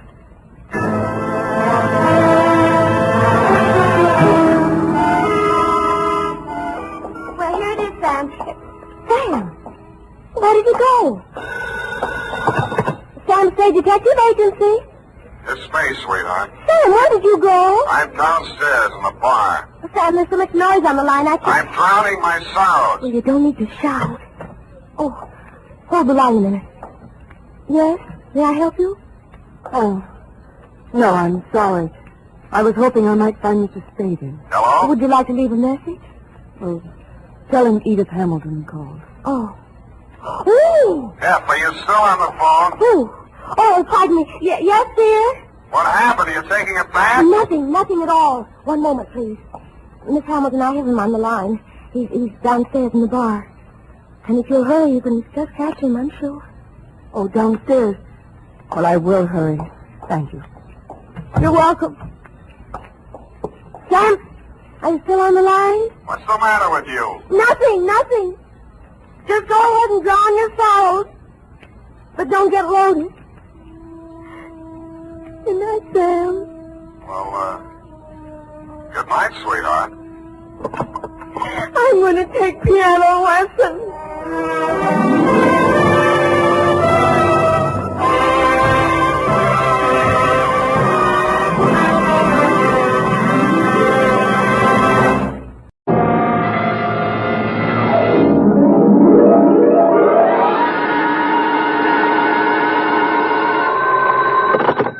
Detective Agency.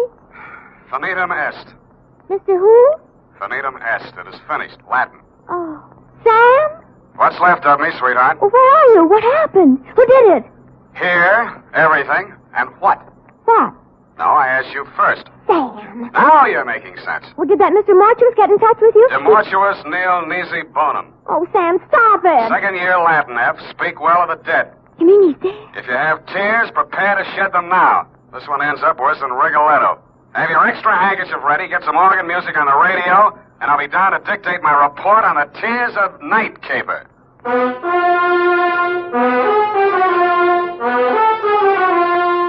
Dashiell Hammett, America's leading detective fiction writer and creator of Sam Spade, the hard-boiled private eye, and William Spear, radio's outstanding producer-director of mystery and crime drama, join their talents to make your hair stand on end with the Adventures of Sam Spade. Presented by the makers of Wild Root Cream Oil for the hair. You know, just a little Wild Root Cream Oil in your hair can mean a world of improvement in your general appearance. Just try it and see. See how Wild Root Cream Oil Hair Tonic grooms your hair neatly and naturally, relieves dryness, and removes loose dandruff. Yes, you'll be glad to discover that just a few drops of Wild Root Cream Oil make a big difference. So if you've never tried it before, get the 25-cent Get Acquainted size and ask for it by name. Wild Root Cream Oil Hair Tonic. Again and again, the choice of men and women and children, too. And now, with Howard Duff starring as Spade, Wild Root brings to the air the greatest private detective of them all in the Adventures of Sam Spade.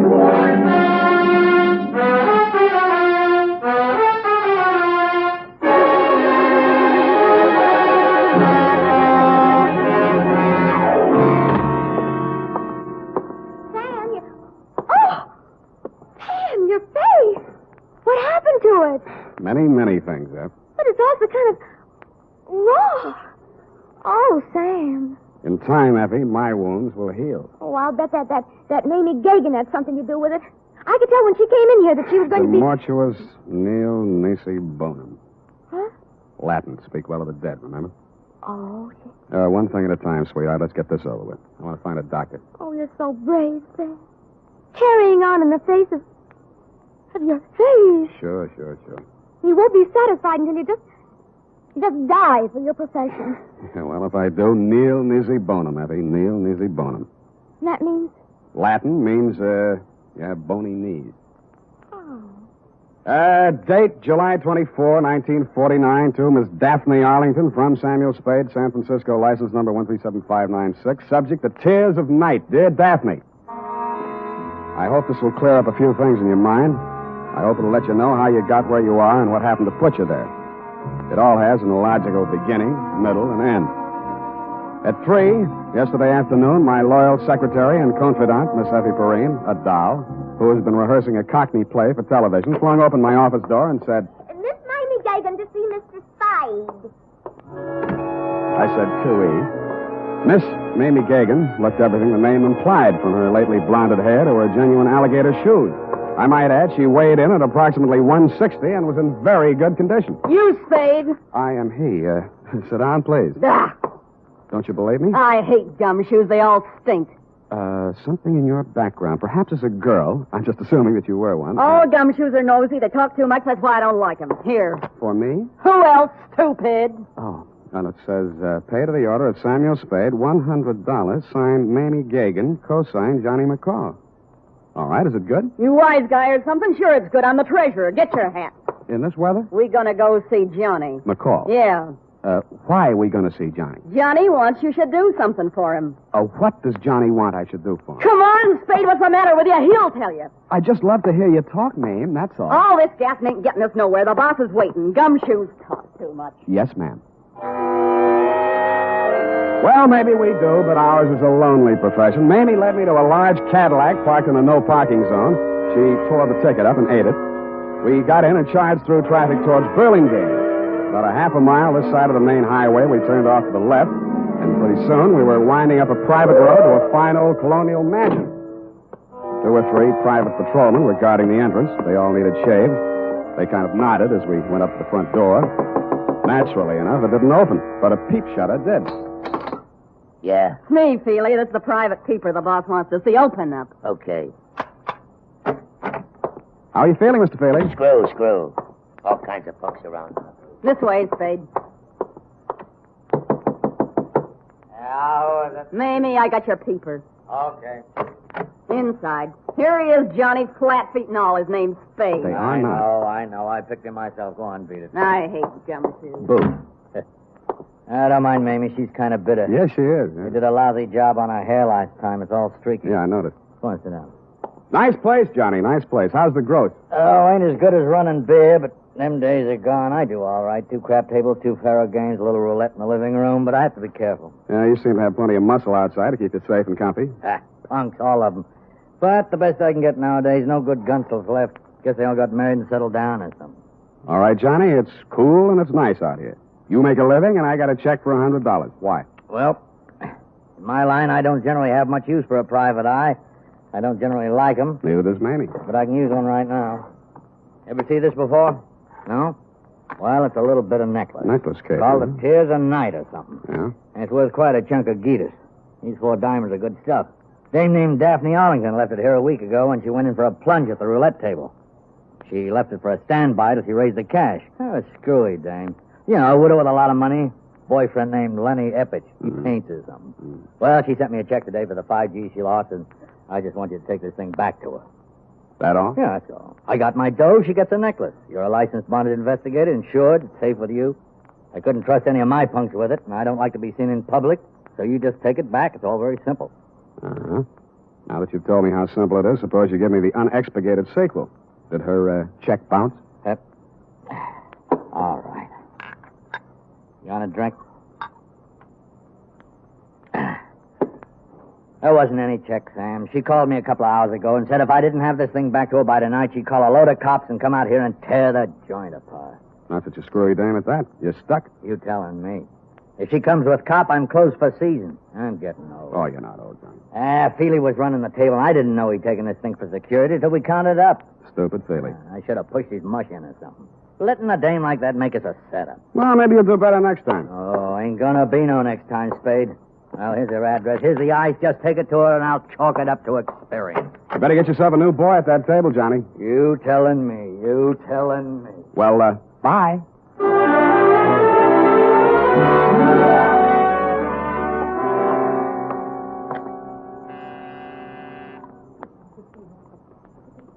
Okay, no.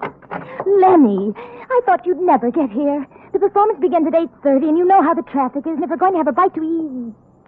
You aren't Lenny. Where's Lenny? I don't know, Miss Arlington. I'm supposed to deliver some jewelry. Jewelry? That would be mortuous. Mortuous. Mortuous. Yes, but I... What are you looking at? Your throat. Really? Well, really, Mr. Spade, Sam Spade. Well, really, Mr. Spade. I'm only waiting for Lenny to get here so we can make the first curtain of Streetcar. And we're going to be late if he doesn't get here. You can understand that, Mr. Spade. You're going to be a little early. Streetcar doesn't open until Monday. Well, already, and he hasn't shown up. Well, good night, Mr. Spade. Hey! The white ermine cape you were wearing and the black strapless thing needed a touch, but you had it. A diamond necklace. In fact, the Tears of Night, the same one I had in my pocket, Daphne, was hanging around your lovely neck. I rebuzzed your buzzer and knocked on your door for quite a while until it was quite evident that you were not going to open up. Under the hallway light, I snapped over the necklace case. Mortuous, you had said. And mortuous was what it said stamped inside the case. A gloomy word with a gloomy address. The White Hotel on Turk Street.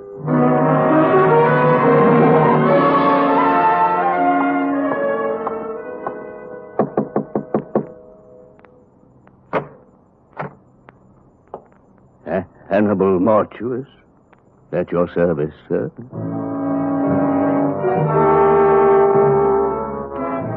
If ever a man had the look of death, it was this one who had its name. He was older than old, cadaverous, and in his skull-like head his eyes were white. He was wearing a flannel nightshirt. You find me a bit indisposed, Mr. Spade. The clerk at the desk said it was a matter of jewelry. Therefore, Hannibal Mortuous is at your service. Now then, sir, what is so urgent? I came to ask you about a diamond necklace. I found your name stamped on the inside here. House of Mortuous, most respected name in diamonds, as well as all the lapidary arts. Most respected. Fine jewels, and the name Mortuous is synonymous the world over. I am the last of 4 sons. But continue, Mr. Spade. Well, I just want you to take a look at this.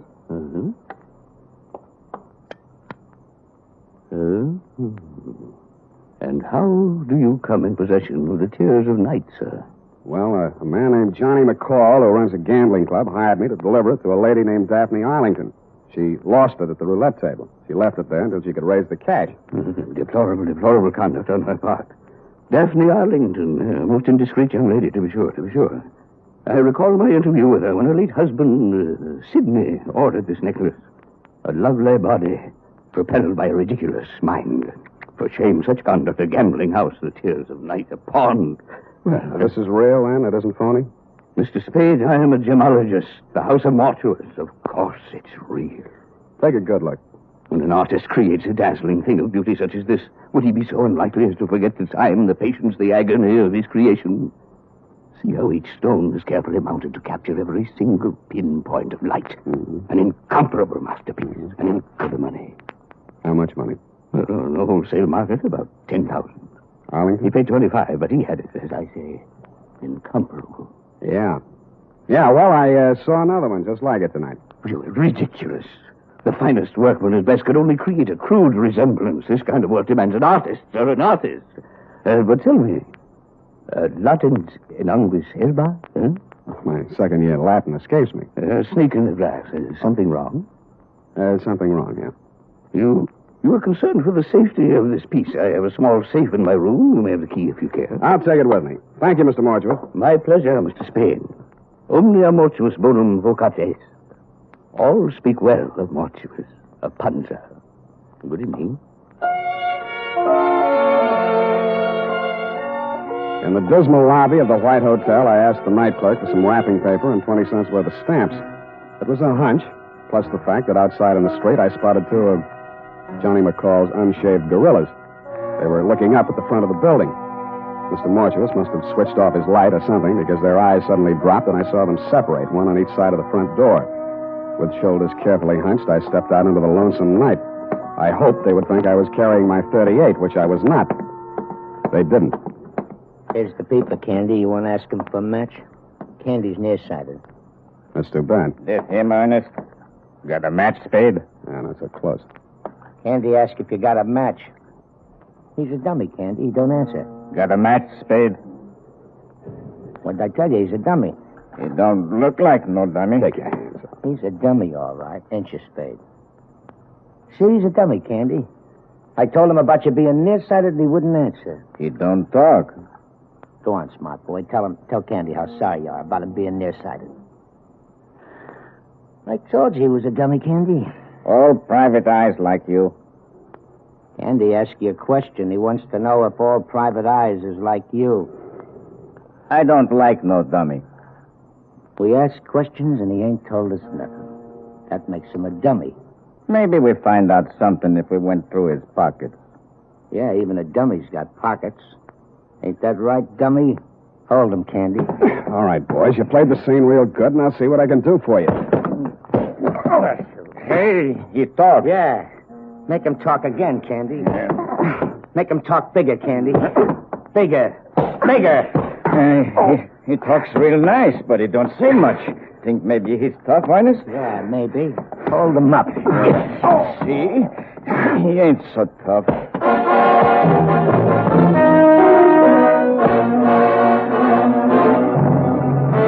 No, I wasn't.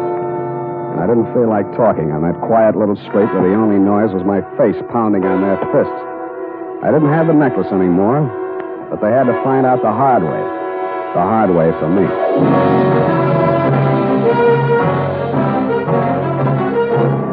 The makers of Wild Root Cream Oil are presenting the weekly Sunday adventure of Dashiell Hammett's famous private detective, Sam Spade.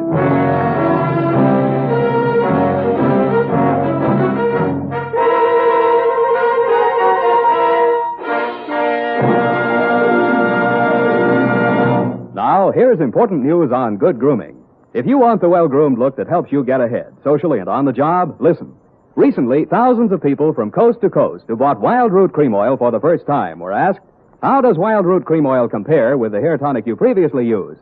The results were amazing. Better than 4 out of 5 who replied said they preferred Wild Root Cream Oil. Remember, non-alcoholic Wild Root Cream Oil contains lanolin. It grooms the hair naturally, relieves dryness, and removes loose, ugly dandruff.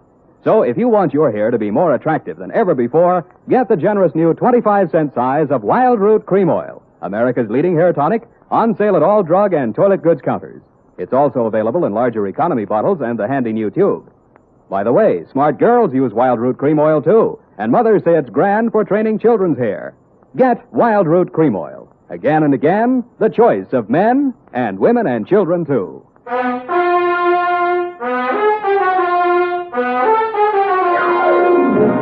And now, back to the Tears of Night caper. Tonight's adventure with Sam Spade.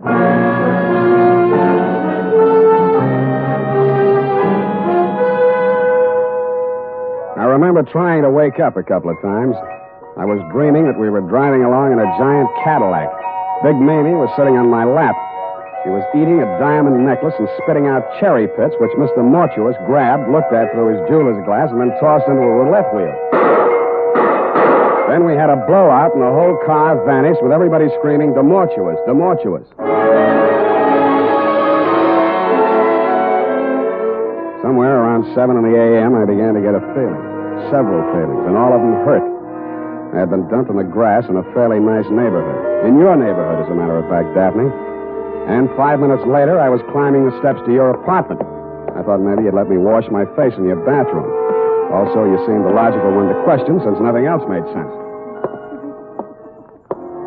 You were sitting in a large chair. The drapes were drawn, the door was slightly open, and only the light from the hall seeped in. You had the phone in your lap. The receiver was off. My guess was right. You were looking at nothing. Oh, Mr. Spade, it's you. You came back. You've been in an accident. I don't think you'll need this. Oh, yes. Well then, Mr. Spade. Well then, I suppose you've met some people tonight who know a great deal about me. A gambler, a jeweler. Did they tell you about Lenny Etheridge? No. He's really a dear, Mr. Spade. Quite the nicest boy I've met since Sidney was killed in that horrible automobile accident. Sidney and I had so many things together. I do think he enjoyed being alive with me. I mean, I cried when Sidney was killed. I really did. I cried. Miss Arlington, I didn't know what to do. I cried. That was 3 years ago, but now I have Lenny. He's really a dear. I do think that Lenny will be a very prominent artist someday. I do. Lenny asked me to marry him tonight. He did? I've been very lonely since Sidney died. Lenny isn't interested in my money. Lenny has some money of his own. What didn't I my tongue adjusted to my mouth. Did that ever happen to you, Mr. Spade? Sometimes, yes. But perhaps I should see a correctionist. I'm glad you came by again. I didn't know you were a detective the first time. Who told you? Why, Mr. McCall. I really can't understand money. Please, Miss Allen. I know it must be strange to you, but look at them. But some people live for it, and some people die. Please, Miss Allen. We can't get anything done. Look, they do look so funny. So very funny. I've seen them count money. So much money. And I really believe that is all I live for. Oh, look at me. You were pointing at something across the darkened room. It took me 10 seconds to find the light switch. Stretched out on your floor, they looked funny, all right. Candy and Ernest. Both of them as dead as you can get.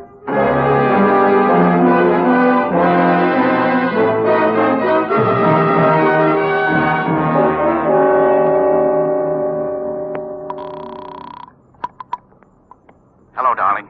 Darling. I've been waiting all night. I knew you'd telephone and give me your answer. I knew you'd marry me. Your name, Lenny Eppich? Why, yes, but I was expecting...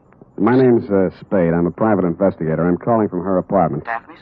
Now, listen. There's been a couple of murders here. Murders? She's had quite a jolt. She's going to need you and all the help she can get to bring her out of it. I've called homicide, and it might be pretty rough for her. I'll be right over. Bring a doctor. Right. And a lawyer. I'm afraid she'll need one of those, too. I've got a good one. We'll be there. Thanks, Mr. Spade. He showed up about the same time the crew from homicide got there. Your fiancé's a good guy. He talked fast and urgently, as did the doctor and lawyer he brought with him, and through their combined efforts, you were removed not to police headquarters, but to the private hospital in which you are now a patient. It was obvious from the powder test that you could not have fired the .45 which ended the lives of Candy and Ernest. It was also obvious that the murders had been done elsewhere. But who had done them remained to be seen. Spade, I've been expecting you. Come in, sir. I've been amusing myself with your chessboard. Sit down. Oh, you've had a hectic night. Yeah, your boys were pretty rough. Candy and Ernest, two men of another world, Mr. Spade, not our world. Allow me to apologize for that action. I want more than an apology, Mr. Mortuus. And if that's my gun and it looks like it, it's got a hair trigger. And if you'll pardon me for saying so, your hands are a little shaky. I underestimated you, Spade. Such an ingenious method of protecting the tears of night. Why, sir, by the simple expedient of placing it in an envelope and mailing it to yourself from my hotel lobby, you hired as guardians the entire United States Postal Service, not to mention the armed forces. Thanks. What happens now? We wait for the mail. Just tell me where I'm wrong, will you, Mr. Mortuus? McCall wanted me to get caught with it. He didn't know it was real. You'd made a phony for him, only you found out it wasn't phony when I came to your place. Then there was a double cross. If you can bear my vanity, I have invented a new word. Triple cross. It has a ring to it, Oh. Including Mamie? Mamie and her friends have been very valuable to me, but I must necessarily exclude them from sharing the profits. Mamie knocked off Candy and Ernest? That is by the last of the House of Mortuus. You planted them in Daphne's place. Mamie and I. A crude touch, I thought, but it had a purpose. I happen to know that Mrs. Arlington has for a long time been on the verge of a nervous breakdown. With 2 cadavers in her living room, she was very unlikely to discuss a bogus necklace with the police. And I doubt very much if she knew she was wearing the original or the imitation. Flighty girl. That's the lousiest thing the House of Mortuus ever did. She walked in and found it. If you had merely returned the real necklace to her, it would have been simple to make an exchange, and none of this would have been necessary. I know. You just sit here and wait for the mail. We wait for the mail. What about your other playmate? I'm afraid I'll be sought for a murder or 2 or 3 this night. Mamie. She got it, too? Yes. Where are the police going to find her? Oh, in my hotel room, which I departed hastily once the room clerk had informed me of your ingenious method for protecting the necklace. I shot her there. You were cheap. Cheap, sir? I don't understand. A $10,000 necklace? It's not quite a king's ransom, you know. The tears of night are worth 5 times that. I'm afraid I misinformed you as to their value. I didn't want you to become suspicious. You are a really horrible, terrifying old man. I suppose you think you'll get away with it. I don't intend to get away with it. An old man, yes, but I intend to spend my remaining years... They'll pick you up before you get to the airport. I doubt that. I shall turn the tears of night into cash. And with a well-laden purse, I shall guarantee to elude the police over half the world. In 2 years, perhaps 3, they'll get me. But I'll have spent the money, and... We have a visitor. Caution, Spade. I do shoot well. Answer it, tell them to go away. I'll be right beside you. All right. Open it. Look, one side, Spade, I got a gun. Obvious. Me. I thought I'd find you here waiting for the mail. You dirty. You didn't do such a good job on me. Caution, my dear. I have a gun, too. Everybody but me. I can last long enough to let you have it. Not so good, my dear. Your loss of blood has made you groggy. But still good enough to... Well, It was almost a photo finish. He kind of leaned into the wall with a pained and amazed look on his face, then he seemed to try to walk. Mr. Spade. Mr. Spade, sir, I believe I've been shot. I'll need a little assistance. I can't seem to hold my feet, sir. I can't seem to hold my feet. It was an awkward plan at best. The mortuus nil nisi bonum, Spade. Or if your second-year Latin escapes your memory, speak well of the dead.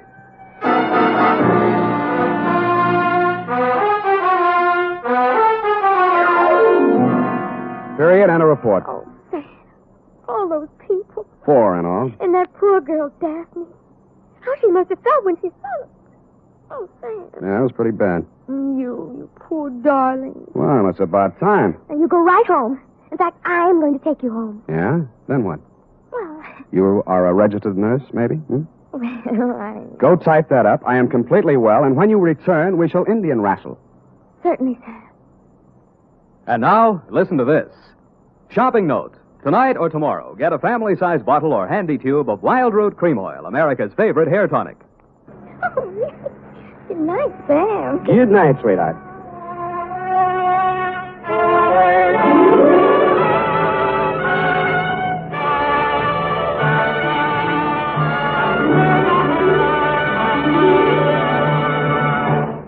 The Adventures of Sam Spade, Detective. Brought to you by Wild Root Cream Oil Hair Tonic, the non-alcoholic hair tonic that contains lanolin. Wild Root Cream Oil. Again and again, the choice of men and women and children, too.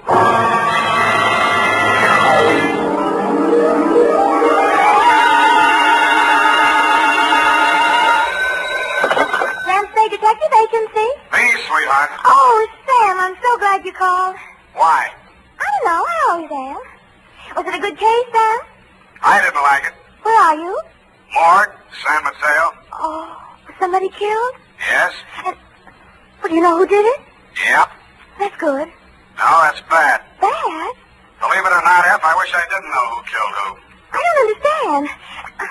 Oh, Sam, you sound so downhearted. Well, I'm sorry. I'll try to loosen up. Stay where you are, sweetheart. I'll be right down to dictate my report on the champion caper.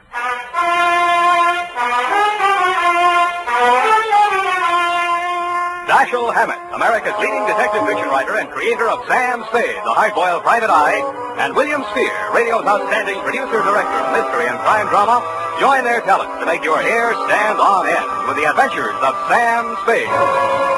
Presented by the makers of Wild Root Cream Oil for the hair. Before bringing you tonight's mystery, I'm going to take 28 seconds to tell you something that isn't a mystery. It's no mystery why so many millions of men, women, and children have well-groomed hair these days when America's favorite hair tonic, Wild Root Cream Oil, costs so little.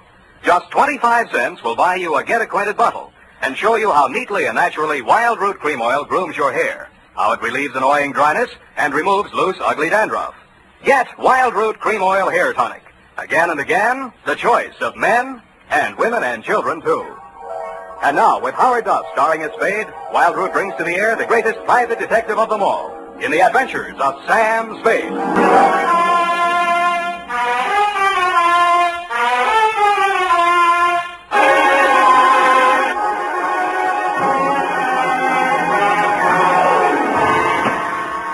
Oh, Sam, I read the afternoon paper. I don't understand it either. Stop that.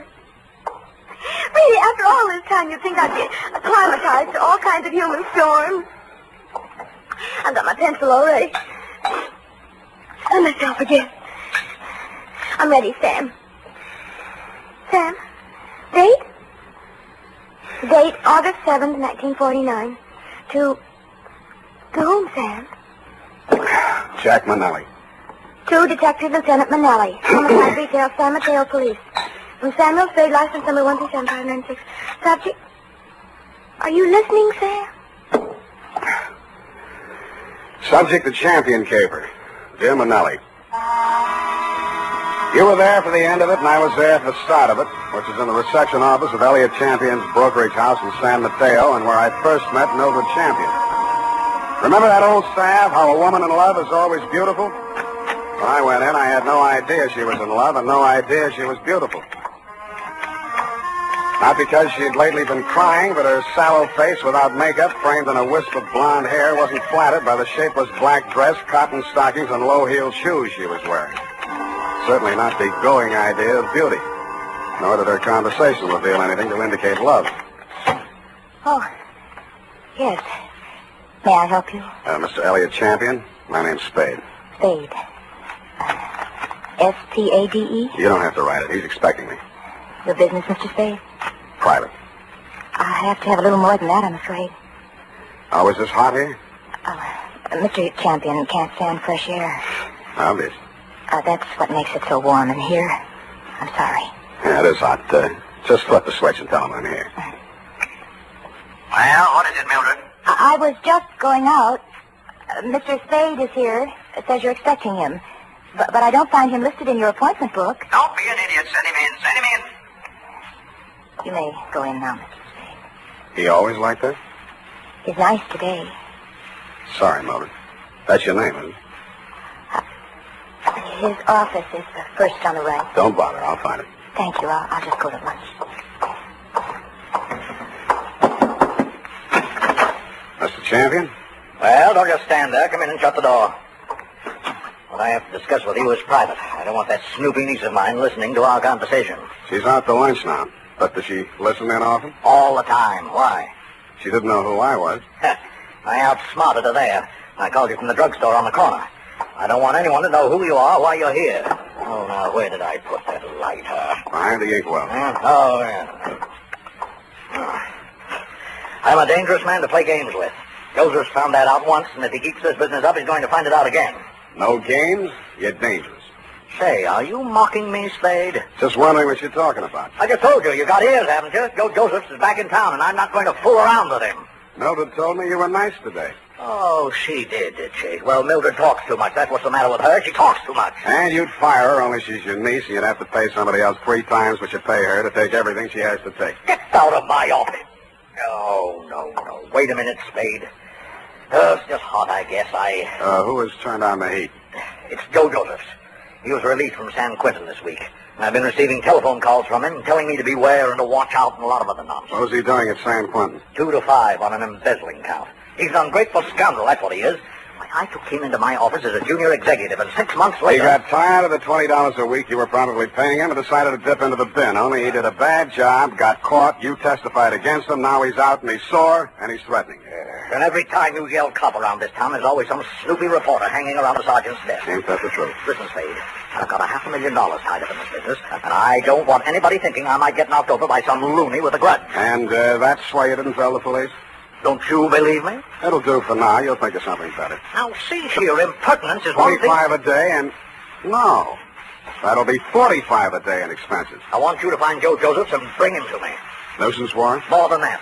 I've got enough stuff in that desk drawer to send him back to Quentin if I have to. Oh, what kind of stuff? Left over from his trial. It'll be grand larceny this time, and they don't stop at 5 years for that kind of thing. You withheld evidence? I withheld... Put your gun.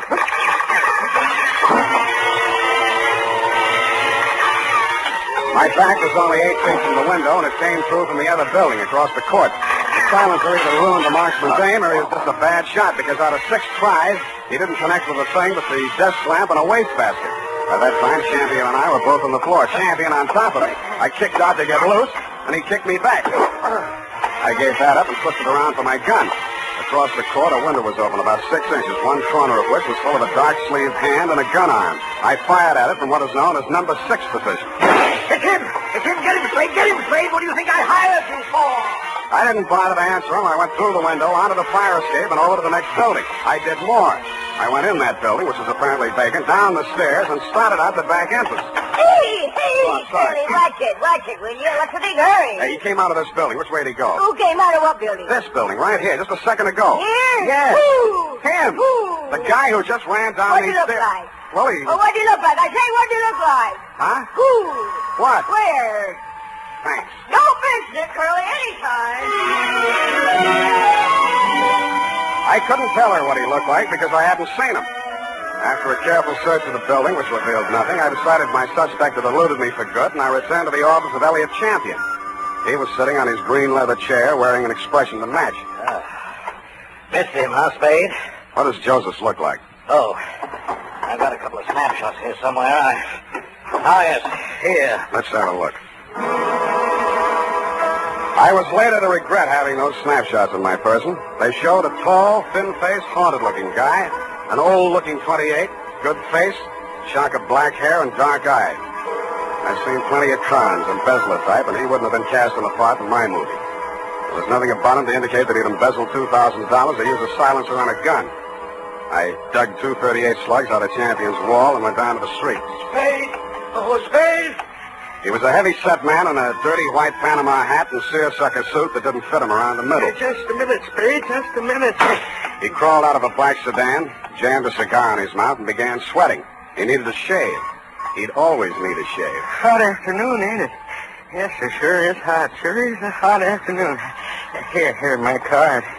Lemuel Drigger, Confidential Investigations. Guess I should ought to have some new ones printed up, huh? I guess you should ought to, Lem, and change the name while you're at it. Huh? Didn't the commissioner bounce you 9 years ago for rolling a pack before you did the booking? Oh, let bygones be bygones, Spade. I'm in business for myself now. How's business, Lem? Punk. Try another racket, Lem. Spade, you been in to see old man Champion, maybe? Maybe. I was just going to go in to see him myself when I spot you pull up. I recognize you from the pictures in the paper last week. I figure maybe you and me ought to talk. What did you figure you and me maybe ought to talk about, Lem? Oh, you make it tough for a guy, Spade. We're in the same business, you know. What you gonna see him about?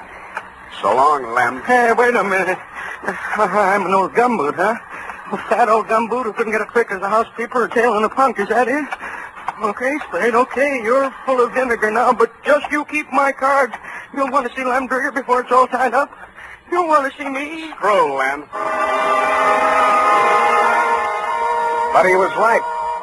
I did want to see him because when I got down to the Chronicle office and looked up a morgue on the Joe Joseph trial, the first thing that jumped out at me was the name Lemuel Drigger.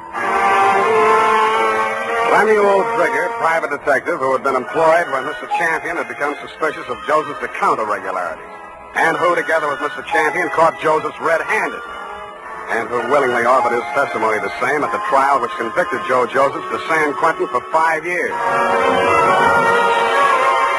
The file also gave the name of Joseph's lawyer, a man named Anthony Speezer. The phone book showed an apartment address on Geary.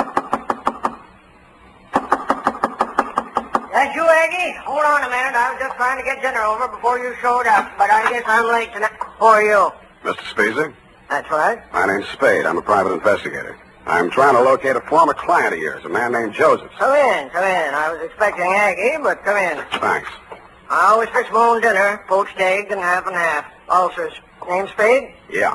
Want an egg? No thanks. I'm on duty. Mind if I finish? It's up to you. Who's your client, Spade? Elliot Champion.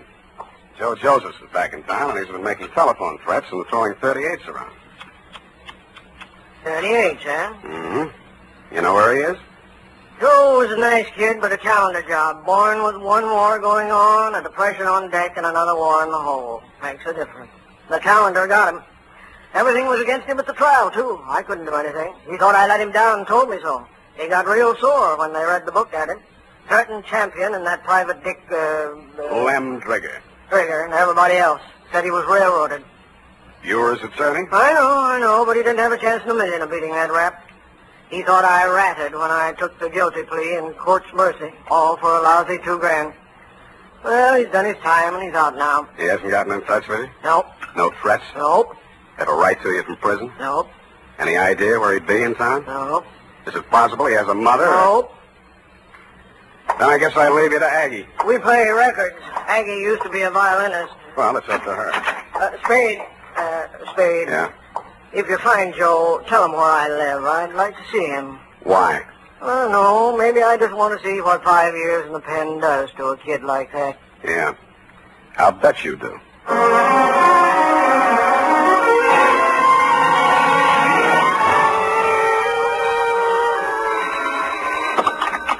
Yeah? Is this you, Mr. Spade?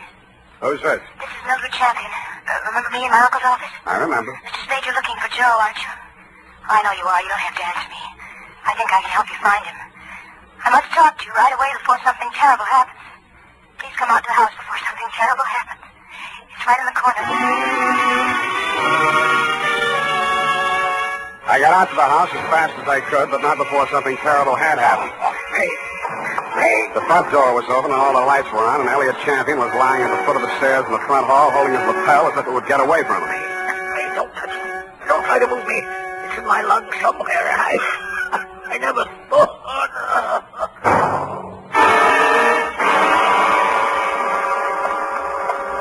It didn't look like there'd be much use, but I beat it up the stairs with a hall phone to call emergency ambulance. Hello? What the? This is Joe. So you hired a private eye to look me up, huh? Well, you'll never find me, but I'll find you. Yeah, Mr. Champion, I'll be seeing you real soon. I didn't get it then, but I got it a second later. I grabbed for the banister, missed, and hit the top railing. A pair of hands held me up long enough to go through my pockets and then let me go, and that's the last thing I remember.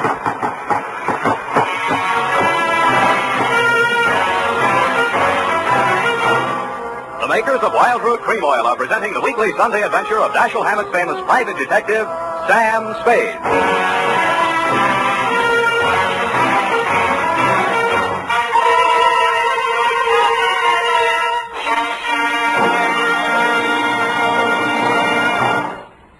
Now, here's important news on good grooming.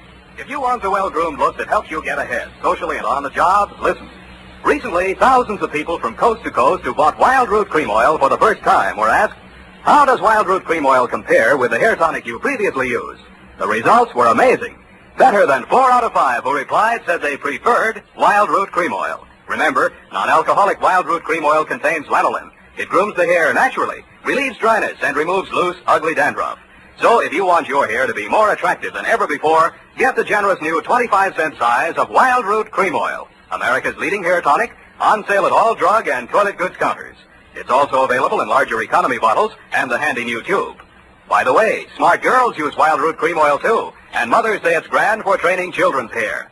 Get Wild Root Cream Oil. Again and again, the choice of men and women and children too.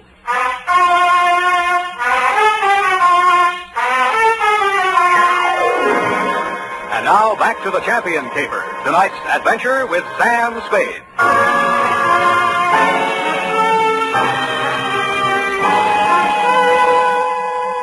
The neighbors had complained of gunshots, which was fortunate for me. I still might have been lying at the bottom of those stairs in Champion's house, Lieutenant, if you hadn't walked in, applied first aid, asked me my name, and listened to my story. You considered the threatening phone call after my client's death as a cover-up and promptly sent out a general alarm on Joe Joseph. I took an aspirin and a taxicab for home. Halfway uptown, I discovered the pictures of Joe Josephs were missing from my wallet. And that is why I was absent at the medical examiner's inquest this morning. Instead of going home, I went out to San Mateo, jimmied the lock of Champion's office, and violated City Ordinance number 352B. My dead client's desk revealed one important item. An income tax voucher dated August 17, 1944, noting him delinquent. Then I found another important item, same for 1943. His secretary's desk was even more interesting. What I found there led me to, 1, call her home. Result, no answer. And 2, to revisit Attorney Speezer. I found him poaching another egg. All right, I'm here. It's late, Aggie. What's the idea? Unless it's Beethoven, I don't... Oh, Spade. Aggie ever show? Yeah, left early. Has to work tomorrow. Oh, it's too bad. What's with you? Still looking for Joe? Yep. Any leads? Wish I could help you, Spade. Elliot Champion was shot and killed in his home tonight. No. That all you have to say? Joe do it? Maybe. Well, You don't seem scared for a mouthpiece Joe didn't like. if you mean should I be next, no. I'm not scared, Spade. The kid should realize that this time I liked him and did all I could. You've been here all evening? Aggie? Could you prove it? Yep. You may have to. Did you know Mildred Champion was married to Joe Josephs? Yeah. How'd you know? It's a secret. I found his marriage license in a desk drawer. Nosy, huh? I found something else. Champion didn't pay his income taxes all the time. A lot of people are like that, Spade. Lynn Trigger testified against Joe at the trial, so did Champion. Mildred worked in the office, but she didn't testify. Wife can't testify against husband. Real good story, Spade. But what about Joe? Champion had something on Lynn Trigger, and Trigger had something on Champion. Joe's in between. You tell me, huh? Huh? All right, I'll tell you. It's all about a green kid hired into a brokerage firm to be framed on a phony embezzling charge to cover up a tax delinquency. You want to finish it? I can't. I don't know it. You've got ideas, though. Yeah, Spade, you're right. I've got ideas. And all of them make me sick inside. That kid stood there and told me he was innocent. He said it 1,000,000 times if he said it once. And he told me he thought Champion was short with the income tax people. And if Champion was short, he could phony up a book and get a worn-out private detective like Drigger to testify that there'd been a fraud, and Joe takes the rap. If that's what happened, they did it pretty good. Did you mention anything like this at the trial? Surmise is not admissible. There was no way to investigate it and no way to prove it. Joe was a nice kid, Spade, and he told a good story. I've been fooled a lot of times. What do you think? I haven't met him yet. All right, he's done his 5 years. He came out, and now they want him for killing the man who sent him up. His whole life's gone. And for what? Spade, I hope you don't find him. I hope nobody ever finds him. But we did find Joe Josephs, Lieutenant. He was right under our noses all the time. When I called you, you told me to come on down to the morgue at the county hospital. We both stood and looked at Joe Josephs. It's a funny thing, Sam. We had an alarm out for an hour on this guy. We've been looking all over for him, and he turns up right here. Only he's dead. He's been dead since last night about 7. 7? Same time Champion was killed. TB. Just got the whole story. Had it awful bad in prison on a sick ward his last 2 years. Wanted out awful bad. When his time was up last week, he made him release him. But he wound up here, died in the hospital. He looks awful young to be a con and all. I don't know, Sam, he's just a kid, isn't he? Up until then, you had some kind of case against Joe Josephs. But when the medical examiner reported that my client had been shot with a .32, the rest of it began to fall into place. Lynn Trigger's office was a dirty room over a shoe repair shop on Mission Street. The glass on the door hadn't been washed in 5 years, and neither did anything else. You can hardly tell where the office left off and Lynn began. Oh, hello, Spade. I've been waiting for you. I thought you'd get over for some talk. What made you think that, Lynn? Well, you're here, ain't you? All right, let's make talk. Did the silencer ruin your gun? Huh? Come on, I want it all. Hey, you phoned tonight after Champion was killed. You've been phoning him right along saying it was Joe. No, just a minute, Spade. We're in the same racket. You shot at him with a silencer on your .38 this afternoon to make it look real good. You can't prove anything. I didn't kill him. One slug out of your gun will match that up. Every cop carries a .38. You were a cop once. Oh, Spade, you got this all wrong. Because you thought he'd called you in for protection. He called you in once on another job. Listen, I know what you're thinking, and but business was so bad you had to drum it up, didn't you? Joseph was released from prison and it was a natural, only it didn't work. Champion called me instead, and you tried to shake me down. Well, I only thought we could kind of work together. Make it a good thing. I told you once you should try another racket. But you didn't take my advice. Now you're going to have to. What do you mean? Because your license will be revoked pretty quick. You got into a lot of trouble about 2 minutes from now. I did? I was right here. What are you trying to do? I swore out a complaint on you for assault and battery. Hey, wait a minute. I ain't done nothing to you. Champion's dead. And yes, you did, Lamb. You tried to strike me, and I had to defend myself.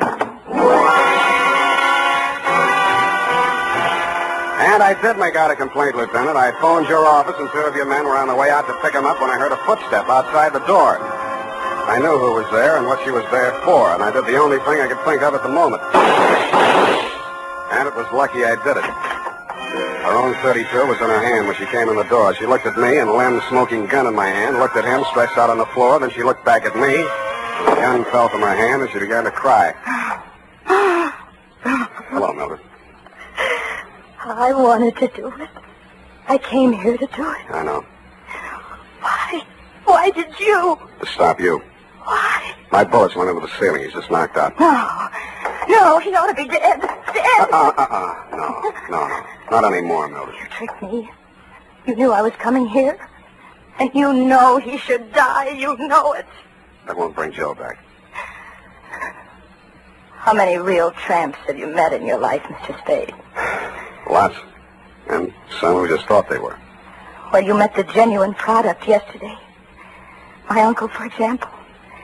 He stole money from himself and made it look like Joe did it. I know about that. And this one? Why didn't you let me kill him, too? Why? Easy. When I went over to see him in the hospital the first time, I knew he was dying. He had that look in his eyes, helpless. And he knew what they'd done to him, and he couldn't do anything about it. But you figured that you could.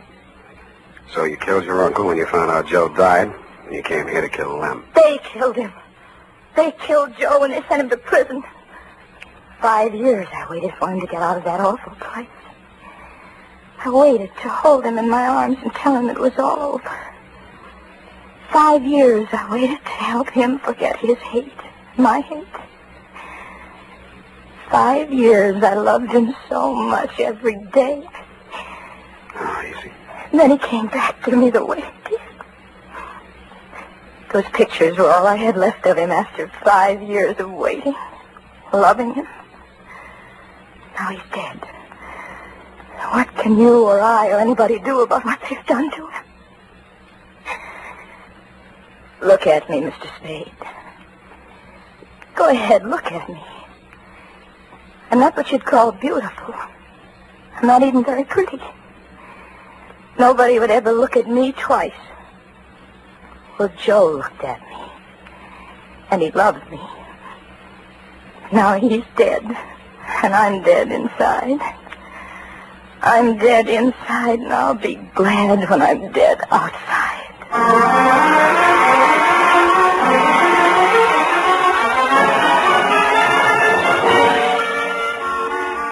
Period and a report.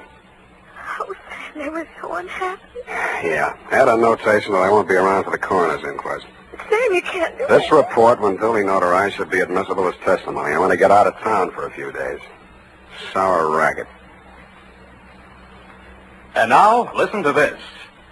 Later this evening, if you happen to stroll down to the corner for cigarettes or ice cream, why not also pick up some Wild Root Cream Oil Hair Tonic? Your whole family will like the way Wild Root Cream Oil grooms the hair neatly and naturally, relieves dryness, and removes loose dandruff. And ask your barber for a professional application of Wild Root Cream Oil Hair Tonic. Again and again, the choice of men and women and children, too.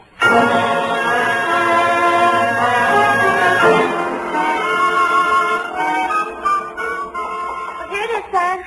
Didn't make any mistakes. Of course you didn't. Are you really serious about getting out of town for a few days? I am? The world's too much with you, huh, Sam? Effie. I know it's poetry, Sam, but it seems kind of appropriate right now. I don't care if she did kill those 2 men. I feel sorry for her. What's that got to do with poetry? Well, it's kind of poetic justice. Oh. Why did she dress the way she did in that black dress and low heels? A form of penance, I guess. A mourning, absence of her missing lover. Lover? Yeah, no. Look, you'll have to type it all over if you keep that up. But, Sam, it's all so beautiful and tragic. Yeah. And you watched it all happen with such understanding. I'm so proud of you. Oh, Sam. Come on now, come on. Dry up and go home. Good night, Sam. Good night, sweetheart.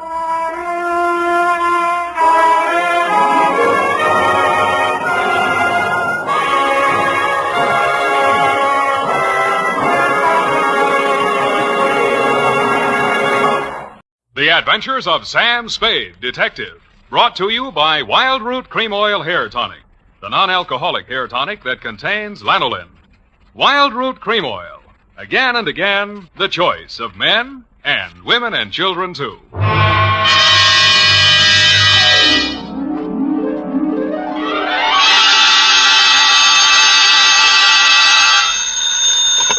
Sam Spade Detective Agency. Me, sweetheart, Shaman Spade. Shaman, not Sam?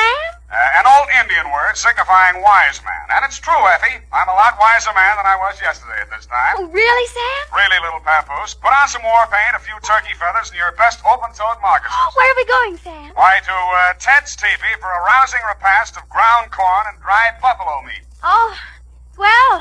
Don't quibble, Effie. Get the wigwam ready, sharpen my tomahawk, and lay out my herringbone breech clout. I'll be right in to dictate the Shargaga, the Shanagma, the Indian caper.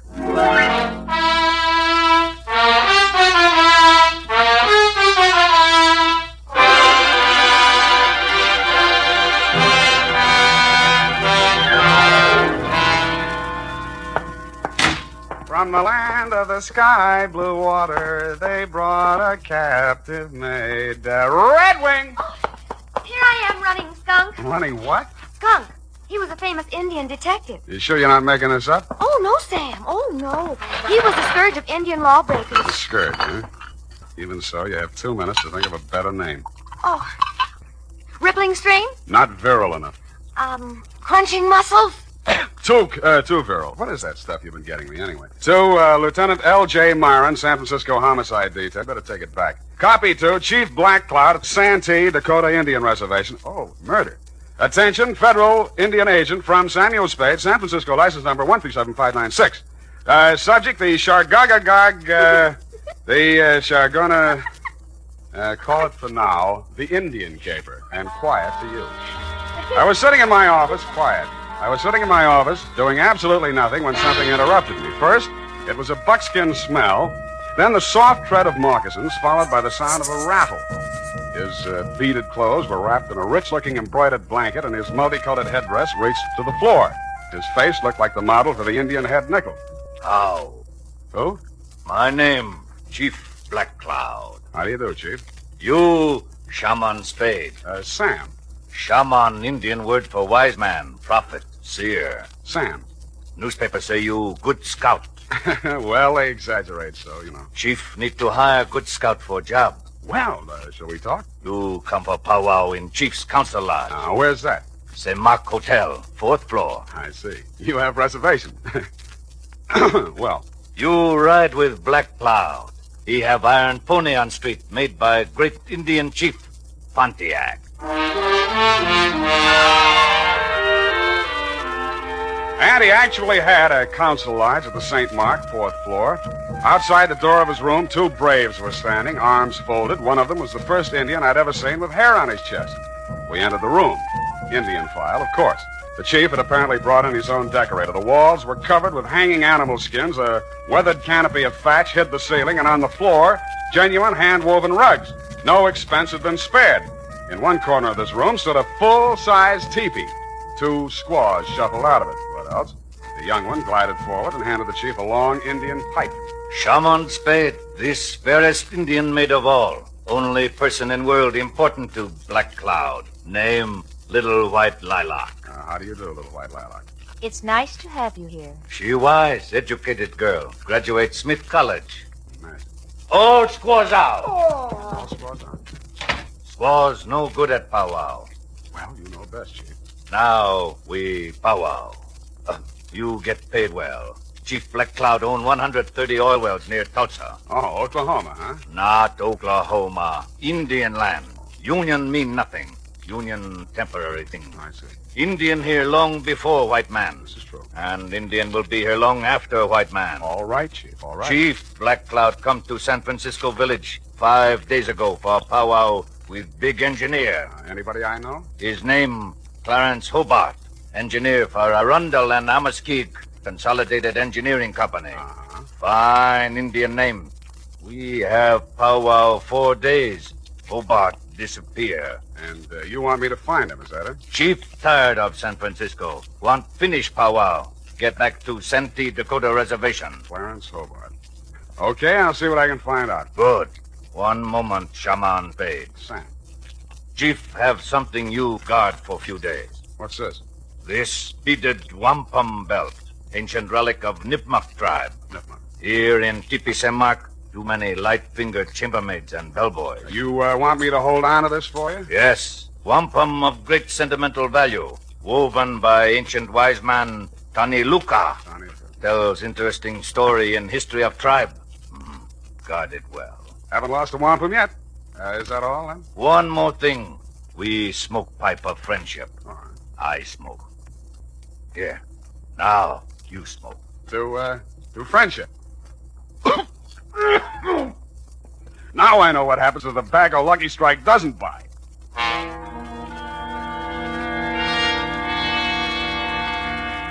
When I left Chief Black Cloud's fourth-floor lodge, there was only one brave standing outside the door. The hairy-chested Indian was probably taking 5. The wampum belt was about 3 feet long, made up of hundreds upon hundreds of little colored beads. They were woven into a picture pattern, very pretty. The interesting story undoubtedly could have been translated instantly and told fascinatingly by Red Ryder, but then he has a smart horse. I put the wampum belt in my pocket and headed for the offices of the Arundel and Amistad Consolidated Engineering Company. Fine old Indian names. I inquired about Clarence Hobart. They referred me to his partner, Anderson Watts. Hobart disappeared? Absurd. Why, you couldn't lose him if you wanted to. He's as wide as a barn door. Yeah, well, Chief Black Cloud seems to think he is missing. Well, now, look here. Are you going to take an Indian's opinion over mine? I might. Well, just because he doesn't show up for an appointment doesn't mean he's disappeared. Why, one day when we were on a cantilever project in New Orleans...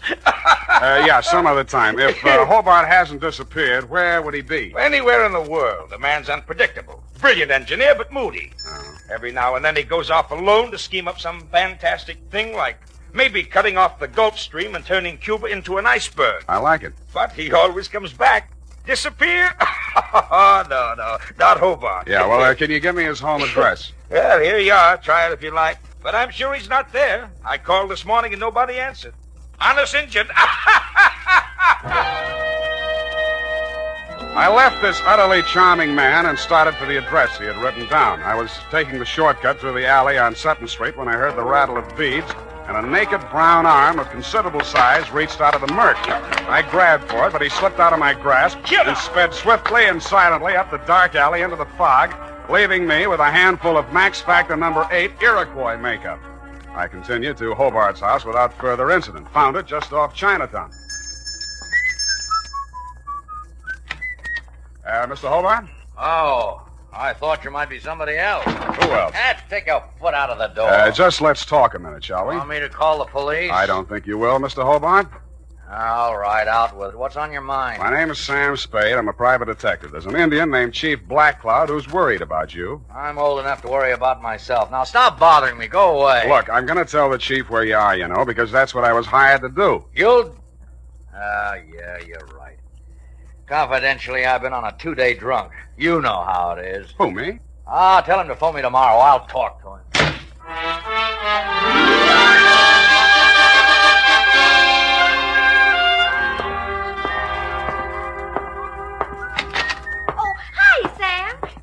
Hello, what are you doing here today? This is your day off. I just wanted to show you something. Effie, first do me a favor and put this wampum belt in the safe, will you? A wampum belt? Genuine Indian art. Oh, it's beautiful. Tell us a story. You know what? Yeah. It'll go beautifully with... Oh, Sam, I forgot. There's a girl waiting in your office. Well, good. Sam, don't you want me to show you? And there was indeed a girl in my office. It was Little White Lilac, Chief Black Cloud's fairest Indian maid of all. Only a heap big change had taken place. She still had the Indian color, but gone was the headband, gone the buckskin dress, gone the squatting squaw, the St. Mark teepee. Little White Lilac stood revealed in the thin disguise of a modern white woman's cocktail dress, complete with pale-faced 20-carat perfume. It was a transformation worthy of a high-priced medicine man. But more surprises were to come. Hello. How? I've been waiting for you. Yeah, well, a big brave just returned from hunting party. You can drop the teepee talk. I'm civilized. Well, okay.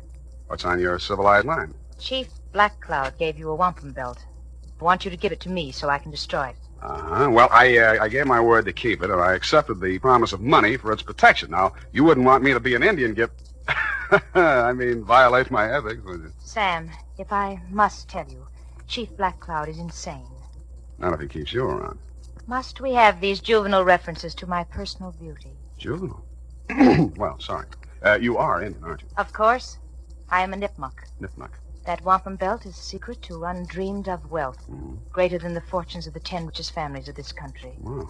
Chief Black Cloud is wealthy from oil, but that belt make him more powerful than the Bank of America.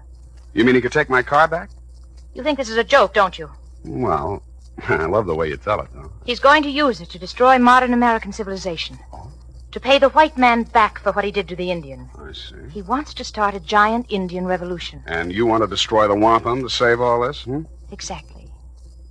And now you'll give it to me, won't you? Uh-uh.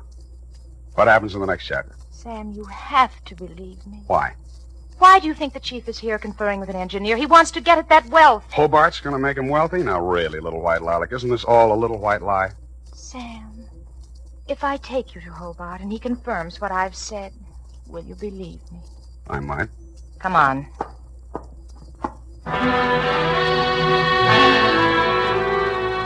She took me by the hand, and she led me out of the office and up and down several streets until we arrived at a frowsy-looking brownstone. We entered, still holding hands, and came to rest in an apartment that looked just recently occupied. I guess that's what it looked like, because you couldn't tell much. It was being lit by either one 10-watt frosted bulb or by fireflies. This is the place. Yeah, a little dim in here, wouldn't you say? I like dim places. Yeah. Mm-hmm. Where's Clarence? I'll get him in a minute. First, Sam. Yes, Lilac. You've been so nice. I have? I want to find some way to thank you.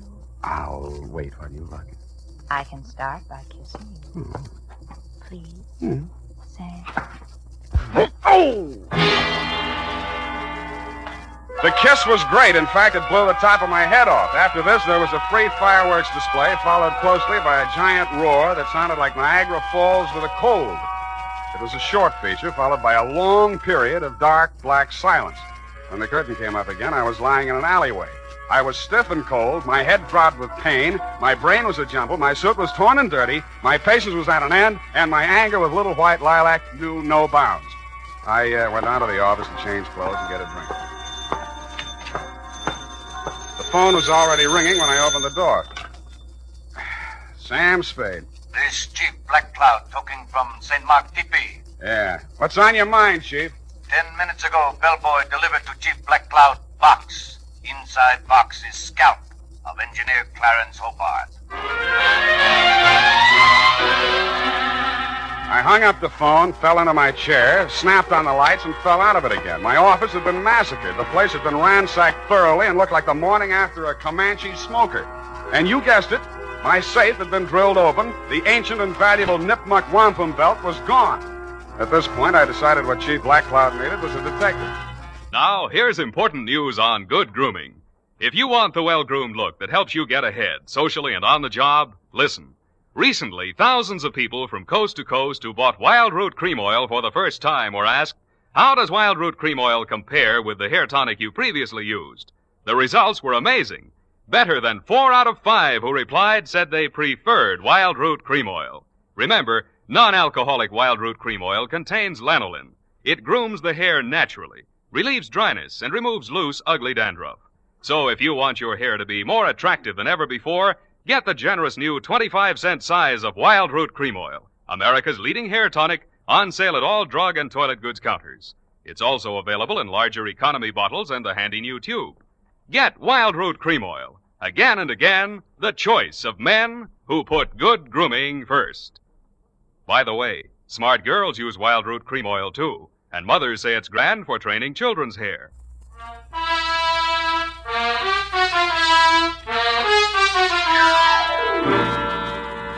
And now, back to the Chagagagog Manchagagog Chabunagun Gamog caper.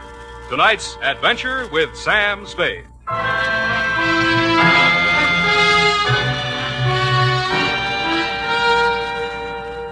I found Chief Black Cloud sitting cross-legged and looking disconsolately down into a small cardboard box. Both squaws, including little white Lilac, were on one side of the room grinding corn. Lilac looked through me as if I didn't exist. I sat down next to the chief, looked into the box, and recoiled. It was a real, no imitation, 20th century scalp, and the red hair was certainly Hobart's. Scalp comes with note. Let me see. Note written in Algonquin dialect. I translate. Honor Chief Black Cloud. Return to Santee Dakota Reservation and die proper death fitting to old man. Here you will meet violence unto death, even as this man did. Puts the point across. Look, Chief, it isn't that I'm scared, which I am, but I just decided to pull out of this caper. What? I've heard some things about you that don't sound too good. You hear what? That you want to start an Indian revolution to settle an old score with the white men. Who tell you this? The fairest of them all, little white Lilac. She tell you? I've never talked to him. She not only told me all that, but she... Quiet! Spade, when did little white Lilac tell you these things? She came to my office today. That's a lie. I never left this hotel. We will see. Kalanuka. Yes, Chief Black Cloud. Did little white Lilac leave hotel today? Little white Lilac with me all day. Why, Never out of sight. Enough. Go away. Kalanuka speak with tongue of truth. Little white Lilac I have grown from baby. She also speak with tongue of truth. Somebody lie. Now, look, Chief, I know what I'm talking about. You... Chief does not need help of double-tongued man. Return wampum belt to me. I pay you. All right, I'll, Well? Chief. Chief heard enough lies. Return wampum belt. Wait a minute. I got a small but biting bit of truth to relate. Somebody stole the wampum belt. Wampum belt gone? Somebody broke into my office, drilled the safe, and took it. You stole? It was stolen from me. Return wampum or you not live until sundown. I'll return it if I can find it. Then you can pay me off and we'll call it even.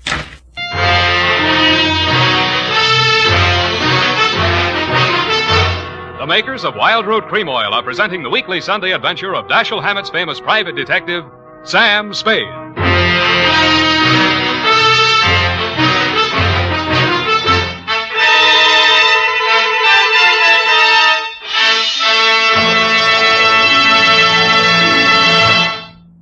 Now, here's important news on good grooming. If you want the well-groomed look that helps you get ahead, socially and on the job, listen. Recently, thousands of people from coast to coast who bought Wild Root Cream Oil for the first time were asked, how does Wild Root Cream Oil compare with the hair tonic you previously used? The results were amazing. Better than 4 out of 5 who replied said they preferred Wild Root Cream Oil. Remember, non-alcoholic Wild Root Cream Oil contains lanolin. It grooms the hair naturally, relieves dryness, and removes loose, ugly dandruff. So if you want your hair to be more attractive than ever before, get the generous new 25-cent size of Wild Root Cream Oil, America's leading hair tonic, on sale at all drug and toilet goods counters. It's also available in larger economy bottles and the handy new tube. By the way, smart girls use Wild Root Cream Oil too, and mothers say it's grand for training children's hair. Get Wild Root Cream Oil. Again and again, the choice of men and women and children too.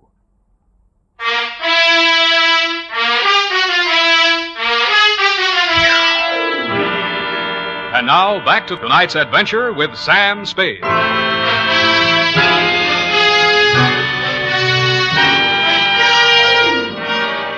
I walked outside, muttering frightful white man's imprecations. Cutting through the hotel parking lot, I suddenly noticed the chief's iron pony made by Pontiac. There was a leather bag on the seat, sort of an Indian overnight case, and sticking out of it was a blood-stained tomahawk. This was of decided interest to me, and so were the rest of its contents. Somebody had a giant engineering project afoot because there were order receipts for such things as 2 LSTs, 4 underwater hydraulic drills, a diving bell, a dredging barge, and a steam derrick. Back again, eh, Spade? Yeah, back again, Mr. Watts. Still looking for the missing Clarence Hobart? Not anymore. Well, I knew you'd realize the futility of it. I found him. And I trust you found him in good health. Old Hobart's a bug on health. Why, once when we were in Cleveland... I think he's dead. It was the Ohio River Bridge, John. Dead? Did you say Hobart dead? Scalped, anyway. Mr. Watts, what was Hobart working on with the chief? Well, I don't know exactly. Well, let's go look at his desk file and see if we can find out. In the bottom drawer, under a lot of miscellaneous papers, we found a large manila envelope marked Black Cloud. It contained some topographical surveys of an area containing a lake. On the back of one of the surveys was written in fine print a series of 37 letters It looked like a whole group of Indian words strung together, or a code, or just doodling. It started out Chagaga something or other. I left Mr. Watts sitting in his office with tears in his eyes, a new role for him, and made my weary way back to my place of business. Effie was standing in the middle of the office with a shocked look on her face. Sam, look at this office. How did it get like this? Oh, my files and everything. Come on, I'll help you pick things up. And again, by the way, what are you doing here? It's still your day off. When you were here last time, I wanted to show you something, but you were so anxious to get to that girl. All right, I'm here, and I'll look. What is it? A new suede coat. How do you like it? The color is rust. Well, I suppose... Effie. What? What's that you're wearing as a belt? Oh, now, don't be mad, Sam. I just had to. It went so well with the coat, and when I saw it, I Cheap couldn't Black Cloud's wampum belt. You didn't put it in the safe. Now, Give Sam, it to don't me. be mad, Give it please. to me. Wait right here. I'll be gone for half an hour, and then I'll come back and take you out to the best dinner in town. Oh, I should go home and change first. I had taken only 4 steps down the hall when somebody hit me from behind. I rolled, and he went with me. We fought a quick, quiet, and decisive fight. And at the end of it, I held him in an arm lock and led him back into my office. Come on. What happened, Sam? You're back early. I had an unexpected caller. Come in with me and take notes. Now, sit there. All right, all right. Now, who are you and what's on your mind? I'm nobody, and I got nothing on my mind. Spring, you're one of the braves that guarded the chief. Yeah? And you're a phony Indian, lousy makeup, and Indians don't have hair in their chest. All right. My name's Grit Hammond. I'm a cowpoke, and I should have stayed where I belong, out on the range. Well, why didn't you? Well, once I said I'd do anything for that gal. Now I wish I hadn't. She brought me here. Why? Well, it had something to do with buried treasure. She was going to give me a big cut. Where is it buried? I don't know. She was going to tell me.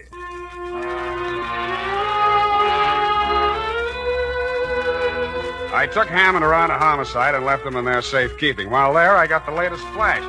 They had found Clarence Hobart dead and Les scalped down by the waterfront. There were no clues except a blow on the back of the head and lipstick on his mouth, which was enough for me, having been through the same course myself. Then I proceeded to the St. Mark, 4th floor. Little white lilac met me at the door. You can't see the chief. Why not? He's asleep. One side. When the chief sees what I've got, he'll wake up screaming his wampum. You have it? And with that, she pounced. I pushed her off, but she came back and got a hold of one end of the wampum and tried to pull it away from me, with disastrous results. The wampum came apart, and in a second was nothing but hundreds of beads rolling different directions all over the place. In fact, it was no more. Oh! What happens in Chief's council lodge? Chief cannot sleep. Well, I brought back your wampum, but now it's all over the floor. Wampum belt destroyed? Yes, it's destroyed, you stupid old man. You talked to Chief? Yes, stupid. You had the world in your hand. You didn't know it. You wanted it all for yourself, to tear down the earth. It could have been used to live. What are you saying? To live the way I'm supposed to live. Now nobody will have it, not even you or that fat engineer who wanted it. Little white lilac, shut mouth. I've been shutting my mouth all my life. You're a stupid, ignorant, disgusting old man. You'd be better off...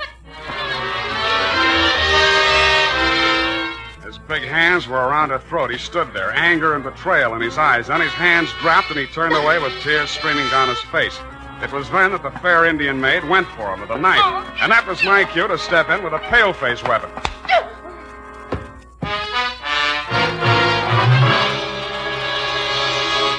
And now, listen to this. Not only Dad, but the whole family goes for America's favorite hair tonic, Wild Root Cream Oil. Wild Root Cream Oil grooms your hair neatly and naturally, relieves dryness, removes loose, ugly dandruff. Get a family-size bottle or handy tube today. And ask your barber for a professional application of Wild Root Cream Oil Hair Tonic. Again and again, the choice of men and women and children, too. Little white lilac. Yeah, well, I don't usually hit women, but don't feel too badly, Chief. She helped kill Clarence Hobart. Now, Chief, believe anything. Yeah, Chief, why did you want an engineer? Design woven in wampum describes location of hidden Nipmuc treasure. Many, many years ago, Nipmuc tribe live in valley of the Berkshires. Discover only gold vein in east. Mine gold and keep for decoration. Kennebec Indians want gold. Start out on warpath. Nipmuc Indians bury gold. Move village. Divert stream into valley.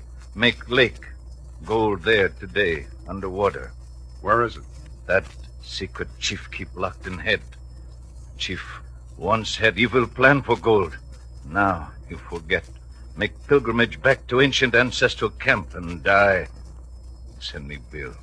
Chief, leave village of San Francisco for good.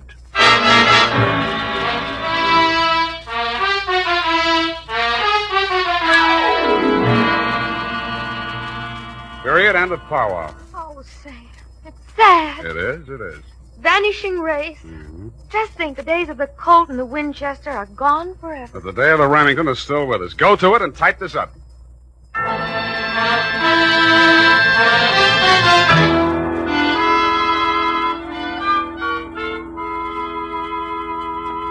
it's all here, Sam. Except one thing. How did the bloody tomahawk get in Chief Black Cloud's bag? A little white lilac planted it there. If anything happened to the chief, she, as the only other living nipmuck, would inherit the wampum. Well, she could have gotten the money by just waiting. Oh, shut up. Sam, you noticed anything about the report? Yeah. Hey, you got the name of the caper right. The, Chargaga... Oh, what is it? Chagagagog, Manchagagog, Chabunamungamog caper. You've been going out with an elocution teacher. Oh, Sam.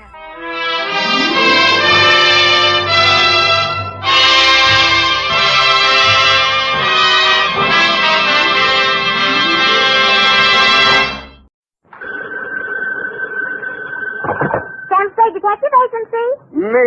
Sam, it's you. On the filter and in the flesh. Any messages, phone calls, letters, telegrams? Just the usual. A bill to the landlord and a notice from the telephone company. Well, dispose of them as usual. You sound awfully chipper. Have you been on a case, Sam? Did you make some money? Yes, I've been on a case. No, I did not make any money. Oh, your client got murdered before he could pay you? Wrong again. My client was a woman. She did not get murdered, and she could pay me. Huh? And she did. But you just said she didn't. True, Effie, true. Things are not what they seem. I'm a little confused. You just said that... And I meant every word of it. Stop registering bewilderment. All is paradox. So, sharpen your pencils, straighten your seams, get out your notebook, and prepare to be confounded by the contradictions I shall contradictate to you during my report on the honest thief caper.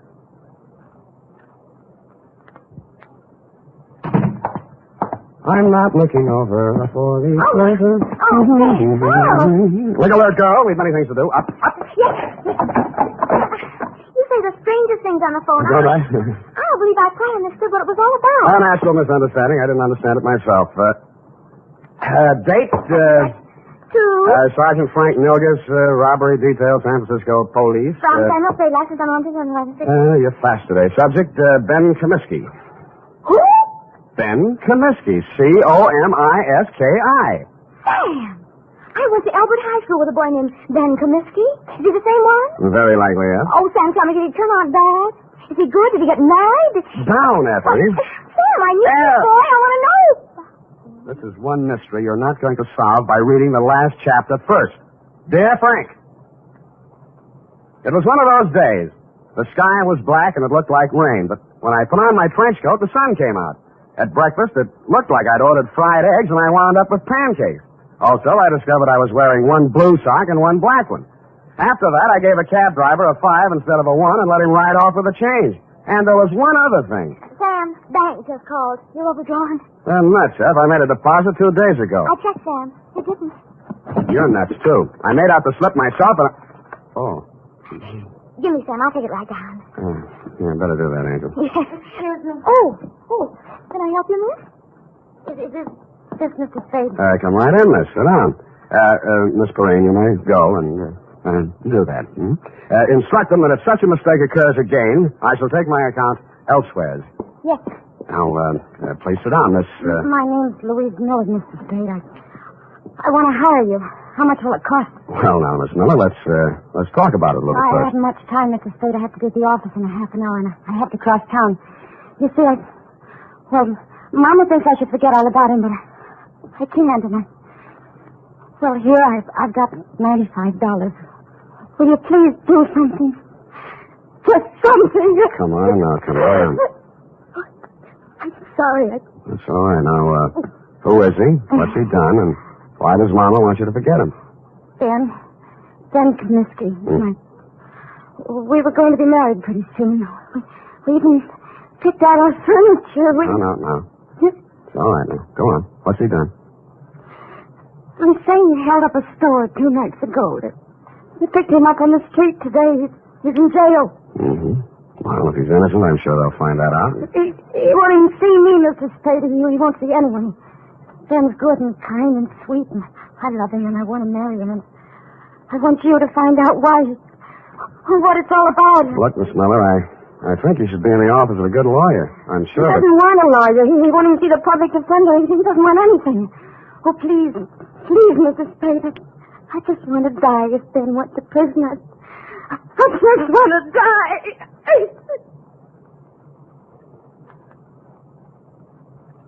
I'm no sentimentalist, but faith is the thing we're a little short on these days, so we came to terms.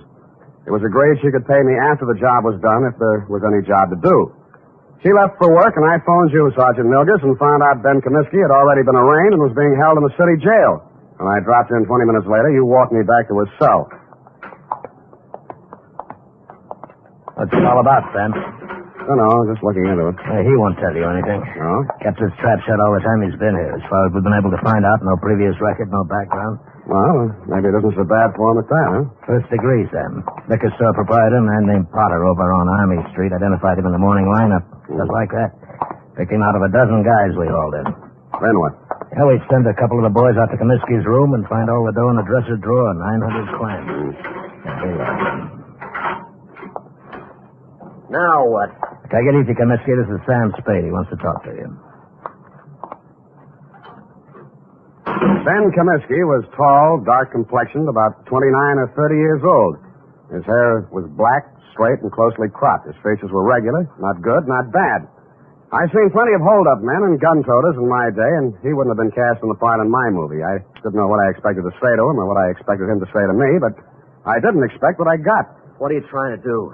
Get out of here. He just got here, Ben. Well, you can just leave. Hasn't a citizen got any rights, even in jail? Well, they start to lose them, and they use a gun to make a living. I don't want any lectures. I haven't got any to hand out. I'm a private detective. A friend of yours hired me. She thinks you're a pretty nice guy. Louise, huh? Why won't you see her? She's nuts. She ought to have a head felt. What's she worrying about anyway? I'd say she was worrying mostly about you. And I'd say it's the sick kind of worry that gets into a girl when she loves somebody. She shouldn't. She's nuts. You said that. Did you rob that store?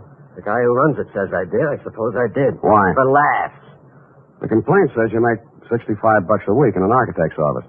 You can eat on that. Look, Spade, go back and tell her this. I didn't want furniture at $10 a month for the next 80 months. I didn't want a car the same way. I didn't want her working and me working and getting nothing but wrinkles. Tell her I got caught and to go and find a guy who can pay the way. Is that all? That's enough. You're charged with armed robbery in the first degree. That means not less than 5 years. I know it. Shut up about it. Why'd you turn down a lawyer? Hadn't you heard, Spade? They're holding up my indictment. I'm a prize pigeon. They think maybe I knocked over 10 or 12 other places in town. Did you? Sure, but don't worry about me. And tell Louise not to worry about me. Got $1 million salted away, and I'm going to buy my way out through the DA's office. Okay. Have it your way, Ben.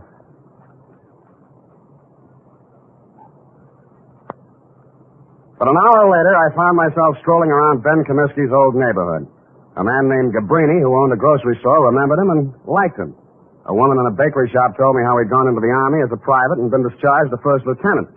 A phone call to a Mr. Henderson, Allied Architects, revealed that Ben Comiskey was in line for a raise and promotion. All in all, I was getting a composite picture that didn't look quite right. I decided to try his mother's place. It was on Lombard Avenue, a street that starts on the waterfront.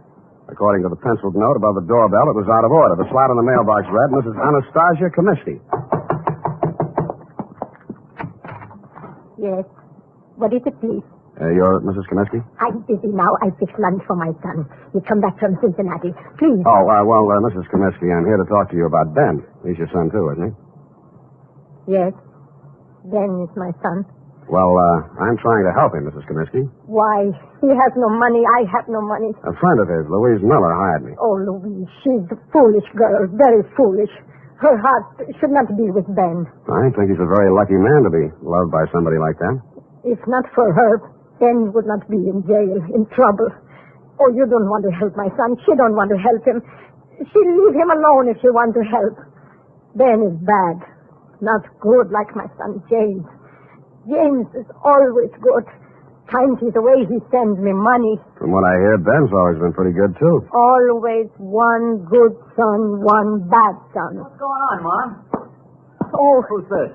He come to ask questions about Ben. Huh? I'm Jim Comiskey, Ben's brother. Oh, my... You run on in, Mom. I'll talk to this gentleman. All right. Get out of here. Look, I'm just trying... If you've got any questions to ask about Ben, go to the police. They can give you all the answers. And stop bothering my mother. She's been through enough in the last 2 days. If I catch you around her again, I'll break you in half. The man who slammed the door in my face had the same angry look and the same angry glare of Ben Comiskey. The angry Comiskey brothers definitely wanted nothing that looked remotely like help, it seemed to this casual observer. I went back to my office to wait for 6 o'clock. That's when I intended to call my client, report my opinions, and drop the case. But at 5:30, she called me. Mr. Spade, Yeah? this is Louise Miller. Oh, yes. I was just going to call you. I'm afraid I haven't been able to do much. It looks like... I know, Mr. Spade. I just telephoned downtown. Ben pleaded guilty at the indictment this afternoon. He's going to be sentenced tomorrow. And that, to all appearances, Sergeant Milgers, was the crop. But 2 hours later, and for the second time in one day, I found myself doing what I didn't think I'd be doing. Walking around a dull, gray, 2-story apartment house on Adams Place. My ex-client's address, to be exact. I was wondering what a lonely, distraught girl would be thinking the night before her boyfriend was shipped away to prison. I found out. I got a whiff of it as I walked down the hall. It was coming out from under her door. I had to use my shoulder. The room was acrid and stinging with gas fumes. And Louise Miller was stretched out on the floor in a 6-foot kitchen. When I picked her up and carried her out, I wasn't sure whether she was dead or not.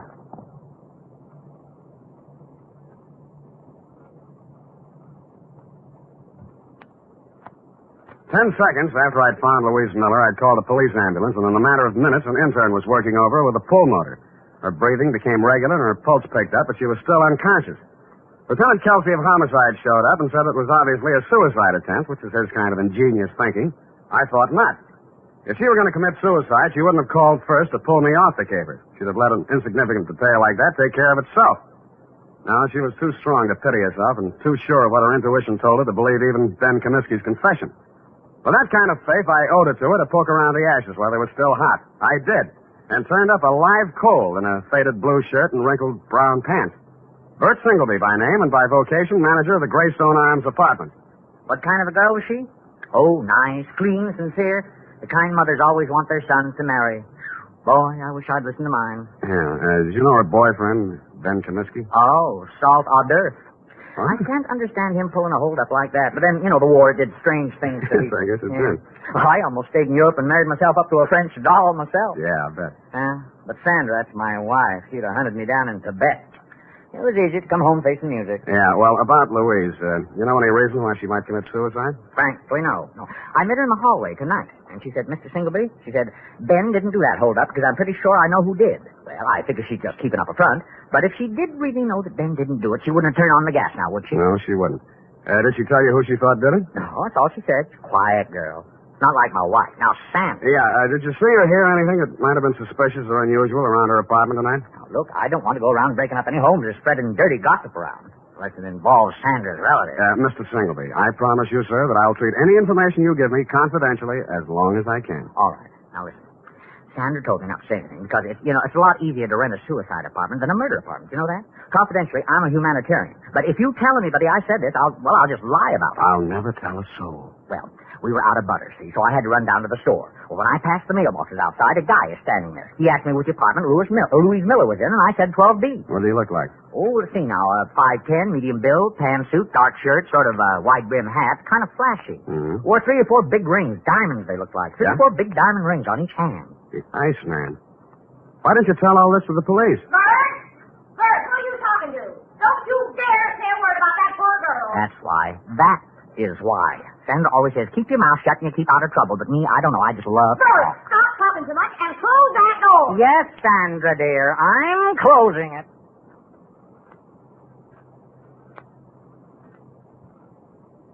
The Iceman. I'd heard about him for years, a Chicago import, but I'd never bumped into him before. He'd been headquartering at the Red Spot Cafe, the kind of a place that Skid Row winos visit when they want to slum. It was dark inside, but I strode manfully to the bar. Yeah? Something? The Iceman here? What do you want him for, huh? He's a friend of mine. You're a friend of whose? What are you giving me? You got bull written all over you from the top of your stupid head to the bottom of your flat feet. He had the tan suit, the flashy rings, the dark shirt, and the wide-brimmed hat. He stared at me with eyes that were icy and insolent. He rubbed the knuckles of one hand into the palm of the other as if he just ached for a chance to bruise them, which I was sure he did.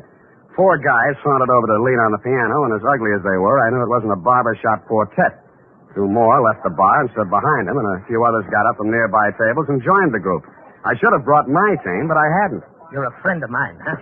Well, if it isn't Claude Bettering, the juvenile delinquent of 1940. Is that so? Now, you're a real brain. Who are you, Brainy? Sam Spade. Oh, no, ain't that a pretty name? You got something on your mind? I just wanted to talk with you about what you did to a girl named Louise Miller tonight. Never heard of her. Sounds cute, though. Girls are a lot easier to push around, aren't they, Claude? Call me Ice. Claude? Some guys are just as easy as some dames. Where have I been all night tonight, fellas? Here, Ice. You heard that, Spade? I've been here all night. Any of you guys ever hear of a Louise Miller? No. Yeah, it's all right. Nobody ever heard of her, see? Well, she has a lot of friends who have. The police, the people down at Mercy Hospital, and me. And none of us are going to forget her. Or what happened to her. And who did it. Got something you'd like to do right now, maybe? Yeah. But I'll pick my time. All right. Enough of this cheap chatter. I don't want to be seen talking with you too long. I got my reputation to think about. Now blow before I take one hand out of my pocket and push your stinking face back through that door. You'll need both hands, Samson. Go on, you creep. Fellas. All right.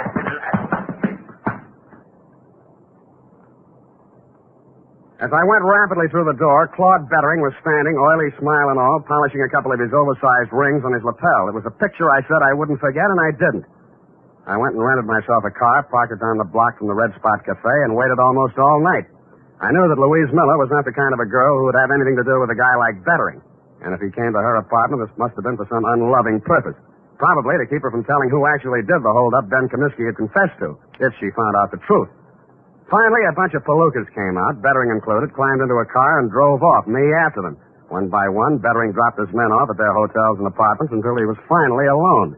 He stopped at a brownstone on Hobart, and I caught him just as he opened the door of his apartment. Well, the tough guy. You're going to find out. Don't think I'm easy.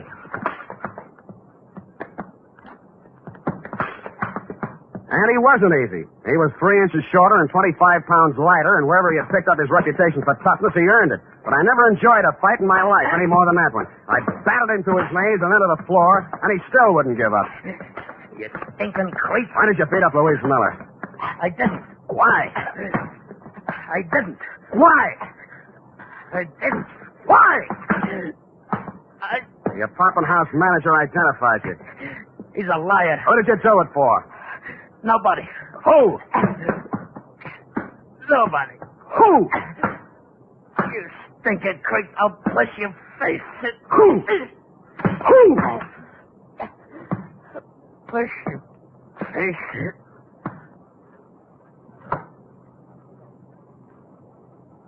He went out. Quite a guy, the Iceman.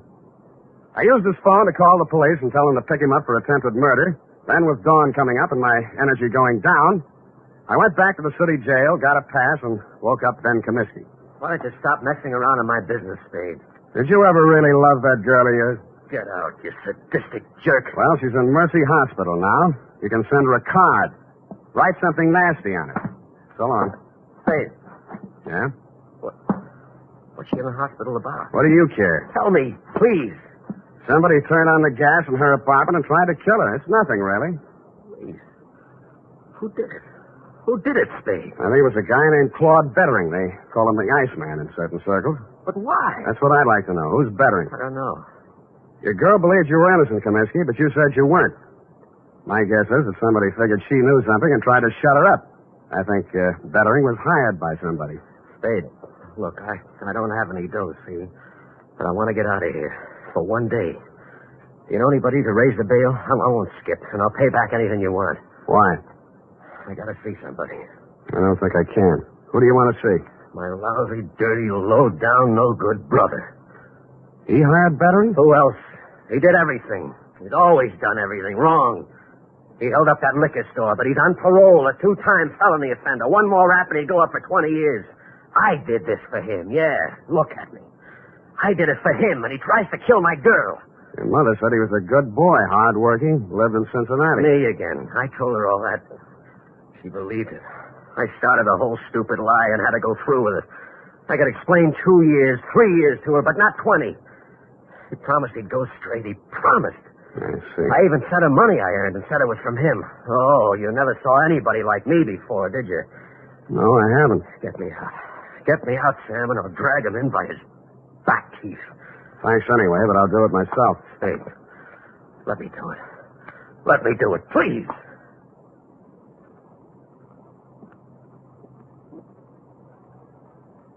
I drove over to Mrs. Comiskey's house and knocked on her door. She came out in a housecoat, hair mussed, and sleep still in her eyes. Yes? I'm sorry to bother you at this hour, Mrs. Comiskey, but is your son home, Jimmy? Jim, no, he went out last night. He didn't come back yet. I see. When do you expect him? Well, he didn't say. He didn't have to, because I saw a closet door move, and I was in and across the room. In a second, I pulled the door back, and Jim Comiskey came out, gun and all. Jim, you're gone crazy. She hurried across the room, threw herself between Jimmy and me, and started wrestling the gun away from him. He put one hand flat on her face and knocked her halfway across the room. I went at him. He shot, but it went into the ceiling. I didn't give him a chance to do it again. Don't. You held up the liquor store, didn't you? Yeah. And hired veteran to kill Louise Miller? Yeah. And you're going to take your own rap from now on? Yeah. Yes, I will.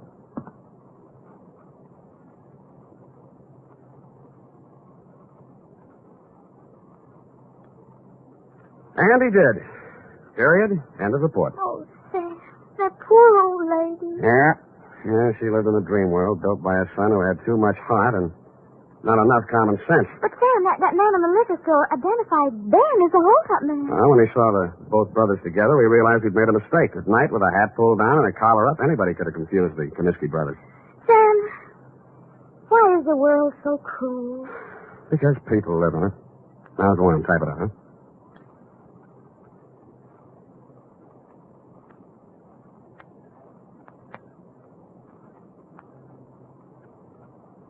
Well, here it is, Sam. And if you don't mind my saying so, it's a lesson to everybody. If you say so, Ed. Honest, Sam, I'm just infuriated. Now, don't go too far. Misplaced love, devotion, it just isn't right. Now, hand me the glass. This kind of thing could be going on all over the world. The glass, If it weren't for people like you who step in and take things in hand. The glass! Oh! Here you are, Sam. Thank you, Miss Brain. Honestly, Sam, look, just honestly, that's all. Are you finished? Well, I have some sociological feelings, too. I'm just not an automat or secretary you turn on and off. Come here. Come here. With each new case, I have feelings. Effie, I just kissed you. I know what... I just kissed you. Oh, Sam. Delayed reaction. Must be the heat. Oh. Good night, Sam. Good night, sweetheart. The National Broadcasting Company presents The Adventures of Sam Spade, Detective.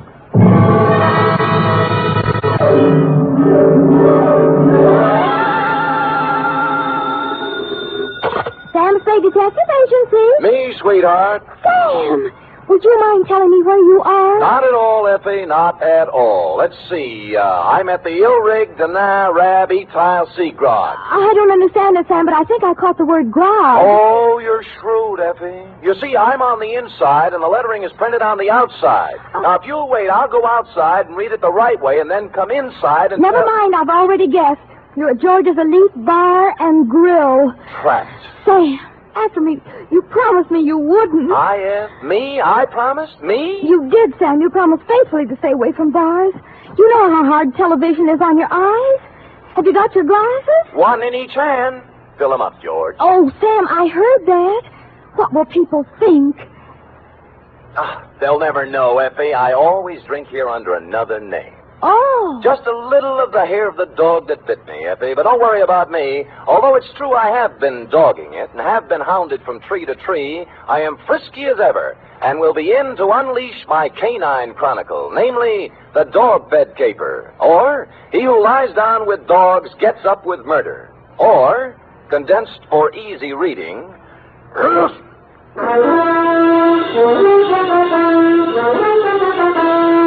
For NBC, William Spear, radio's outstanding producer-director of mystery and crime drama, brings you the greatest private detective of them all in The Adventures of Sam Spade. Effie? Here I am, Sam. Here I am, Sam. Effie, did you ever write poetry in school? Well, I was known as Emily Dickinson of Central High. I thought you had a touch of internal rhyme scheme there. I doodled a little poem about you today. Really? Well, redoodle. There was a detective named Spade with oodles of brains in his head. Clever, clever. But when he took up drinking, he forgot about thinking. Now give me the punchline. And Effie has stayed quite unpaid. Well, a little rough, but cute. Did you get the idea, Sam? Never could make any sense out of poetry. Ready? It's getting close to Christmas, Sam, and Pencil point? I've used my last pencil, and I don't really have enough money to buy... Please, Effie, I have no head for figures. All right, I give up. From Samuel Spade, license number 137596. Subject, the dog bed caper. Oh, Sam, I hope this is going to be all about dogs. I belong to the tail waggers, you know. Yeah. And I've read all the books by Jack London. Yeah. I just think... Down, Effie. Strangely enough, you will not meet a single dog in this story. Actually, this narrative has little indeed to do with our four-footed friends or their beds. And I'd change the title now, except that it's already gone out for publicity.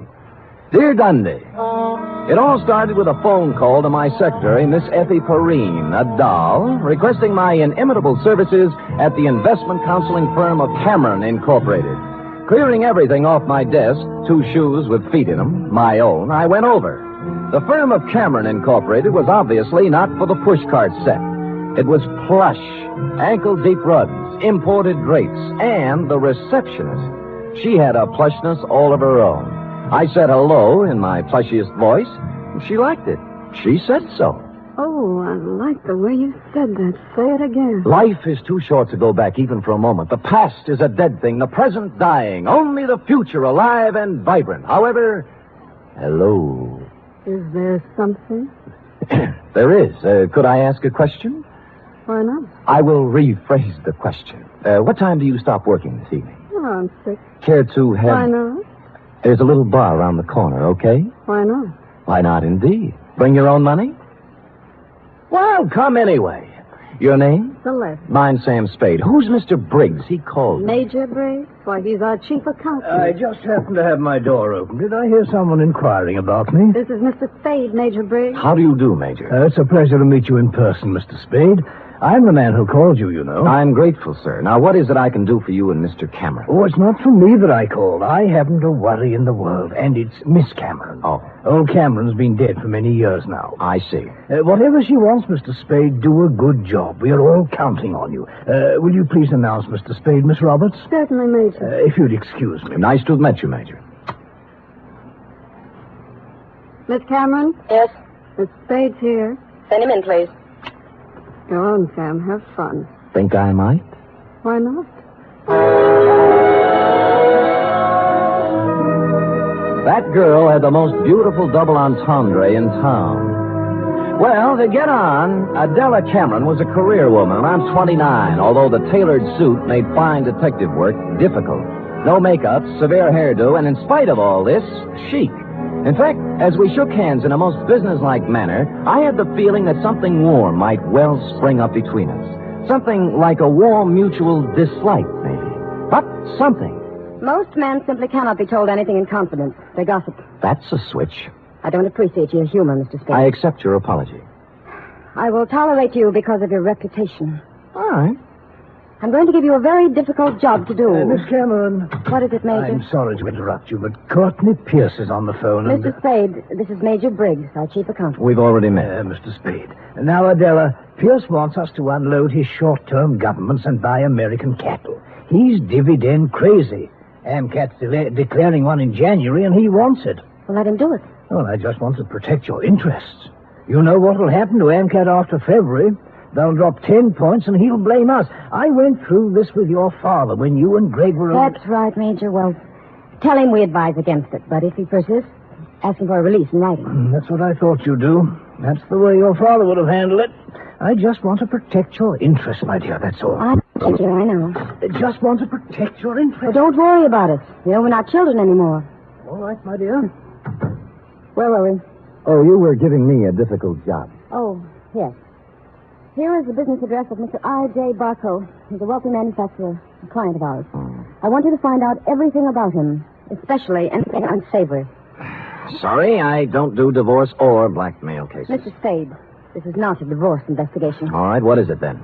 Why do we want a client shadowed, I believe is the expression? That's it? Because we believe he is investing money through us for some racketeers. If that were true, we would, of course, have to drop him. But we don't want to lose his business just on suspicion. I see. Find out anything you can about him. I'll give you $50 a day in expenses, 1 week guarantee. Will you consider the job? I have considered and taken the job. By the time I'd reached the door, she had already forgotten me and was hard at work on some papers. Outside, I planned to dally a few moments in idle chit-chat with Celeste. But before I had the chance, I was accosted by a husky young chap whom I'm afraid was a Princeton man. What were you talking about in there, Spade? Oh, you have the advantage, sir. Who are you? Gregory Cameron. Now, come on. What was Adela telling him? Well, if you step to one side, you can walk around me and ask her. Look, don't pull that cagey private detective routine on me. I pack a little weight myself. Well, pack it somewhere else, sonny. I asked you a question. I expect an answer. There's your answer. Any more questions? He didn't feel much like talking then, and I was so irritated I walked out without saying goodbye to Celeste. When I reached the street, the white-haired old gentleman, Major Briggs, hurried out behind me. Mr. Spade, please don't think too badly of that boy. I've known him from the cradle. He's in a difficult emotional state at the moment. Sure. As far as I'm concerned, Major, it never happened. You're a kind man, Mr. Spade. I could tell that when I first saw you. You're just the sort of man Miss Cameron needs. Well, I hadn't looked at it that way. If you require anything, don't hesitate to ask me. I've been with this company 40 years before those two children in there were born, and I know how difficult life can be at times. I just want things to go well for them. I'll do my little part, Major. Bless you, son. Bless you.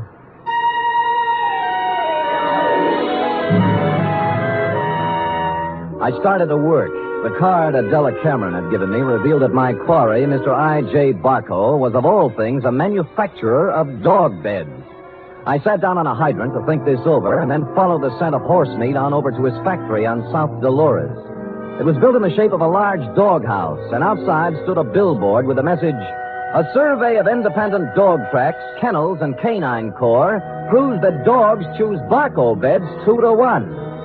I had to get a look at Barco himself, and so ruffling up the hair on the back of my neck, I trotted into the building, sniffing and wagging my tail in a very friendly manner. It was very easy to see Mr. Barco after I lied a little about my connection. What was that name again? Senor Don Jose Martinez Sada Morales, but you may call me Sam. And you represent a group of retail outlets in South America. Oh, I do indeed. We have our eye on your dog beds, Mr. Barco. Well, now, let's take a look at our catalog here. Now, say you had a Great Dane. You'd want something regal like this Louis XIV. Ever see a more beautiful bed? Well, not lately, but Mr. Barco... Down, boy, down. Now, here's a number that's very big this season with English Bulldogs, a Sheraton, natural wood finish. Lovely, huh? Arriba. And, of course, if it's an Irish Terrier, here's a purely gag present for his sense of humor. A Murphy bed. Get it, Sam? Irish Terrier? See. Well, of course, we wouldn't ask a dog to sleep in a Murphy bed. Mr. Barco, I'm afraid I don't see anything here I like. What's this? Do I understand you, sir? You are refusing this small speck of comfort to the one unselfish friend that man can have in this selfish world? Well, I'm not refusing anything. I just don't happen The unselfish friend who, if fortune drives you forth an outcast into the world, homeless, without no higher privilege than to be at your side to guard against danger, Mr. Barco, faithful unto death, there by your graveside will be found the noble dog, his head between his paws, his eyes sad but watchful, faithful... We shook paws, and I felt his nose to be sure it was cold. It was, and I left. I rented a car and took up a station outside the Barco factory. About 4 o'clock, he hurried out, jumped into a long, low vehicle shaped like a dachshund, and mushed off. I followed. An hour later, I was phoning my first report to Adela Cameron's secretary, Celeste. He went to the city hall. What'd he do there, Mr. Spade? License Bureau. Marriage, not dog. Really? Where'd he go then? Grocery store, where he bought 1 bottle of olives, 1 bottle of vermouth, and 1 bottle gin. I wonder what he's going to make. What recipe is that? Well, now he's in an apartment house on Post Street, just across from the drugstore I'm in, and judging from the groceries, intends to stay a while. He has laid in provision. Uh-huh. Well, I guess that's all we wanted to know. What? Miss Cameron just told me to call you off the case. You'll still get your guarantee, though. Major Briggs will send you a check. Well, that doesn't make sense. Sam orders his orders. All right. What about tonight? I'm afraid not. Some other time. You mean it's all over? The half-daring, half-shy kisses on the Oakland ferry? The warm, passionate spring nights at Fisherman's Wharf eating abalone? Hello? Well.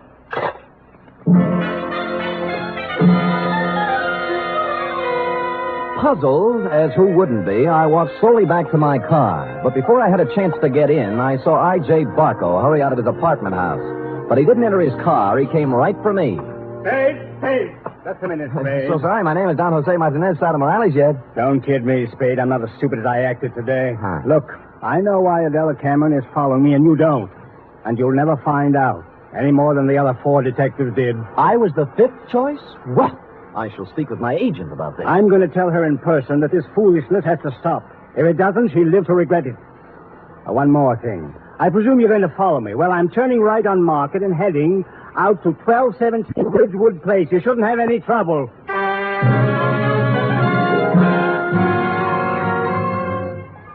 And with that, he spun on one heel and trotted to his car. He took off, but when I went to my car, it wouldn't turn over. And when I lifted the hood, I found out why. All my spark plugs were gone. I picked up a new set at a service station, looked up Adela Cameron's address in the phone book. It was 1217 Ridgewood Place. And a good half hour later, I got there. Barco's car was out in front. No one answered the door, but it was open. Adela Cameron was a crumpled heap on the living room sofa. Oh, Sam, help me, please. All right, Miss Cameron. Let me look at you. You hurt? No, I'm all right. It's him. Where? The bar.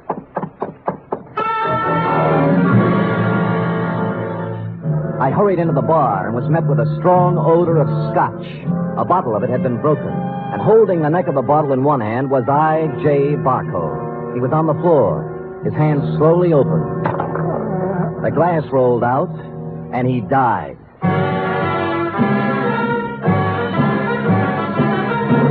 You are listening to the weekly adventure of radio's most famous detective, Sam Spade.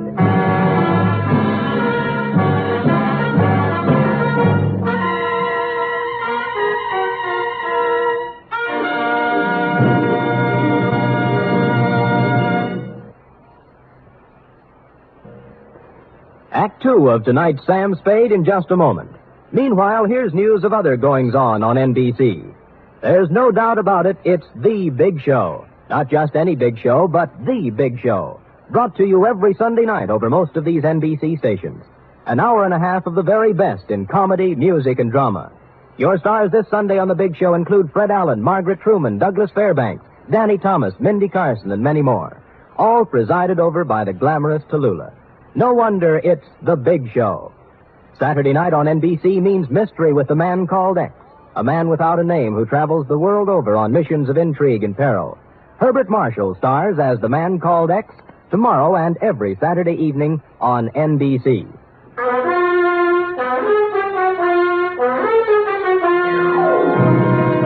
And now back to the dog bed caper, tonight's adventure with Sam Spade.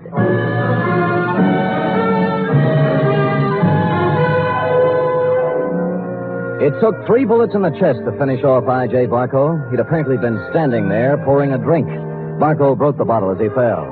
I couldn't find any other signs of violence or any gun, so I went back to Adela Cameron. She was beginning to calm down. I don't know who did it. I just don't know. Well, it couldn't have happened more than a minute ago, and you were in the house, weren't you? No, after I left my office, I stopped in the store for some things, then came home.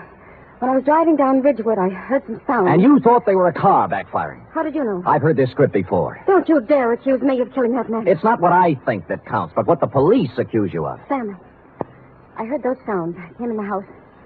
when I went into the bar. You didn't notice Barco's car out in front? Oh, I suppose I did. I don't know. I don't remember. Uh-huh. Who are you calling? Homicide. Sam, wait a minute. Just a minute, please. Wait for what? I want to tell you some things. All right. Go on.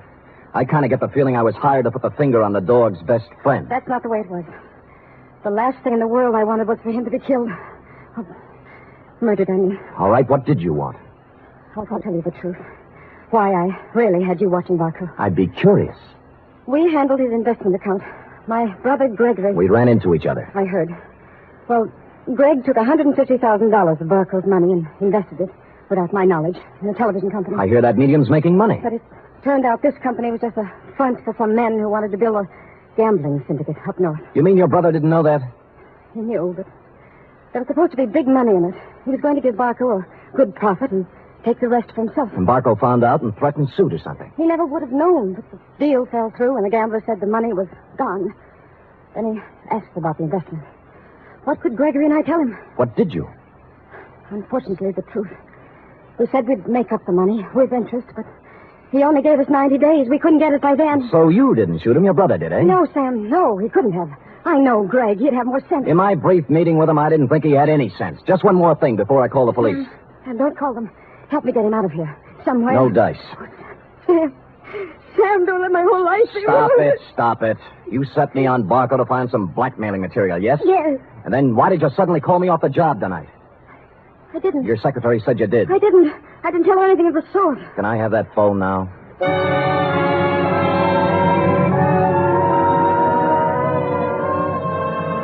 So I called you, Dundee.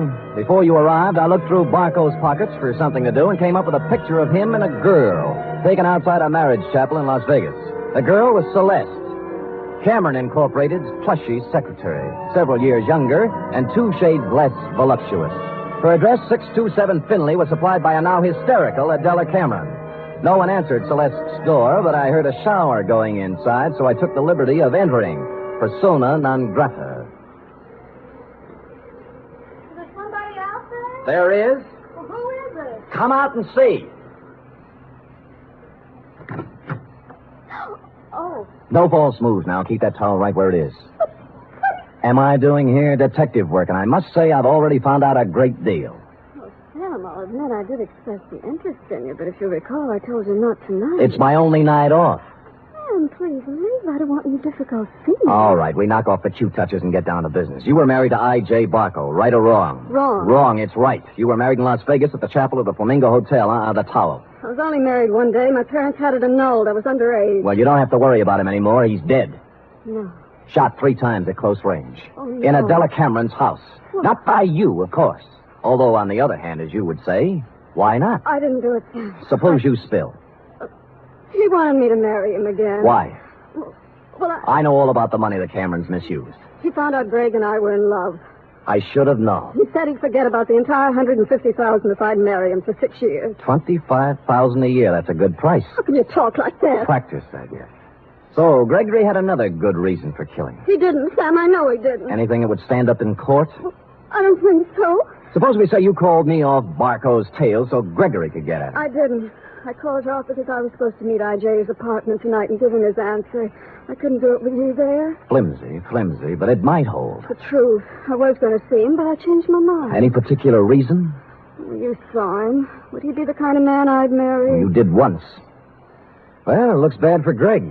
Because someone at Cameron Incorporated knew Barco was going to be at Adela's house.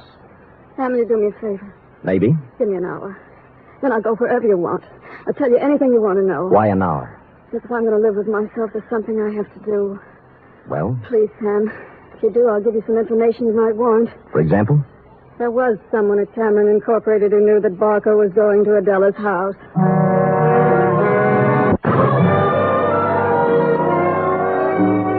She must have known I was going to wait outside and tail her, but she didn't, because without once looking over her shoulder, she emerged from her apartment house, slithered into her car, and led me directly down to the railroad station. She met a man in the waiting room, threw her arms around him, whispered something in his ear, and they hurried out to track 7. There was a transcontinental train getting up steam. She kissed him, and he climbed quickly up into a Pullman named Aurora Fall. And almost as quickly, I climbed in the other end. We met in the middle. What are you doing here? I came to take you off the train, Greg, before you made a big mistake and left town. Now, look here, Let's not Spade. go through the intercollegiate tough talk again. Are you coming off, or am I going to carry you off? You're going to carry me off?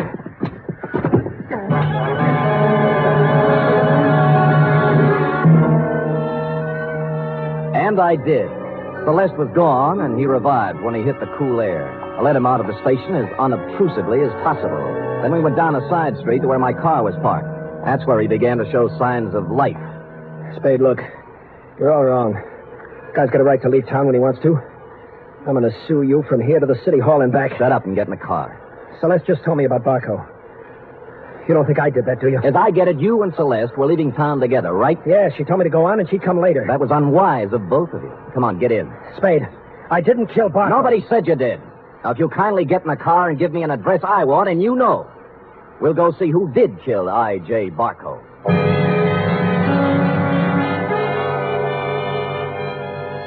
He gave me the address I wanted and said I was crazy. I told him why I wasn't, and he began to see the reason of it. Never have I gone to pick up a murderer with more distaste. When we knocked at the door, I had a gun in my hand, but it wasn't necessary. Oh, come in, Mr. Spade. I knew you'd be along sooner or later. I don't like what I have to do, Major. Major, it can't be true. It just can't be. Come in, Gregory, my boy. Come in. A little Madeira first before we start to talk. Madeira? How can you talk about wine when a man's accusing you of murder? Oh, I don't think it's so unreasonable, Greg. After all, I did kill the unfortunate Mr. Barco, and this might be the last Madeira I shall ever have. Mr. Spade. Thank you, sir. Greg? I don't want any wine. Spadey's out of his mind, and so are you. I'm afraid not, Gregory. Oh, that was a vintage 1900 Madeira you wasted, Greg. Twice as old as you. Stop it. I'm sorry about what happened, Greg. I would have spared you and your sister this unhappiness if I could have. But destiny was against us all. You knew he was going to Miss Cameron's house, didn't you? Yes. Just before I left for the bank with the weekly deposit, he called for Miss Cameron, and I took the call. I told him she was gone, and he said he was going to her house. It was to be an ultimatum. The money in 24 hours or exposure. But you didn't have to... kill him? Certainly not. It was a crime of passion. I take the weekly deposit to the bank every Friday, and I always carry a gun. Silly me carrying a gun. Never had to use it, but the bonding company requires I carry it. Well, I went directly from the bank to Miss Cameron's house. I wanted to help her face Barco. Was she there? Oh, no, Mr. Spade. She'd apparently stopped downtown to do some shopping. So I faced Barco alone. I asked him point blank to give these young people more time, but he just laughed at me. He said the only time they'd get would be in jail, so... It happened. Well, I hadn't intended to, but I became angry. Suddenly found the gun in my hand, and the thought crossed my mind, my life is just about over, and yours, Greg, is just beginning. It was easier to pull the trigger than I would have realized. Oh, Lord. More Madeira, Mr. Spade? Thank you, Major, but no. Well, allow me to present the bottle to you as a gift. I'll get my hat and coat. Greg, my boy, I'm sorry. You're sorry. Major, I wish I'd never been born.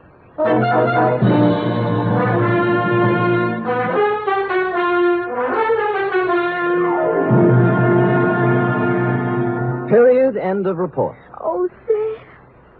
I wish I hadn't either. Hadn't what? Been born. That poor man. Yes, sour racket. It is. And poor Gregory. He'll have to go to jail for something, too. He will, yes, he will. How about typing it up? Oh, I hate to, but I guess it's my duty.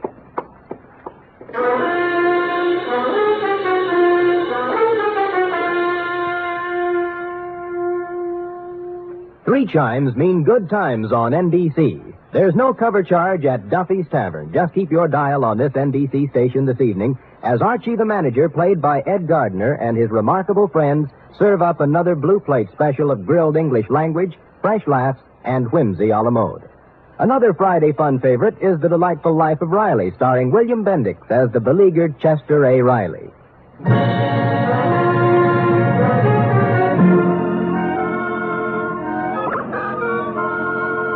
Well, here it is, Sam. Now let me see. Murder is all in place. Gunshots indicated, Dundee's grammar edited, my astuteness emphasized. Yeah, you've learned your job well, Effie. Oh, I'm glad you're pleased, Sam. Wait a minute. What's this? What? P.S. Dundee, hands off Celeste Roberts. She's mine. Effie, what's the meaning of that? Well, you are going back to see her, aren't you? After the way she threw herself at you, no? Do you think she's my type of woman? Oh, Sam, I think every woman's your type. Every woman but me. Now, Effie, come here. Would I have you working in this office if you weren't my type? Guess not. Well, then let that thought be your comfort. The world can have all the Celeste Roberts it wants. As far as... Oh, I can't go through with it. You see, Sam, you can have her if you want to. But in the end, I know you'll come back to me. I never doubted it once. Oh, Sam, you don't know how much you mean to me. Yes, I do, Effie. 3 weeks back salary. Oh, you. Good night, Sam. Good night, sweetheart.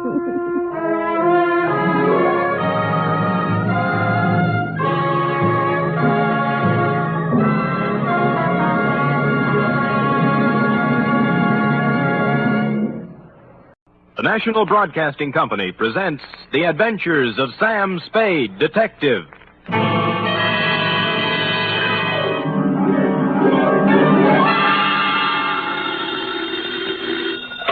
Sam Spade Detective Agency. Me, sweetheart. Merry 29th of December. You too, Sam. Did you take the little boy home? Yep. Straight home? Well, not exactly, F. Had to make a couple of emergency stops, but we got there. What do you mean, Sam? Well, I got my weekly knot on the head, for one thing. Sam, just taking the little boy home? Like I said, F, we were derailed. There was a dash of poison, for instance. A couple of pounds of $1,000 notes. And an infernal machine that nearly blew up half the Mission District. But other than that, we had a peaceful ride home. Why, Sam, this sounds like a caper. Which is just what it is, Angel. Get out our special holiday bottle of Napa Valley wine, and we'll get in our premature regards to the new year, following dictation of a report entitled The Prodigal... Prodigal, Sam? Are you sure that's the right word? Certainly, I'm sure. The Wanderer will return to the roost. You and your big fat roost. With our last bedtime story for 1950, namely... The Prodigal Panda Caper. For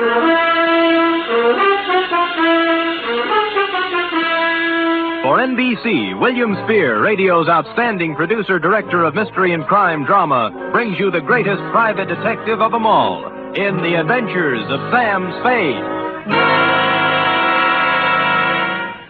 Effie! Miss Perrine! Coming, Sam, coming. I've been looking in the dictionary. Huh? Sam, you've fallen into the trap. Again? Prodigal. Here, now see? Prodigal. Given to reckless extravagance. It doesn't mean wandering at all, see? Now, people think just because the prodigal son wandered that you... What are we talking about? Oh, the prodigal panda caper.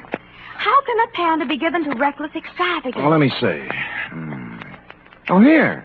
Definition 3, prodigal. Yielding abundantly, luxuriant. A panda? You mean one of those black and white? Oh, right. See note below, it says. You ready for the note below? Where's my pencil?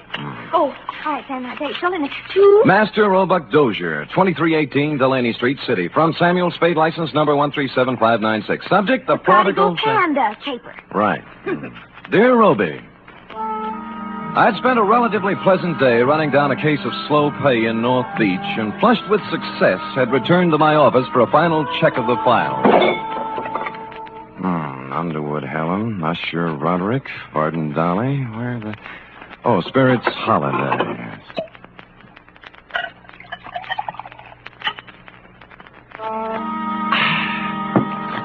I sat down, put my hat and my feet on the desk, and was loosening my collar when I noticed just to the right of my off ankle one large bag of jelly beans. Sighting past it, I saw in the corner chair an open copy of a magazine featuring on the cover a blonde in a low-cut dress taking a .38 slug from a slack-jawed thug in the background under big red letters spelling out Thrilling Crime Comics.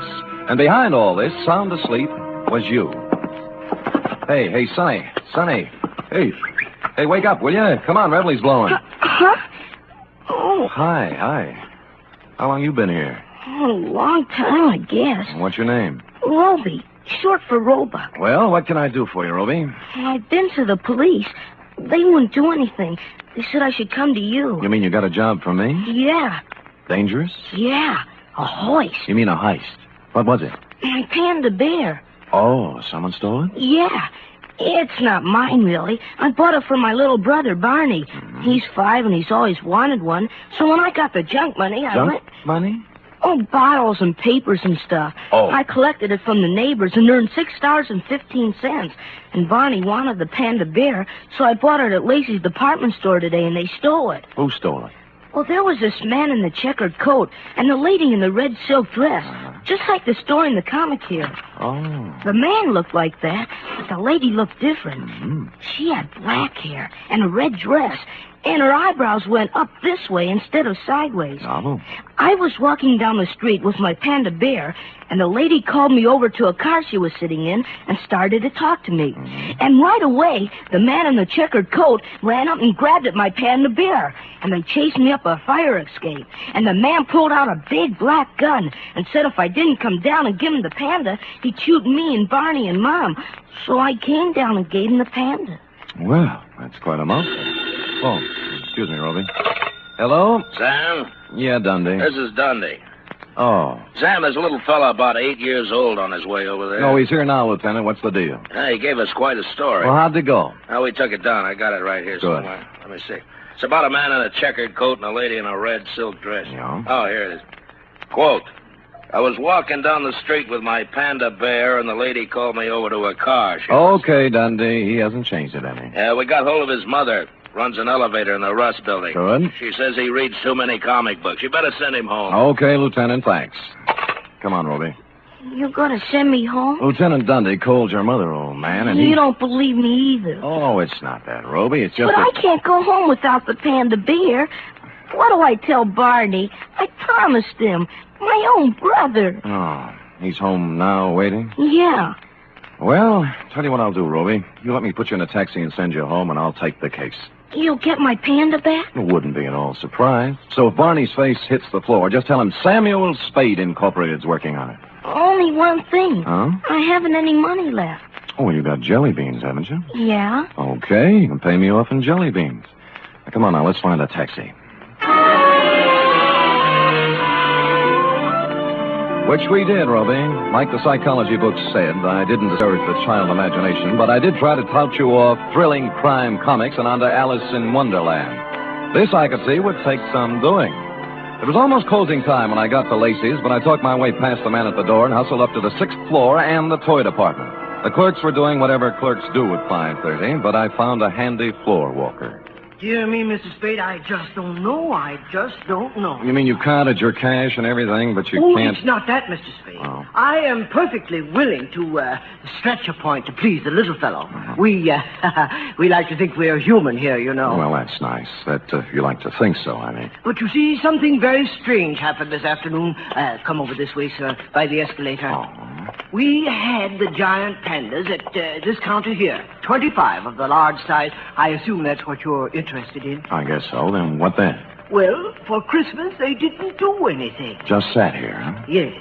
But would you believe it, sir? This afternoon, all 25 were sold. Well, how do you account for that? New Year's gaiety? Well, if you want my personal opinion, it's me. An impressive panda bear, Roby. It was hard to figure out how you could lose anything that big, and harder still to figure out how I'd explain this kind of thing to people who stopped me on Market Street. Be that as it may, my floor walker friend took my cash, tore off the sales slip, and I was about to set sail with my Panda when I heard him make the kind of a noise floor workers make when they see what he was looking at. Miss Greenbar! Miss Greenbar! He pointed weakly, turned pale even by floor walker standards, and sagged to the deck. I turned in time to see Miss Greenbrier collapse at the top of the escalator and watched her come down, draped across 3 steps like the cover of one of your books of bedtime stories, Roby. She was the last passenger of the day, or so I thought. When I looked closer, I saw she wasn't a passenger. She was freight. At the lamp counter on the floor above, busily adding up receipts as if nothing had happened, was a dark type built along Dragon Lady lines. I'm very sorry, sir, but but we closed promptly. I want to know about the girl who just went down the escalator. The Greenbrier? Yeah, notice anything strange about her? Why, is she ill? Yeah. Did she look ill? I thought there must have been something wrong. I said hello to her, and she didn't pay any attention to me. It was only a second ago. Where'd she come from? Around the corner. I think she'd been at the wrapping desk.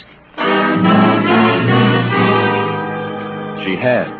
With a 10-size sheet of heavy brown paper, a batch of metered postage tape, and a shipping label addressed to Master Frankie Carson, 281 Avenida Ruiz, Havana, Cuba. Downstairs, I found my floorwalker friend had come around and was bending over Miss Greenbrier with an impressive-looking gent with gray at the temples. Good heavens, it can't be. It just cannot be. That's all. I'm afraid she is, though. In Lacey's, it's unheard of. Why should she be? Good heavens, in my department, too. Excuse me, floorwalker. Oh, this is Mr. Spade. He was with me when it... Oh, dear. I'm Dr. Kempthorne. I was exchanging some Christmas gifts when... Any idea what killed her? Well, it's pretty hard to tell without an examination, and I don't have my things with me. Heart, possibly. Natural causes? Well, of course. Why, do you have reason? There are more natural places to die than at the top of an escalator. And in my department at Lacey's, too. Good heaven. Well, who can say? Have to look up the girl's history. If she had a heart condition, well... Sure. Meanwhile, I'll call homicide. They've nothing better to do. For a minute, I thought I'd been reading too many comic books, Roby, but things settled down when they pulled out the records and found Miss Greenbrier had a heart condition of long standing, and the medical examiner wrote it off as natural causes. So, hoping you would consider a jelly bean bonus for promptness, I picked up my Panda and went. Outside, I'd gone about 10 steps when... Hi, Humphrey. It was Larry Healy, the cop who drives for Lieutenant Dundee, sitting in a patrol car. Oh, you and Bogart. Who's it for? A little kid in the mission. How come? What do you mean, how come? I'm buying a panda bear for a little kid in the mission who likes panda bears. Does that have to be explained? Okay, Sam, okay. Hey, it just hit me. The bear ain't turned out quite right. He needs a necktie. Oh? I just happen to have one here my brother-in-law got me for Christmas. Here, gimme. Now, see. Sure. Here. Ooh. Larry, how long has there been bad blood between you and your brother-in-law? Bad blood? Listen, even when we were friends, he gave me ties like this. There you are. On your way, Sam. Thanks. Taxi! The cab let me out near the end of Delaney, and I started walking up the row of dingy pre-earthquake flats toward your house, Roby, at the end of the street. Parked at the curb was a discordant note in this hard-pressed neighborhood, a sleek, custom-built red convertible, one of the kind that looks like it can go 90 miles an hour standing still. The same can be said for the dame in it, also a discordant note. You see, San Francisco is a very big, large city. You just don't run into a dame at the lamp counter in Lacey's and a half hour later in a dumpy neighborhood in the Mission, unless she wants it that way. Well, hello. Hello, Dragon Lady. Oh, silly. You must sell a pass of the lamps. The car? Mm-hmm. But don't try and explain that now. Just tell me why you followed my cab. Follow you? Why, Mr. Spade. Come on, what is it? You're embarrassing me. I know. Since that moment at the lamp counter, you can't get me out of your mind. Well, that's a perfectly normal reaction. No, it's not that. It's... Oh, dear. The panda bear. You want it in the worst way. You're kind of attractive as men go, Mr. Spade. Could you give me a light, please? Sure.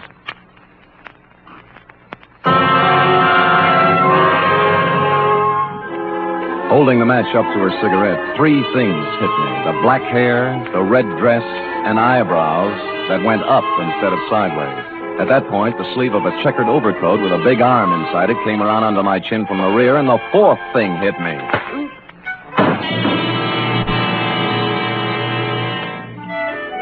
How long I dwelled in Panda Land, I don't know, but it was real nice while it lasted. I was a panda, too, I remember, and I was going somewhere with a big overstuffed private detective under my arm when a lady panda batted her big brown eyes at me and began pulling my nose. She seemed to have a very, very high voice. Wake up, Mr. Spade. Rifle is blowing. Oh. I call Lieutenant Dundee, Mr. Spade. He's on his way. Lucky. Over here. Good, Christopher, Sam. What happened? Well, it was this way, Dundee. I was walking down the street with my panda bear, and the lady called me over to the car she was sitting in and started to talk to me. And right away, the man in the checkered coat up...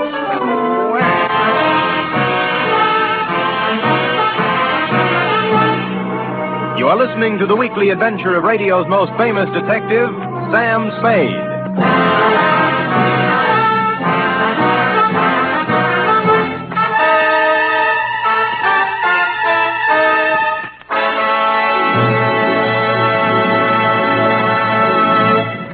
Van Heflin stars this Sunday in State Fair, another outstanding 60-minute production by Theater Guild on the air. Co-starring in this exciting broadcast is one of the leading families in show business, Gene Lockhart, Kathleen Lockhart, and daughter June. It's a gala New Year's Eve broadcast when Theater Guild presents State Fair. Sunday over most of these NBC stations also means another hour and a half with Tallulah Bankhead in radio's greatest spectacle, The Big Show. Among Tallulah's guests will be Ken Murray, Gloria Swanson, Margaret O'Brien, Jose Ferrer, and many more.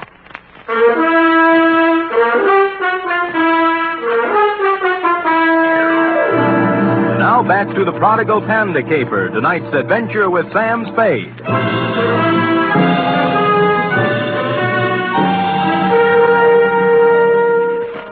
It was a humiliating experience, Robe, riding back to headquarters in black defeat.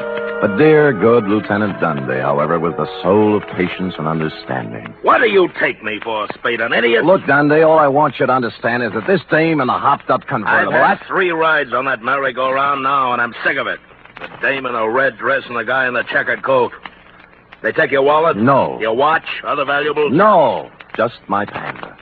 Sam, are you trying to tell me there's a hot Panda racket going on? Dundee, boy. Look closely now as I take off my hat. What? There. See? Now, as you know, my head ordinarily does not come to a point. But this protuberance was made by a gun butt, not by imagination. Oh, someone slugged you. I believe that, Sam, but this Panda bear thing... Dundee. Yeah. What? Yeah. Yeah. You were saying something about my Panda bear, Dundee. Yeah, maybe I ought to take it back. That dame at the store this afternoon, the one who sold him? Miss Greenbrier. Yeah. I just finished the post-mortem. No heart attack. She was poisoned.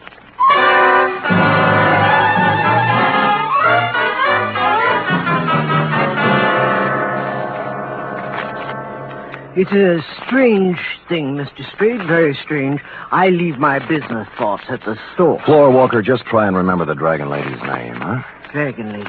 My good gracious, I can't remember my own name. I'm so upset. Oh, now concentrate. Now, look, dark hair, up-tilted eyebrows, red silk dress.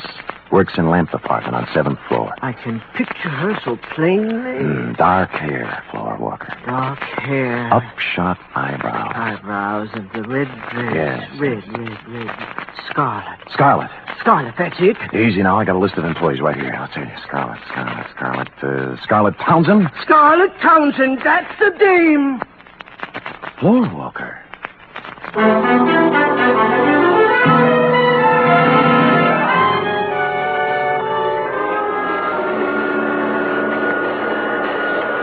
Scarlet Townsend. Yeah, he lives here, right in this room. Move out. Today. Well, how come? I said, how come, landlady? Why'd she move? Me. Oh. I tried to keep her on the right track, but at her age, you can't tell them nothing. Now, when she bring that no good dame around here, I put my foot down. I said, Scarlet, Scarlet, you're What's out. no good dame? What's no good dame, landlady? Crystal McCall. Oh. Here, I found this just now as I was cleaning the room. Picture of Crystal McCall. Now, ain't that a swell way to have your picture taken? The name rang a bell, and so did the picture. Crystal herself and me all together. When I got around to the place, I made a startling discovery. Crystal was also the late Miss Greenbrier. Well, don't look at it all day, young man. When'd you see this girl last, landlady? This morning, she and a fella in a checkered coat come around to pick up Scarlet in a big red open car. Know the fella? Nope, never saw him before. But I'd sure know that car. Oh, you ought to see it. You're not telling me a thing, landlady. I have.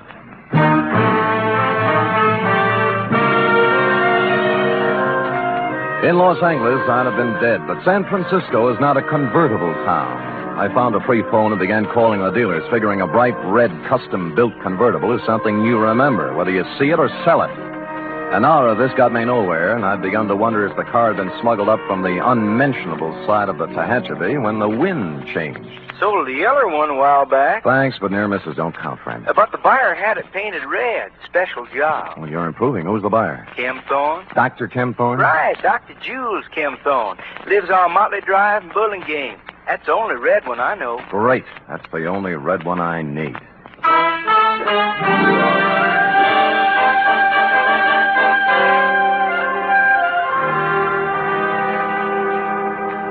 Mr. Spade, this is utterly unbelievable.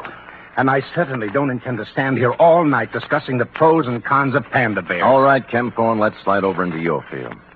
Meaning what? The sweet young thing at the store. It turned out dirty. The heart attack? The poison attack. Well, suicide, you suppose? What do you suppose? Well, I'm sure I don't know. Look, why don't we hold hands and tell the truth, huh? You'd better run along, Spade. I've had about all of this that I intended. Look, the dead dame was Crystal McCall. Does that mean anything to you? No. The same Crystal McCall was running around with a hood named Frankie Casella, formerly of New York, now of Havana, by Department of Justice request. This is all very interesting. What has it to do with me? She was riding around in your red convertible this morning, for one thing. That's a hot car, you know. I took a close look at it 2 hours ago and got slugged. I don't know how you score these things, Kempthorne, but in my book, this calls for a couple of answers. You're right. You're right, it does. Where's the car? It's gone. Who has it? My chauffeur. This is the last straw, I guess. There's no point in covering up for him any longer. Who is he? Lenny Flegel. Oh, an ex-con, isn't he? Yes. I thought I could straighten him out. He's been missing for 2 days this time. He just took the car and left. I knew he had something to do with that girl in the toy department at Lacey's, so I went there today. I guess I was too late. You think Flegel killed her? I don't know. I don't know. Where did you see the car? Near the end of Delaney Street. What's the license number? 49H822. Oh. I'd better report it stolen. If you need me to testify, please... Feel free to call. That I will, Dr. Kempthorne. Bye.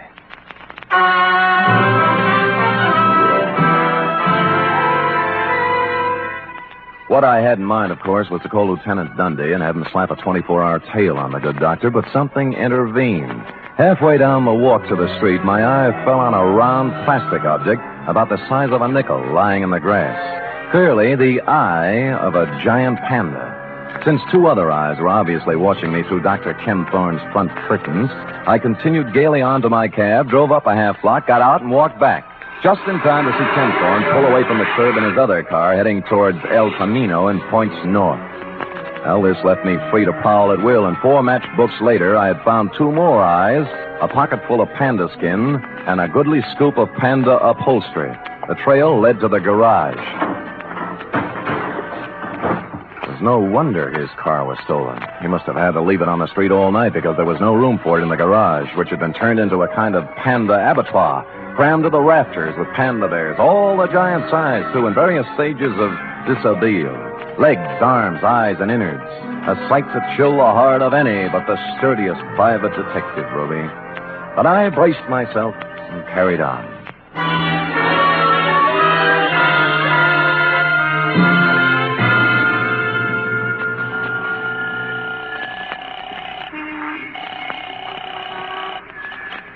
Homicide, Dundee. This is Sam, Dundee.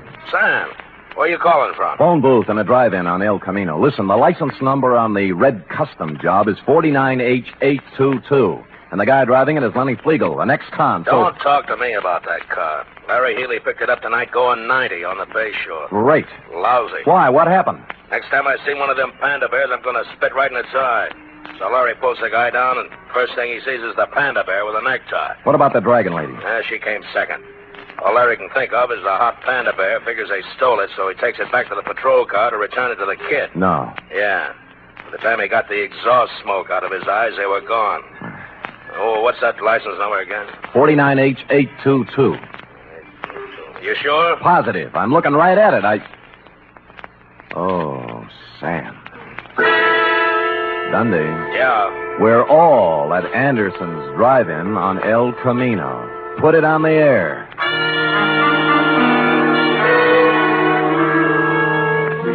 Which just shows you how slow I can think, Roby. The red job was staring at me with its big chrome eyes outside the plate glass window. Flegel and the Dragon Lady, bless them, were having a Saturday night blue plate displayed attractively on the tray racks hung from the car doors.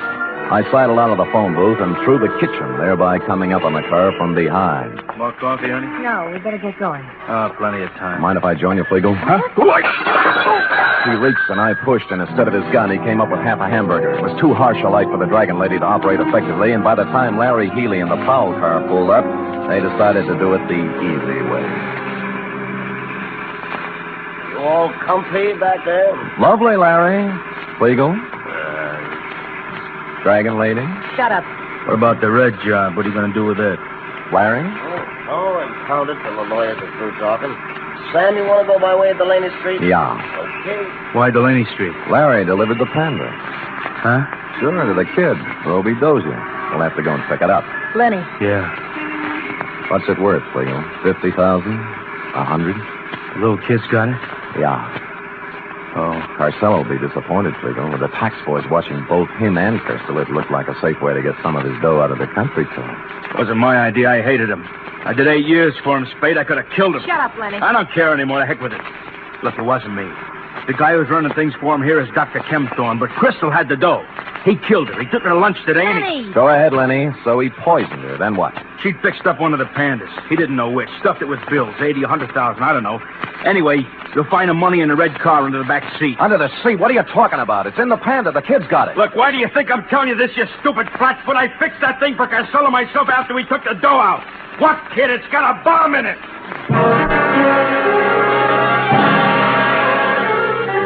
I don't remember much about the ride from then on, Roby. All I could see was a white line unwinding in the headlights. But somehow we got to the end of Delaney Street and around that corner again. Roby! Roby! Over here, in the alley. Roby, you hurt? No, just resting. Where's the Panda? Well, I'm through with pandas, and so is Barney.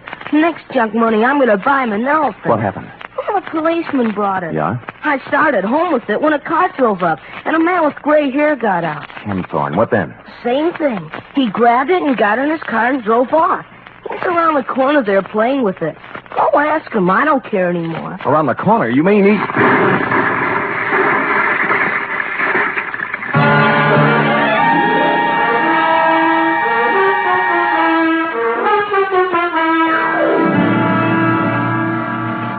Period. End of report. What a A highly inconsiderate thing to do to a panda. But I'll give him one thing. What thing? He had the good grace to park in front of a vacant lot before starting to tear it apart. Oh. And, of course, to coin a phrase, he saved the people some money. And now, if you're a good, efficient girl and run that through your infernal machine, who knows what I'll have in store for you when you're through. No, Jelly Bean, still work is done. Now, scoot, scoot, scoot.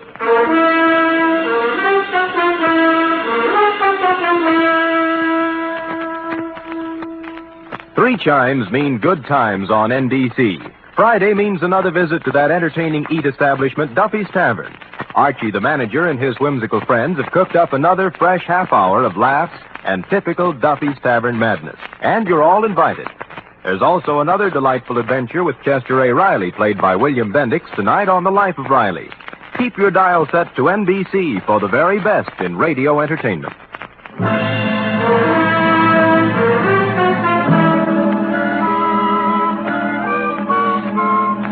Here's it, Sam. Mm-hmm. All official? Yeah. I like the black one. Lay off, lay off. Well, you're no fair eating all the black ones. You're my favorite still now.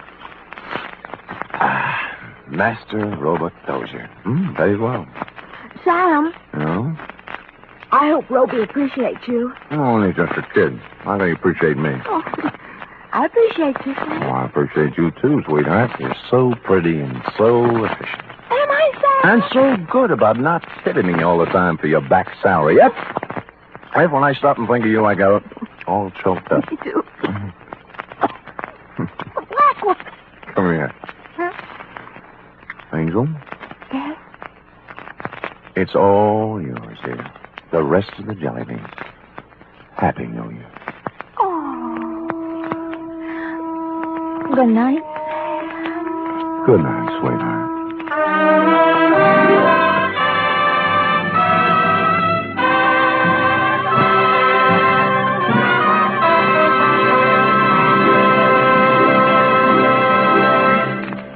National Broadcasting Company presents The Adventures of Sam Spade, Detective. Sam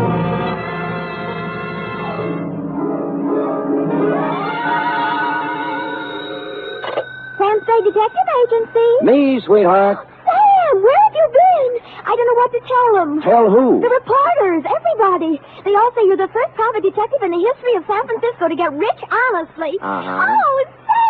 When I think of all the back salary I'll be getting, the fur coats... Easy, girl, easy. Prepare yourself. Sam? Yep.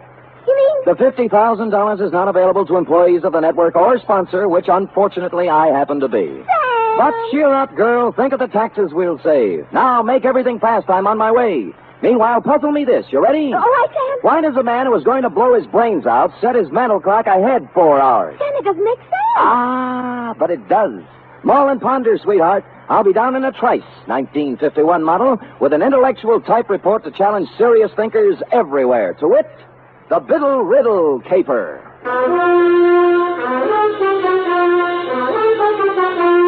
For NBC, William Spear, radio's outstanding producer, director of mystery and crime drama, brings you the greatest private detective of them all in The Adventures of Sam Spade. All alone by the microphone. Effie? Sam, I just can't get anywhere with this. Never kick on the third down, cherub. Give it another try. No, it's no use, Sam.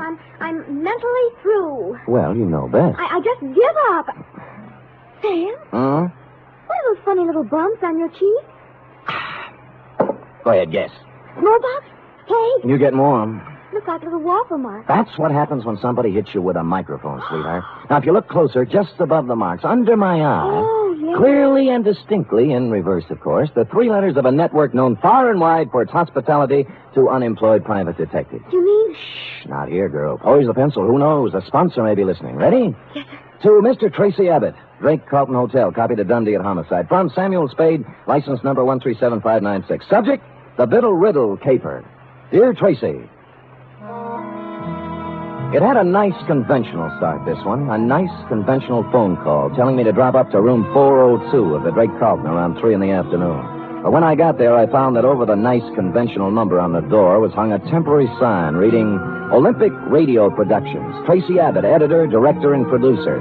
Bidding farewell to the nice conventional part, I made bold to enter the door. Abbott, 5'8" of solid Hollywood, was waltzing with what I took to be a musician, composer, or some such. We open Cold Bunny like this. Now, Killer at Large. Banging with the theme. Theme. Bum, bum, bum, bum, bum, bum, bum, bum, bum. Bum, bum, bum, bum, bum, bum, bum, bum, bum. A great big wonderful chord there, Bunny. Check. Check. And then the teaser. Quote, don't go away, you out there. Stick right close to that radio set of yours, because the next half hour might put $50,000 in your pocket. Yes, $50,000 will be paid by the sponsors of this program for information leading to the arrest and conviction of a killer at large. Tonight, that's it, sustain the chord. Yeah. Tonight, the murder, tremolo. Tonight, the murder of Carol Stevens. Then, da-da-dee-bum-bum-bum-bum-bum-bum. Check. What's that? Cymbal crash. Do it again. Don't need it. Check. Check. Big, wonderful, lush. That's the word, lush. With scope and sweep and power. I got it. Well, I'll get as lush as I can with 8 pieces. Scope, sweep, importance. Gotta sound important. Check. Check. Oh, I'm Sam Spade, Mr. Abbott. Ah, yes, Spade. Glad to see you. Please sit down. No, on the other hand, you'd better stand up. No time to lose. You have 24 hours to find a man for me. Well, that's pretty short notice. Mr. Spade, Killer at Large is real. We keep a sensitive finger on the pulse of the people. Well, that's nice. We deal in real facts, real people, real crimes, and real criminals. Check. Just how do you do this? How do you accomplish all this on the radio budget of today? Now, you see before you, Spade, the mechanical marvel which makes this possible, the tape recorder. You're familiar with the tape recorder? Oh, more or less. Check. Tomorrow night at 9 p.m. PST, with the aid of the tape recorder, we shall reconstruct one of San Francisco's more sensational, unsolved crimes. The murder of Carol Stevens. You mean the burlesque dame 3 years ago? 2 years, 8 months, and 29 days. You remember much about it? Well, let me see. She turned up dead on the floor of her apartment, didn't she? Check. victim of the well-known blunt instrument. In this case, a bronze bookend carrying the bas relief of Abraham Lincoln. Much ado, headlines by the hour, a parade of witnesses, but no arrests, period. Fine. Now, what about me? Our show, Spade, is made up of the simple, honest, spontaneous statements of the witnesses themselves. Mm-hmm. We're set on this one except for one man, the most important one in the case, of course. Oh, who's that? Jimmy Biddle, the doorman at the Broadway Burlesque, at the time the Stevens girl was killed. Oh. Knew her, some say he loved her. Top suspect until he came up with an alibi. Our advance men have combed the city for 2 weeks trying to find him, but no luck. So he's blown town. That's what I thought until this morning. You mean you've heard from him? I heard from someone who said he was Biddle. He also said he knew who killed Carol Stevens. And he wanted the $50,000. Right. I mean, check. Oh, fair enough. Well, that's what you advertised, isn't it? Not to people who hang up when you get curious. If it was Biddle, I've got to record his story. I want him here by 8 tomorrow night. Check? Well, since you keep bringing it up, check. Yes. You can make it out for $100. At Homicide, I cased the files on the Stevens thing. San Francisco's answer to the Black Dagger. A cheap killing of a cheap dame in a cheap apartment that used a lot of expensive newsprint. She'd taken her last turn under the blue spot around 10:30, left the theater, and hustled straight home, because at 11 sharp, according to the neighbor across the hall, someone had tried the Abraham Lincoln bookend on Carol for size. She hit the floor just as the 11 o'clock news came on. Biddle's alibi had to be good, and it was. It came, as a matter of fact, from the greatest little alibi factory in town. Biddle was drinking old fashions with Joseph P. Norgard, the well-known criminal lawyer at the time of the killing. So I trotted over to Norgard's office on Market Street, found him tied up, and settled down in the waiting room next to a gimlet-eyed youth in a neon-striped suit who looked like he made a living sticking up crap games. He was filing his nails. Buddy. Yeah, buddy? You sure you're in the right office, buddy? Positive, buddy. I just thought I might save you some trouble, that's all. Sam Spade, ain't it? Hey, you're a smart kid. I try hard. I still think you'd be wise to blow. Now, this is quite a turn you do, buddy. Study nights with Richard Woodmark. Sam, I told you I want to save you a bad time. You're a nice guy. Thank you. Must be a lot of things you can do around town to make a buck without coming here. Now, why don't you lift it out of that chair? I'm not going to do it, Mr. Norgard, and that's fine with me. I'll get with you later. Bye, buddy.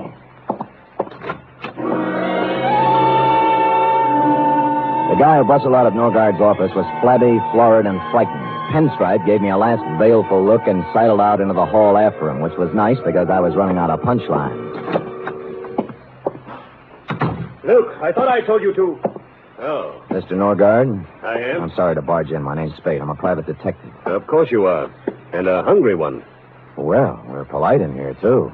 Why do you say that? You're the fourth today. Oh? I'm about to prepare a mimeograph statement entitled, What I Know About the Stevens Case, or You Too Can Make $50,000. Like a copy? You know, I can't remember when I've been treated so nice. What do you know about the Stevens case, Mr. Norgard? It's all in the homicide file.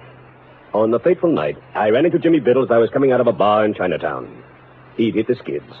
But he used to be a useful friend, so I asked him up to my apartment for a drink. Cozy? Sat him in a chair, made him an old-fashioned, loaned him $5, and hustled him out. Uh-huh. Total elapsed time, 45 minutes, from 10:45 to 11:30 p.m. And that is all I have to say at this time. Have you seen Biddle since? Not since the investigation. I don't know where he is now, and I don't know who killed Carol Stevens, period. Paragraph. Do you think Jimmy knows who killed her? Maybe. Well, he says he does. Oh? Where did you see him? He's hungry, too. We work the same breadline. I'm sorry I said that, Spade. Who are you working for? Olympic Radio Productions. Killer at Large. Yes? They want me to come to the studio tonight and record a statement for them. Uh-huh. I wonder if I ought to tell them what I really think. What's that? About Biddle. There's no point in talking around it anymore. I think he killed her. Well, that's a neat trick if he was drinking your liquor at the time. Oh, I think he did it after he left my place. Two things place the time of death. The medical examiner's report, which could be off as much as 3 hours. And the neighbor who thinks he heard the girl fall as the news came on. How reliable is that? Well, they usually think of those things during an investigation. But they didn't think hard enough. You say you talked to Biddle? He called my client. Why? He had 50,000 good reasons, according to him. You know, funny things happen when the dough gets into it. Bought people don't stay bought. Lost people get found. Yeah. Well, I've told you all I know, Spade. If you have no more questions. Oh, just one more. Who's the little weasel in the pinstripe? You mean Luke? Yeah. Oh, I put him out there to scare off the hungry ones. Nothing to do with you. And the fat character he's tailing has nothing to do with me either, huh? You really want to know? Love to. He's a pastry cook. I'm representing his wife in a divorce action. Thinks he's Casanova. Pressure cooker, eh?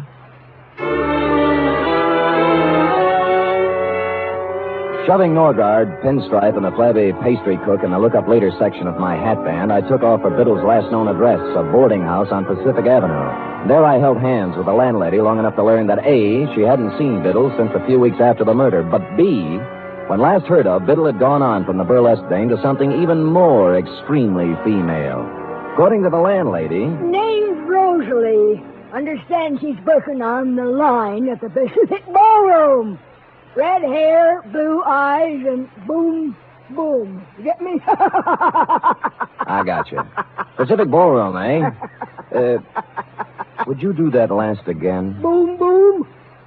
Yeah, just checking. Thanks, Mrs. Landlady.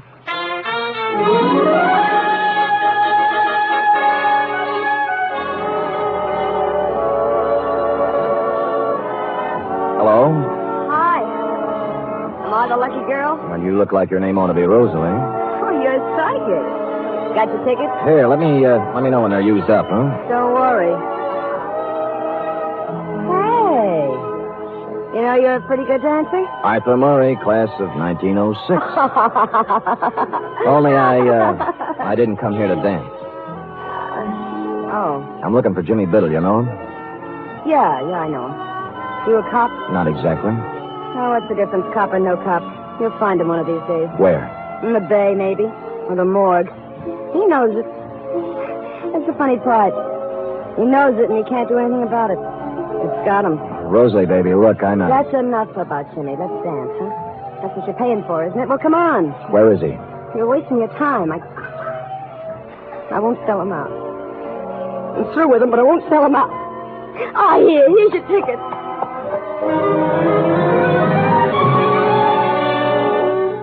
I sauntered over to the soft drink fountain and mulled the problem over a Coke for a minute or two. There are ways of dealing with dames like Rosalie. Some of them are a little cruel, as this one was going to have to be, but time was of the essence.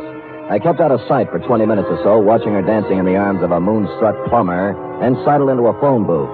The Pacific Ballroom does not permit telephone conversations while the girls are working. When I said it was the police, the plumber was turned over to a new candidate, and Rosalie came to the phone. Hello? This is Sam Spade, Rosalie. I was dancing with you a little while ago. What is it? I found Jimmy Biddle's apartment. Oh? What's the matter? He's hurt? That's right. Bad? I'm afraid so. He wants to see you. Oh, okay. I'll be right over. She didn't stop for a rap, just plowed a zigzag furrow through the mob at the main door and climbed into a cab at the curb. The driver must have been an old fan of hers, because they were almost out of sight by the time my cab got rolling, and that's the way it was across Market Street and all the way out Van Ness to the marina. Her cab was pulled up in front of an apartment on Jefferson Street, and she'd just gotten out when we slid in behind them. Hiya, you want to go up together? But you said you... I'm sorry, honey. I know it was a dirty trick, but now that's no way to be. You shut up.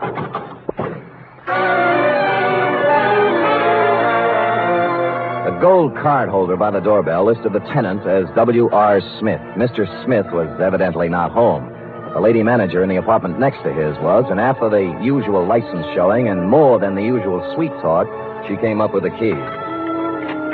Biddle wasn't wealthy, but he wasn't hungry either. The place had the well-fixed man-about-town look, right down to the last crystal martini glass in the portable bar in the living room. Next to it was a mahogany desk, in which were sundry checkbooks and deposit slips indicating Biddle had found a prosperous widow or had been doing rather well at canasta.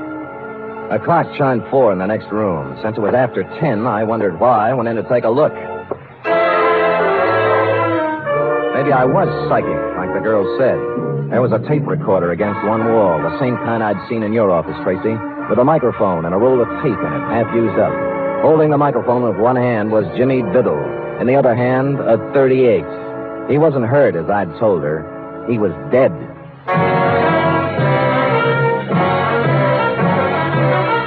You are listening to the weekly adventure of radio's most famous detective, Sam Spade.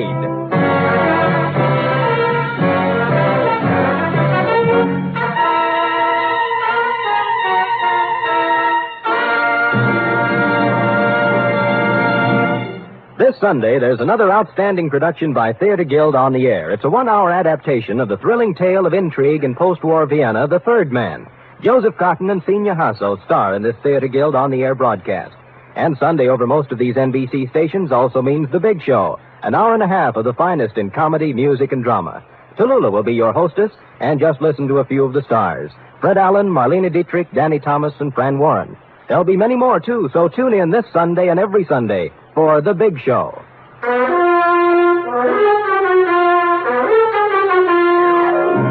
And now back to the Biddle Riddle caper, tonight's adventure with Sam Spade.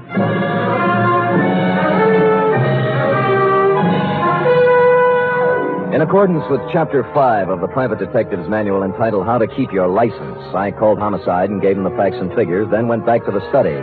Jimmy Biddle was surrounded by props like Part 1 of a photo-crime puzzle. I carefully reached over his shoulder and pressed the button on the tape recorder. My name's Jimmy Biddle. The DA will remember me. We saw a lot of each other during the week after Carol Stevens hit the deck in her apartment 3 years ago. At just about this time of night. I fooled him then. I could probably go on fooling him, but I'm tired of it. I'm tired of living this way. So here it is. I knew Carol Stevens well. I was crazy about her, and I was jealous, too. That's why I killed her. Thought I could go on and on, playing hide-and-go-seek for the rest of my life, but sooner or later this kind of thing gets too heavy to pack around. You gotta get rid of it, one way or another. Period. End of report. I rousted the landlady again, and we went over the room together. A helpful type landlady. She contributed 1,000-odd bits of gossip about Jimmy Biddle, only one of which struck me as interesting.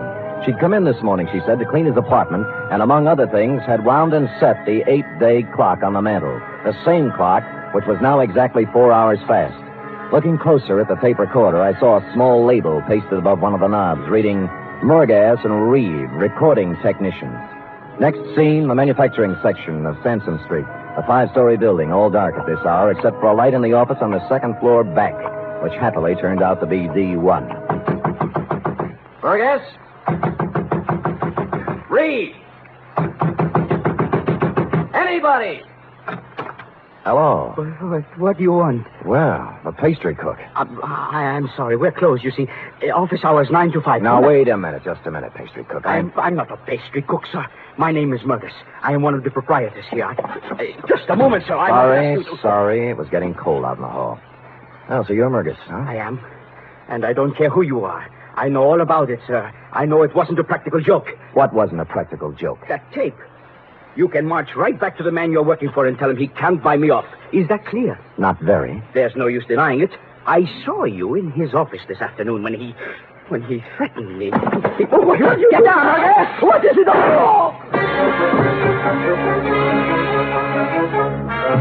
I crawled out on a fire escape in time to see my buddy in the pinstripe suit hit the bottom. The alley, praise be, was blind at one end, so Luke took off toward the street. I caught him in one leg. He stumbled, fell, smacked his head against the brick wall of the alley, and took the count. I was frisking him when a prowl cop who heard the shots moved up. I convinced him I wasn't rolling a drunk and left him to run back upstairs. Murgas? Here. I better get you to a hospital. Who are you? Sam Spade. I don't work for Norgard. Right now I'm trying to hang a murder rap on him. Told me it was a practical joke. A gag. What? Tape. Jimmy Biddle. Tape. Jimmy rented the machine from you and made the tape himself, right? Yes. He... Norgard. What about Norgard? Tried to beat me into it. Beat me. Wouldn't give it to him. Give what? Tape. No. He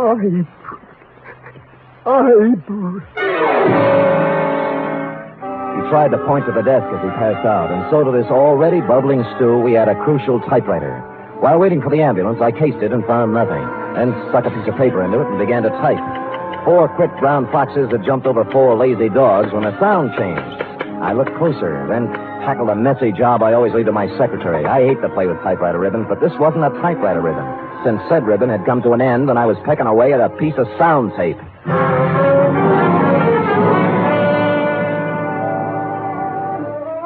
Come on, Rosalie. No, I don't want to talk. Look, come on. My feet are even more tired than they were an hour ago. Okay, you first.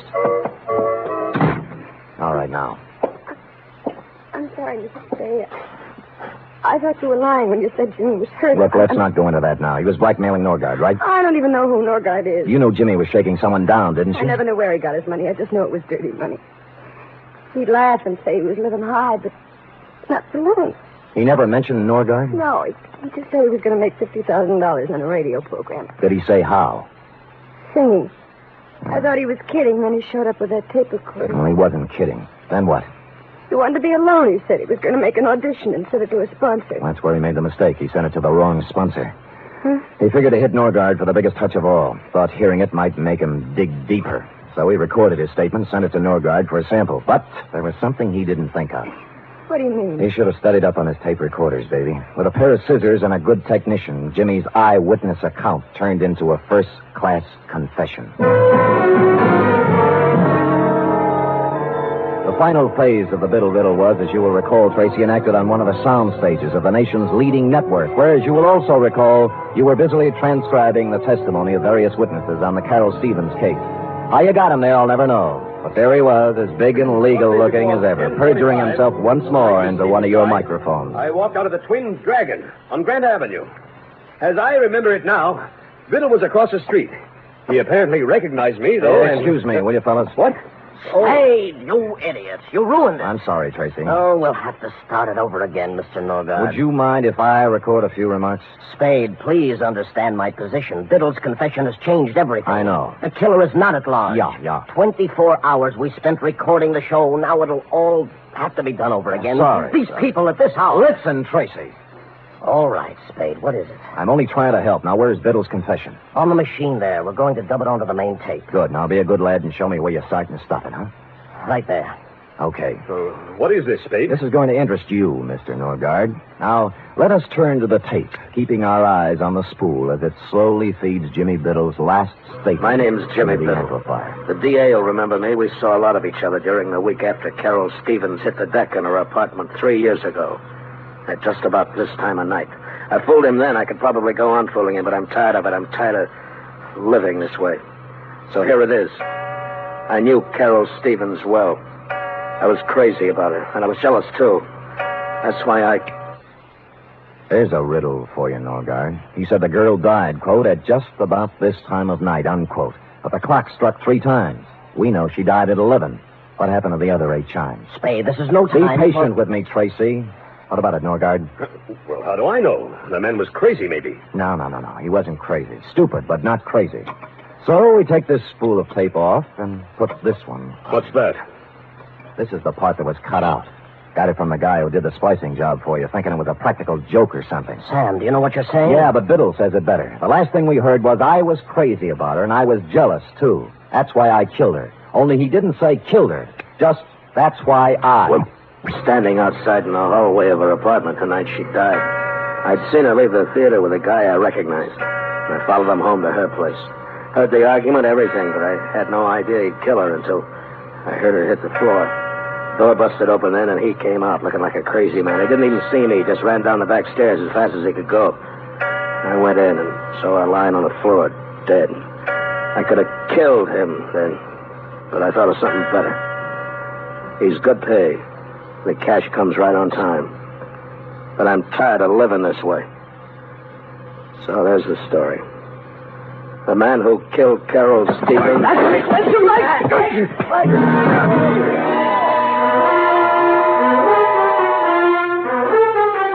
This is as far as Biddle got, since Norgard had grabbed a stand mic and slammed it into the recording machine. In the rhubarb which followed, he also slammed it into my face, which is why I carry the imprint of the nation's #1 network just below my right eye.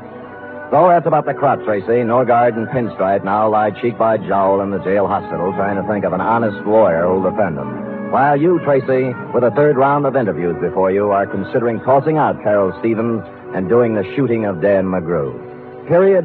End of report. Sam, how unfortunate. Unfortunate? You never got to explain about the clock. It was 4 hours back. Why, sweetheart, that's self-explanatory. The clock said 4, you see? Yes. But it was 12. Biddle have been dead an hour, which makes it 11. Carry 1. Subtracting 4 from that leaves 7. 7. And assuming he'd been there an hour before that makes 6. Sam, what relentless logic. Just like Ellery Queen. Effie, on this program, we do not plug rival products. Now go and type that up while I figure this out. Scoot, scoot. Yes.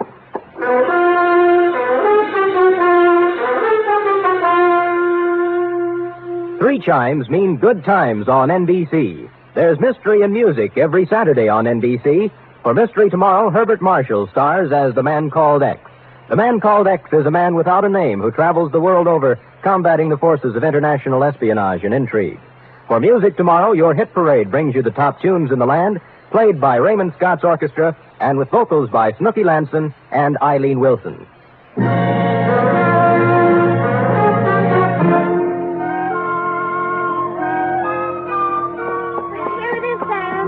Thank you, dear one. I see by the furrows in your brow that you have not as yet solved the matter of the missing chime. Oh, why Norgard set the clock ahead when he shot Jimmy Biddle? How to approach this? You realize Norgard cut a hunk out of the tape, Yes. removing Biddle's eyewitness account, setting him up as a suicide, right? But Sam... Don't make me change my grip, Ed. Though Biddle, by his own statement, made the recording at the time of the murder of Carol Stevens, to wit 11 o'clock. Now, in cutting out the crucial words, Norgard also had to cut out 8 chimes. This, he realized, would be noticed. So he set the clock ahead to make the number of chimes jibe. Chimes jibe. Chimes jibe. Nice ring. Sam, will it be all right with you if I just say I understand when I really don't? Sure, sweetheart. I'll just type and answer the phone, and you use your feet and your head. And together we'll end up... I know, with... Good night, Sam. Good night, sweetheart.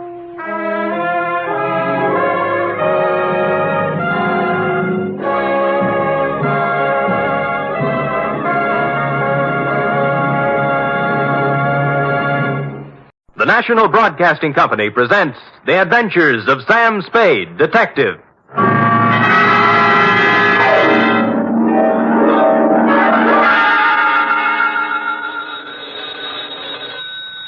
Sam Spade Detective Agency. Me, sweetheart. Sam, a man named $5 Frankie called up and said he's putting $2 in your name on a sure thing at some track or other. Well, that's nice to hear. I don't think it is at all. You know I don't approve of your gambling, Sam. Effie, you do some things I disapprove of, but do I snipe at you? Well, no, but... No buts about it. And besides, I didn't place the bet. It was placed for me. I don't care. It's the principle of the thing I don't like. Well, suppose I put it this way, Effie. That $2 bet on a sure thing was more than just a money bet. It was a gamble on the inherent goodness of the human soul. Oh, Sam, you're just trying to confuse me. I am, but I'll straighten everything out to your satisfaction, I trust, when I appear at the office with a highly stylized and rather charming saga of horse players and the world they live in. What else but the sure thing caper? For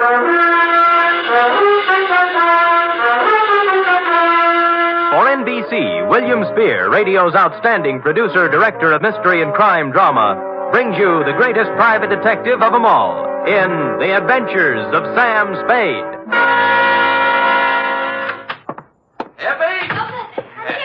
Yes, and I hope you always are at the wages I pay you. Oh, I'm glad you brought that up, Sam. When I pay them. I don't want to start an argument, but I do need some new clothes. Oh? You want me to put up a good front, don't you? I will rephrase my answer. Yes.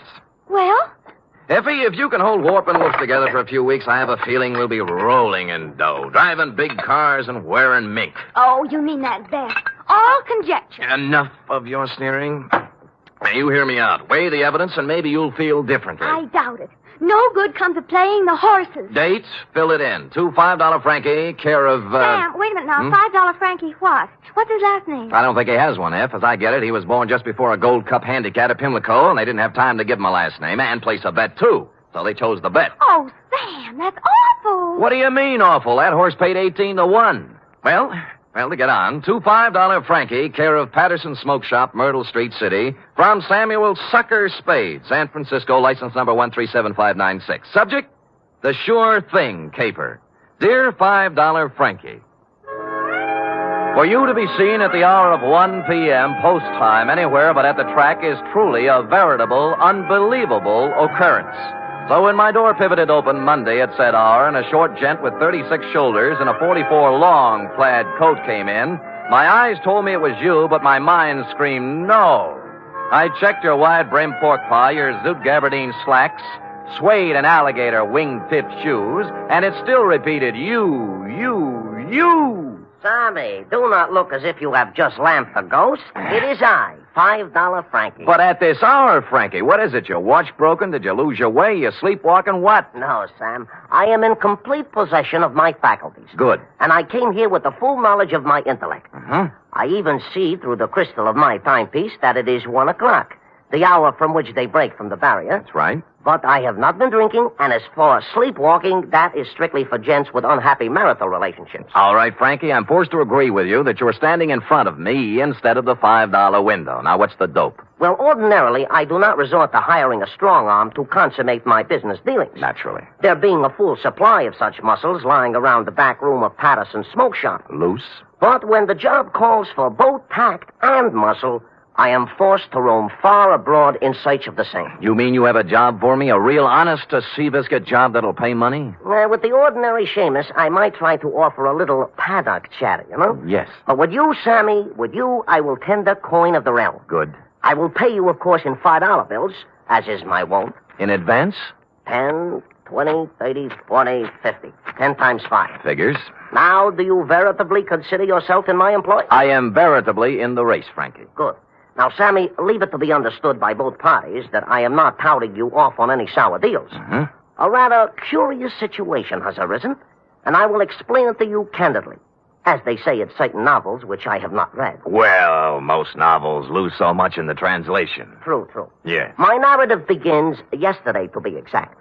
Yesterday, their heels and toes into the back room of Patterson's smoke shop, a gent whose face was once as familiar to me as my own. By name, said gent?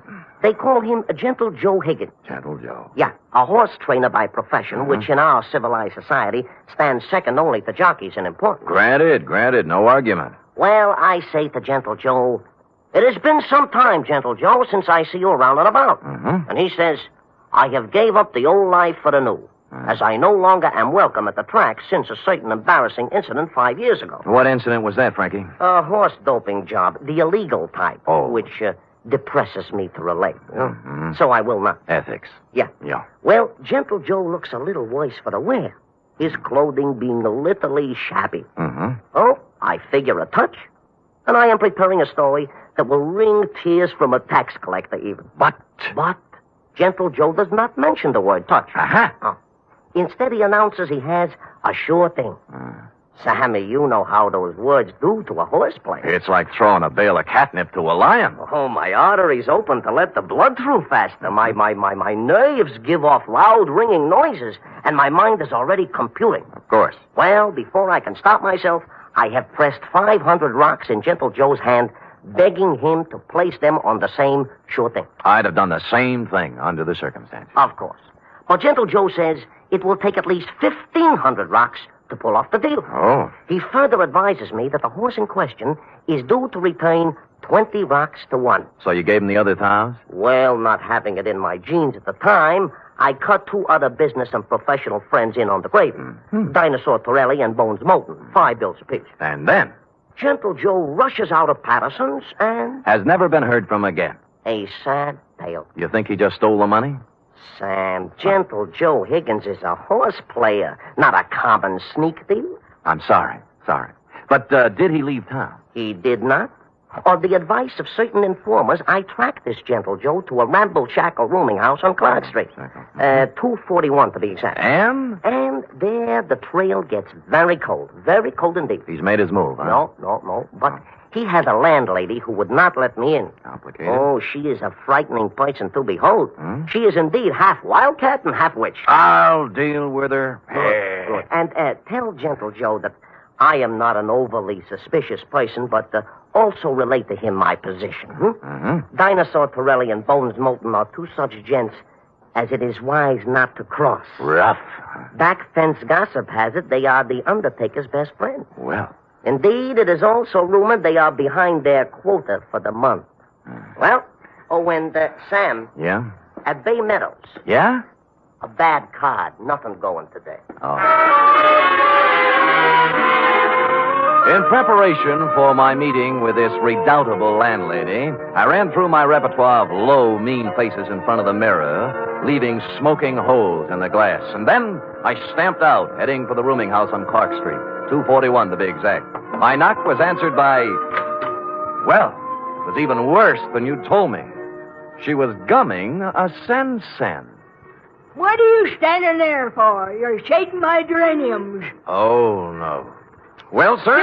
Speak up, Curly. I ain't got all day. Madam, perchance do you house in this quaint colonial inn a fine old gentleman called Gentle Joe Higgins? You the Lord? No, I'm in business for myself. You see this? Oh, one thing I hate worse than the law is private detectives. Can't trust them. Nope. Cheap. Never have any money. Look. Never want to pay anything. Look. Always want something for nothing. A surly, no good lot of pocket pickers who should all be boiled in oil and thrown in a pit full of snarling One beasts moment, of prey. madam. Madam, look at this. Oh, Yeah. well. That's the kind of crinkling I like to hear. I thought you would. Wouldn't mind having a mattress stuffed full of that green paper. It is a pleasure, distinctly, to be able to present it to such a charming, witty, and gay woman, I guess, as yourself. Now, Come in, Bright Eyes. Yes. Now, where did you say Gentle Joe could be located? Second door to the left. Thank you, kindly. Only he ain't in. Gone out somewhere, he has. Your timing, madam, and I should add Defarge, was a little sadistic. Now, give me my 5 back. You ain't heard my proposition yet. I've heard enough. Madam, you have acted in a very hateful manner. Another 5, I'll let you wait in his room. Madam, you are a Dresden doll. No matter what anybody says. Can the tanner wave your locks and let's go. Let's have a ball. Once in Gentle Joe's room, I closed the door, thus separating myself from that skid row bankhead. While I was waiting, I cased the room. Spartan. A bed, a chair, a dresser, a racing form, some worn clothes, various mementos, and pictures of his better days at the track. I was studying an old print of Equipoise when Gentle Joe turned up. Yes, she was a great stretch runner, wasn't she? Yes, indeed. 1 mile and 141 and 5th, and hardly damp at the end. Well, yes. Now, don't yes. look upset, Mr. Spade. Fanny told me that you were a detective waiting for her. Oh, she's a swell kid. Yeah, Fanny's impetuous, but a good sort, yeah. Keeps the right people out and lets the wrong ones in. A fine judge of character. No, you're generous, sir. I'm about to have a cup of tea. Will you join me? Be delighted. I'll just take the water out of the tap. It's hot enough. Well, Gentle Joe, I'm here on a rather painful mission. How in goes the tea? $5 Frankie thinks you caged him out of $1,500. And now for the water. And 2 tough friends of his are looking for your scalp. Yeah, there we are. Now we'll just let that steep a while, and we'll have us a pickup. Did you hear anything I said? Of course, Mr. Spade, of course. Every word. I know why you're here. Those men are worried about their money. But next time you see them, you tell them not to worry. Well, they said this sure thing of yours was going to return 20 to 1 odds. That's a lot of money. Oh, it will. All of that. Maybe even many times more. Yes, it's a sure thing. You mean the race hasn't been run off yet? Yeah, there we are now. I think the tea should be ready. Well. Mm-hmm. Now, this is yours. Thank you. And this is mine. A Darjeeling flowering pekoe. There's no finer tea. Has an almond flavor. Yes, it's peculiar to the region, especially pronounced in last year's crop. Yes. Well, shall we get back to business? Yes. Now, you tell those gentlemen that they have no need to fret about their money. It'll be returned to them many times over. Many, many times over. Well, are you feeling all right, Mr. Spade? Groggy, They'll look back on this investment with considerable pleasure and pride. I don't know what And someday they'll be able to say that they, too... Stupid Sam. Nobody had to give me a saliva test to guess what happened. That nice, sweet, gentle old man had doped me right up to the ears. I tried to stand up, but my legs were like 2 wet pieces of spaghetti, and I went down. Gentle Joe went right on talking and smiling until everything was nothing. When I came to, Joe was gone, and so was my faith in horse people. Fanny had made herself scarce, too, and I stumbled alone out into the daylight for resuscitation. It took walking, coffee, whiskey, and a bowl of raspberries to bring me around. I eventually found a safe haven in my own office. Sam Spade Detective Agency. Mr. Hangover speaking. Mr. Spade, this is Gentle Joe. What? Listen, you... Yeah, I know how upset you must be over my little deception. Deception? It was all to a good purpose, Mr. Spade. You see, I had to get out of there in a hurry with the minimum of discussion. I seem to remember you were hustled out of the racing game for doping a few 3-year-olds. Well, that's what some people in official circles felt. But, Mr. Spade, I want to apologize to you and tell you that I will be able to explain everything to your satisfaction. No. What's the matter? Help! Get away! Hello! Hello! Hello! Hello! Somebody put the phone back on the hook, so I hung up and dialed a friend at the telephone exchange. She quickly traced the number. The call came from the Sunset Stables out near Bay Meadows. I dialed back, but nobody answered, so I beat it out there. It was dark, and the only person I could rouse was a young stable boy. Yeah, what do you want? My name's Spade. A guy named Gentle Joe was calling me from here, and something happened to him. Gentle Joe Higgins? That's what I said. Oh, I haven't seen him in 2 or 3 years. Now, look, don't give me that. He called from here. Now, where is he? Oh, look, beat it, will you, before I scream for the cops? All right, I'll look myself. Oh, I say you can't. Now, no.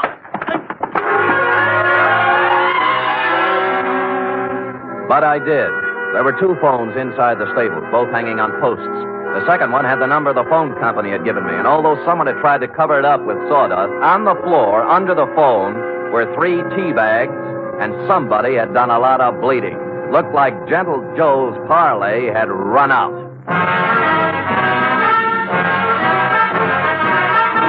You are listening to the weekly adventure of radio's most famous detective, Sam Spade.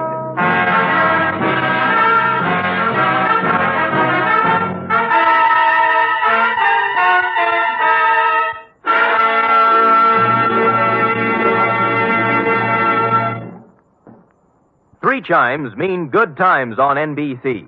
There's music and mystery on NBC every Saturday night. For music tomorrow, your hit parade brings you the top tunes in the land as selected by you and presented by Raymond Scott's Orchestra, Snooky Lanson, and Eileen Wilson. For mystery tomorrow, Herbert Marshall stars as the man called X. In all the strange and far-off places of the world, wherever there is intrigue, danger, and romance, there you will find the man called X. Hear him tomorrow night.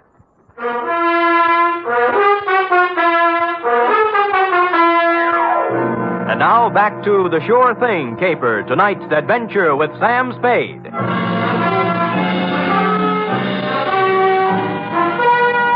I collared the stable boy and questioned him about the blood under the phone and about what could have happened to Gentle Joe Higgins. Nothing. Just wouldn't talk, and he was too small to beat up. So I went looking for the stable manager. He lived in a small white house behind the exercise ring. He wasn't too happy at being awakened, but when I explained things, he came down to the stable with me. I can't understand it, Mr. Spade. Gentle Joe Higgins hasn't been around here for at least 2 years. That's what the boy told me. You see, for doping a horse once, he can't come near a track or a stable.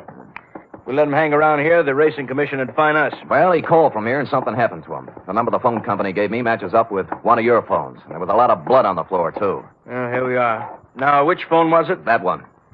All right, let's look at it. This is the phone, and here's the... Wait a minute. Come in here, you. Let go of me, you big... Let go. Now, tell Mr. Kemp here what was on the floor when I came in. Nothing. Nothing but sawdust. I tell you, there was blood there. No, honest, nothing. Mr. Spade, this boy's been with me for 5 years. He's perfectly reliable. Well, so am I. Well, what do you think happened? I think somebody used this old man for a punching bag. Maybe you'd better go home and sleep on it, Mr. Spade. We'll talk about it tomorrow. Look, don't humor me. Make this kid talk. Mr. Kemp, this guy's tappy. Denny, are you certain there was no blood or no Gentle Joe? Mr. Kemp, I'd swear on my father's grave if necessary. You see, Mr. Spade? I calmed down in a little while and searched the place myself. I came up with exactly nothing but an attack of hay fever and a horsey smell. And I suddenly wondered why I cared about Gentle Joe at all after what he'd done to me. So I went home and called $5 Frankie. You say you have conversed with Gentle Joe? Twice, and both under rather trying circumstances, Frankie. Once I was doped, and once something happened to him. Uh-huh. I take it he did not heed the message I employed you to convey. So far, he hasn't heeded anything. Then he is, without a doubt, in considerable trouble. I would say so. It seems that my business associates, Dinosaur Pirelli and Bones Moulton, have blown their tops and gone looking for Gentle Joe with something special in mind. Something like assassination. I was afraid of that. Mayhaps they have already contacted Gentle Joe for an accounting. Certainly, mayhaps. I think they've already mowed him down. And there is nothing further for us to converse about, Sam.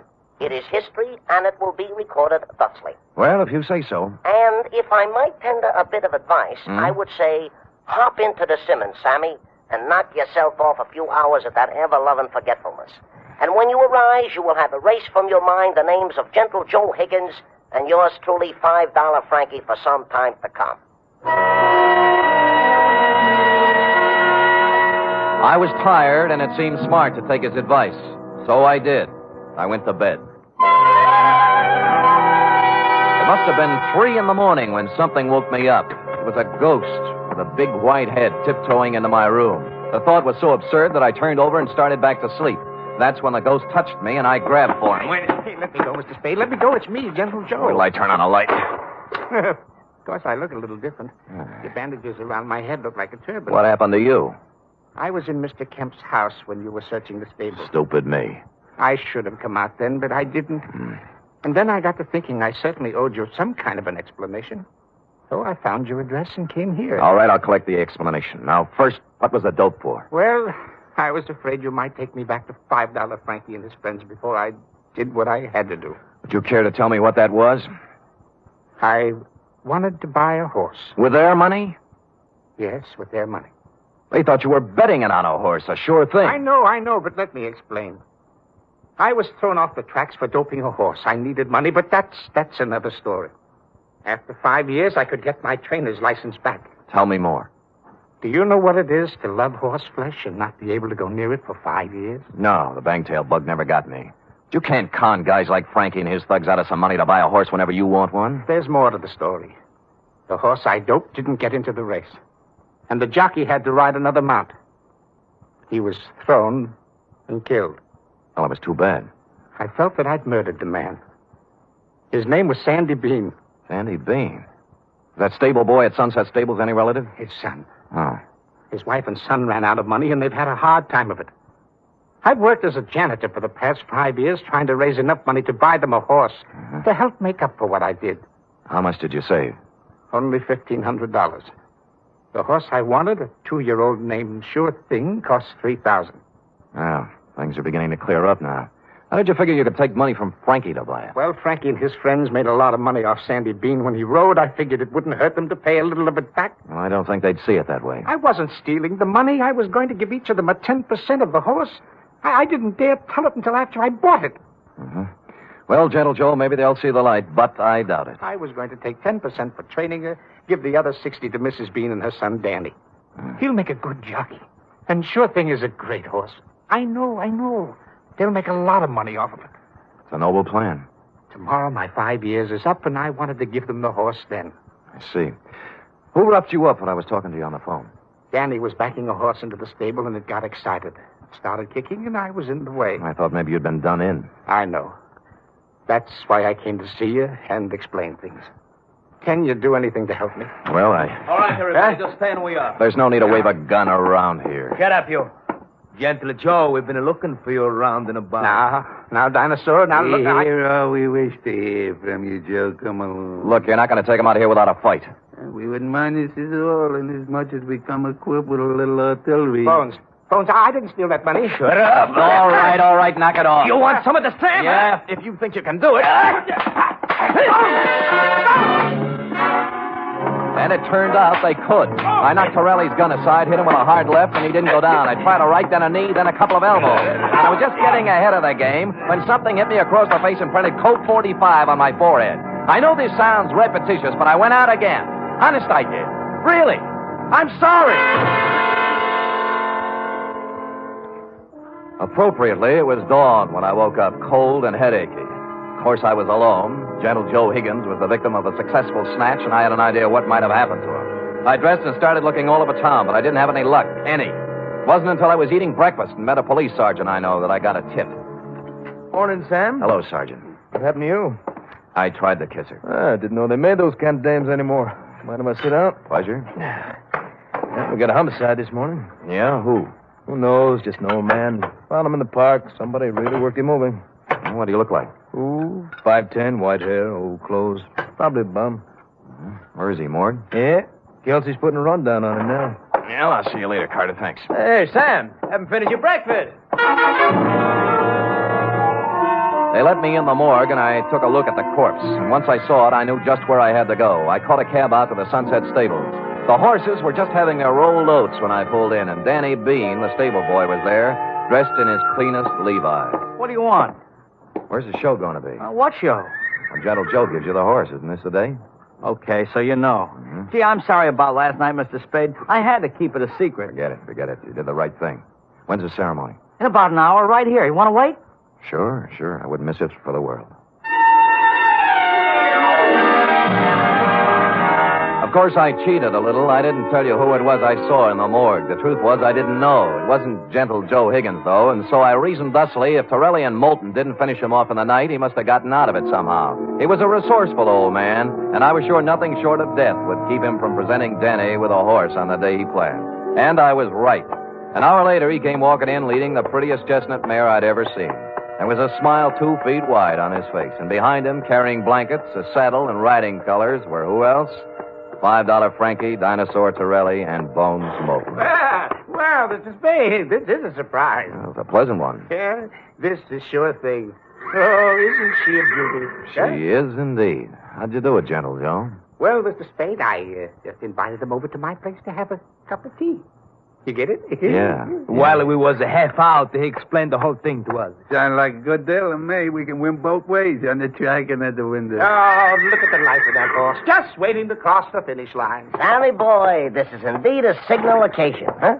This is the first time I have ever been this close to a horse, and me being a horse player. Well, have you talked to her yet? Why, sure. I am already talking to Sure Thing and explained to her our financial position. Oh. She has assured me she will romp home first more times than not. Well, gentlemen, shall we do what we came here to do? Sure, leave us make the presentation. Come on, let's get into business. Give the animal to the kid already, I agree. Danny? Yes, Mr. Higgins? Danny, the four of us are giving you this horse, Sure Thing, in memory of your father, the late, great Sandy Bean. Thank you. Thank you, sir. She's a beauty, isn't she? I feel like I was just born. Ride her well, son. Ride her well.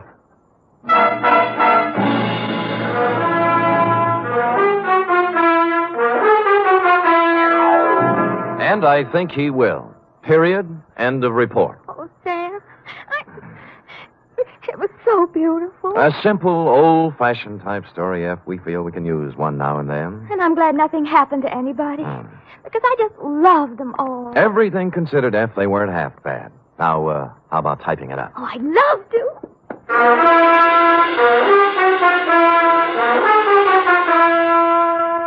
3 chimes mean good times on NBC. There's music and fun in the air tomorrow evening, styled to suit your Saturday night of merriment. Dennis Day brings you songs and comedy in his charming, boyish manner, and then Judy Canova gets together with her frolicsome friends for Mountain Melody and Mayhem, followed by Grand Ole Opry with singing MC Red Foley and his gang. It's a Saturday night of fun designed for you.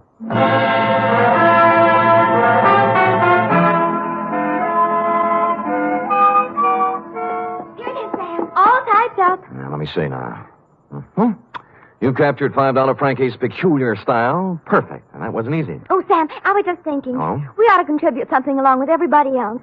To that horse, that Sure Thing. I probably will, Effie. A few dollars here, a few there, whenever it's running. Oh, I didn't mean betting. Oh. What I meant is, for example, it's going to need a lot of hay, isn't it? Bales and bales. Well, my cousin Frisbee cuts our lawn. I'll have him save the grass and send it to the stable. Effie, you are a noble creature, but I think Sure Thing can get along without your little lawn. Well, I've seen horses wearing stockings. Couldn't I knit a pair? Two pair. But, Eff, let's not lose our heads. $5 Frankie and his pals will take good care of Sure Thing. How about worrying about taking care of me? All right, Sam. Yes. Could you use some grass or some socks? Effie, knock off this horse talk, will you? We're almost at the wire now. People are just champing at the bit for the payoff. All right, Sam. Let's finish neck and neck, huh? Why not? Come here, sure thing. Night, Sam. Good night, sweetheart.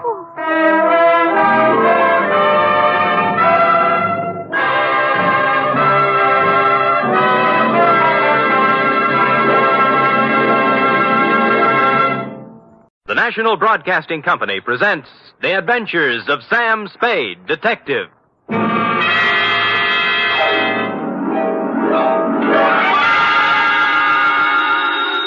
Sam Spade Detective Agency. Me, sweetheart. Was it awful, Sam? Excruciating, F. I suffered, girl. How I suffered. But there's no other way, Sam. When fate turns against a man. True, dear one, true. But from somewhere I must find strength. You must. To pick up the shattered fragments of my life, to raise my eyes once again to the horizon and piece by piece put them together again.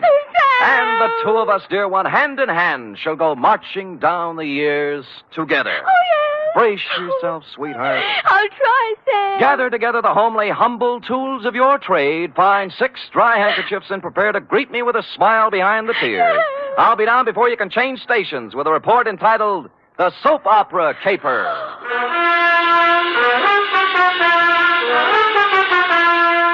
For NBC, William Spear, radio's outstanding producer-director of mystery and crime drama, brings you the greatest private detective of them all in The Adventures of Sam Spade.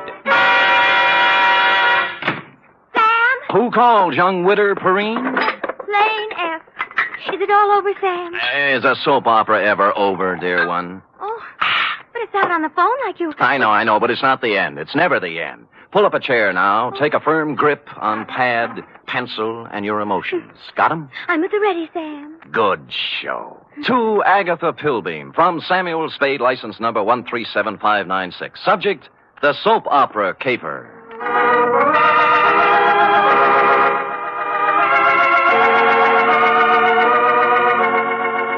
How was I to know what was on her mind? This strange woman, this mysterious Agatha Pilbeam, this voice on the telephone, directing me to the big, sprawling house in Hillsborough.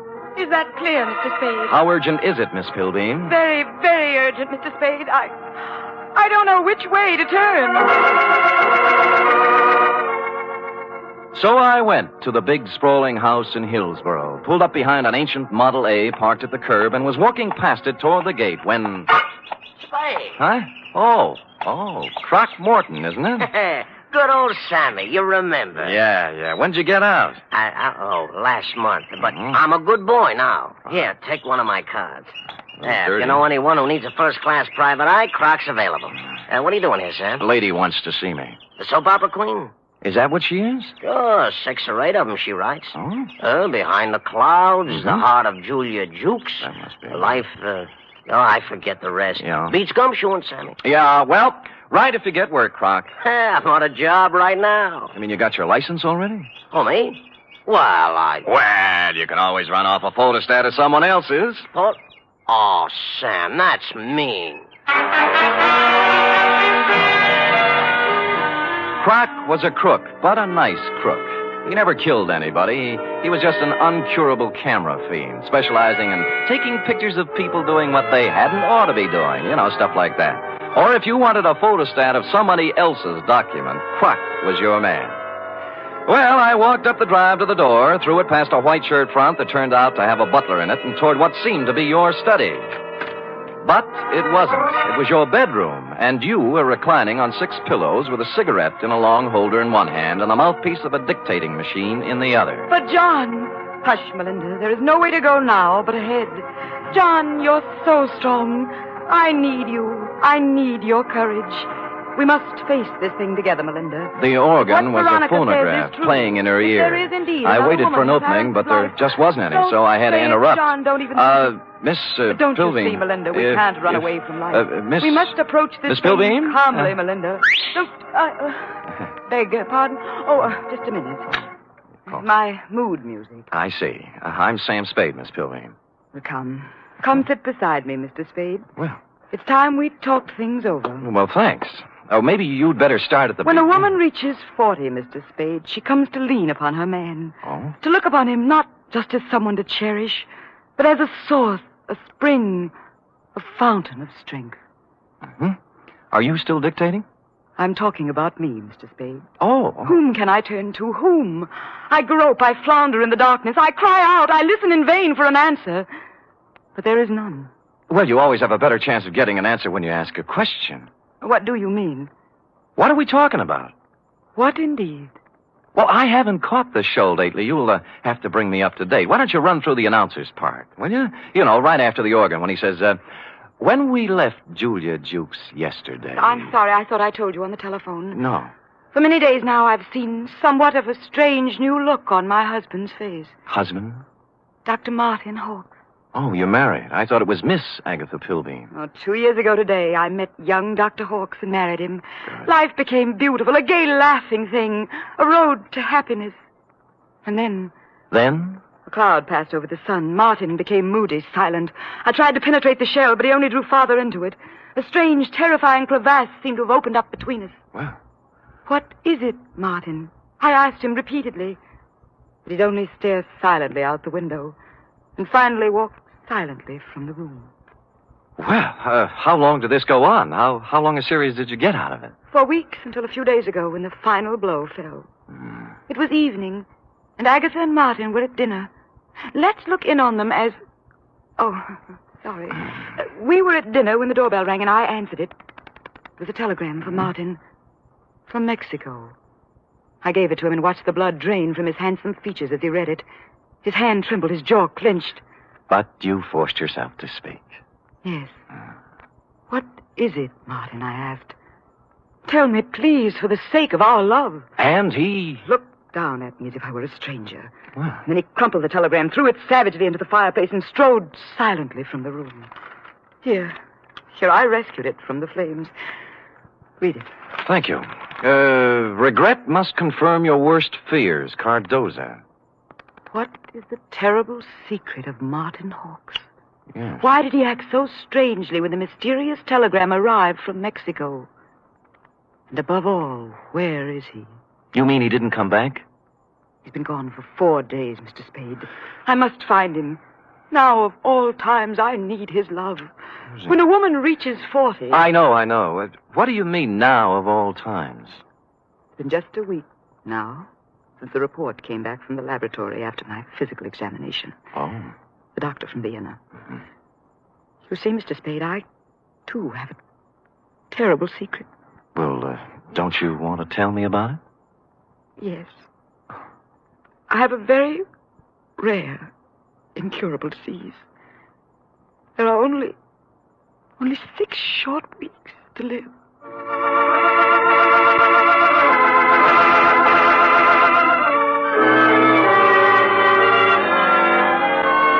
Well, less than an hour after his distressing interview with Agatha, our boy Sammy walked into the beautifully appointed office of young Dr. Hawks at 450 Sutter to find his nurse, pretty young Nora Sheldrake, a new character, working at her desk in the reception room.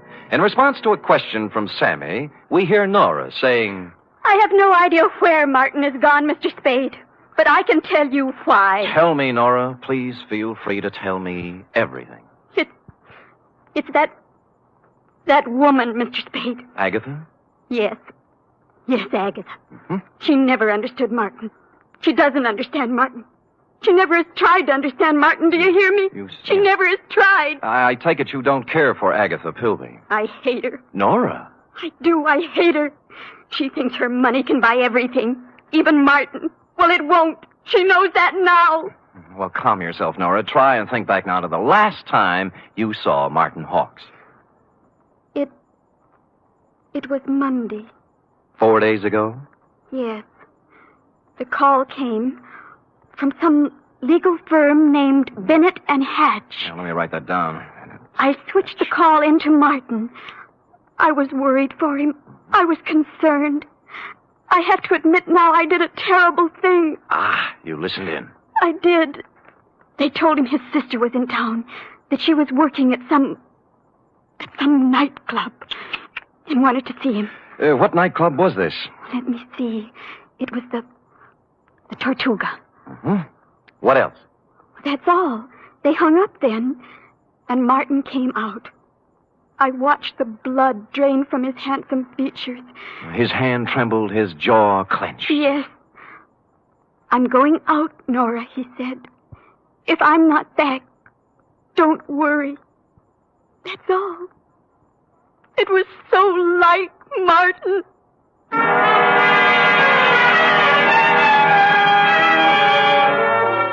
The Tortuga was only a few blocks away on Post Street, so I walked there. We were just tooling up for the dinner trade when I arrived, sailed around backstage like Billy Rose on an inspection tour, found the doorman and showed him the snapshot you'd given me of young Dr. Hawks. Or tried to. Look, young feller, I told you we don't have no dancer here named Hawks. I ain't got time for... Doorman, please, take a look at the picture. No, I ain't got to... Picture? Yeah. Yeah. Yeah. That fellow was here at that. Tuesday, Monday night it was. Well, who'd he come to see? Well, wasn't nobody named Hawks, mister. It was Beth Jardine. Well, bless you, Doorman, bless you. Bless you, too. Thank you.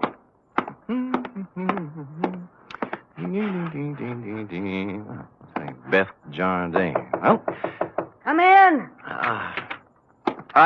Close the door, will you? Yeah. Drafty. Yeah. Is there anything I can... There sure is.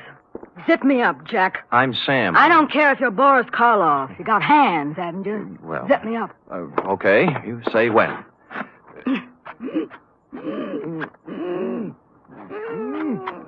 When? Can you breathe? Oh, no. You can't have everything. Ouch. What's on your mind, Jack? Martin Hawks. Sorry, never heard of him. Look, we're getting along beautifully up to now, honey. Let's not spoil it. You not only know Martin Hawks, you're his sister. What makes you think What's I that know? card stuck over there in the mirror? Bennett and Hatch, attorneys at law. Aha! The same Bennett and or Hatch who called Martin Monday afternoon and told him his sister wanted to see him here. Now, what's this all about?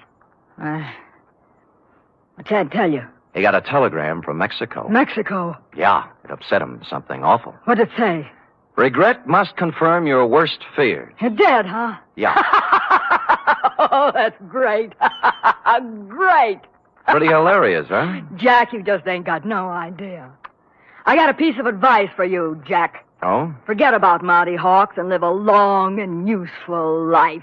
Mm-hmm. I got a tip for you, too. You're in a tight spot. Watch that zipper, Jack.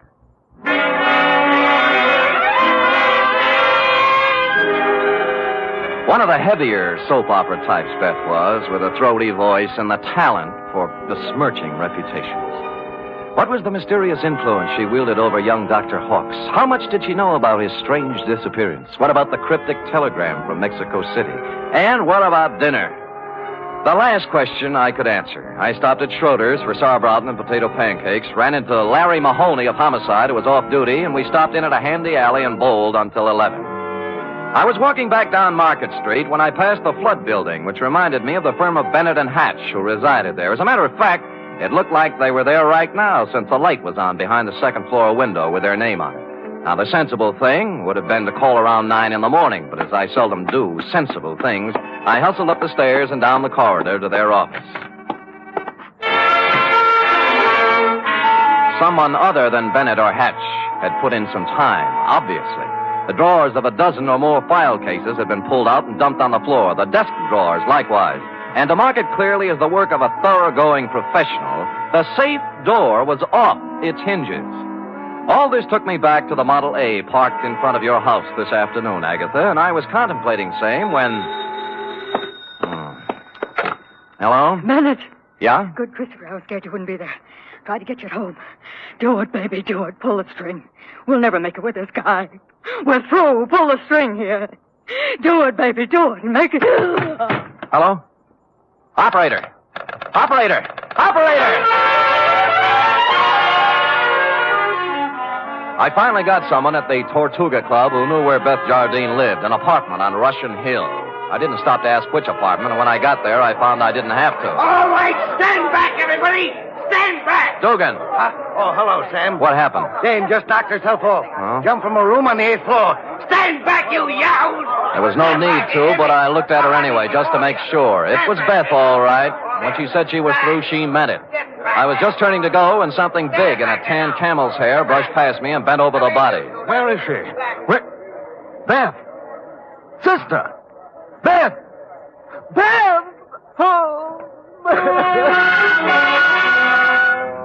I recognized him from the snapshot. Wild-haired, with a 4 days' growth of beard on his lean, handsome face. It was Martin Hawks, on the verge of collapse. Officer Dugan and I helped him through the crowd toward the ambulance that had just rolled up, sat him on the running board, and began to question him. What was that again? Your name. What's your name? My name. Of course, my name, I don't know. I don't know my name.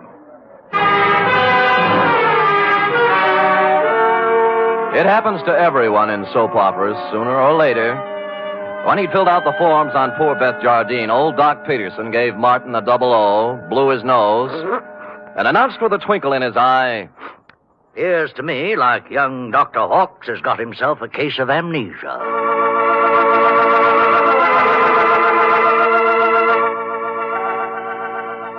Will the mind of young Dr. Hawks come out of the fog? What does he know about the death of Beth? Was it murder? Or suicide? Or both? And what of the mysterious telegram from Mexico City? Will Agatha ever discover the terrible secret of young Dr. Hawks?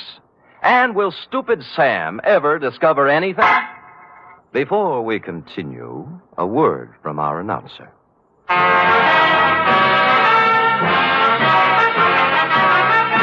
You are listening to the weekly adventure of radio's most famous detective, Sam Spade.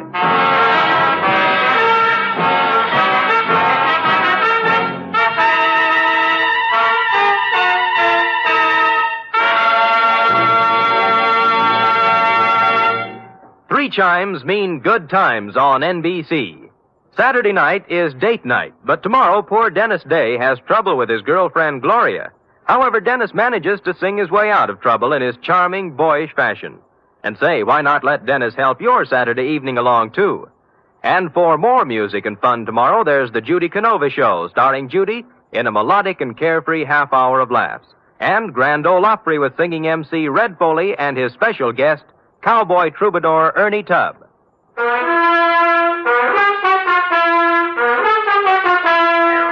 And now back to the soap opera caper, tonight's adventure with Sam Spade.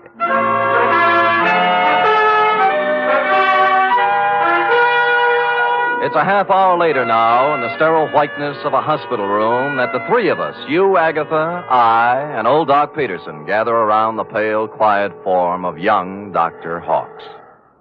Martin, speak to me. Martin, darling. Who are you? Agatha, dear. Your own Agatha. Come, Agatha. Better leave him be for now. Doc, I can't go on. When a woman reads... I know. You gotta be strong, Agatha.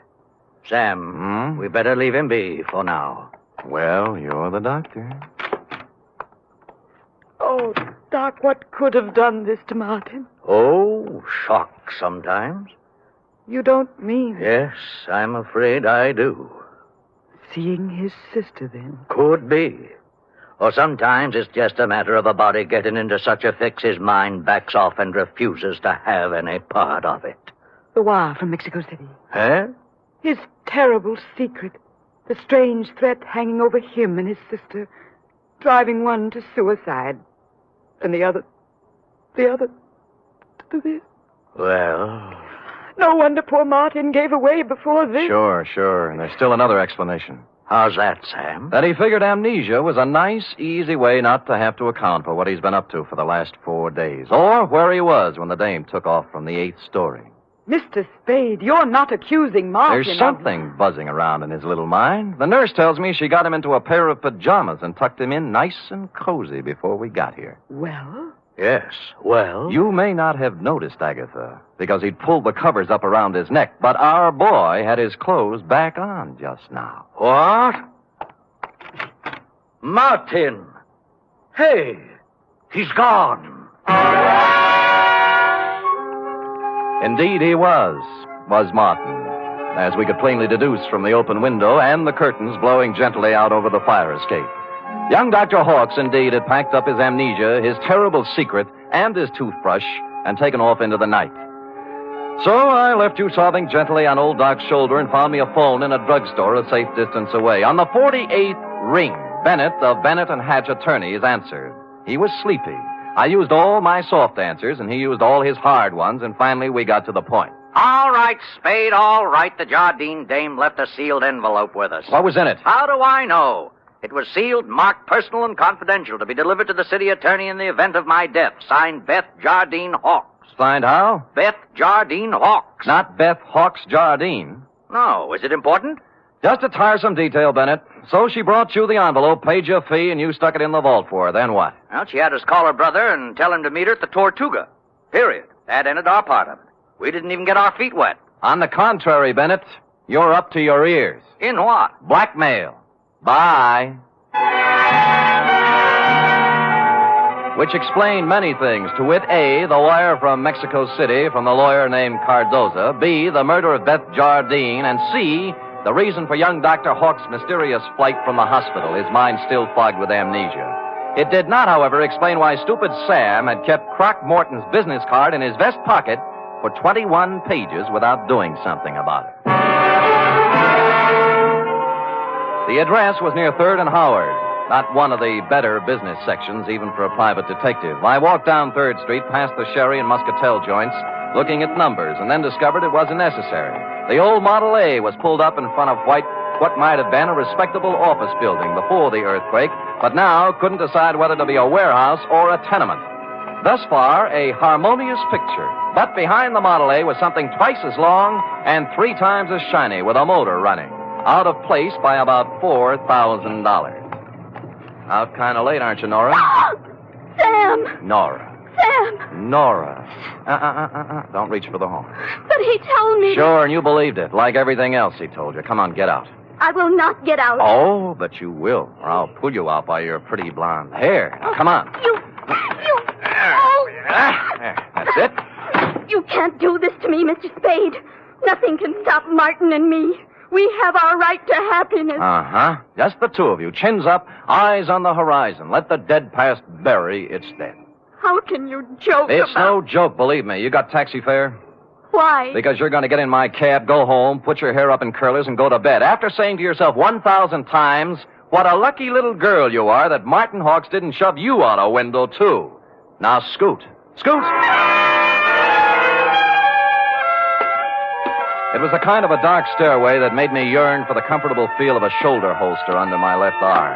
At the top was a 3.5-watt bulb, and at the other end of the hallway, a crack of light under Croc's office door. Between the two was a cat, more's the pity.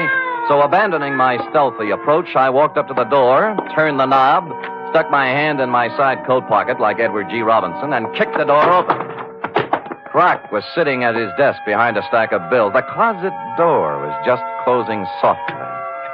Who was in the closet? And did he still have his toothbrush, his terrible secret, and his amnesia with him? Wow. Sammy. Yeah. You took me up on it right quick, huh? Uh-huh. Yeah, have a chair. I sat on a chair in the corner out of line of the closet door behind the desk. Oh, Sammy. Yeah, you got a job for me, huh? Yeah. You don't look like you need a job, Croc. Huh? Oh, this? Yeah. Oh, this is nothing. Good day at the track, that's all. What's on your mind? Remember the Blennerhassett job? Huh? The one with the letters before you went up?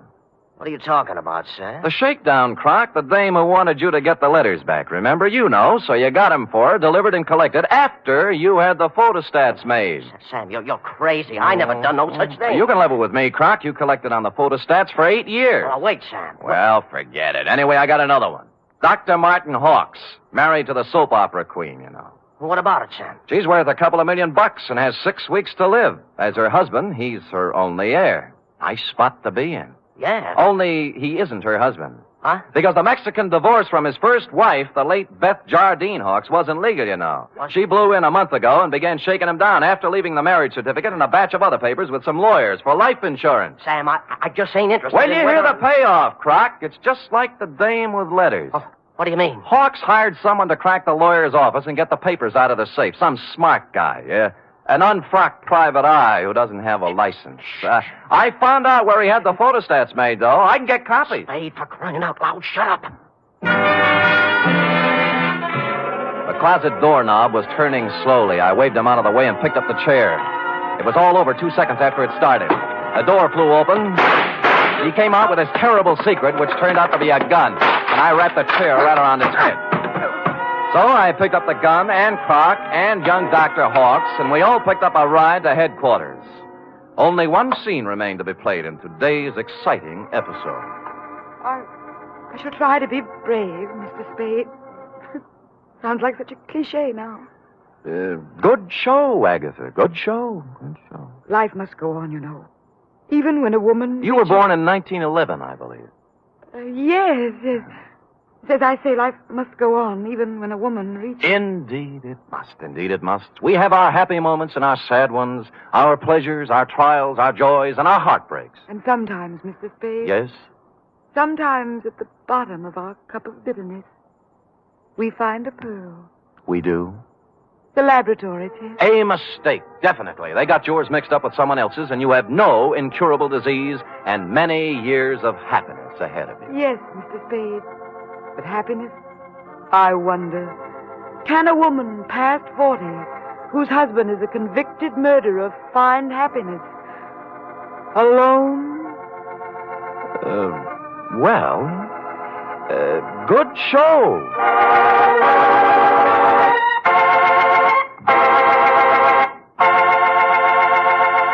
Period. End of opera. Oh, Sam. Uh-huh. Sam, I can't wait for tomorrow's episode. Be sure to tune in at this very same time, Cherub, and meanwhile, answer me this. What, Sam? How long will it take a woman past 20 to turn out a 25-page report? Yes, sir. I'll have the answer after a brief word from our announcer.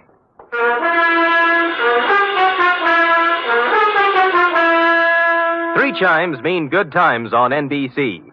Tomorrow, Arturo Toscanini will conduct the renowned NBC Symphony in the 4th of a Saturday concert series. For tomorrow's 1-hour performance, celebrated Maestro Toscanini has chosen works by Debussy, Respighi, and Edward Elgar. You're invited tomorrow to the NBC Symphony and Toscanini.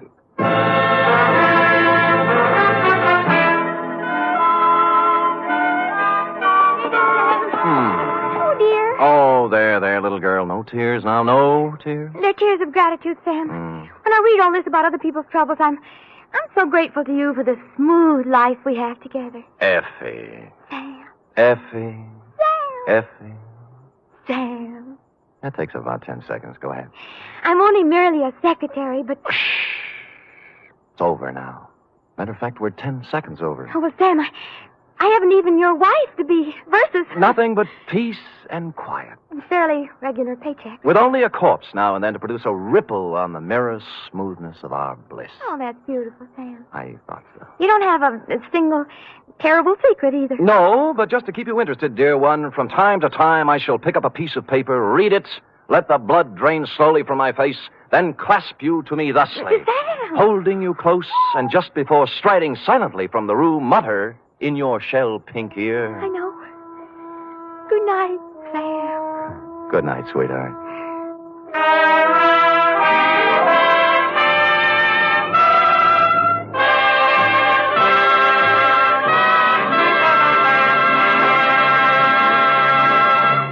The National Broadcasting Company presents The Adventures of Sam Spade, Detective.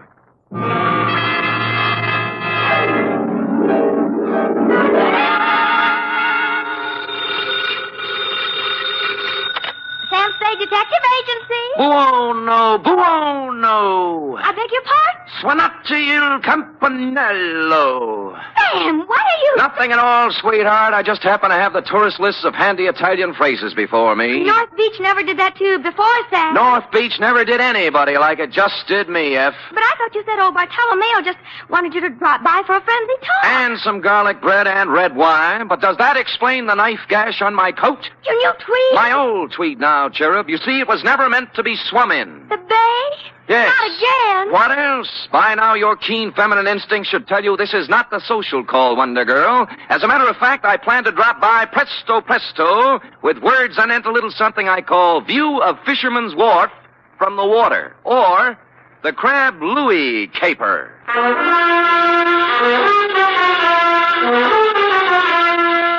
Transcribed for NBC, William Spear, radio's outstanding producer, director of mystery and crime drama, brings you the greatest private detective of them all in The Adventures of Sam Spade.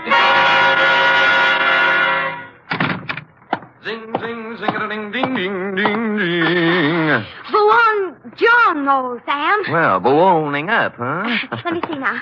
Oh, desidero un carburatore per la carrozzella. Great. What's it mean? I found my secretary's list of most used Italian phrases, Sam. It means, I want a carburetor for my voiturette. I'll remember that. Shall we proceed with the business at hand? Ready, Sam. Date, fill it in. To Bartolomeo Maggiore, copy to Lieutenant Rossi, North Beach Division, from Samuel Spade, license number 137596. Subject, the Crab Louis caper. Dear Bartolomeo, Fisherman's Wharf, as you know, is as changeable as an Italian wench. All smiles and laughter of a Saturday night with the lights blazing in the Cioppino palazzas and the tourists 3 deep around the steaming cauldrons outside. But it's something else again of an early dawn. Dark and lonely and quiet, except for the mutter of engines as the crab boats nose out into the fog that hang over the gate. Last night was somewhere in between. The lights were blinking out as I left my cab and walked over to your place of business, a gaudily painted building at the foot of the wharf with a red, yellow, and blue sign reading Museo Maggiore. Curios, souvenirs, waxworks. Admission 10 cents.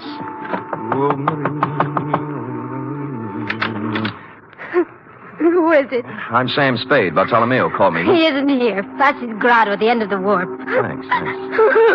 Look, is there anything I can... Sorry.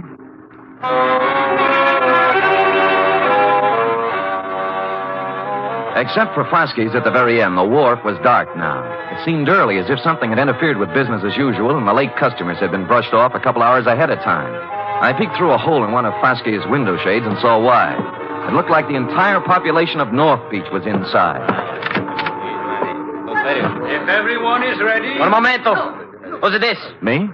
Yes, you. What do you want? I'm Sam Spade. Bartolomeo Maggiore sent for me. Bartolomeo. Conoscete il signor Spade? Ah, sì.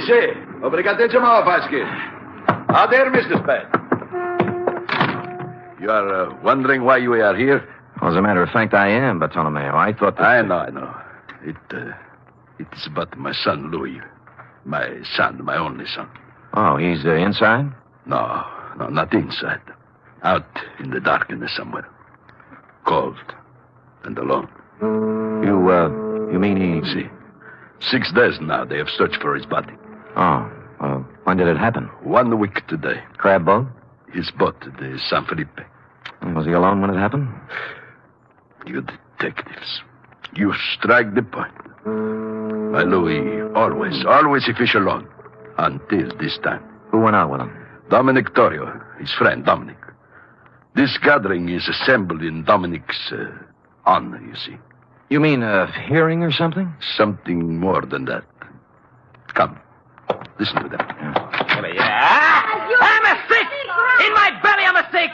This opera buffo! Fasti, you should sell it a ticket! Keep your temper, Aldo. State facts. Facts, huh? All right, fact. 6 years, Louis fished the crab alone. Each day he's a layover, close the breaker line, and string the pot.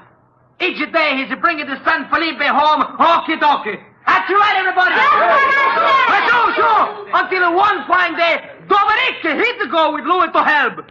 Aldo, we must deal in facts. Dominic is suspended. Fast is the truth. He's a kill Louis. Sure he's a kill Louis. And you know why? Because he's the one to Rosalia. That's the one. See how it is. Who's Rosalia? You must have seen her at the museo. Crying? Yes, with reason. Next week, she and my Louis were to be married.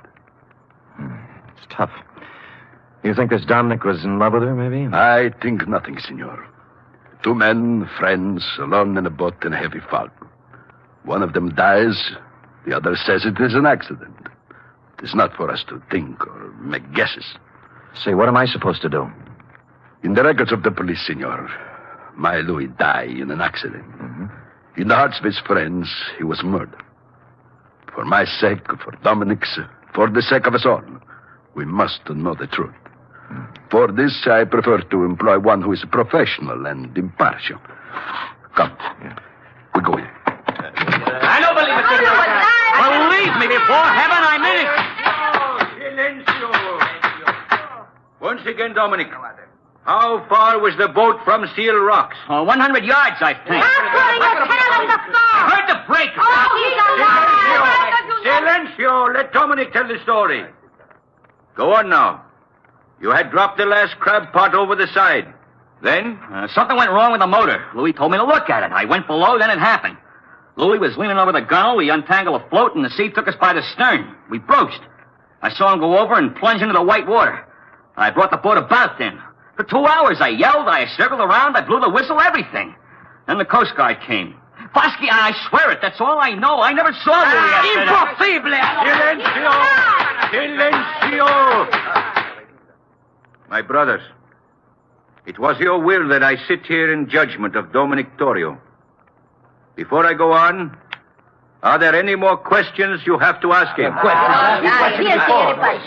Are there any among you who have evidence to offer against him? So be it. You know as well as I, there is only one verdict here. The charge is dismissed. The court is adjourned.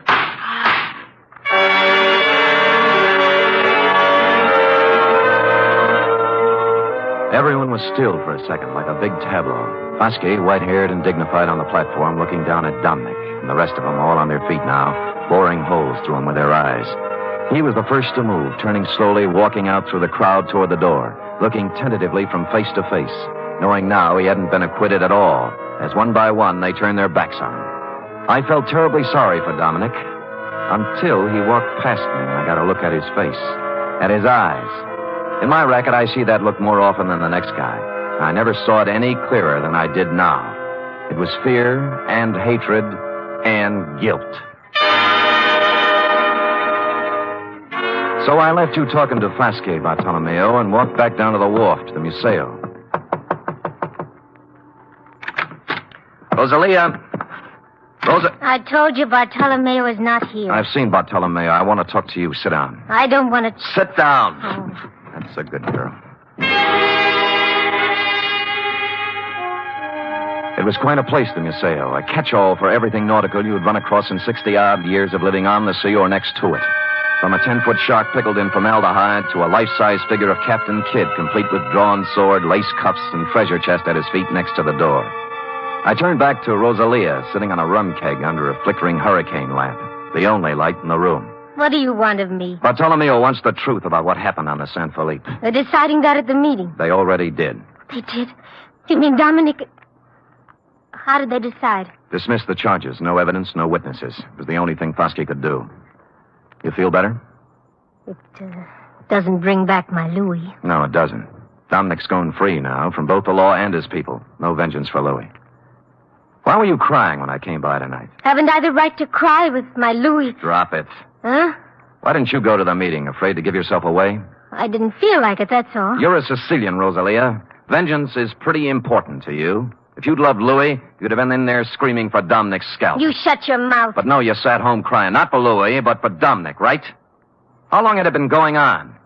Did you know Dominic was going to kill him when they put out in the San Felipe? Why would Dominic kill him? Well, that's a stupid question. He's in love with you. In love with me. In love with me. Drop it. Drop it, Rosalia. In love with me? Oh, I wish it were so. Huh? He killed for me. Is that what they say? It's all very flattering, very. I love Dominic. I've always loved Dominic since I was a little girl. I threw myself at Dominic, and I begged him to marry me. That's not easy for a girl to do, Mr. Spade. I begged him, and I promised to work for him, to be his slave. You know what he did? He laughed and he spit upon me. And you stand there and you tell me that he murdered for the love of me. You wouldn't walk across the street. All right. Take it easy now. Come on, take it easy. So I do the silly woman thing. I promise myself to Louis. To crazy Louis, to a madman. Crazy? You don't believe that, huh? Louis the Great, il Campione. A champion of the crab fisherman who dares to fish right on the breaker line. Catches more crab than anyone else. Louis the Fearless. Do you know why he's fearless? He's too crazy to be afraid. What do you mean? He mutters. He talks to himself of great riches, of thousands of dollars, of him and me. Louis the crab fisherman and me, living in the finest house in North Beach. When was this? Last week. He went up in Bartolomeo's attic one night, and he came down with a big hunk of his raw wax from the waxworks. A tresor, he called it. A stupid lump of wax. And he held it up before me, so. And he says with a mad gleam in his eye, "From this, Rosalia, from this I will carve for us the biggest, finest house you can dream of. Here, look." What's Captain Kidd got to do with it? He puts it in the treasure chest. See? You will keep this a secret, Rosalia, he says, if you love me. And he laughs again like a madman. Me love Louis Maggiore? I hated him.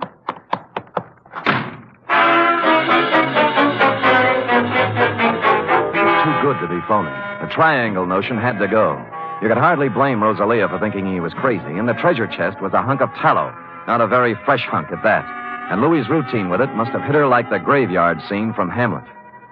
Therefore, having no theory, nor evidence, nor witnesses, I also had no motive. As always in situations like this, I did the sensible thing. I went home and went to bed. Or I thought I went to bed. Hello? Spade? Yeah. I got a tip for you. No? Find yourself a nice, dirty divorce case somewhere and stay out of North Beach. Well, this almost sounds like a threat. Call it advice. There's $100 in the mail for you. You'll get it this morning. Plus a bribe? A gift. Can I keep it if I don't play? If you don't play, you won't need it. I suppose it's useless to ask who this is. Louis Maggiore. Say that again? Louis Maggiore, shall I spell it? You might explain it. You talk to Rosalia. Figure it out for yourself. Sure. So she never loved you, and you knew it. So you go over the side when the comber hits, swim ashore, then discover they think you're dead and decide to leave it that way rather than go through with a wedding. You got it. I got more. So life without Rosalia in North Beach is impossible. You can't face the shame and loose talk that goes with a busted wedding. So you're going over the hill and find a new life for yourself. Wait a minute, Spade. Oh, there's more. So you're tossing over a car, a bank account, a boat worth $7,000. Walking out on your old man, to say nothing of 3 years apprenticeship and 6 years of hard work to get where you are. I understand perfectly. And you're being a little insulting. I make a lot of my dough with my big flat feet, but I do make some of it with my head. Now try again. You don't believe I'm Louis Maggiore? That is the general idea. And it might surprise you to know that 5 minutes ago I was ready to chuck the whole antipasto. Now I'm back in with both feet. What's with the music box? Nothing. Tell me, would you know Louis if you saw him? I've seen his picture. Fine. I guess I'll have to prove it to you. If I satisfy you I'm Louis Maggiore, will you stay home? Scout's honor. Now where do we prove it? You know Castellani's grotto? Halfway out in the wharf, yeah. There's a ramp running around behind it. I'll see you there in a half hour. I know just what you're going to say, Bartolomeo, but I didn't go alone. Roscoe was right there with me, with his safety off. It was the kind of spog San Francisco puts on once a year for the tourists.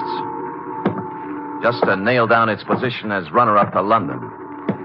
I had to feel my way along the row of dark chowder houses to Castellani's. Except for the foghorn and the lapping of the water below, there wasn't a sound. The only cheerful thing in the picture was Roscoe, who was now out of my pocket at the ready. I eased up to the corner of Castellani's. There was an alley between it and the next building, leading around the ramp over the water. Spade? I could see the glow of his cigarette first. Then I made him out, in a slouch hat and overcoat. He was standing at the rail. Spade? Right here. Well, you satisfied now? I'll let you know. I moved out from the side of the building and walked toward him. He must have known about Roscoe because he didn't move, just let me come right up next to him. I was stupid, sure, but it wouldn't have worked for him except for the fog. 2 feet away, I saw what I thought was Louis was a booby trap. The hat and overcoat were slung over a piling with a burning cigarette on the rail next to one of the sleeves. I rolled to one side just in time. The knife slashed through the padding on my left shoulder, and he was on me. Roscoe went into the drink, and I took on the arm with a knife with my 2 hands and 32 teeth. Unhappily, overlooking a spare foot he knew what to do with. I went through the railing like in a silent version of the Sea Wolf, arriving thus in the limpid and soothing waters of San Francisco Bay. At the moment, I was not sorry.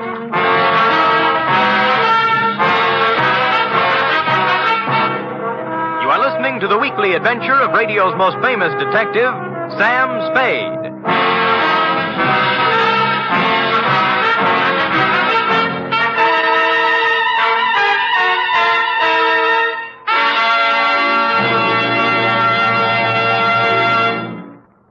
Three chimes mean good times on NBC. Sunday, Theater Guild on the Air presents one of the greatest dramatic undertakings in the history of radio. It's a full hour-and-a-half adaptation of Shakespeare's masterpiece, Hamlet. The immortal lines and matchless beauty of Hamlet come to life Sunday with John Gielgud, Dorothy McGuire, and Pamela Brown in Theater Guild on the Air. And a reminder, this Sunday also means another gala broadcast of The Big Show.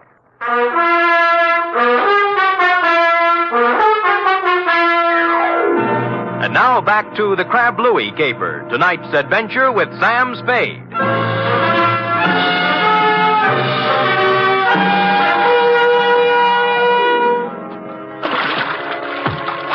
Wetting my finger and holding it up in the wind, I quickly determined where north was, and just as quickly decided there was no percentage in swimming the Golden Gate. A bright blur on my starboard bow called to mind the old saying, where there's a light, there's life, so I headed there. 3 strokes this side of exhaustion, I pulled up at what proved to be a landing with a Jacob's ladder, at the top of which I found the rear entrance to Foskey's, or more accurately, Foskey's private office. The door was open. Huh? Oh. I'm Sam Spade. I've been swimming, if you're wondering. Bartolomeo told me about you. He didn't say you were crazy. Well, maybe he didn't know. You wouldn't have a brandy lying around loose, would you? Sure. Sit down. Thanks. I think I saw Louis tonight. Louis? Impossible. Where? Behind Castellani's. Yeah. Bless you, Foskey. Oh, hit me again, will you? Yeah, but what about Louis? Called me up, said he'd meet me there. Just tried to knife me. Oh, but it's impossible. Is it? Why would he play dead? And why would he try to kill you? Maybe he's crazy. Well, how do you mean? You've heard of the dear old lady who had the trunk full of pancakes, haven't you? Hmm? Louis saves old tallow. Captain Kidd's treasure chest at the Museo is full of it. Who told you this? Rosalia showed it to me. May I? Help yourself. Thanks. Might be a good idea to call another meeting and tell the people. Make it easier for Dominic. Funny. Of the whole meeting here, I alone doubted his guilt. Good thing they made you the judge, or he might be 6 feet under by now. Got a cigarette? In the box there, next to the phone. Thanks. Yeah, I went right along with him, too. Shows how wrong you can be when...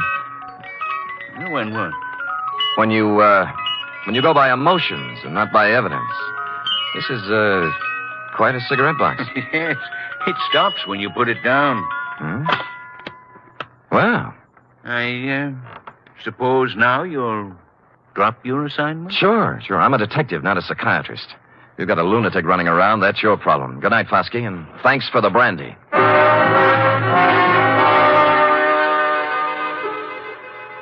If Roscoe had been along, I might have played it differently, but when you're sitting across a coffee table from a guy you suddenly realize has the wet cement all ready, you do what I did, make polite noises and concentrate on getting out on 2 feet. It was 7-3. Dominic was stashed in a handy closet listening to the whole thing, which was handy since the next obvious move was his room in a house on Jefferson Street. A rooming house owned and operated by a 4-corsage bosom-type lady known as Mama Luca. Oh, senor, I don't know nothing. You're scared, Mama. Did Dominic threaten you? No, don't ask me. Look. He killed Louis Maggiore.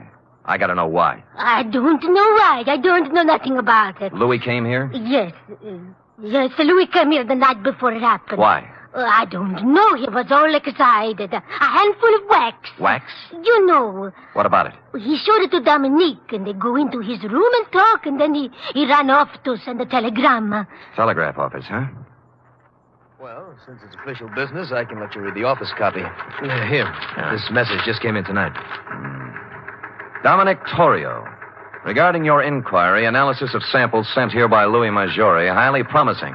If quality uniform and weight correct, would estimate value minimum $60,000. Hartley Associates, Vancouver, B.C.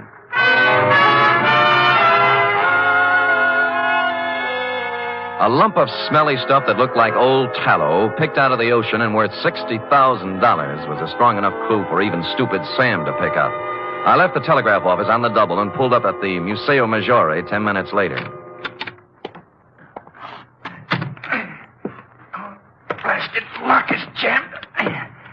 He was too busy to notice me. I slid a marlin spike out of a rack next to the rum keg. Locked. Must be locked. I hate to do this, Fosky. Wait a minute, Spade. Wait up! The next voice you'll hear will be the nurse with the breakfast tray. Bartolomeo! Senor Spade, what have you... Look. What have you done? His Honor was playing Pandora with Captain Kidd's treasury. Treasure box? Yeah. But why? Who is it? Who? Fosky. Surprised? Fosky? Why would he, of all people? He likes a buck as well as the next one, possibly even more, when there are 60,000 of them. $60,000? Yeah. Is he mad? Like a fox. Here, let me pry this cover off. There. What is this? Well, it may not look like much to you and me, but to a perfume manufacturer, it's prettier than the Venus de Milo. Tallow? Ambergris. It's what happens when a whale gets a tummy ache. Louis must have run onto it 10 days ago. Padre mio, $60,000. Yeah. That's the big why of it, Bartolomeo. What now? You think Fosky... He won't talk, neither will Dominic. They're next and they know it. Still 2 men alone in a fog in a boat. See. There were only a witness. There was a witness. The eye of God was on Dominic when he did it. And the judgment of God is swift and is sure. Dominic knows it. You think so? I know Dominic. Why you ask? There's a way to find out. What time is it? 1:30. There's time. Where do you keep your razor? Razor? Yeah. I'm going to shave Captain Kidd.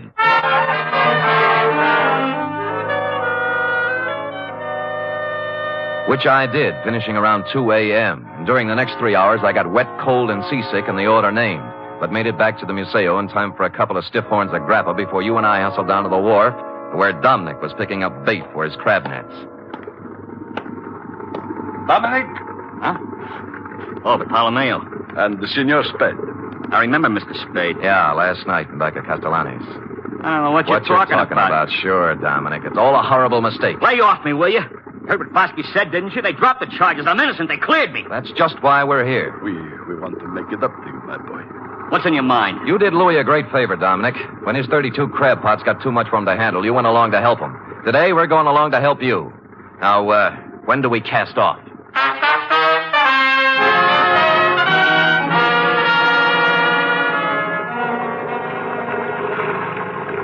There's a float up ahead. What color?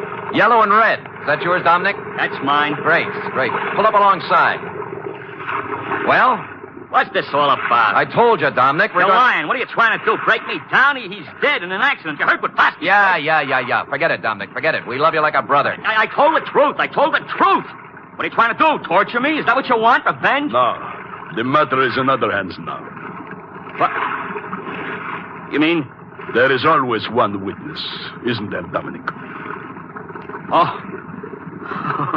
That's what you mean, huh? Is that why you came to tell me that? That's a good one. Hold the wheel, Spade. I'll bait my net. I'll spit in your eye one day, old man.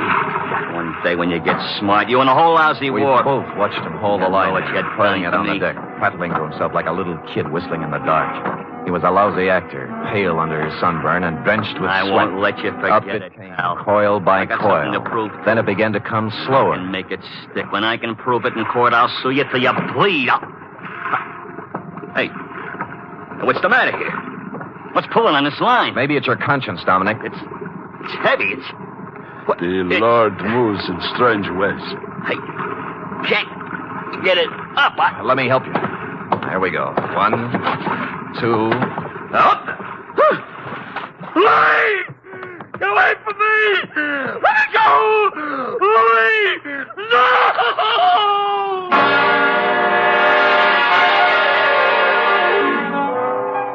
I hauled Louis up onto the deck, and a grisly sight he was, too, with a knife still sticking in his back. I figured that was where Dominic would put it, and I was right. Not that it mattered, because Dominic wasn't thinking logically from the moment he saw Louis's body tangled in his crab line. He sang us all 50 verses then and there and repeated them for the police stenographer later when we got him to headquarters. It looks like a first-degree rap for both him and Fosky, but I'm waiting till it happens before telling him the corpse was Captain Kidd, minus beard and ruffles. Period. End of report. Sam, again and again I rediscover you. And each time a new facet, a new thrill. You're just wonderful. It's true. But it pleases me to hear it from you, F. And so I propose to reward you in a fitting manner. First, Back salary? Tut, a carburetor for your voiturette. And second, Back salary? 10 free tickets to the Museo Maggiore. Third, Back salary. an invitation to accompany me, your employer, to browse upon 2 bowls of cioppino tonight at Castellani's. And fourth, I give up. back salary. Sam! Count it, girl, count it, and bless you. The voiturette, complete with carburetor, will call at your door in precisely 1 hour. Until then... Good night, Sam. Good night, sweetheart.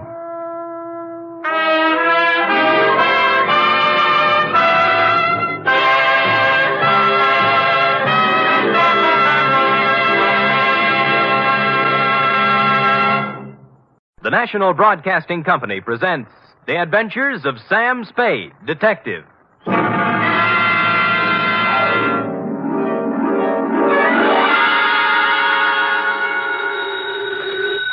Sam Spade Detective Agency? Me, sweetheart. Oh, Sam! Now, F, all is forgiven, like I told you. How can you forgive me, Sam? I almost killed you. Well, why kick yourself, F? You would have done the private detective profession a great favor. Oh, don't say that, By Sam. removing from its rolls the only operative in San Francisco stupid enough to shake an apple tree for an entire evening trying to pick up an apron full of bananas. But they all can't come out right in the end, Sam. Ah, but you haven't heard the postscript, Angel. Postscript? Postscript, indeed. Batten down the hatches and warn all within earshot that they're about to catch Stupid Sam, the incomparable, in a new act. For during the next 29 minutes and 30 seconds, I shall don the mantle of Don Quixote, shoulder my battered lance, and tilt at windmills in an object lesson to the gullible entitled The Spanish Prisoner Caper.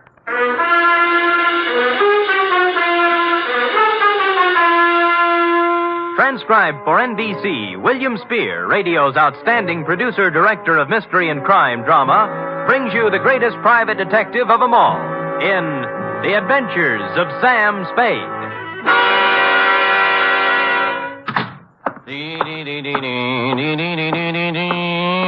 Effie? Yep. I don't know what... Oh, now, there, Angel. Don't cry, little girl. Don't cry. I'm so stupid. You might have been... Hush. Yes. We'll have no more of it here. But... Not a word, not a word. Book, pencil. Yes, sir.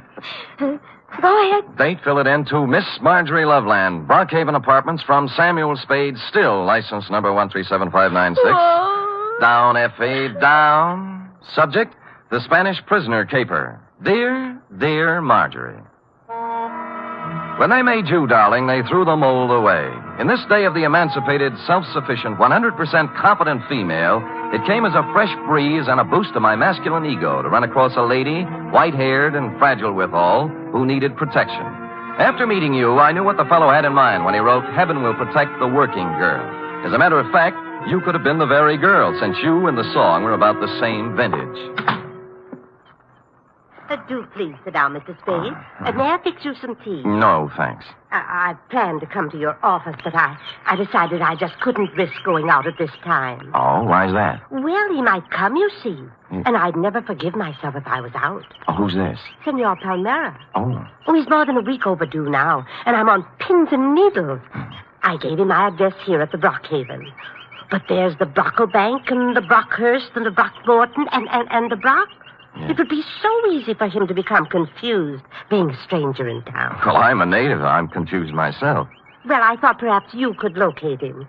He should be back from Mexico by now with Don Luis. Luis. Dear me. So many things could happen to them. Walking the streets with all that money. What money? The gold and the precious gems. How about starting all over again? Why? Haven't I made myself clear, Mr. Spade? Well, I have the end fairly straight, yes, but if you'll give me the beginning, we'll have everything. Well, I suppose the beginning was 3 weeks ago. Where? In the lobby of the Grand Hotel for Women. I see. I was staying there temporarily while I was waiting for this apartment, you see. So? So, the day I got word I could move here, I packed up and had them take my things out to the taxi. Then I went to the desk and got my money from the vault. Oh, how much? $840. Cash? Yes, in bills. My annuity money had just come from the East. Well, I just put the bills in my purse and was starting out the door when it happened. Mm-hmm. This voice came over my shoulder. A soft Latin voice saying, Senorita, I come to you on a matter of terrible urgency. And lo and behold, it was Senor Palmera. How did you know? Oh, I have a feeling for those things. Go ahead. Well, his uncle, Don Luis Alvaro, was in terrible trouble, he said. In prison in Mexico City on some sort of trumped-up political charge. Ah, and the family, though noble, was financially impoverished. Yes, except... Except for a casket containing the family jewels and an assortment of priceless heirlooms, all hundreds of years old, hand-wrought of the finest virgin gold. Mr. Spade, however... Said caskets and its precious hoard being hidden away in a secret place known only to Don Luis. All he needs is a paltry $840. It was 1,000. I went to the bank. A paltry $1,000 to bribe a jail official, and presto, Don Luis goes free, unearths the casket, and rewards you with an ample share of the family treasure. Mr. Spade, you've talked to Senor Palmera. Nope. How badly do you need the dough? Need it? Why, good heavens, Mr. Spade. It's all I have until next June. There's a small pension from the school board in Keokuk, but dear me, I don't know just how... Mr. Spade, do you mean he isn't coming back with my money?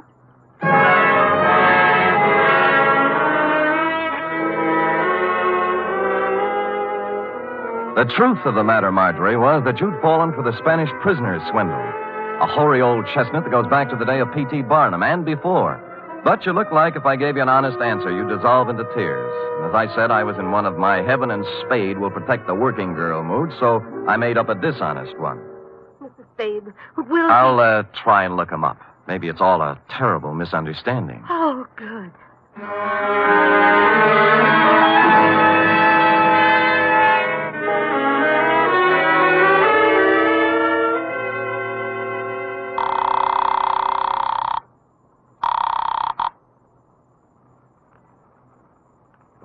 That's knit two and slip two, isn't it, Dorothy? Effie? Free?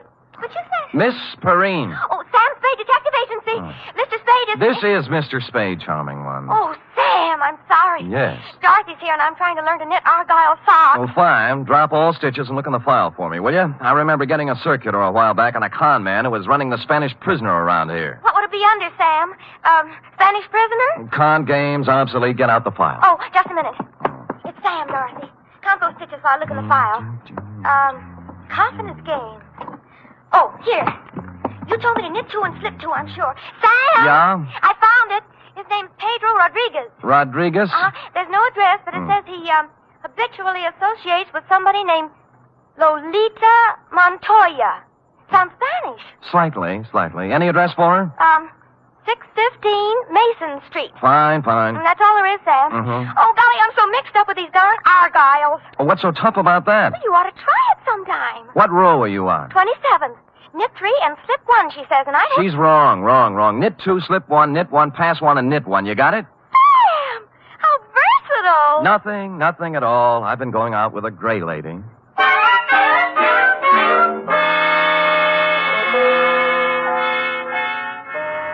615 Mason Street was a very large apartment building with the usual brass plate in the entry listing the inhabitants, among which I was happy to note was Lolita Montoya, apartment 408. I picked up the house phone and pressed the button. Yeah? Telegram for Lolita Montoya. Lolita isn't here. Lolita? My Lolita? Who is calling? Just a telegram, Pop. Stick it in the box, eh? Money order. Somebody has to sign for it. But it may be important. I will take care of it, understand?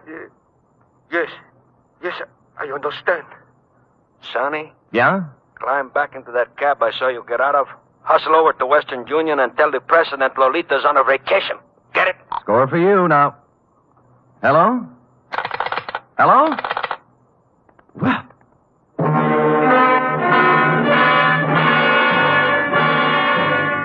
Nothing daunted, I punched a few bells until one of the less suspicious tenants gave me the front door buzz, walked in, and took the automatic elevator to the fourth floor. Or I should say toward the fourth floor, since halfway between the third and fourth, she quit cold. The elevator, that is, but there are devices for such things. I pushed the button marked emergency, and it took me only 50 minutes to get out, assisted by the janitor, the manager, and 12 tenants. The doors on the fourth floor, it seemed, had been carelessly pried open and held that way by a magazine carelessly stuck in the crack. Continuing my stealthy approach to 408, I found my man and his pal had somehow sensed I was coming and run off without stopping to close the door.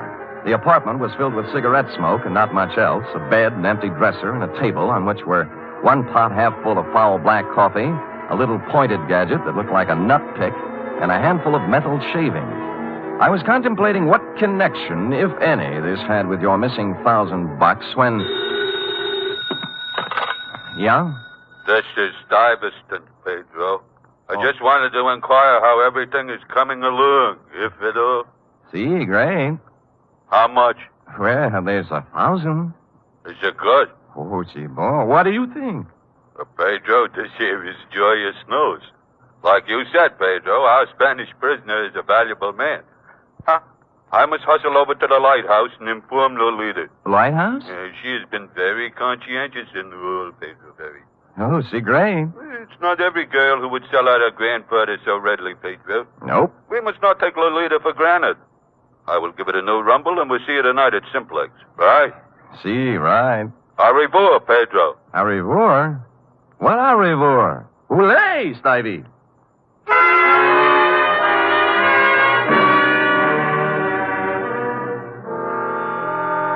The only lighthouse I knew was a gin mill perched midway down the Embarcadero south of Market, surrounded by shoals strewn with human wrecks of all description. A place you might find shell game men and carny grifters, but hardly a habitat for a con man smooth enough to work the Spanish prisoner. The lighthouse keeper, who looked like he'd retired from the sea after a losing battle with Moby Dick, was bent over a pinball machine next to the door. As far as I could see by the one light in the joint, it was empty. Get up, get up. Yeah, get up, get up, get up, get up. Oh. Too bad, lighthouse keeper. Yeah, what do you have? Well, beer when you're ready. Do you know Pedro Rodriguez? Yeah, worked for me once, a couple of years ago. I canned him. Why? He's a swab. Only honest nickel he ever made was when he was here. All right, get up, get up, get up, get up.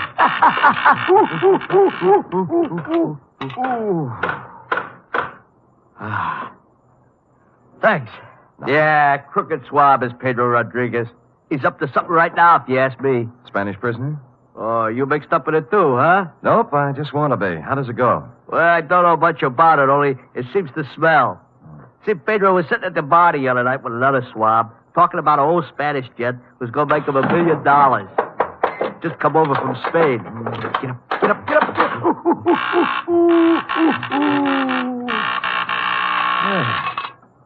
Nice shot. Body English, pure and simple. Yeah, so what about the Spanish gent? Well, I didn't hear no more about that. Hey, I'll tell you what you do. You ask Lolita about it. Anything Pedro is mixed up in, she generally knows about. Good. Where do I find Lolita? Let's see. I ain't sure whether it's the third or the fourth. Third or fourth what? The booth from the back there. Oh. She's been sitting there all night writing letters. You better be careful, though. She got an awful temper. Thanks, lighthouse keeper. How about the beer? Sure. Hey, Larry, draw one.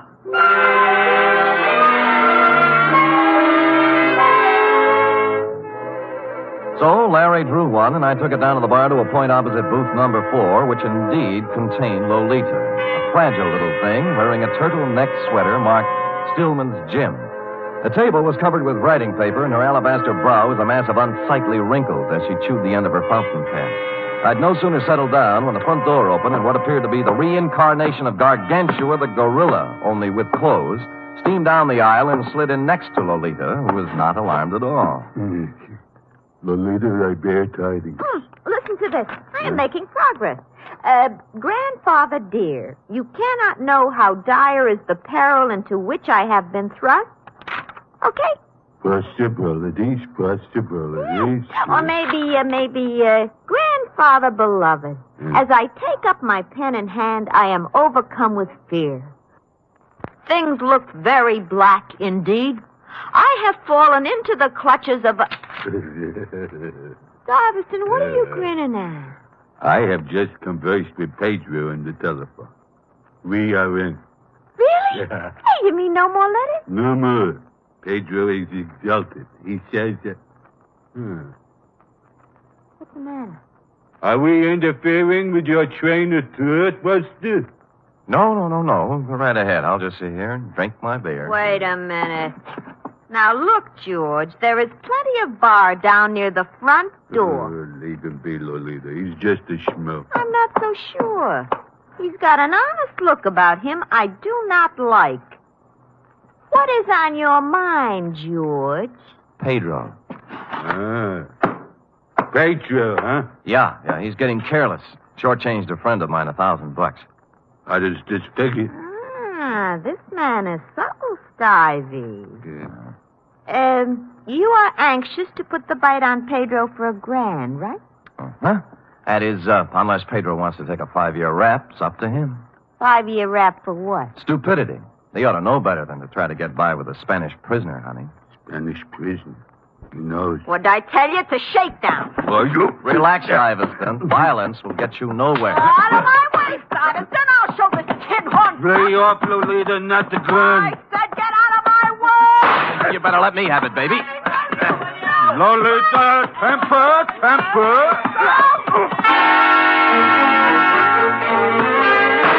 I got hold of the gun with one hand while Lolita chewed on my other one. Stuyvesant, meanwhile, catching my head under his arm like a nutcracker and kicking me in the stomach with his knee. This went on for some time, then I became vaguely aware of Stuyvesant's fist, as big as a ham, coming up from the floor. He put me on the side of the head, and I skidded down the marble floor, past the row of booths like a ball on a bowling alley, scoring a 10-strike on the pinball machine, which leaned drunkenly over me, stuck out its coin drawer, and flashed a red light in my face, reading, "Foul ball, try again." Stupid me, I did.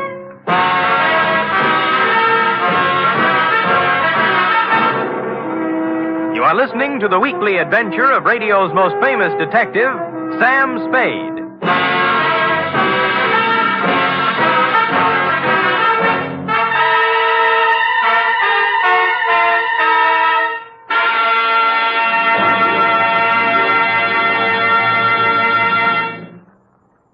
Three chimes mean good times on NBC.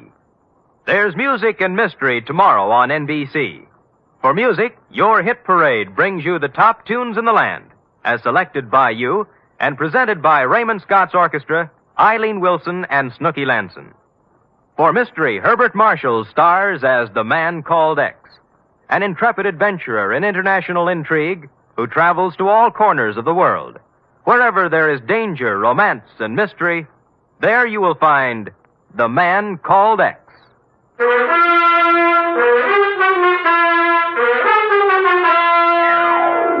And now back to the Spanish Prisoner Caper, tonight's adventure with Sam Spade.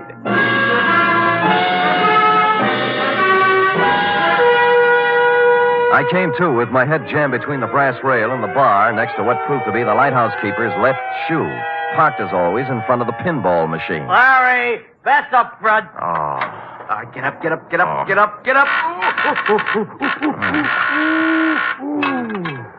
Where are they? Top hole's all filled with 3 balls to go. Congratulations. How about Lolita and the mug? Oh, Deb. All right, get up.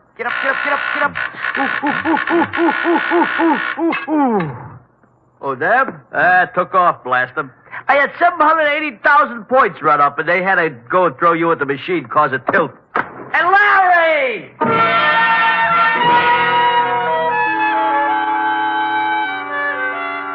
I sat until the buzzing in my ears quieted down and tried to hark back to the phone conversation with Stivey in the apartment. It came eventually, and I pried mine host, the lighthouse keeper, away from the pinball machine and sat him down next to me with the yellow and standard sections of the telephone book. Simplex Bar Supply? No. Simplex, Easy Do Garden Furniture, nope. How about Simplex Printing Company, 509 Sansom Street? Nope. Simplex Office Files. Simplex Service Station, 12th and... Nope. Well, how do you know, mate? There's 42 Simplexes in this book alone. You find one that sounds like the front for a con operation, I'll buy it. Let's see. Simplex Cleaners, nope. Simplex Associates, nope. What's that? Nothing suspicious. Simplex Associates. Business opportunities, investments, gold, oil, and mining securities, marked cards, loaded dice, and Las Vegas real estate. Nothing. Well, that just sounds like it might be a possibility, though. Yeah, little Spanish town. Midway. homicide, Dundee. Sam Dundee, do me a favor, will you, pal? What? Run across the hall and check the bunco files. There's an outfit called Simplex Associates. Well, what's it about? Well, it started out as a con game. A grifter took my client for $1,000 on the Spanish prisoner. Spanish prisoner? Yeah. Well, what's that got to do with me? Call Bunko yourself, Sam. They're closed down at this time of night, Dundee. Be a sweetheart now, I'm will no you? sweetheart. I'm a homicide lieutenant, and I don't run a service agency for private detectives. Unless there's a corpse in it, you can take your business elsewhere. Dundee, look. Hold it, will you? I can't hold it. I gotta get it. Lolita, where is she? Where is my... I got him. Put him down on the floor. The couch at the back. No, don't move. Easy. There. That's it. Lolita, I know she is here. They must free her. You must call the police and... Free her? Why was Pedro holding her? To make me do this thing, this terrible thing. And I have done it. But you must stop him now. He will let my Lolita go now. Then you must stop him. Millions of pesos in my honor. You must. Where is he? Simplex. He's in a bad way, Bate. Not anymore. He was an aristocrat, thin face, silver hair, and the look of a bourbon. It stopped me, Marjorie, because here it was, just like your Senor Palmera told you. The nobleman in the ragged clothes and dangling from one of his ankles the broken chain of a leg iron. In short, the complete Spanish prisoner. Here all day. Dundee, it's legitimate now. You've got your corpse.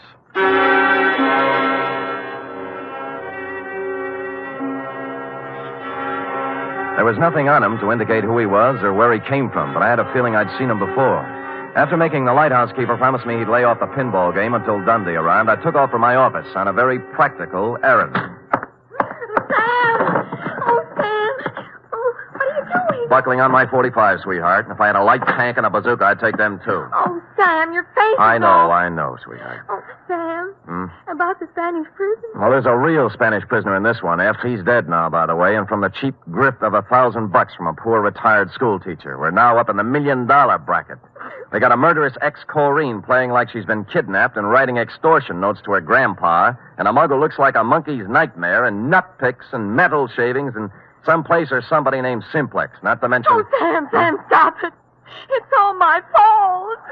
I was so mixed up with the Argyles. What have the Argyles got to do with it? When you called about the file, the circular on the confidence man. Yeah? I was looking under Kong under the C's, but I got out the one next to it by mistake. No. Yes. The one marked counterfeiters. Only then did I remember where I'd seen the old man before. The paper was still on my desk, and his picture was still on the front page over an article that ran something like this. Search on for ex-Spanish Treasury official. Police today were still without definite leads in the search for Ramon Montoya, former chief engraver of the Spanish Mint. Montoya, who arrived in San Francisco 3 weeks ago to visit his granddaughter, vanished from his hotel room shortly after checking in, etc., etc., etc. Yes, Sam? Call Lieutenant Dundee at the lighthouse on the Embarcadero. Also call the Treasury Department. Tell them both Pedro Rodriguez and his 2 assistants are even now busily running off currency from plates engraved by Ramon Montoya at the Simplex Printing Company, 509 Sansom Street. Yes, sir.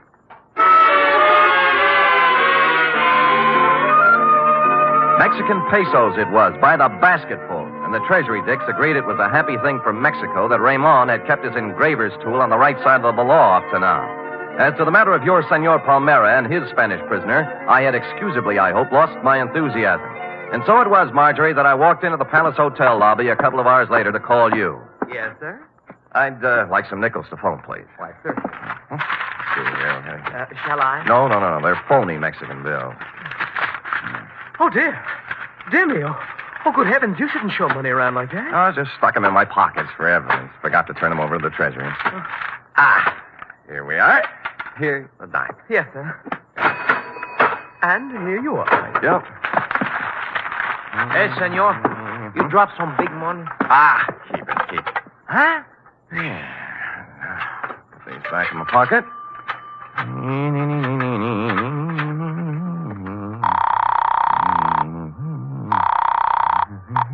Excuse me, please, senor.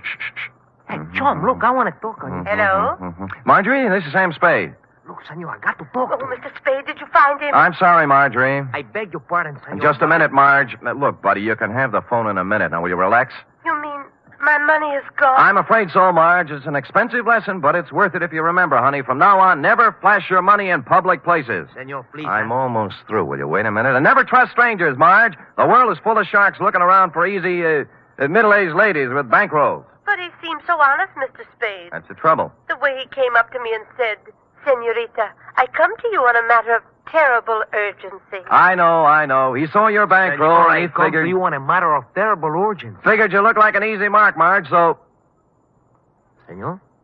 Just a minute, Marjorie. What did you say? I say I come to you on a matter of terrible urgency. My uncle, Don Luis Alvarado, he's in awful trouble. Oh? Oh, there's going to be great rewards, senor, if you help us. You know, we just might be able to work something out.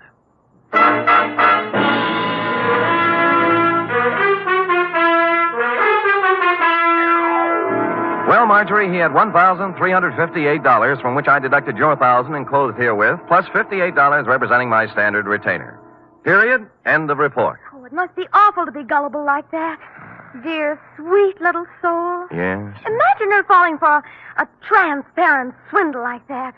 You know, that's one thing I've learned from you, Sam. Oh? I have my savings in a real good, solid thing. What's that? An avocado mine. An avocado mine?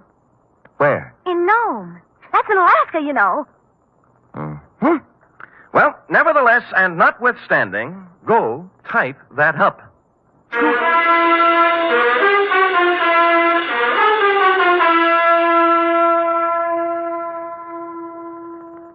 3 chimes mean good times on NBC. For something new about the Army, hear the Phil Regan Show every Sunday on NBC. Coming from a different service base every week, Phil Regan brings you songs and fun and brings prizes to talented GIs. It's an exciting newcomer in your Sunday chime lineup on NBC. And Sunday also means Cary Grant and Betsy Drake as Mr. and Mrs. Blanding.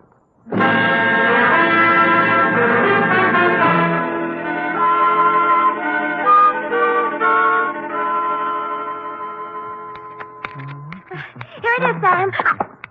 Why, Sam. Knit 2, purl 3, slip 1, and knit 1, you see? How many rows did you do? I'm on 57.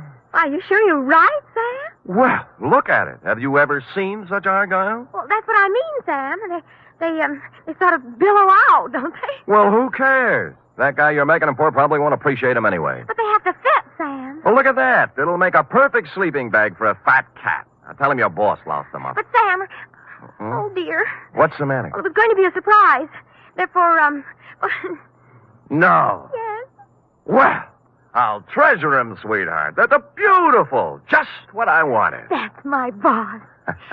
Good night, Sam. Good night, sweetheart.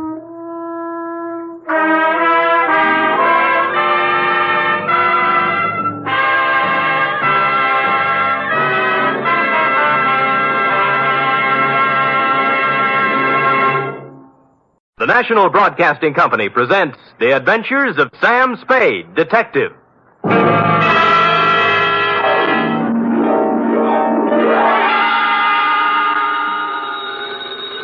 Sam Spade Detective Agency. This is Miss Bergamot. Oh, Miss Bergamot, I'm so sorry, but Mr. Spade isn't in. He ought to be back any moment, however. That is, if you wish to employ him. This is his secretary, Miss Perrine. Well, as a matter of fact, Miss Perrine... Oh, he'll be available, I know. The matter he's attending to is purely routine. What he calls a humdrum number. Humdrum? Well, it's a private detective version of babysitting. You see, all Mr. Spade had to do was sit on a chair for 24 hours. And that's why I say he'll be back any minute. His last words to me were, take anything. So if you desire his services... I do not desire Mr. Spade's services. As a matter of fact, he's using mine. What? I'm his nurse at the Harbor Emergency Hospital. Nurse, another shot. Please, this time, bourbon. You must lie quietly, Mr. Spade. He's coming along quite nicely. The bullet didn't enter the cranium at all. Bullet? Cranium? Both. Mr. Spade wants to... But I refuse, nurse. I refuse. But, Miss Nightingale, I am. F. Wonder Girl. Sam. Ah. Oh, Sam. Dry those big brown eyes, Cherub. Fluff up the sofa and spread out some lamp for me to lay my poor bullet-ridden head on. In practically no time at all, I'll be staggering in to gasp out a humdrum report on the Kimberley Cross Caper.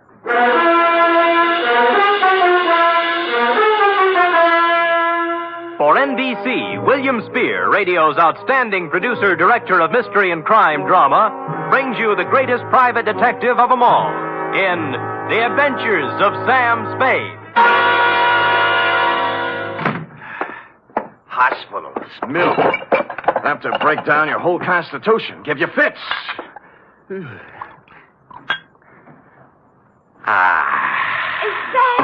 Who else? Oh, Sam. You look like the drummer man in the Spirit of 76. Nothing. As you know, Angel, no profession is without its hazards, least of all this tawdry one of ours. Now, sit down now. Oh, yes, Sam. Now, may I put my poor wounded head in your lap? Oh. Comfy? Mm-hmm. Oh, poor Sam. They're stupid, too, honey. Let's see now. Hey, new feeling. High twos, huh? Date, fill it in to G.J. Runcible, claims manager, Sunset Indemnity Company, from Samuel Spade, license number 137596. Subject, the Kimberley Cross Caper. Dear Mr. Runcible. It's just as well for private investigators that we have no way of knowing, by the way a job starts, how it's going to end. I remember once I went beating the bushes for a mad dog killer and ended up playing Monopoly with him in a hotel room for 6 hours. And I remember, too, the time I agreed to take a box of homemade candy to an old lady, wound up with a double murder and a case of arson. Yours, Mr. Runcible, belong to this species. Spade. G.J. Runcible, Sunset Indemnity. You available? Maybe. What'd you have? Are you or are you not available, Mr. Spade? Answer yes or no? Yes. Yes. How much? $50 a day. Expenses, right. Got a job for you next 24 hours. All you got to do is sit on a chair and keep your eyes on something beautiful. Sounds keen. Might call it a babysitting job. Oh, who is she? Kimberley Cross.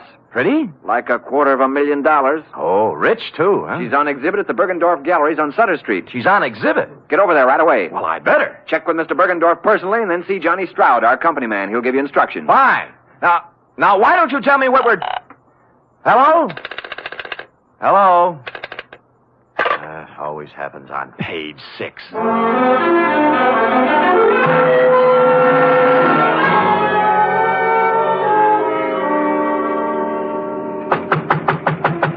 Mr. Bergendorf! Mr. Bergendorf, you! Sorry, sir.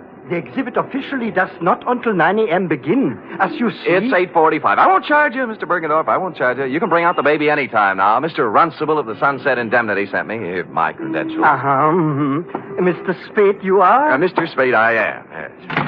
Now, what's with this Kimberley Cross? To a single-horse gallery such as mine comes such an honor only once. Yeah.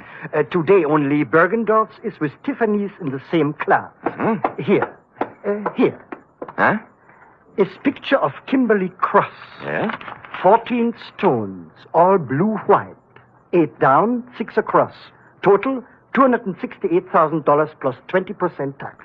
Oh, jewelry. To call this jewelry is to call Elizabeth Taylor a garden variety tomato. Yeah. Is a crown jewel from Thuringia, Mr. Spade. Really? Is part of estate of a dead duke. Is price tag $268,000 plus 20%. Yeah. Where is it? Involved. Time lock. Comes 9 o'clock on the nose, she opens. Then... Yeah, the exhibit begins. Yeah, there's a company man here from the insurance outfit, isn't there? Johnny Stroud. Oh, where is he? He's working concealed. Oh? This man Stroud undercover. Clever stuff, huh? You see, parked at curb across the street, one autobus. Oh, yeah. Department of Public Health, City and County of San Francisco. What, Anti-tuberculosis campaign. Pardon? Is giving to public for free gratis 1 X-ray per citizen for chest cavity. Oh, chest X-ray. Handily parking opposite the Bergendorf Gallery, so inside Mr. Stroud can take for himself a plant. Get it? Clever. The free gratis autobus for chest X-rays was a square-end job, complete with reception compartment, X-ray machine, and attendant. The latter a sincere type with horn-rimmed glasses and white-starched blouse. I use the word sincere advisedly, since he was at the moment doing a selling job on Johnny Stroud. You know what I always say, Stroud? What do you always say, George? You never can tell about a call. You never know. Yeah, you see right there. I got a cold. Maybe. 8 to 5, it's only a cold. But 5 to 8, oh, let me take a picture now. No charge, no pain. No dice. Go away. Oh, Spade? Yeah. Good. Come on in. The boss said he was sending you up. Plenty of room back here. You realize you're standing right in front of my X-ray machine? We'll move when you get a customer. Customers, yes. Where are they? Where are those chests? If people only knew that 8 to 5, it may be a cold. Then Did Runcible brief you on this, Spade? Yeah, it was brief, all right. How do you make it? 14 vulgar-sized diamonds looking for a buyer. Sunset indemnity insuring Bergendorf against loss during the 24 hours they're on his hands. That's 2 for you. There's 2 against me, too. Oh? Like, why does Sunset indemnity need outside help when they have you? And why are you playing like a movie dick when the sensible thing to do is to sit down next to the exhibit with both eyes open and a rod under your arm? What are you doing, George? I'm testing my machine. Don't let me interfere with you, boy. George doesn't like me. I see that. Well, I guess the boss left out one item, Sam. A tip? Yeah. Last night, some schmo called him around midnight and got him out of bed. Oh? Runcible's a pessimist, you know. When Sunset Indemnity's on the line for $250,000, he tends to get jumpy. Who had the tip? Anonymous. They all are. Right from the oat bin, the guy says. Somebody's going to take a running jump at the Kimberley Cross while it's at Bergendorf's. Mm-hmm. Needless to say, for the balance of the night, Runcible does not sleep. So today we got reinforcements. Georgie? Yes? I'm going to leave you now, George, to take my post across the street while Mr. Spade... Hey, wait a minute, Johnny. Look, in front of Bergendorf's. The dame? The dame. To paraphrase Bergendorf, calling her a dame was like calling the Kimberley Cross a hunk of jewelry. But that's not what interested me, at least not right then. She was walking back and forth in front of Bergendorf's like a kid at the dentist door trying to get up the nerve to push the button. Quoting from my notes, it says 9:02 a.m., girl, 5'2", blonde, early 20s, gray tweed suit, spent a few indecisive minutes in front of Bergendorf's, finally went in. She came out almost immediately, started west on Sutter, then evidently saw a patrol officer approaching on same side of street, hurriedly crossed toward our post in Public Health Department Mobile Unit number 2 and entered. Hello. Well, good morning. Am I too early for the... Oh, you're just in time. First customer of the day. Yeah, let's see now. Name? Martin. Martin. First name? Bernice. Address? 826... She wasn't a very good liar. While she was telling him her name was Bernice Martin, she filled with a leather handbag with the initials PC on it, big enough to read from across the street. George filled the form out, then moved her around to the machine. By now, the cop she was ducking had walked by and turned the corner. Shall I... No, it won't be necessary to take off your coat. Is this all right? That's good.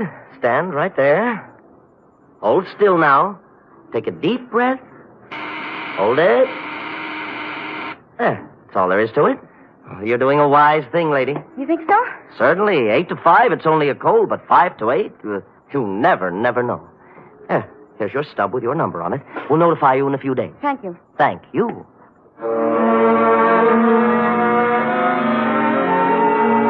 Whereupon Miss PC hustled down to the corner and into a drugstore. 5 minutes later, she still hadn't come out. Stroud was beginning to champ at the bit. So what, Sam? So she's worried. She's ducking cops. She's using a phony name. Or her girlfriend's handbag. Look, I'm going. Hey, wait a minute. I'm sure I've seen her somewhere before. Where? I don't know, but I think it was around headquarters. Now who's playing movie dick?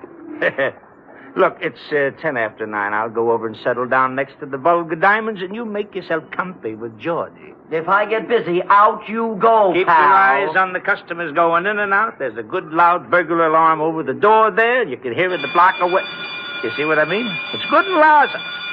Holy cow. Stroud took the gallery, and I set sail for the corner drugstore, pulling up in 20 seconds flat. She was gone, of course. The druggist was at the fountain, mixing a Coke, which he spilled when I reached across and grabbed him by the lapels. Blonde, you say? Yeah, young, gray suit. I told you, Jack, she just came in here. I know. What do you want to know about her? What'd she do, telephone? No, she was just like you. Asked me about a guy. What guy? Larry Galliano, his name is. Wanted to know if I'd seen him come by this morning. Who's he? I don't know. Did she describe him? Didn't have to. His picture's on page 1 of the morning paper. Here, take a look.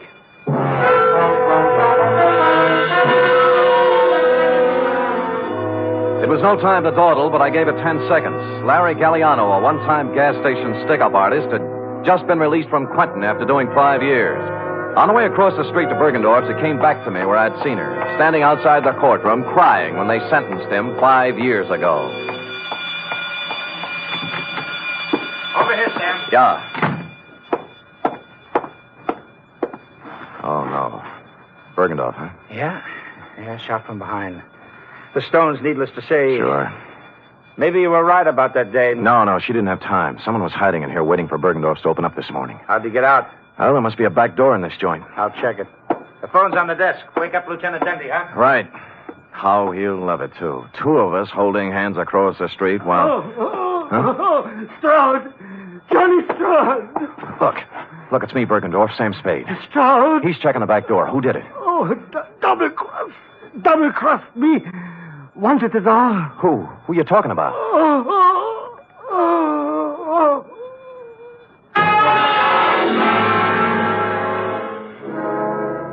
It was as plain as a man in his condition could have made it. Obvious to anyone with average intelligence. But for stupid Sam, it was still a long voyage home.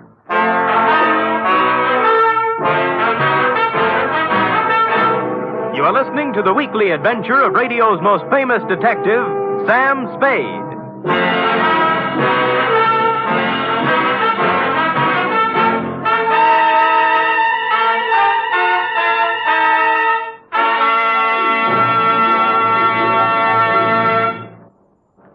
Three chimes mean good times on NBC. There's music for you tomorrow on NBC with the distinctive 4-keyboard styling of the First Piano Quartet. This widely acclaimed and unique musical organization brings you a melodic blend of classical and light classical selections in 4-part harmony every Saturday. And tomorrow there's also a 1-hour concert by the NBC Symphony Orchestra under the baton of Walter Duclos. Featured in tomorrow's symphony performance are works by Sibelius and Schumann. It's the best in music every Saturday with the NBC Symphony and the First Piano Quartet.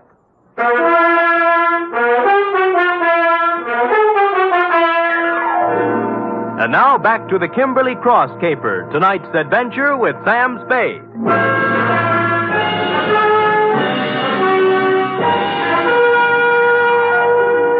It was a pretty selfish trick, but I left Johnny Stroud at the Bergendorf Gallery to play Porchese with Dundee and Company, knowing in advance pretty much how the patter was going to run. Then called the Chronicle and found the picture of Larry Galliano had been taken yesterday as he walked out of a flea bag on Mission Street called the Aeolian Hotel.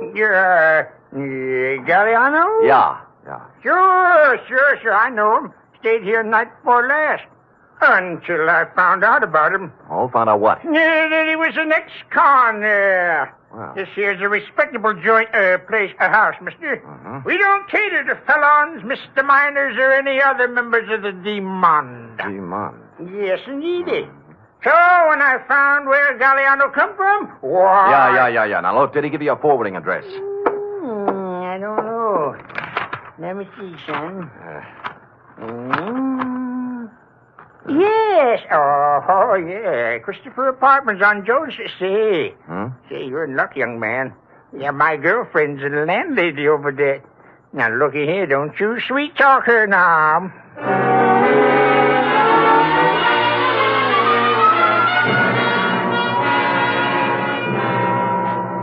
Out of the way, boy. Out of the way. Look, all I want, madam, is 1 moment of your time.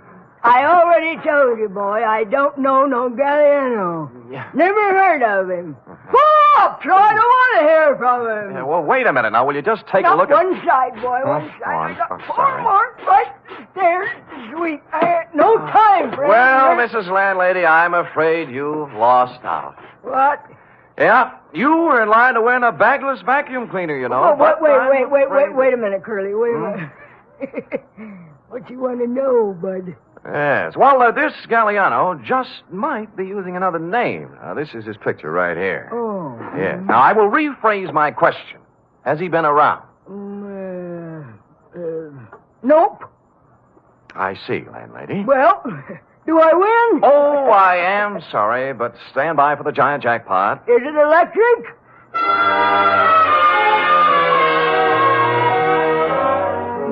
I patted her cheek, made a detour around her, and left, figuring to check with the parole board. But as I was climbing into the cab in front of the building, a stray thought hit me, and I went back to the doorway and cased the nameplates again. This time for someone with the initials I'd remembered seeing on the blonde's handbag, PC. I did better. Patricia Conroy was living in apartment 402. I buzzed 4 times, then tried the door. It was open. I gave the living room and bedroom a fast toss, moved on to the kitchen, and cased a hamper full of laundry on the back porch. Result, nil. I'd about decided I was in the wrong apartment when I noticed something that changed my mind. A crumpled up envelope in a wastepaper basket in the living room with today's date on it, marked Western Airlines, Flight 6 to Los Angeles, passenger L.P. Galliano. I had the phone in one hand and a finger on the dial when... Put it down. Huh? Oh. Are you going to put the phone down, or do I have to shoot? You mean there's no third choice? Put it down. Sure. Now what? Sit down. You'll be here for a while. Oh? His plane lands at Burbank in a half hour. If you have any dates between now and 4:30, forget them. Mm-hmm. Mind if I smoke? Go ahead. Oh. You know, this is pretty heavy-handed stuff for an you know. I've grown up a lot in the last 2 days.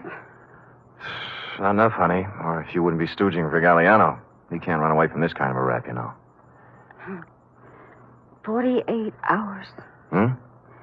That's how long Larry's been out of the pen. Well, he didn't waste any time getting back in stride. Look, what's your name? Spade. Spade, what if I told you Larry Galliano had nothing to do with it? I might give you quite an argument. And I don't feel like arguing, Mm-hmm. so I'll just tell you. Good. Someone offered him the job at Bergendorf's the day he got out. Larry thought it was legitimate until he heard a couple of things by accident. Like what? Like getting hired to play fall guy in a phony robbery. You mean Bergendorf was in? Sure, till this morning. Uh-huh. They figured Larry'd be a handy guy to have hanging around with his big, fat prison record when the diamonds disappeared. That's what he told me, and I believe him. I love him. Whether or not you believe or love me or him, I do not care. I also do not care what kind of a rap you pin on me when this is all over. All I want is time, enough to do a couple of errands. Now, hoist it out of that chair and put it down in the closet there. You hear what I said? Yes, ma'am.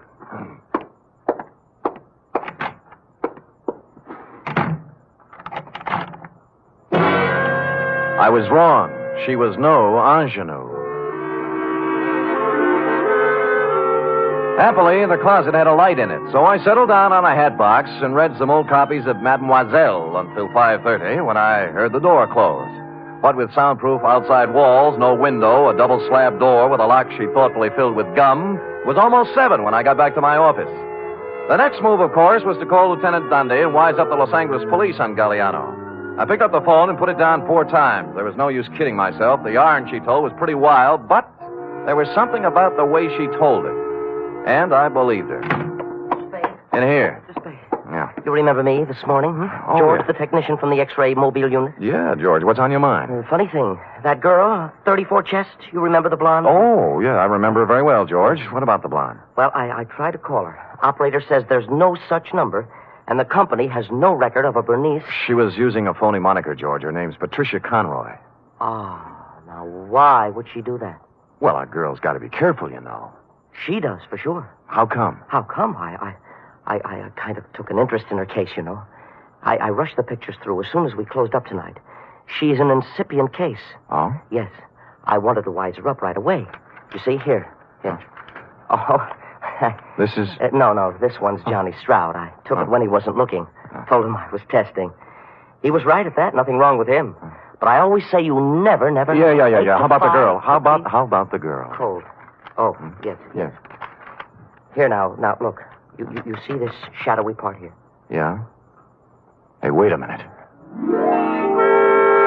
I wasn't looking at the shadow part. I was looking at something at the left side of the picture, right where the inside coat pocket would be. The clear black outline of the Kimberley cross. You mean she had the... Yeah, give me the phone. Well, I thought it was one of those clip gimmicks the girls wear on The phone. Oh. Spade, Johnny Stroud. look, I got news for you. I got news for you, too. I spotted that blonde again. Where? In a bar on Kearney Street. Talking to guess who? You mean Galliano? Who's he? Never mind. Who was she drinking with? Papadopoulos, the biggest jewelry fence on the coast. Where are you now? Outside her apartment. Jones near Post. I think the number's... I'll be up in 5 minutes.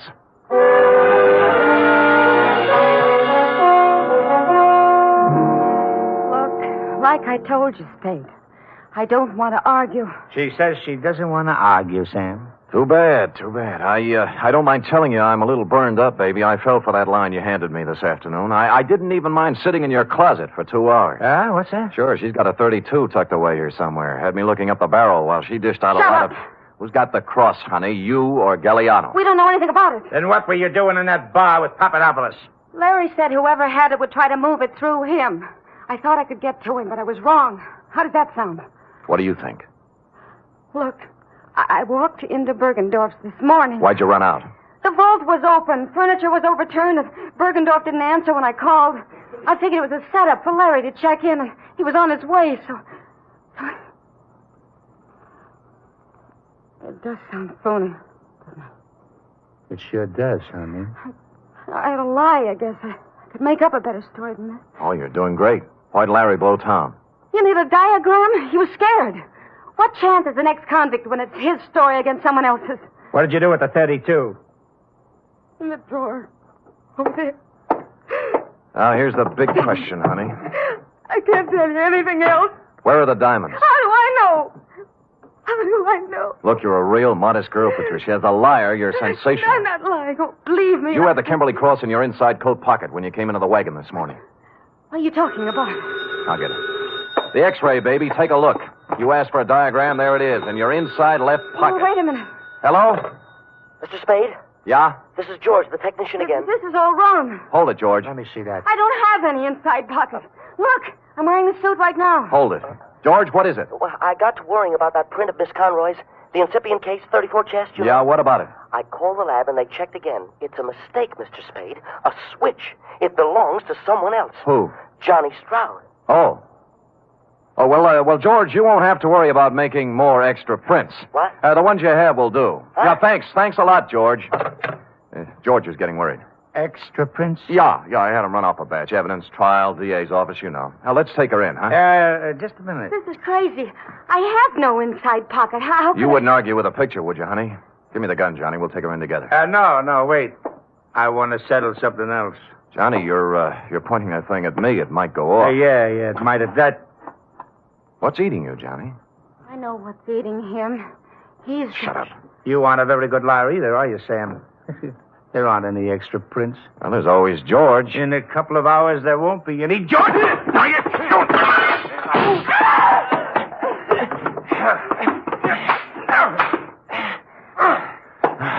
Okay, Johnny, on your feet. Let me go, Sam. Let me go. We can work out a deal. Shut up. Sam, your head. You're shot. Here, take the gun. Call Denny. Get it? Denny. Homicide.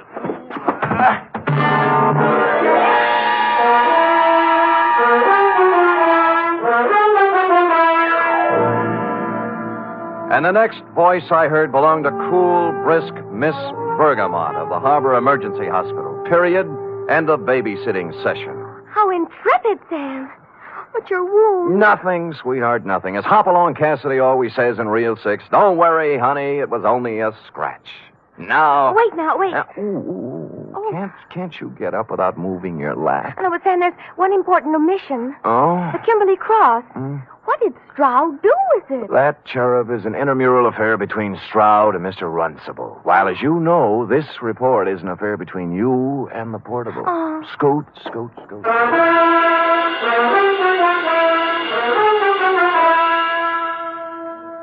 3 chimes mean good times on NBC.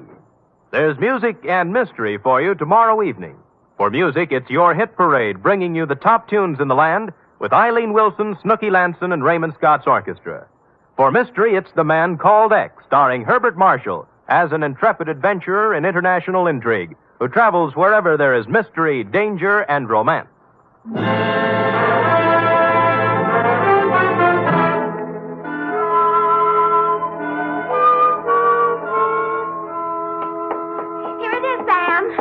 brisk, efficient Miss Perrine. You may lay it on my desk and restore your lap to its original position. Oh, yes, sir. Ooh. Comfortable, Sam? Loving every minute. Sam, Yeah? a girl can't help wondering sometimes. About what? Well, the way you described the blonde in your report.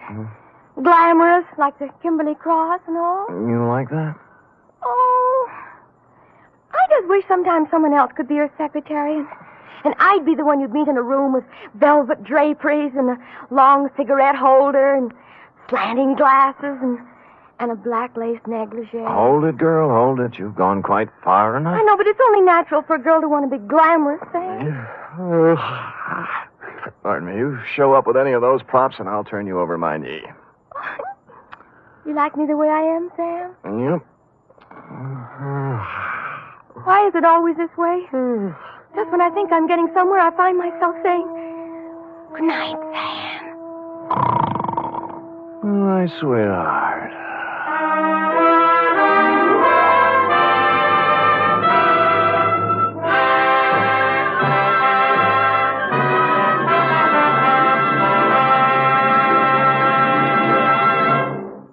The National Broadcasting Company presents The Adventures of Sam Spade, Detective.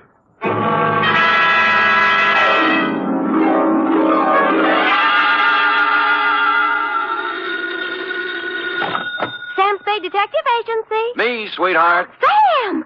I heard you were hobnobbing with a wealthy set of our city. If what I was doing is their idea of hobnobbing, I'm glad I'm in the lower income brackets. What do you mean? What happened? I will only reveal that, Effie, in the intimate secrecy of our office. Was it that bad? Worse, F. Emotions ran amok. Passions were strewn from Fisherman's Wharf to the peninsula. Hatreds festooned the very air. And there was jealousy, too.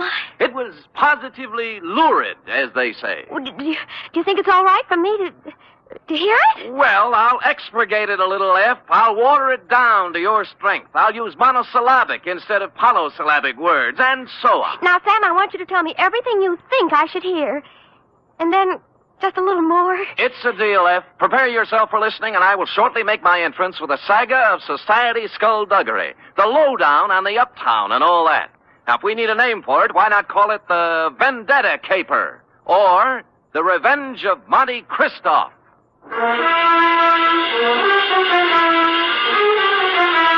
Transcribed for NBC, William Spear, radio's outstanding producer, director of mystery and crime drama, brings you the greatest private detective of them all in The Adventures of Sam Spade.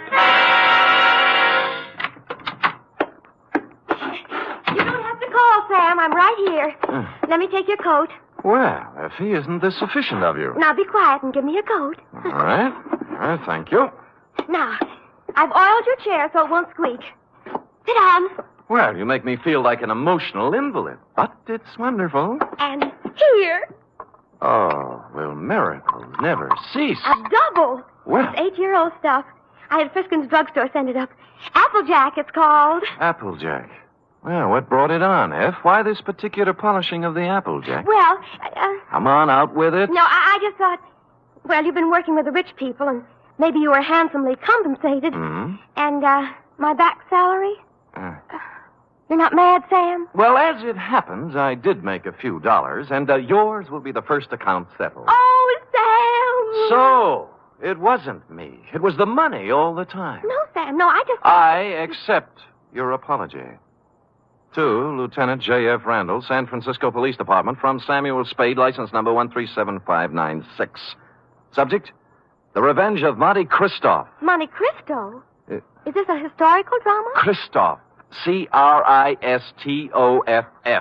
Monty. Monty. And it's still a historical drama. Dear Lieutenant, revenge is an old-fashioned motive, but when you get it raw and distilled, as in the Gosden affair, it's new all over again. This was the slow-burning, deliberate kind of passion that starts smoldering way back in the forgotten days and explodes among some people who never knew they were living over a keg of dynamite. It was yesterday morning that the distant sputtering of the fuse began to be heard by a man named Chandler Gosden. You know him, the hulking rich boy, the electrical appliance scion who took up professional boxing for a while. I think he was billed as Gold Plate Gosden, a society scrapper. And he was doing well, too, until a right cross by someone who needed the money more than he did sent him back to clipping coupons. Spade? Yeah? I'm Chandler Gosden. Well, I recognize you. What do guys like you charge? Well, it depends on the job. Investigation. $60 a day, and any unusual expenses. Cheap? Well. Do you guys have some kind of a code, huh? Code? You know, like doctors. Do you keep things in confidence? Well, most of us do, including me. Yeah, I don't suppose it'd make any big difference if it got out. I'm not afraid of him. I'd just as soon punch him in the mouth as look at him. Who? Monte Christoph. Heard of him? No. Moved into the peninsula, my neighborhood. Bought the Major Dunhill place. Oh, yeah, I know the estate. Must have cost plenty to buy. $250,000, I hear. And what's money these days? Everybody's got it. Yeah, isn't it awful? It's a tax scheme, I suppose. Ever since he moved into that ark of a house, he's been throwing parties. They're a cross between the last days of Pompeii and a Polish wedding. He invites hundreds of guests, everybody who is anybody. Disgusting. But it seems legal so far. He's been there 4 months throwing parties, inviting everybody in the phone book. Everybody but me. Well, maybe he just doesn't like you. What are you talking about? I'm one of the best-liked guys in the peninsula. Everybody likes me, little kids, cops, the guys at the country club. I never had an enemy in the world. Besides, I got Virginia. Oh, who's she? My wife. Oh. One of the sweetest little girls that ever came down the pike. Well, my apology. She was a bald one. Oh. The year I married her, she was the social catch of the year among the women. Really? Yeah. So was I among the men. Well, look, I got to tell you some more. A month ago, one of my company warehouses burned down. Somebody slipped up and the fire insurance hadn't been renewed. I lost $350,000. Guess who had lunch with my insurance man a week before the fire? Monte Christoph. You got it. Next thing is, the rumor gets around that the Gosden Electrical Company is on the verge of bankruptcy. No, of course it isn't. Absolutely not. A gossip columnist reports that I'm going to close up shop and beat it to South America with what dough is left. Then when the stock prices start dropping, somebody suddenly buys them up so fast they disappear overnight. Some corporation I never heard of called the Dantes Corporation. I see. And then all my friends start getting unfriendly. As soon as I show up, everybody stops talking. Act as if there's some big secret about me that I don't know. And they've all been to Monte Christoph's parties lately. That's right. The week after he arrived in town, all these things started happening. Now, what I want to find out is why. I don't even know the guy, but he's making a big change in my life. Well, it sounds like you're entitled to know. I don't know how far I can get. The best I can do is find out who he is, where he comes from, who his friends are, all those things. Okay, you're hired. Now find out everything about this Monte Christoph. I gotta know what's going on. I'm sorry, Chandler. I wasn't able to get here when you said. The traffic was absolutely unbelievable. Cars everywhere. They must be giving cars away these days. Everybody has one. I think we should get a helicopter. Mr. Spade, my wife, Ginny. Well, how do you do, Mrs. Gosden? Chan, I hope you haven't lost your head and blabbed everything to him. I told you these sort of men weren't trustworthy. I beg your pardon, ma'am? Look, Ginny, I told him, and he's a good guy. Well, if you just want to go around giving your life secrets... Oh, shut up, will you? I'm the man of the house. Really? And I suppose I count for nothing? Oh, no, forget it. Spade, I'm depending on you. Don't let me down. You wouldn't think a millionaire would be hard to biograph, but I came up with very little information on Mr. Monte Christoph. He'd arrived in town 4 months ago, stayed 10 days at the St. Mark Hotel, then bought his house. He had a bank deposit running into 7 figures. He had no known business connections, just money. The register at the St. Mark said he came from Chicago, and an airline company verified that he'd been a passenger aboard one of their ships from the Windy City. This was as far as I'd delved when my place of business was entered by a man in powder blue livery. You Spade? The same. Mr. Monte Christoph sent me to pick you up. I see. Up for where? For his mansion on a peninsula. Oh. He said he knew what a rough time you must be having at your present job, and that he'd be glad to make the whole thing simple to you. Oh, you really said that? That's what he said. Oh. But I don't know what it means exactly. Well, I don't know what it means exactly either, but there's one good way to find out. Home, James? My name is Bertuccio, sir. Bertuccio? I see. How long have they been calling you that? Well, let me see. It's about... Oh, what do you mean? I mean, it's my name. All right. We'll talk it over in the car.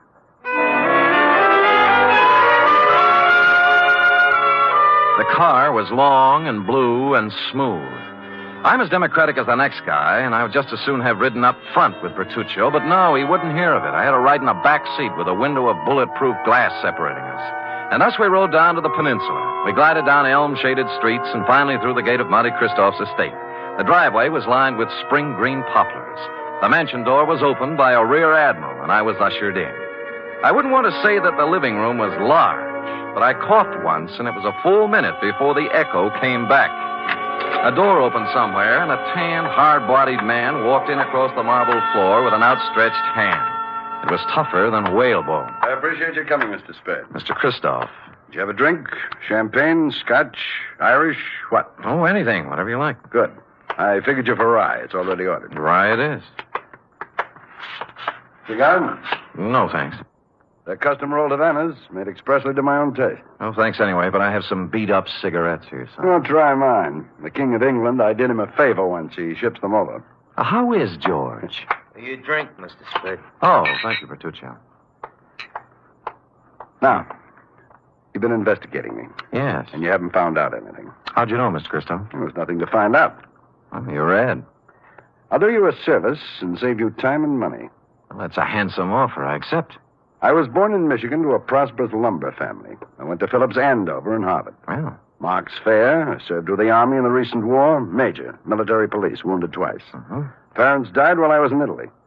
I inherited enormous lumber holdings, which I sold. Hence my bank account. I like San Francisco. Came here, settled down. Well, you're very kind, but I don't need all this I have more money than a man can spend in a lifetime. And by that, I don't mean to boast. It was an accident of birth. Yes. Now, Mr. Christoph, I'm only trying to find I out know what you're trying to find out. Chandler Gosden put you on my trail. Well, there's no need to deny it. And what would you take to get off my trail, Mr. Spade? Well? New car, a selection of fine liquor, a better job, cash? All rather enticing, but I'm afraid you've misjudged me, sir. I only work for one client at a time. Is there anything wrong with switching your allegiance? Well, I'm afraid it wouldn't be cricket. Is that the way they say it at Andover? Very well. Then I'm afraid I've given you all the information I can about myself. Well, you've been very generous. But just one other thing. How long did you live in Chicago? Chicago? Yes. I never lived there. But you flew here from Chicago. Oh, that. I was just there on business. Well, if you say so. Bertuccio is outside with a car. He'll drive you back to your office. And with that, he turned and left me. Outside, Bertuccio was waiting. Impassively, he ushered me into the limousine and started out. Only we didn't head for my office. Instead, we seemed to be leaving town. I banged on the glass between us, but Bertuccio didn't choose to answer. When we stopped at a light, I tried the doors, but they were both mysteriously locked. I was a prisoner in a moving jail. I made desperate signs to passers-by and traffic policemen I knew, but they just smiled and waved back at me. It was all very jolly. So I sat back and waited. About 20 or 30 miles out of town, we pulled onto a lonesome road and stopped. Here we are. Well, just where are we and why? Now, don't blow your top. Christoph told me to take you out here and to give you this. Oh? What's in the envelope? Money. $2,000 to be exact. Well, that's a lot of grands. They're going to do a lot for you. You're going to take it and keep going north. 48 hours will be long enough, just so you keep out of Frisco. Well, just so you know how I stand, I'm going back. You know, I was hoping you'd say that. Now I can do things my own.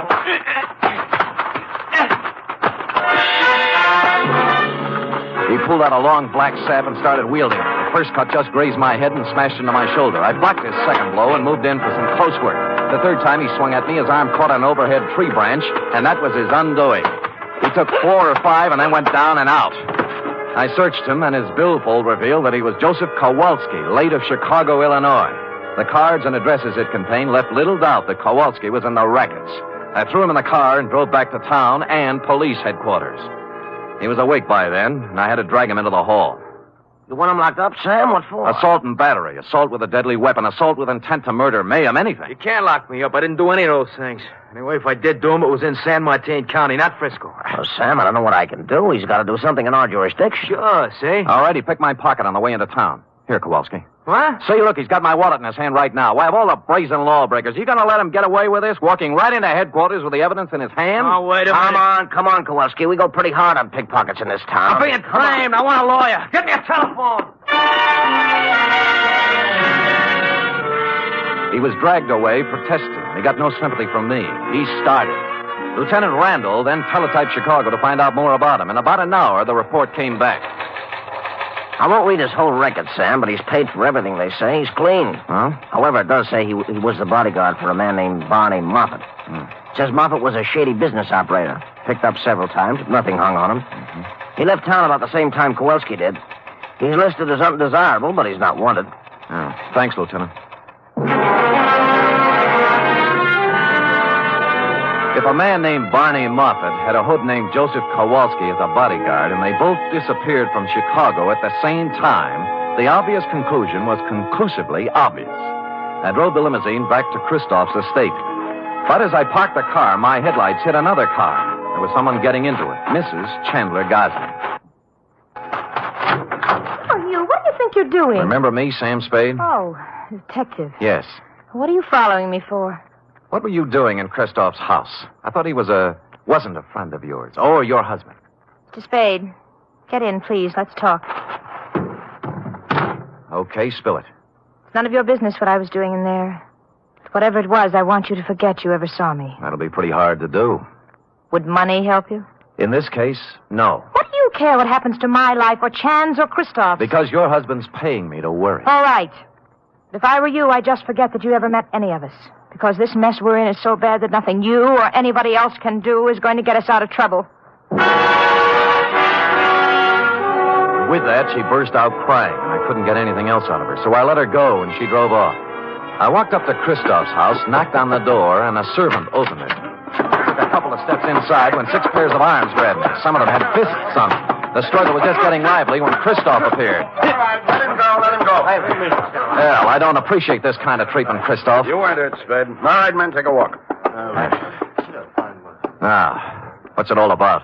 It was my orders if you ever showed up here again. Why'd you soften? I just heard about Kowalski. You managed that very well. I admire resourcefulness. How would you like to work for me? No thanks, Moffat. Moffat? Barney Moffat, late of Chicago and the rackets. So you know, huh? Well, I wasn't sure until just now, but you've cleared up the doubt. How much do you know? Very little. Just that you were a shady operator, but nobody's looking for you or anything. Spade, I did a lot of things. Several years at tightrope walking with the law. But I never did anything they could jail me for. I have an idea you're considering doing something in the near future. What makes you say that? Well, it's a vendetta, isn't it? Monte Christoph and Bertuccio the steward and the Dantas Corporation. You couldn't resist the drama, could you? All from Dumas' novel. But why? Why do you want to play the Count of Monte Cristo? What did Gosden do to you to merit all this revenge? Tomorrow. It'll be over tomorrow. And with that, he clutched at his heart and fell forward at my feet.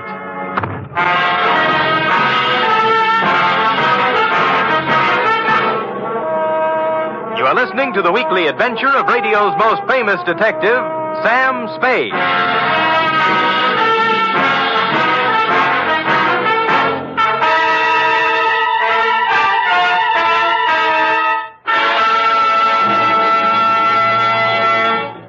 Three chimes mean good times on NBC.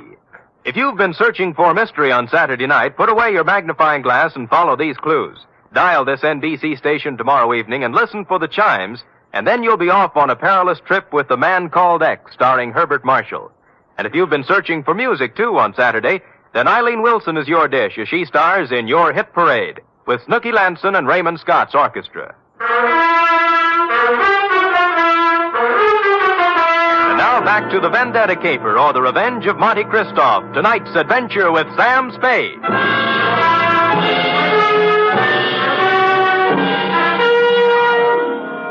I bent over and listened to his heart. It was okay. Monte Christoph had just keeled over, apparently, from a crescendo of emotion. He blacked out. I didn't want to be held up by his henchmen, so I left the room and walked out of the house without calling anybody. I walked down the road, and good luck, there was an empty cab cruising along. At Chandler Gosden's, I found him pacing the living room in a state of physical and mental disorder. I told him what I knew. Vendetta? Why? I never heard of him. I never did anything to the man. Why would your wife go and see him? I don't know. Why don't you ask her? Because she hasn't been home all day, and here it is 1 o'clock in the morning. She's still listening. Tell me, is there something special happening tomorrow? Christoph seemed to think that everything would be settled tomorrow. It's our annual corporation election, just a matter of form. I'm elected president. A few other people voted into office, always the same people. Well, then he must plan to swing the election his way. Maybe put you in office. Huh, got a fat chance of that. I don't care how much stock he buys. Ginny owns 10%. I own 41. That's 51%. If he bought 49% in the open market, that still wouldn't be enough. We could still outvote him.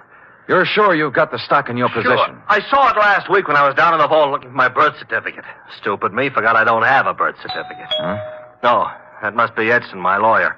Called and said he had something on his mind. Chandler, I have bad news for you. It can wait. No, it can't. This is Sam Spade, Ralph Edson. How do you do? Spade. Now, Chan, listen to me. All right, what's biting you? Just this. We're liable to lose that election tomorrow. What are you talking about? We can't. I just found out that Monte Cristo has 59% of the voting stock in Gosden Electric. 15? He can't have it. Oh, look, wait a minute. If my wife sold her stock, he could have 59, couldn't he? He could. Spade. Are you positive you saw her coming out of Christoph's house? I'm afraid I did. I'm gonna find her, and if she sold any of her stock to Christoph, I'll kill her. I tried to dissuade him, but he brushed me and the lawyer aside and ran out of the house. I called the police and told them to try and find Virginia Gosden before her husband did. Then I went looking myself. The first place I tried was Monte Cristoph's mansion. There were lights on, so I entered, gun in hand. I didn't have any time to dicker with servants and bodyguards. Christoph appeared in a matter of seconds. All right, Spade, what is it you want now? Virginia Gosden. She hasn't been here since the last time you saw her. You know where she is? Haven't any idea. Well, if you know, tell me. Her husband's looking for her with homicide in his eyes. I can't say I'm sorry. Well, that's a nice sentiment. She sold you her stock in the Gosden Company, didn't she? Since you seem to know about it, yes. Why? She in love with you? I think maybe she is. And you're in love with her? She's a stupid, empty-headed nothing. I can't stand the sight of her. I hate her. Now, hold it now. You'll knock yourself out again. Yes. Come over here.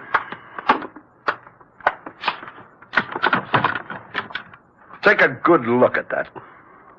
No, it's a pillow. An ordinary pillow. So? You notice how dirty it is? Yeah. Notice that it isn't even stuffed with feathers. They were too good. It's stuffed with dirty cotton rags. Well? My father's head was lying on that pillow when he died. I've kept it ever since as a reminder of who killed him. Who did? A man named Elwood Gosden. A man who cheated and lied and stole everything he had in his life. Chandler's father, huh? Yes.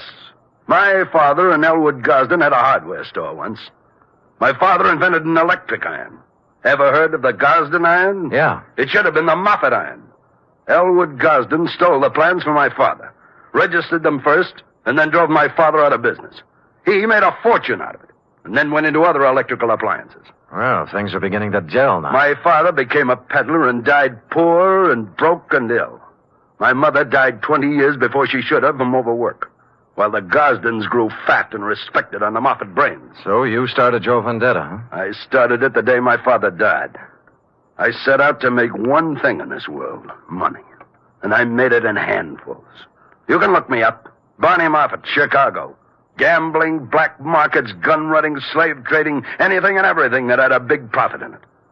And then I set out for San Francisco to break that Creighton son of Elwood's and his whole family. And on the way, you lost a guy named Barney Moffat. What difference? Look, you've got money now and everything you need. Why go on with it? I don't care anything about money. I only want to use it against them. Do you know why I had all those parties? To buy stock from people. Yes. Stock in the Gosden Company. I've paid twice, 3 times what the shares were worth. But right now, I own 59% of the Gosden Enterprises. And tomorrow morning, when the two of us meet at the stockholders' meeting, I'm going to vote him out of office and take over the company. And then, I'm going to drive it right into bankruptcy. And you got Mrs. Gosden's stock by making her fall in love with you. I had to. Now, let's talk about it anymore. About Chandler Gosden. He's a man with a very short and violent temper. He might come gunning for you. That's just what I hope he does. Ask the man at the door to show you out.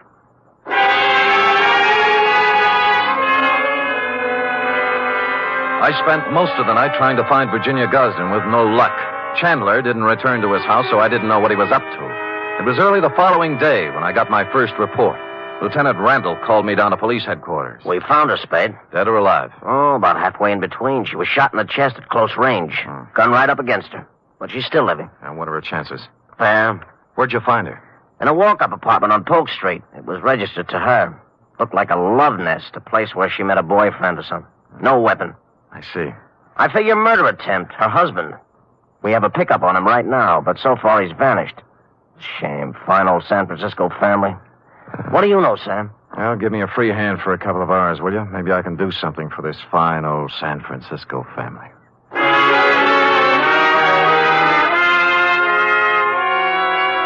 I had no more idea than the police where Chandler Gosden was at the moment, but I had a good idea where he might be later in the morning. I put a call into Ralph Edson, his lawyer. The stockholders' meeting of the Gosden Company was to be held at 11 o'clock at their executive offices. Edson got me in, and at 5 minutes to 11, Monte Christoph walked in. There were 3 of us. None of us spoke. We just sat around a long, polished table, alternately watching the clock and the door. At 11:03, the door opened. Chandler Gosden stood there, rumpled, red-eyed, vicious. He had a gun. The first man who moves is going to get a bullet right in the face. Chandler, for heaven's sake. Shut up! Is that the gun you tried to kill your wife with? It's the gun, but I didn't try to kill her. She did it herself because he drove her to it. Me? Yeah, you, Christoph.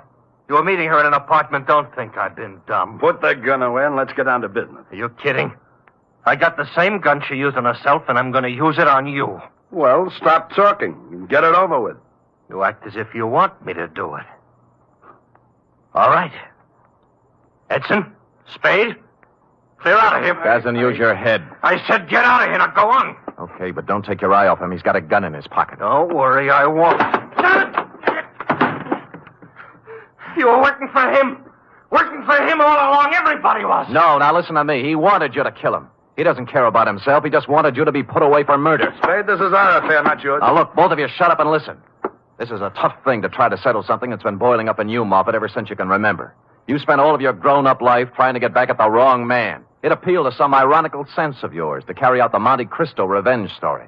Now, let me ask you this. You remember all about Monte Cristo and how he ruined the people who had ruined his life and how his father died heartbroken. But do you remember the end of that book? Go on. He found that he couldn't bring himself to revenge the wrongdoings of families on their innocent children. That reads good in a book, but I don't feel that way. Well, maybe you will when you hear this. What? This man right here that you spent 20 years getting ready to ruin is not even a Gosden. Huh? What? He's an adopted son. Mr. Elwood Spade, Gosden adopted him from an Oakland orphanage on October 11th, 1907. I got the records to prove it this morning. I don't believe. I would have known. Mr. Edson, you've always been the family lawyer. Isn't this true? It was a long chance that Edson would play along with it, but to bring it off, it needed the final clincher. Lawyer Edson looked at me, then looked at Chandler Gosden. He gulped and licked his lips. It's true. It's true, Chandler. Adopted? Your father never wanted you to know. Chandler didn't move. He just stood there stunned. But Barney Moffat sank down into a chair and buried his head in his hands. Edson and I looked at each other and waited. And finally, Christoph looked up and spoke. Start the meeting. Mr. Edson? I hereby declare the annual stockholders' meeting of the Gosden Company open. Mr. Gosden? I don't care what happens now. I bow to the majority stockholder. Oh, Mr. Christopher... I beg your pardon, Mr. Moffat? As the majority stockholder, I vote that the chairmanship of the Gosden Electrical Corporation remain as it has for the past 20 years with Chandler Gosden.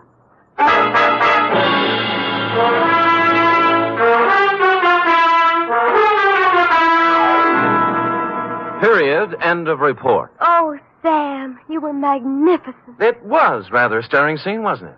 I was good. But it was superb. It really was. Mm-hmm. Did he sign over the stock and everything? Oh, he did indeed. Oh. Sam, do you think the world will ever get to a time when everybody has all he wants? And instead of trying to get more, everybody spends his time just trying to enjoy life? Well, you know best, Effie. Do you really believe that, Sam? Well, you've got to believe something. It's better than nothing. I guess. I have a theory, too, Sam. Well, spout it out. Well, if everybody in the world picks somebody else to be nice to, there'll never be any more trouble anywhere.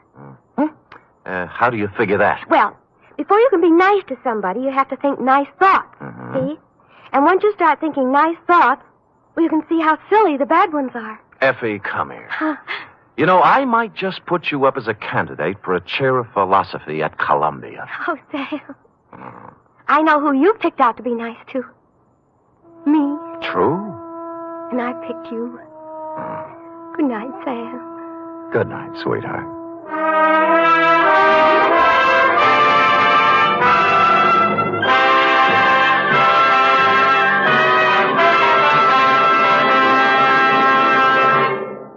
The National National Broadcasting Company presents The Adventures of Sam Spade, Detective. Sam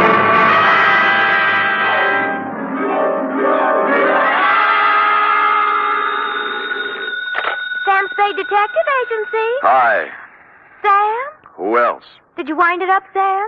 Is it all over? If you're talking about the usual happy ending with the villains dead and buried and the lovers joining hands while the camera does a slow fade, it is not all over, sweetheart. What do you mean, Sam? The villains in this piece are for real, still doing business at the same old stand from one end of the country to the other. Oh, Sam, you sound so grim. Only because I have a grim tale to tell, little one.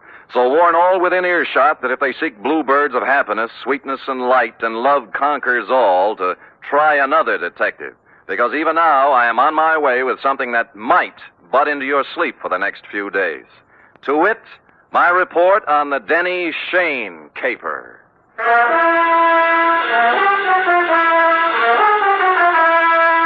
For NBC, William Spear, radio's outstanding producer-director of mystery and crime drama, brings you the greatest private detective of them all, starring Stephen Dunn in The Adventures of Sam Spade.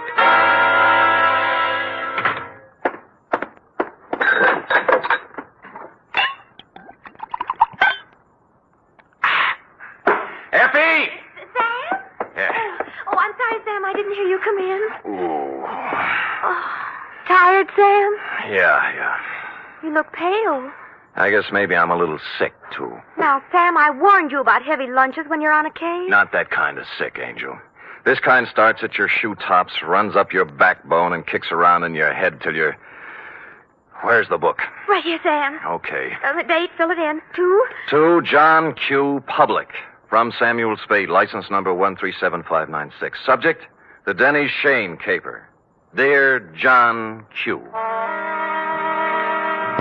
She was sprawled in the corner chair when I got back from lunch. A kid of 16 or so, complete with bobby socks, hair ribbons, and shoulder bag. The kind you see every afternoon in the drugstore near the high school, making jive talk over a soda. But she looked up as I walked in, and the eyes didn't look like jive talk at all. There was trouble in them. You're Mr. Spade? Yep. The detective? Well, according to some people. Fine. I need a detective. You're sure now? Mm-hmm. Positive. What would you be doing with a detective? Your ad in the classified section said you find people. Well, sometimes. They're not too badly lost, that is. Who do you want to find? Did you ever hear of Denny Shane? You don't really want to find Denny Shane, do you? Why not? Well, most people want to lose him. Then you do know him. I'm glad. Here's $20. Now, wait a minute. Hold it, honey. Don't get anxious. What's the matter? Don't you want to be paid for this? Not if I don't do it. What do you mean? Let's talk about you. What's your name? Mary Johnson. Does it make any difference? Mm-hmm. Mary Johnson. Where do you live, Mary? Well, I've never been in San Francisco before. I just got in yesterday. Staying with a friend out in the marina. My home's in Denver. Denver, Colorado. 2028 14th Street. Okay. Here you are. You want to sign the contract? Oh, all right. Where do I sign? On the line here. Oh. No. The right name. Sally Joan Michaels. How did you know that? Next time you use an alias, leave the identification bracelet home. Don't tell people you're fresh out of Denver when your coat label says it's fresh out of Ruse Brothers, San Francisco. Now, let's try it again, huh? What about Denny Shane? Well, I want to find him, that's all. Well, that's a lot. Why? I'd rather not say. Well, in that case, Sally, I recommend another detective. You'll find there's an ad in the classified section just below mine. You mean you won't do it? Sally, if I may get pontifical for just a moment, Denny Shane is not the kind of character I would pick out for a kid like you. He has a reputation for booking horses, which is illegal, and welching his bets, which is worse. He is associated at one time or another with almost everyone in the files of the Kefauver Committee. And as for the girls he runs around Stop with... it, will you? Oh, so that's it. No, that isn't it. I've never seen Denny Shane in my life. If we do find him, you'll have to point him out to me. Really? He's been good to me. You see, all my life he's been good to me. Mm-hmm. And you've never seen him? No. Denny Shane is my brother, Mr. Spade. My mother died when I was born. I was adopted, but Denny went to an orphanage, and I guess he sort of ran wild after he got out. Yeah. What do you mean he's been good to you? Sent me money on birthdays and Christmases, sometimes in between. He always said if I needed help to tell him, but I never knew where to find him. We need help right now, Mr. Spade. My stepmother has to have an operation, and I know Denny will give me the money if I can find him. Why did you tell me all those black lies? I was afraid you'd call my folks. They'd be horrified if they found out. Oh. This is the truth now. Girl Scouts honor. Yes, Mr. Spade. Okay, you run home and study your algebra, and I'll look up Shane in court. No, I've got to talk to Denny myself. You're sure you want to come along? Oh, yes. Okay, but I'm going to have to leave you outside while I talk to his friends. Let's go.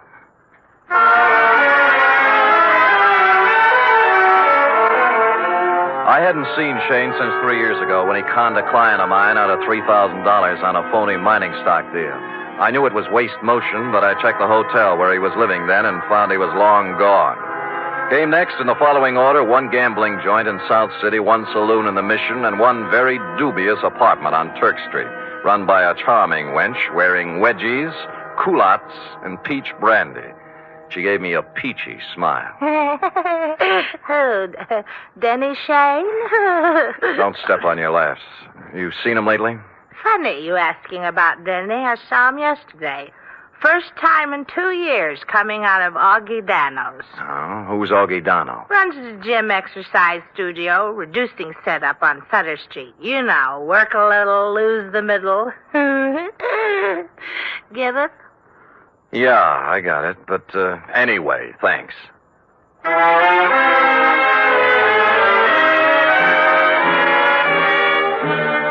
So we took off for Augie Dano's. We'd been together 2.5 hours so far and exchanged maybe 2.5 sentences. She just sit quietly in her corner of the cab with her hands folded on her lap, looking straight ahead. Sally. Hey. Oh, What's the matter, honey? nothing. Oh, now, come on. You can tell your Uncle Sammy something's eating you. Now, what is it? I told you. You're sure it has nothing to do with Denny and you? We settled that. I don't know, did we? You know, I got an ache in my bad knee. Is that good? Nope. I only get it when things are going sour on me. Well, here's Augie Dano's. Come on, you can go in, too. This place looks respectable for a change. The gold lettering on the door said Augustine Dano, Masseur, Scientific Reducing. And inside was an expensive-looking reception room with birch paneling, potted palms, and antique leather chairs, into one of which I stored Sally while I made bold to enter a door at the rear marked private. Oh, now there. Look what you made me do. I am sorry. Oh, dear me, you should be. My best perfume all over the... I'm sorry. I didn't mean to slam the door, lady. The draft. This is a private office, sir. There is a button outside clearly marked ring and wait. That I did not see, and once again, I am so sorry about spilling the perfume. Oh, my. Toujours, my regret. TV. $12 an ounce. Oh, well, I regret TV, too. Now, look, how about announcing me to the professor? But now, if you mean Mr. Dano, he's quite busy with another... Miss Rudnick, if the envelopes are ready, Oh, who's this? You've got me. My name's Spade. Spade? Spade. The detective? Yeah. Detective? Oh, what... Just a minute, Miss Rudnick. Would you have your nerve barging in like that? I thought you were a client. All right, Miss Rudnick. All right, here. Well, 4 bits. Now, buy yourself another quart. well, I never. This I can believe. Well, what do you want, Spade? I'm looking for Denny Shane. Someone saw him walk out of here yesterday. Shane? That's right. Well, what's the matter? Some trouble or something? No, his kid sister's trying to look him up. Oh. That's funny.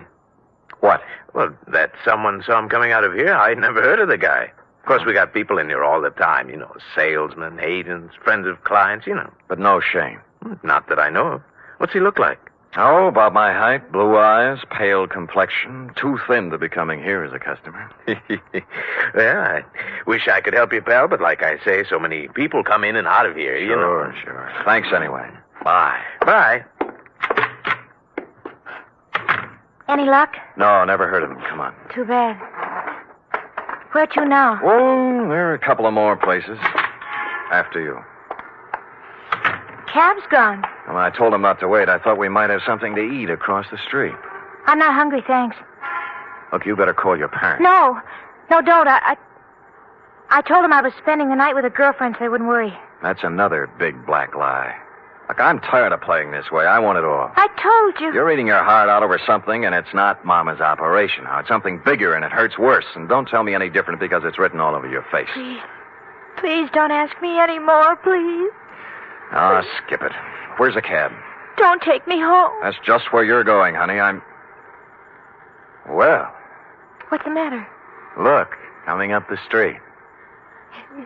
Is that... Yeah, Denny Shane. You're sure? Of course I'm sure. I've got to be positive. I'll prove it to you. Denny? See? Yes. Denny, come here a minute. Oh, Sam Spade, isn't it? Yeah. Well, you recognize the kid? No. She's your little sister. Sister? What are you talking about? I haven't...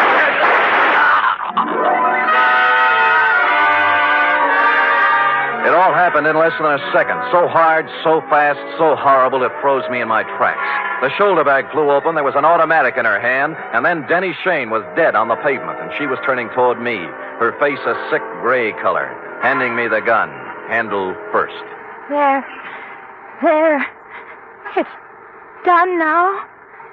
You can take me to the police.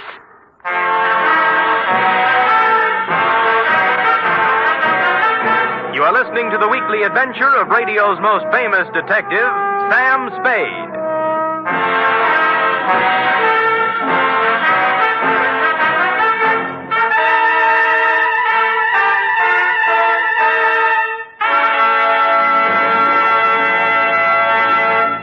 3 chimes mean good times on NBC. Whether it's comedy, music, or drama you're after, you'll find it on The Big Show this Sunday. The dynamic Tallulah is your hostess, and her guests include Fred Allen, Jimmy Durante, Vivian Blaine, Jane Morgan, and Rudy Valley. You're invited every Sunday to The Big Show. And this Sunday also brings you a 1-hour adaptation of F. Scott Fitzgerald's exciting novel, This Side of Paradise, presented by Theater Guild on the Air and starring Richard Widmark and Nina Foch.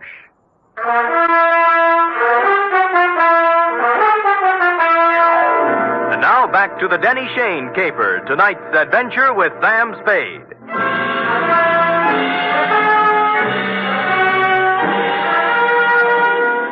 I won't try to give you the play-by-play for the hour following the shots on Sutter Street because I was in no shape to remember things in sequence. In less than a minute, we were in the center of a milling crowd. Cars jammed up. Horns began to blow. Then the morgue wagon and a squad of homicide dicks and flashbulbs going off like firecrackers. And Sally standing them all off with a frozen gray expression on her face that never changed. While I stood at her elbow, me, Sam Spade, who'd seen Lord knows how many murders, with rubber in my knees and a feeling in my stomach like I was going to be sick. Finally, the squad car picked us up and headed for Dundee's office. Mr. Spade, Yeah? I've been waiting for you to ask me why I did it. I thought I'd leave that for the professionals. It won't do any good to ask me, Mr. Spade. Please tell him that, will you? It'll save all of us a lot of trouble. Everything I told you was a lie. I had to make a cake to meet you in some way because I didn't know what he looked like. I hope you know what kind of a stew you jumped into, Sally, because from here on it's going to be pretty tough. I don't care what they do to me. I've had nothing to live for a long time now. What do you mean? Sounds stupid, doesn't it? 16 years old and nothing to live for. Ah, Sally. Tell them not to ask me any questions. Tell them I'm guilty. Sentence me or do whatever they do. I'll never tell them why. I'll never tell them why.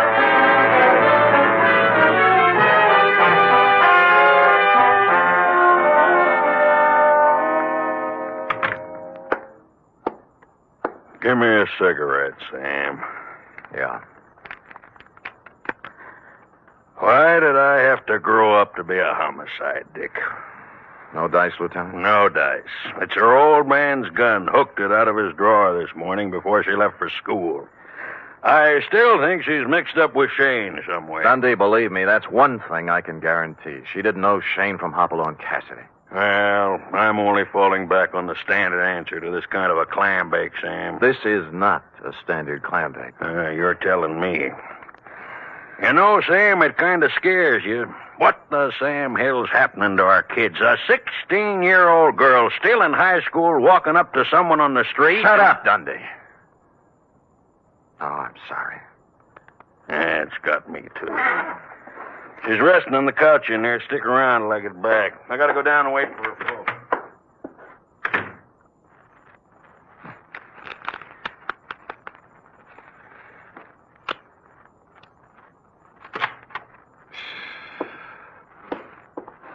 Oh, excuse me. I saw the lieutenant go out, and Come on in, sit down.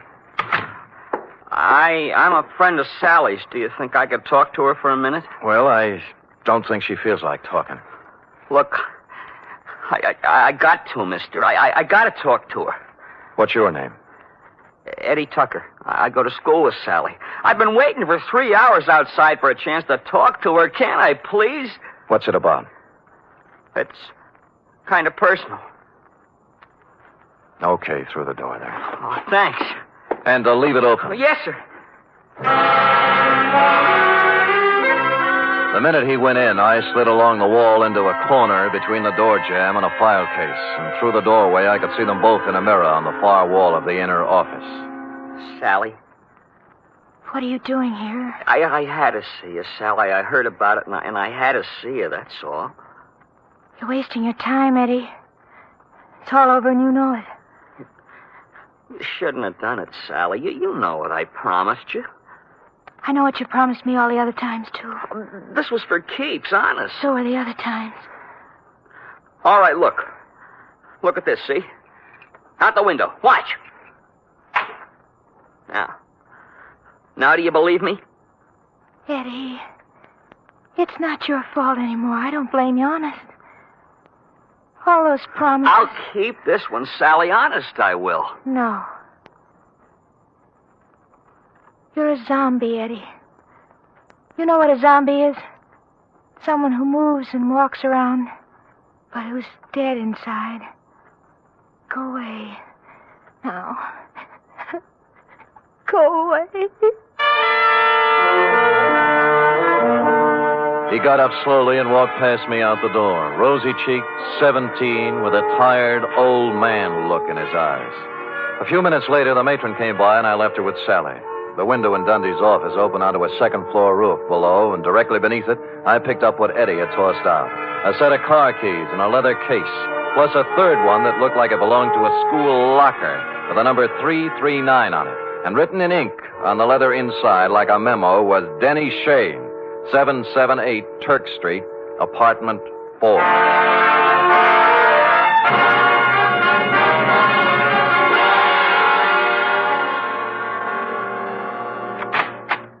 Hello, kids. Oh, well, it's you again. Yeah. Well, hold it, Jack. Aren't you going to wait for an invitation? You done me wrong this morning, honey. About Denny? Yeah.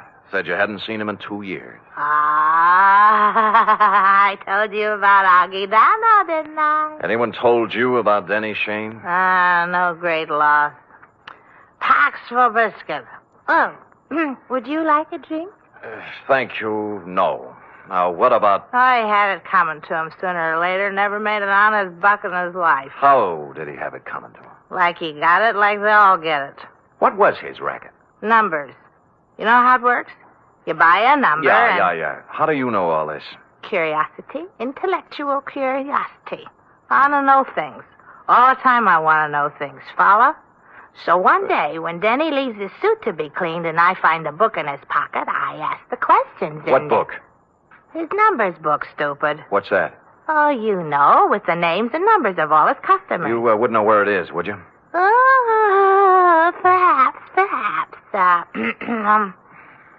Oh, yes. How does $5 look? Bourbon is awful high. Yeah, you probably drink it straight. 10. Better. Come on. I think it's in his top drawer. Let me see now. Pies. There you are. That little black book. See? All the names, all the numbers. All the names, all the numbers, and one other feature. It was divided into sections, labeled Galileo, Balboa, Lowell, George Washington, and a couple of more fellows who passed on long before the numbers racket was invented. Under each was a list of names. Eddie Tucker's was on the page headed Thomas Jefferson, and after it was number 339-7th Street. At this point, several bells rang. The odd key in Eddie's case didn't belong to a locker. It went with a box in the main post office on 7th Street. Hey, now look, fella. It's 11 o'clock Yeah, at night. my name's Spade, clerk. Look. See? The license. I don't care about the license. The rules and regulations of the United States Postal Service. I know, through rain and sleet and snow and hail. But there's been a murder, you see. Murder? Yeah. Oh, well, in that case, I suppose we can... Great. Where's the mail for the boxes? On the table over there, but it isn't distributed. If you'll wait a shake... I'll wait a shake. It took more than a shake, but we got to it just before midnight. A scented envelope it was, addressed simply to Eddie Tucker, Box 339. And in it was the answer to everything. The tired old man eyes on the kid Eddie, the zombie. And Sally, who figured her life was over at 16 because Eddie was through. But who had sent it to him was something else again. Just a plain white envelope, the kind you get for a nickel a pack in the dime store.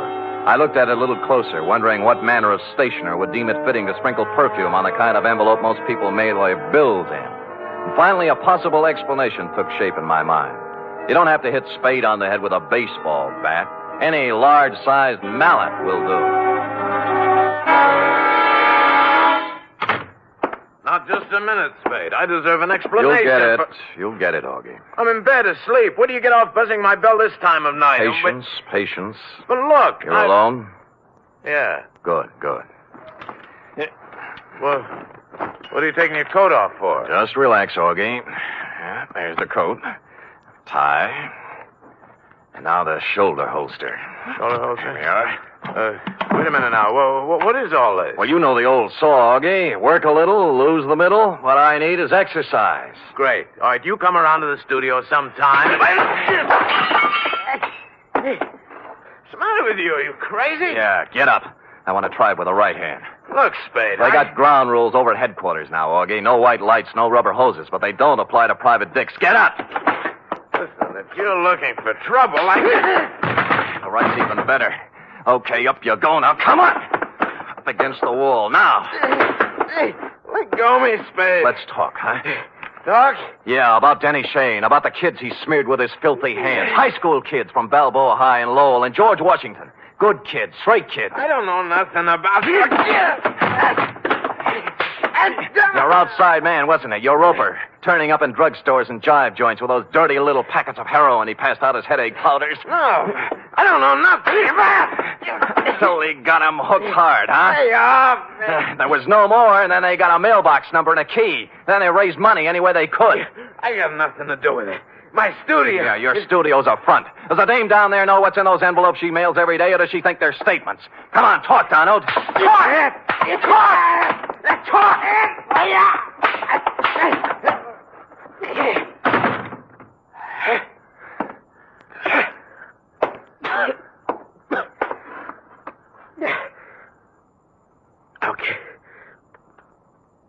Okay.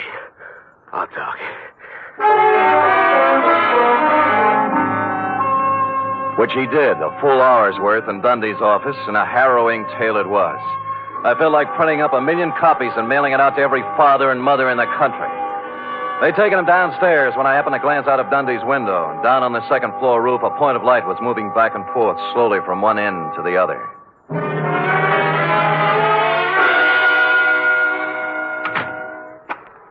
Eddie.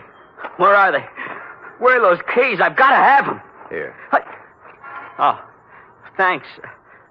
My car. I couldn't get home in my car, you see. You don't need to without kid the me, Eddie. I know all about it. Oh,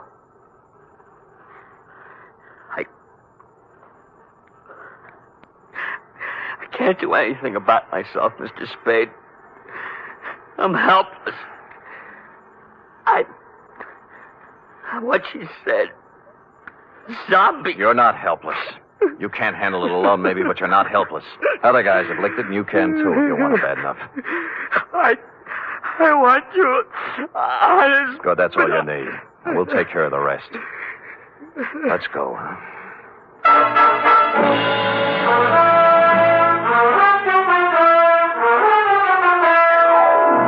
Like I said, this one doesn't have bluebirds at the end. Not yet, anyway. The bold fact is that Sally Joan Michaels is facing the juvenile version of a murder rap.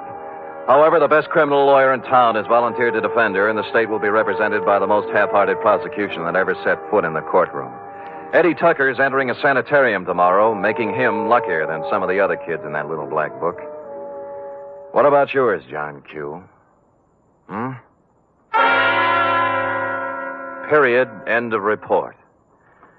Well? Oh, I don't know what to say, Sam. I feel so awful. I guess I'd better not make any comments at all. Me too, sweetheart. Let us lose ourselves in our work. Me in this cheap novel you were reading, and you in the merry chatter of that 1906 model Oliver. Scoot.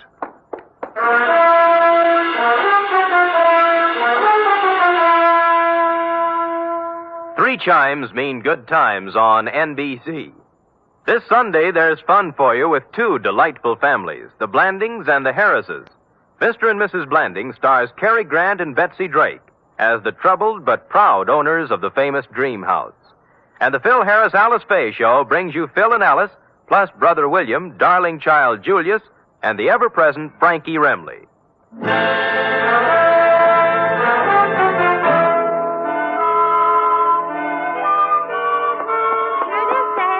Amazing. Oh, not really, Sam. There's nothing amazing. Don't sell yourself short now. I'm just a plain garden variety secretary, Sam. Look at that. Immaculate. Not a mistake. Oh, Sam. And in 26 seconds flat, in just the time it took that man to read a short announcement, you type out 5 copies of a 28-page report. In my book, that is amazing. All right, I admit it, Sam. I'm amazing. Good. And another thing. What's that? I'm hungry. Oh. And tonight is sauerbraten night at Schroeder's, and Max Nishi's letting girls in now. Cherub, as you may have gathered, I didn't collect a fee off this one. Oh, but Sam, I still have $10 you gave me last week to cover my back salary from 6 weeks before that, so we really... Schroeder's it is, yes. Let me go home and put on my other